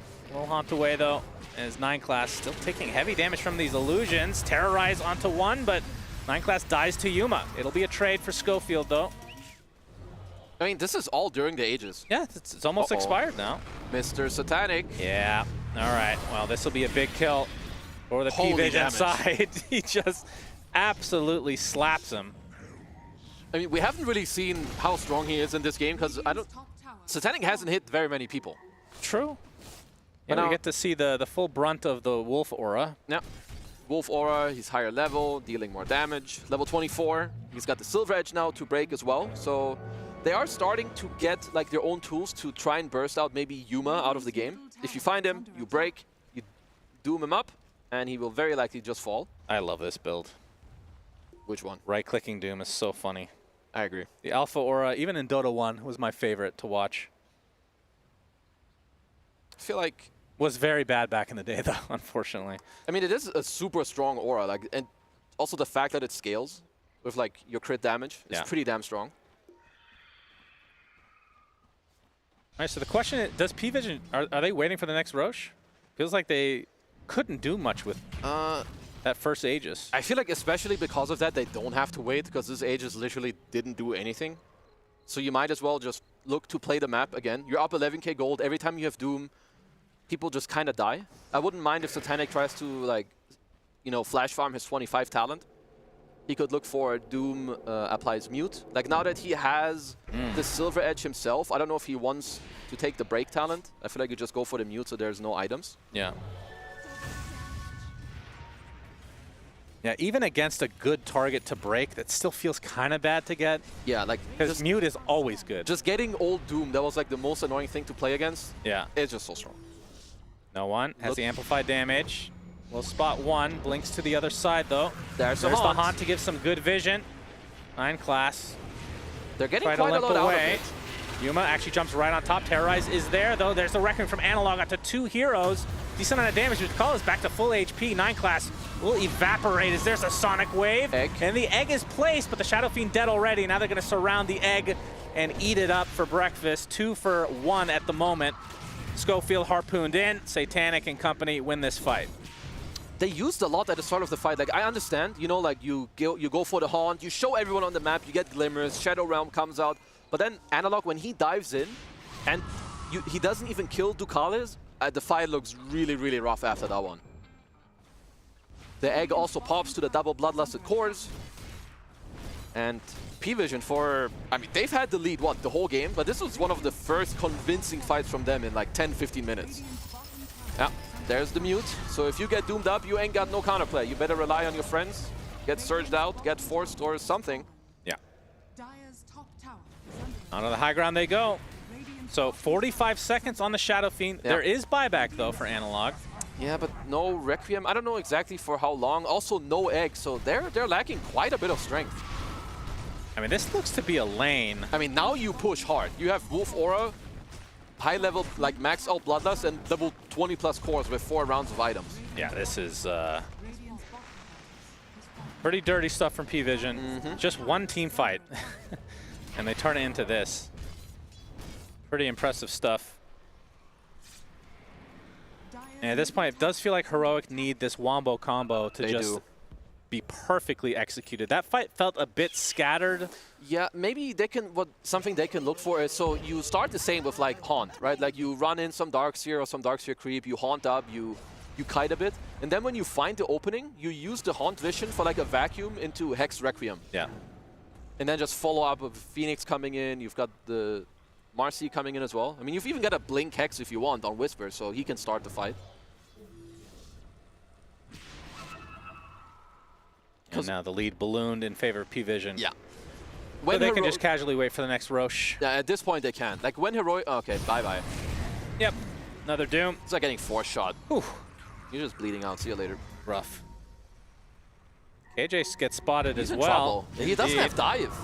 Does have the egg if he wants to try. They're going to try to turn this around onto the Quap. The Static Storm, though, is there to save him. No one will get the Sonic Wave off. Clips 2 as the Glimpse is used. Analog does get off his ult.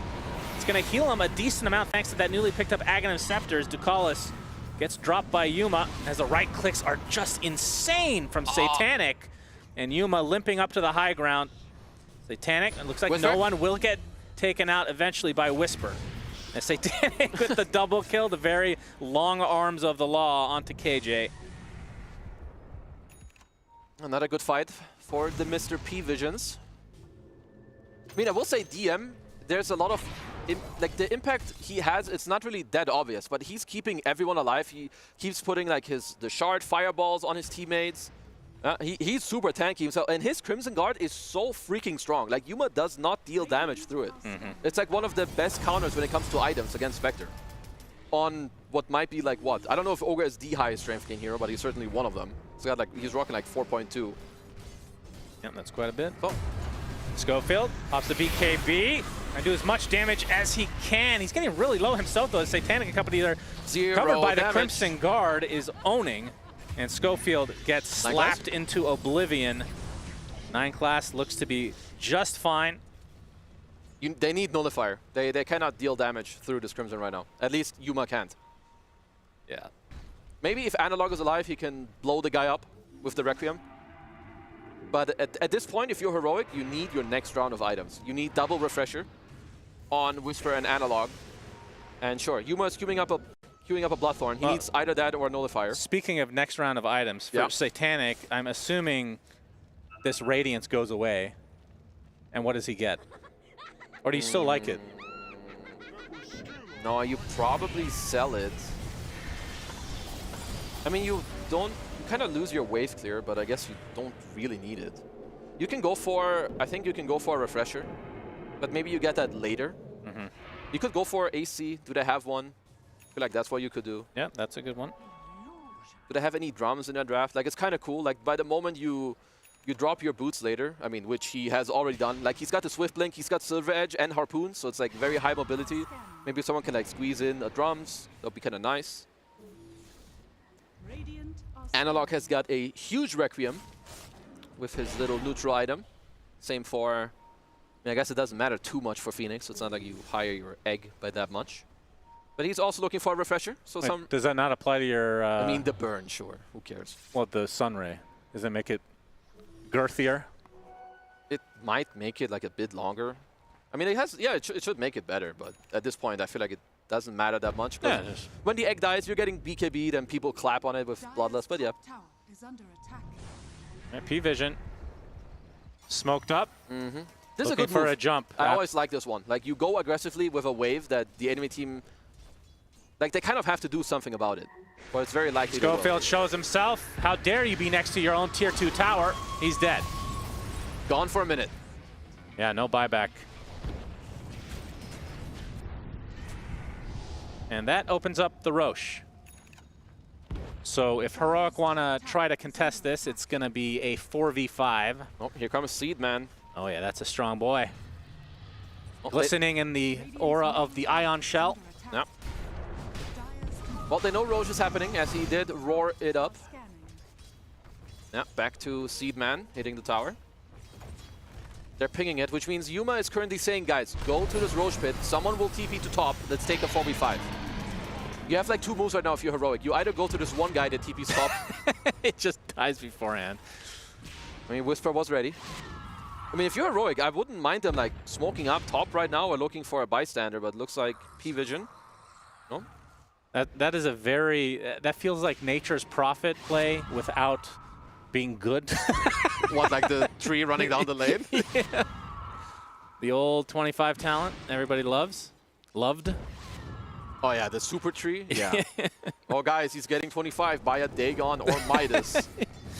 Yeah, and that wasn't even enough as Satanic finds a Phoenix, harpoons him before he can go off the map. He's actually going MKB. On Satanic? Yeah. I mean, it's Sunray. It's both, exactly. Is there a butterfly on? No, it's Sunray and Radiance. Okay. As in the game over here, we've got no one who's poking a lot. Whisper. That was a really fast Requiem as they get the Hex and they have the damage. No one evaporates. Nicely done from Heroic. Yeah, nicely done from Whisper. He shows up his Refresher to refresh his Hex. Otherwise, they do not kill the Mr. No One there. I mean, Whisper has been doing a lot in this game. Like, a lot. 9 class with a Terrorize. Yes, indeed. Has Curse Crown as well. As a Doom applied, I mean, the break would be pretty nice here, he needs I to assume. hit it. As Analog in the vicinity as well. Satanic continuing to chase. He's going to go all the way down the fountain to get it. He actually kills off Yuma. Oh my goodness. He is just a beast of burden. Little BKB TP. He's fine. Meanwhile, Schofield is still here. He's having the fight of his life at the moment. 70 seconds on the deck. There is buyback, but of course the Spectre is the big story. 80 seconds, no way to get back in the game at the moment. I feel like this is some true midnight Dota2. This is like prime matchmaking experience. And Satanic getting close to level 30, so he will have the break on top of that soon enough. I feel like it was just moments ago I talked about his 25 talent. Yeah, but I guess killing some people on your own. Only 44 minutes. Feels like an ultra late game scenario. I do like the MKB quite a lot. I think just to ensure the egg dies and also the Radiance. Yeah, his level advantage is kind of absurd. Is a Moon Shard? Okay. Oh yeah, sure. Why not? Yeah. I mean, at this point, you have Aegis, you're slot starved, so you might as well just get it. I think it's also like with him being higher level, his innate will always kick in, where he deals 25% more attack damage. Just in time. Yeah, he's gone. Bye. Nice kill again. That's interesting. He'd go for that before Refresher, the Moon Shard. He just has no slots because of this Aegis, so I kind of like it. Like now you're just going for more pressure. By the time this Aegis goes away, I think you. I guess he's just farming so fast. Yeah. Yeah. I mean, he's close. He's like what, 900 GPM? Man, Satanic is insane. Yeah, this guy's good. He's really good. Top 3 carry for sure right now, if not better. Top 3 for sure. I mean, you can make a case for, like, you know, him and Yatoro. Maybe you throw some Pure in there. Like, you know, think about it. I think Pure last year, I would say. That's was what I top thought two. Top this year, so what? Yatoro was 1. Oh, Yatoro's always number 1. I think Yatoro has phases. In my opinion, he's like he's my favorite carry. When he's in form, he's the best. Yeah. I guess that's why I'm at just like the peak level. True. But then sometimes he plays Elden Ring for 8 months. And then Yeah, it happens. Analog, ooh, gets clipped by the Terrorize. Bramble's not going to hit, but DM is there with the Hex and the stun lock now. But Yuma coming into play. They know they need to keep him alive. Analog gets off the Requiem. He's going to get healed up now. 9 class is dead. Satanic with a BKB pops the Doom as well. Will run into Analog, and they do eventually get that kill. He does have buyback, though. I don't know if that was on purpose, but that was a really, really cool play from 9 class. So he runs into SF, then like he blinks away, kind of pretending, okay, I'm not here. But then he's like short range fogging him with a Terrorize, so DM can come around the corner, get the Hex off, and they just get the kill. Well, you've got the multicast Hex available, of course, on DM. Can Pyrrhic Cloak be multicast? This I can't tell you, because I've never seen Ogre Core late game with this item. The problem is the Cloak makes, I don't believe it has any VFX, right? No, it does. It does. It does? It's when, like when you purple, activate it? Yeah. It's like some purple thing, and then Okay. when the guy takes damage, you see it. Okay. So You pay attention to purple? Okay. If it's a triple purple? I'm watching. My camera is following DM. Roche's banner placed. Oh, that was instantly taken out. Benefit of having a Marcy on your team. Gonna get glimpsed back into the fray, but getting healed up. Sonic Wave. It's a double Sonic Wave. No one really committing here hard. Schofield's still alive, though. A little glimmer to safety. Whisper pops the BKB in retreat. They don't even get any buildings here. Yo, no one's got beef or what? Wow. that was lit as hell. The guy just goes in and blows everything. And he's fine. Yep. They're tipping 9 class. So. I don't know why, but sure. I mean, 9 class talks a lot of smack, so... But he's beating them like pretty hard right now. So what's this for? Good job. Maybe they know he tilts. I don't know. Yeah. It's up 24K. That's when I tilt. There's teams that tilt up 24K. Yeah, but no. Yeah, we'll see. Of course, your wisdom of the tilt, it might come through. As we have a Moonshard completed on Yuma. So sure, you've got... I mean, you've got the attack speed, you've got the Bloodthorn, but I'll say it again. This Crimson Guard on DM is blocking, like, I don't know how much damage it is, but it's a lot. Satanic level 30, break available. Not like it's really been needed, to be perfectly honest. It's 70 plus 2.2% of his max health, so that's like nearly 100 from Ogre's health. Look at KJ, almost has an Ag, so his egg is big enough to hold another hero. He wants to bring a brother into his egg? We have seen this be completely disastrous before. Other devastation. Yeah, it's a very high skill cap Aghanim Scepter for sure. Could be the best Ags in the game. Could be the worst. It's a really good one. I don't know if I would put it top 5, as in your anonymous ranking you don't want to tell me about. Well, how is it anonymous? Because you're not telling me them. I have to like slowly figure it out. Yeah, what are you talking about? How's it not anonymous? It's like a storyline. You just slowly figure it out. There's the Doom initiation from Satanic. My goodness, he is just beating him to a pulp. Attempting to TP out. He's fine. Guess who's not? Mr. Analog. Actually cannot get back in the game. 100 seconds. So just like that, it's a 5 versus 4 for a minute and a half. Yep. Honestly, quite a big deal. But yeah, sure, you're down 30K gold. You know, you're bleeding another hero. Doesn't feel too good. Haunt for vision. Oh, these stab. They actually get the Hex. So Ducalis is dead. Getting something out of this for Heroic. Refresher is popped with a Sonic Wave from no one. Is this going to be enough damage to finally kill him off? The Rebaz actually saving Whisper for the time being. Trying to focus down the egg. This is a lot of hits. Terrorize hits 3 heroes, but the egg does pop, stunning everybody in the vicinity from P-Vision. As no one they just walk it off. Can't pursue any further. Class. 9 class, he's not scared. They know that Chatafy does not have buyback right now, and that is the death of Schofield. He has buyback. We're good. Don't worry about it. Fortification pop, but now the creep's in the base. See if P-Vision stick around. Force out the 1 buyback. Still 45 seconds for SF. Actually, it's a gold-related buyback, so I actually don't know for a fact that Analog does not have it. I mean, you should kind of expect him to have it. I mean, did he buy out some? Maybe the Ags is new, but even then, you would kind of expect my bro to have buyback at this stage. So I don't blame them for not going further in. So we wait for the next Roche. What's the timer on that? Guys, why don't you decipher that? Why is it always like 1 minute? Why is it so short? It's shorter than 1 minute now. Okay, 45 seconds. We're checking. 51:35. Shannon, make your call on the dot. Second, please. 15 seconds. Keep it up. You're really good. Can I have a number? There's the 51 Ags. what? 51. Yeah, keep waiting till it just spawns on you. 51:10. You're like 3 seconds off. Damn. So close. Yep. Got him. Can we get a Crimson Guard counter in the chat? Can I get a nullifier or anything? Or double Requiem the Ogre? Like, that is interesting. He went Moonshard instead of Nullifier. I mean, he wants attack speed, but attack speed doesn't counter Crimson Guard. Actually, Crimson Guard counters you, but... Oh my god, look at what Whisper has queued up. It's the Glip Glop Flip Flop, Shannon. He wants the AoE. Oh. 5K in the bank, why not? And he'll keep buyback first, but he's got the D's Blood Right, so that's higher AoE. Then you get the Glippy Gloppy, you get even more AoE. Roche with the Angry Belch as always.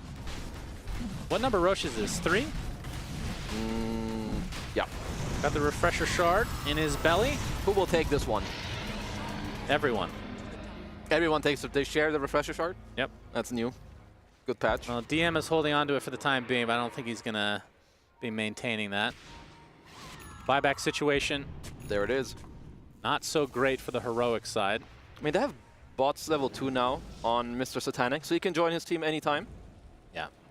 He's not maintaining his buyback because of the Aegis, of course. He still has many more items he wants to buy it. That's true. He's got the Refresher queued. He's got the Satanic queued. It's not a true Satanic game unless you buy Satanic. That's a banger. Sorry, I saw Lacoste, so I just just had to do it. He would have found a better way to deliver that one. Yeah, well, he doesn't have jet lag, so. Okay. It's the best I can do under these circumstances. I mean, let's say it is a pretty damn big lead. And Heroic rely a lot on their spells, which means if you're P-Vision, you could look to kind of form a plan where, okay, we're going to push once, they use their Haunt, they use their Egg, maybe double Requiem, we have buybacks available, we can fight through it, we can come back. Or you can just chill. Up to you, really. I think it's up to them. It really is up to them, unless you want to go down there and move their mouse. We are close enough. Ducalis gets the shard at 53 minutes. I mean, sure. You drop some Thunder Strike somewhere on the ground. Yep. Woohoo. Good counteract against the smokes to come. True. Refresher on the Spectre now, Yuma. That's a big one. The double Haunt. Double Pyrrhic Cloak, very strong. I mean, that's unironic, actually. I mean, sure, but they'll just not hit him. It's not like Axe. Just ignore him. They can't ignore him. They have the break. Okay.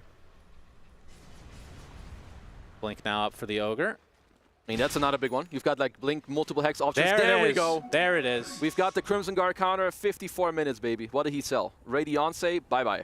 Did he have... He did have Radiance. Yep. I like it. They're kind of all-inning. You need a big move. It's just like game one. Dream big, brothers. You got to dream big.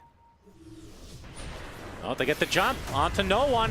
He's going to get just destroyed in just a blink. He's donezo. Yuma with the dagger. No way to stop the TP here. So they only get one, but it is a very big one. Yeah, 80 seconds where you can strike back on the map and chill. Maybe take back some of your jungle. Deward the map a bit. I mean, all these Aegises aren't really doing much for P-Vision. No, it's not. Feels like that activates Heroic into getting a kill. Yeah. And then delaying the game even more. 55 minutes in, we're getting there. Getting close to the promised land. I mean, Heroic, they're kind of controlling the map. Look at the vision that they have out. They have 3 aggressive ops, even though they've been the ones kind of, losing the whole game, especially when it comes to map control. So Mr. P-Vision got to step it up. How bad is Doom Ags? He has like a bajillion gold that he spent on how many items that he's bought, sold, bought. Yeah, the problem is that he just wants to press it on one guy, not be a walking circle. I'm not saying it's good. Yeah, I'm telling just funny. you it's bad. It really is not good. This is like bottom 10 Ags. Yeah, it's not terrific. It's, like it's better with the builds when you're off lane. You get like a Shivas, you can slow them down. Something. Even then, not the best. Even then, it has to be like super specific. Just want to doom one guy and get him out.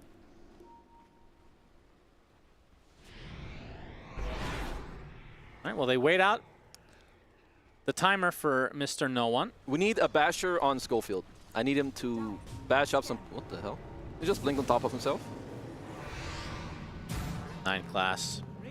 No way he stays for this. Okay, TP. And gets the strike. Man, so stylish. It's just... The guy's a criminal. The meaningless Wisdom Shrine at the 56-minute mark. Yo, don't disrespect Willow levels. Yeah, especially for 9 class. Yeah. Going for the Octarine, it looks like. He's a swagger. You miss the days of Shadow Realm having the 100% uptime. Yeah, that was really cool. Get the old Aghanim Scepter. When people are unkillable, it's really enjoyable. It depends on which side you're on, I guess. Oh, no one. Okay. Testing. It works. Did they see it? Well, yeah, he was right in front of a range creep, But did they see it? Did they have their eyes open? You never know at these late-stage situations, These players are also potentially jet lagged. Yep, Schofield going to be spotted. Bramble connects. Terrorize the follow. Satanic pops the BKB a little bit early, but wants to ensure this kill. He'll get it. 100 seconds. No buyback. Aegis is now gone, so SNY put back in the inventory of Satanic. Let's see if they can make use of this one, because it is quite a long time. I mean, Heroic are still, they're continuously like eyeing their own observers to like see if they can find a good catch with a blink hex, maybe take someone by surprise, go in for the haunt. I mean, to be fair, even no one is not really that safe with his Lincolns. They can try and find him, break it up for Analog. He gets the hex off into the Requiem.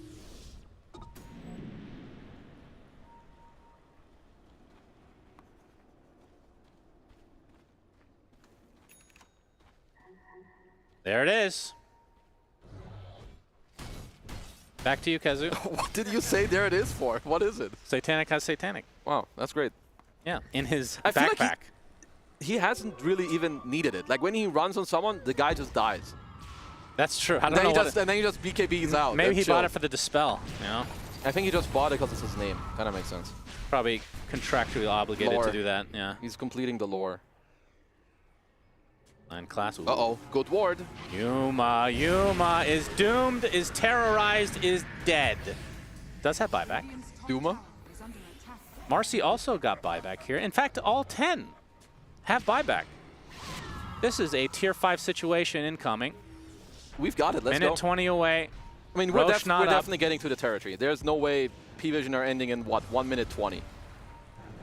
There's no way. I mean, at this point, breaching Heroic's base is not easy. Like, you've got ginormous AoE when it comes to Whisper. You have, like, refreshers on everyone. You've got hexes.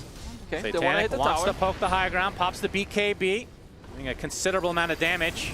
It looks like that Force was out the fortification. Roshan banner placed. That's what this game has gotten to. No one. Sonic Wave hits 2 heroes. It's a double Sonic Wave. They delete Schofield and the Shadow Fiend as well. They're going to try to force out the buybacks here. Satanic inside that static storm to get the Doom onto the Darkseer. Refresher. He's going to tick away. Huge kills from P-Vision. And Satanic, that was the second BKB. Now he's going to try to retreat. They're going to lose 2 members, though, as they attempt to run away, make it 3. But the buybacks use for basically everybody there from Heroic's side. Yeah, 2 cores. Now you just wait this out from the P-Vision side, but now 20 seconds until tier 5s, and Heroic will have a good opportunity to get that, and potentially, I mean, the question is, can they force any buybacks for themselves? Terrorized, 9 class, okay. He is surrounded right now. Whisper is there with the vacuum, and they just casually take him out. I don't know what that was. I mean, he wanted to kill him. Okay. He didn't really manage. It was the tip. Oh, the one from 28 minutes ago. Yeah, you said, why did they tip? That's why. Yeah, I'm sure that's why. Psychological delay Absolutely. damage. Tier 5 items available. I mean, this matters a lot because now it's only Satanic who can farm it, which means he's not getting too much going. So Heroic, get those tier 5s and let's go. Run it down mid. Hey, he's going to Aghanim Scepter. That means he really is out of things to buy on this Doom. I don't know if he should buy it. I'm going to be honest. I mean, if you have literally nothing to buy. No, then it turns your Doom into an AoE. Just put it on one guy. It literally makes your Doom worse.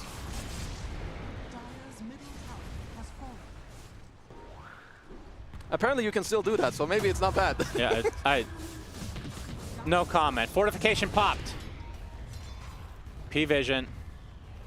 20 seconds away from having 3 more members up, and yeah, that's all Heroic can really do here. I mean, at least they don't have to use any buys, which is good for them, but they need to farm their own tier 5s after they spawn. Oh, they'll have plenty of time here. The Heroic cut into this lead, went from 40 to 32K. Not much of a difference. At this stage in the game, it honestly doesn't really matter that much. Yep. I mean, the one thing that matters for Satanic is that he has to just make sure of his buyback gold also. Oh, baby. With your facet, it's different. Helm of the Undying for Analog.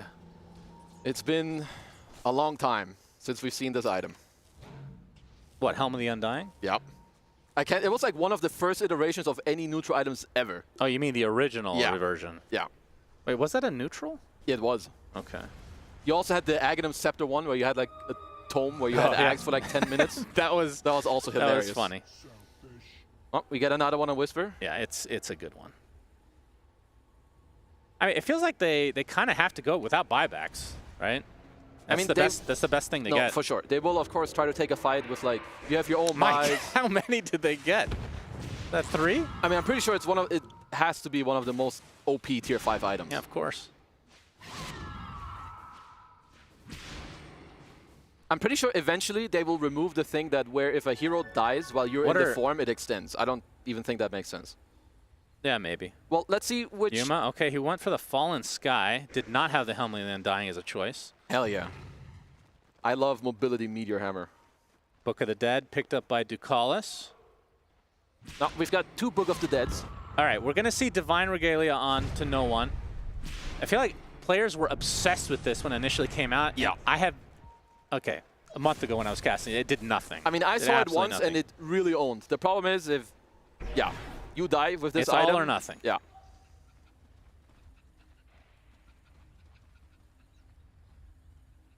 Still, lack of buybacks for Heroic. Not so much on the P-Vision side. Roche available for the taking. Satanic literally just has no room for anything at this point. How much would you spend for another slot in your inventory is the real question. Probably Schofield. 20K. At some point, Run you into spend no 20. one, blinks away, Fallen Sky, not going to be activated for it. Whisper gets off the back wall. They're trying to focus on Satanic right now. Pops the BKB. There's a huge Sonic Wave under 3 heroes. He's using the Satanic to get back to full HP. They get the Spectre, no buyback as the back wall is there, but the Helmet of the Undying keeping them alive. And it looks like Heroic. They have a heroic end to this game, but unfortunately it's just not enough. As P-Vision still alive with the Helmet of the Undying, it seems. What am I watching? And that has to be the death of Phoenix. It's like I'm watching a custom game. He stayed alive for about, I want to say, 25 seconds there. 70. I mean, that's what it looked like. There's 2 Hans. People are dead, but they're still playing. Yeah, they just need a Monkey King to really crash the computers And here. a P-Vision looking to take out the buildings. Only 2 buybacks available for Heroic. Well, so 2 versus 5. Heroic have to 2v5 this one. Yep. Oh, he got caught. Instant Hex, instant death, vacuum into nothing. That's all they can do for Heroic. GG's called. As P-Vision, they do it.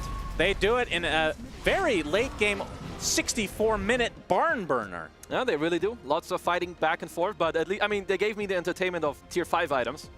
The Helm of the Undying is quite the BS item, I will have to say. Why? You're telling me that looks balanced? Why? Come on. This dude was dead, and then he was still alive for 20 seconds. That's right. That's what tier 5 should do. I can do it I'm in a a firm different style. believer. You just like every item because you're a stupid game maker. Anyway. Okay, well, it's a cool item. It's good game design. It looks like we're going to throw to Natty. Congratulations. Congratulations. I feel like the real winners here are the viewers getting to listen to such a fantastic 64-minute cast from Sunspan and Kezi with their mysterious power rankings, top 5s and top 3s of who knows what. But either way, our result is P-Vision taking a very nice 2-0 in this best of 2 for themselves, puts them in a very prime position as a way to start the tournament here, Esports World Cup.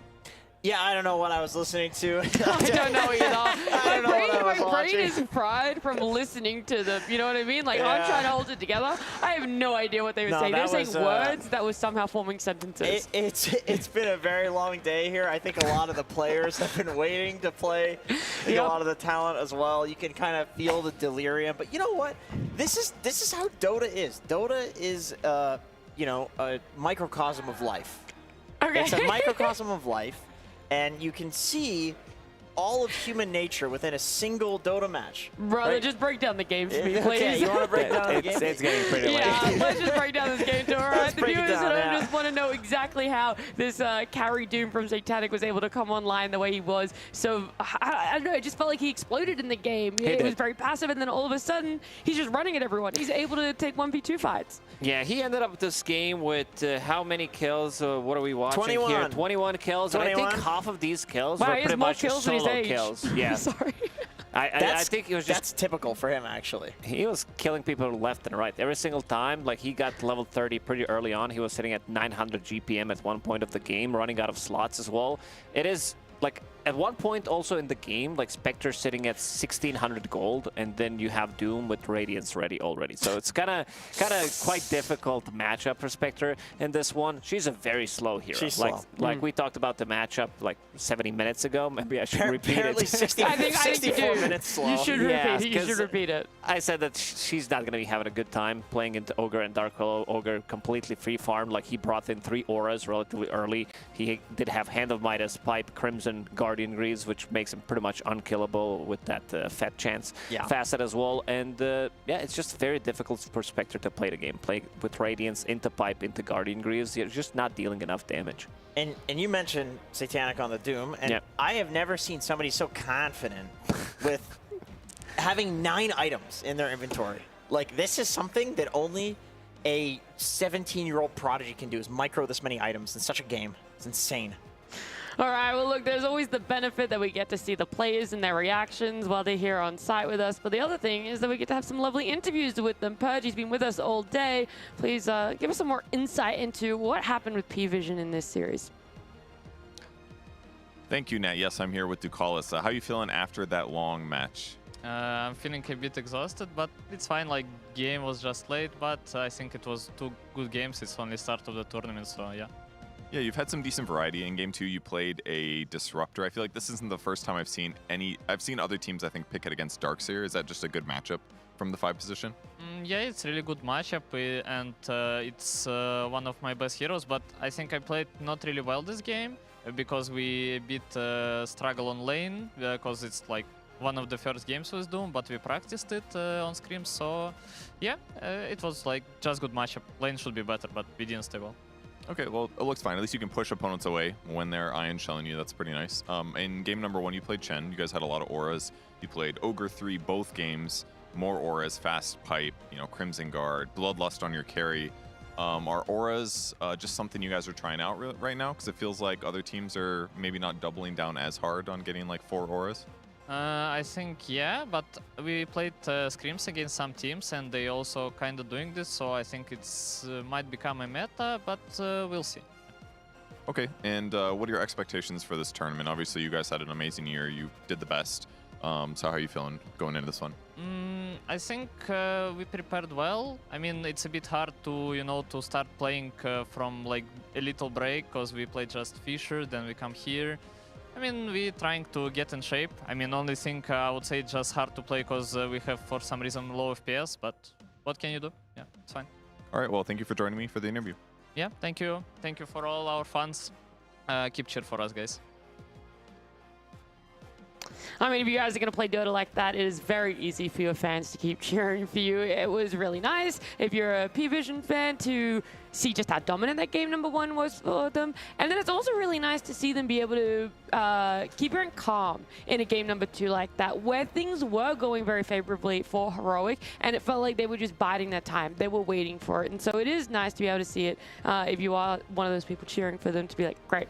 There's a lot of different situations where you can still have faith in this team. I wasn't cheering for P-Vision. No, I know. You're really biased. Because to be fair, because I'm neighbors with a lot of the boys. No one lives in my building, and he leaves trash in the trash room all the time, and he's got to clear this out. Yeah, and all the raccoons come out for it. And I'm sick of the trash being in there. Do you want me to bring him on panels? You want to tell him? I would like to have a talk with him. Okay. I'm just walking away. Well, I'd like to talk about this game a little bit more. We're showing some highlights here of certain moments. The Ogre on the off lane as well look cost, right? We're seeing them 2 games in a row. And with Ducalis' interview, he was talking about the Doom. That's something that they practiced in the scrims. This is the first time that they're sort of trialing it out in a competitive game for themselves. But yeah. The offlane Doom seemed way more comfortable for them, something that they're very confident in a strat. They could potentially just try and keep running forward until people either figure it out or ban it. Yeah, that's definitely for sure. I mean, this hero is just insane what he's doing with this Doom. Like, it goes in, gets the kill, TP's out as well because they have no BKB piercing tools. It's just a very, very difficult to do it because he's staying on top of the network, and his innate ability allows him to get that extra 25% extra right-click damage, and is, like, we've seen it so many times where he pretty much 3-shots the hero. Yeah, that was insane. I mean, honestly, he was very open in the interview about the Ogre, the Doom, the teams going auras. Like, that was a very insightful interview. And yeah. I'm sorry, I want to quickly ask you about the Auras. Do you guys think this is it's We all know the team. We all know the team he's Okay, but talking is it about. like cyclical Dota again, where we're just like, oh, okay, we're back in the cycle of Auras being yes, metal? that's why they're doing pretty hot recently. No. I think so. It's gaming. Let's just put it out. It's gaming. Okay, all right, I don't want to say it. They were very dominant at Wallachia. I think everybody saw that. Everybody saw that. You know, Ace did an interview, I think at Dream League, where he said, like, yeah, I think Auras are still really good. It's just Of course hard. you would say that. It's just hard. Naturally, it's Ace. Or sorry, it was actually Tofu. It was actually Tofu. Oh. Which also makes sense. But he's like, yeah, I think Auras are definitely viable. It's just hard to execute, and you just need a team that's on that level. And they believed in that strat. They pushed for it. Clearly, other teams are seeing that and then trying to hit that same window that they're hitting and playing really fast. And P-Vision, they are trying to do that and not succeeding. It's a 64-minute game. I mean, they got the win, though. They did. I also think that maybe there were a couple of mistakes made that were necessarily not needed to be made in that one, especially game one as well. But yeah, I can see what they're going for, and I feel that Ogre might be the perfect hero for it because he gets it so quickly. Like, he got 3 auras in like 3 minutes. Well, I'm glad you guys brought up which teams you feel are doing the aura strat in this meta, the ones that are a little bit more on top of it, because we asked all the analysts here on site about their power rankings, their ranked power rankings. Because where is Aurora? Okay, it was an average. We asked a bunch of people, Jenkins, who say doesn't just immediately go to the top. Yeah, I said so Aurora's S tier, and then it's A, B, C tier, and then D tier is every other team. Okay, well, S tier, we had BB Team, Liquid, Tundra, P-Vision, Spirit. A tier, people putting it Falcons, Aurora, Talon, Execration, XG, Navi, and then in that B tier is Heroic, VP, and X and Shopify as well. Yeah, the big one for me that stands out is Execration. I mean, they did take game off Falcons earlier today, or yesterday, because we are behind midnight. It is, yeah, that's right. Right now, but it does feel like this team, like Southeast Asian teams in general, can cause quite a lot of upsets, and it's going to be very interesting to see what else they can do, because they have a pretty okay start to this day one. Shopify today 1-1 to P-Vision in the previous tournament. Oh, I was like, they didn't verse each other, but okay. No, I think Shopify's underrated. I think there's some, you know, there's some anti-bias on some of the panel. That's okay. It's all right. I understand. I totally get it. Did you have them in your top 3 when you were going? No, God no. God no. But they're good. Okay, but they are good. Yeah. You think people are overlooking it at what they're able to bring? People underestimate Bulba. Yep. All the time. I don't want anyone here to underestimate the series that we'll play today. We had 4 series on each stream, so we had 8 in total. And for us here on our AU stream, we figured the match of the day was BB Team up against Gaming Gladiators. So if you guys are still itching for a little bit more Dota, you can definitely go back, watch the replay of that, watch some highlights. Anything that stood out to you guys from that series with Gaming and BB? Yeah, it was definitely Phantom Lancer. I think we're going to be seeing more of this hero, even though he did lose that game. But overall, it still feels like you can definitely pick this hero. I think he has a good space in most of the drafts. It's just not the hero that we're going to be seeing picked early. Yeah. The build's got to be worked on. Like, yes. I think there's going to be somebody that discovers something that works on him that can be repeated every time.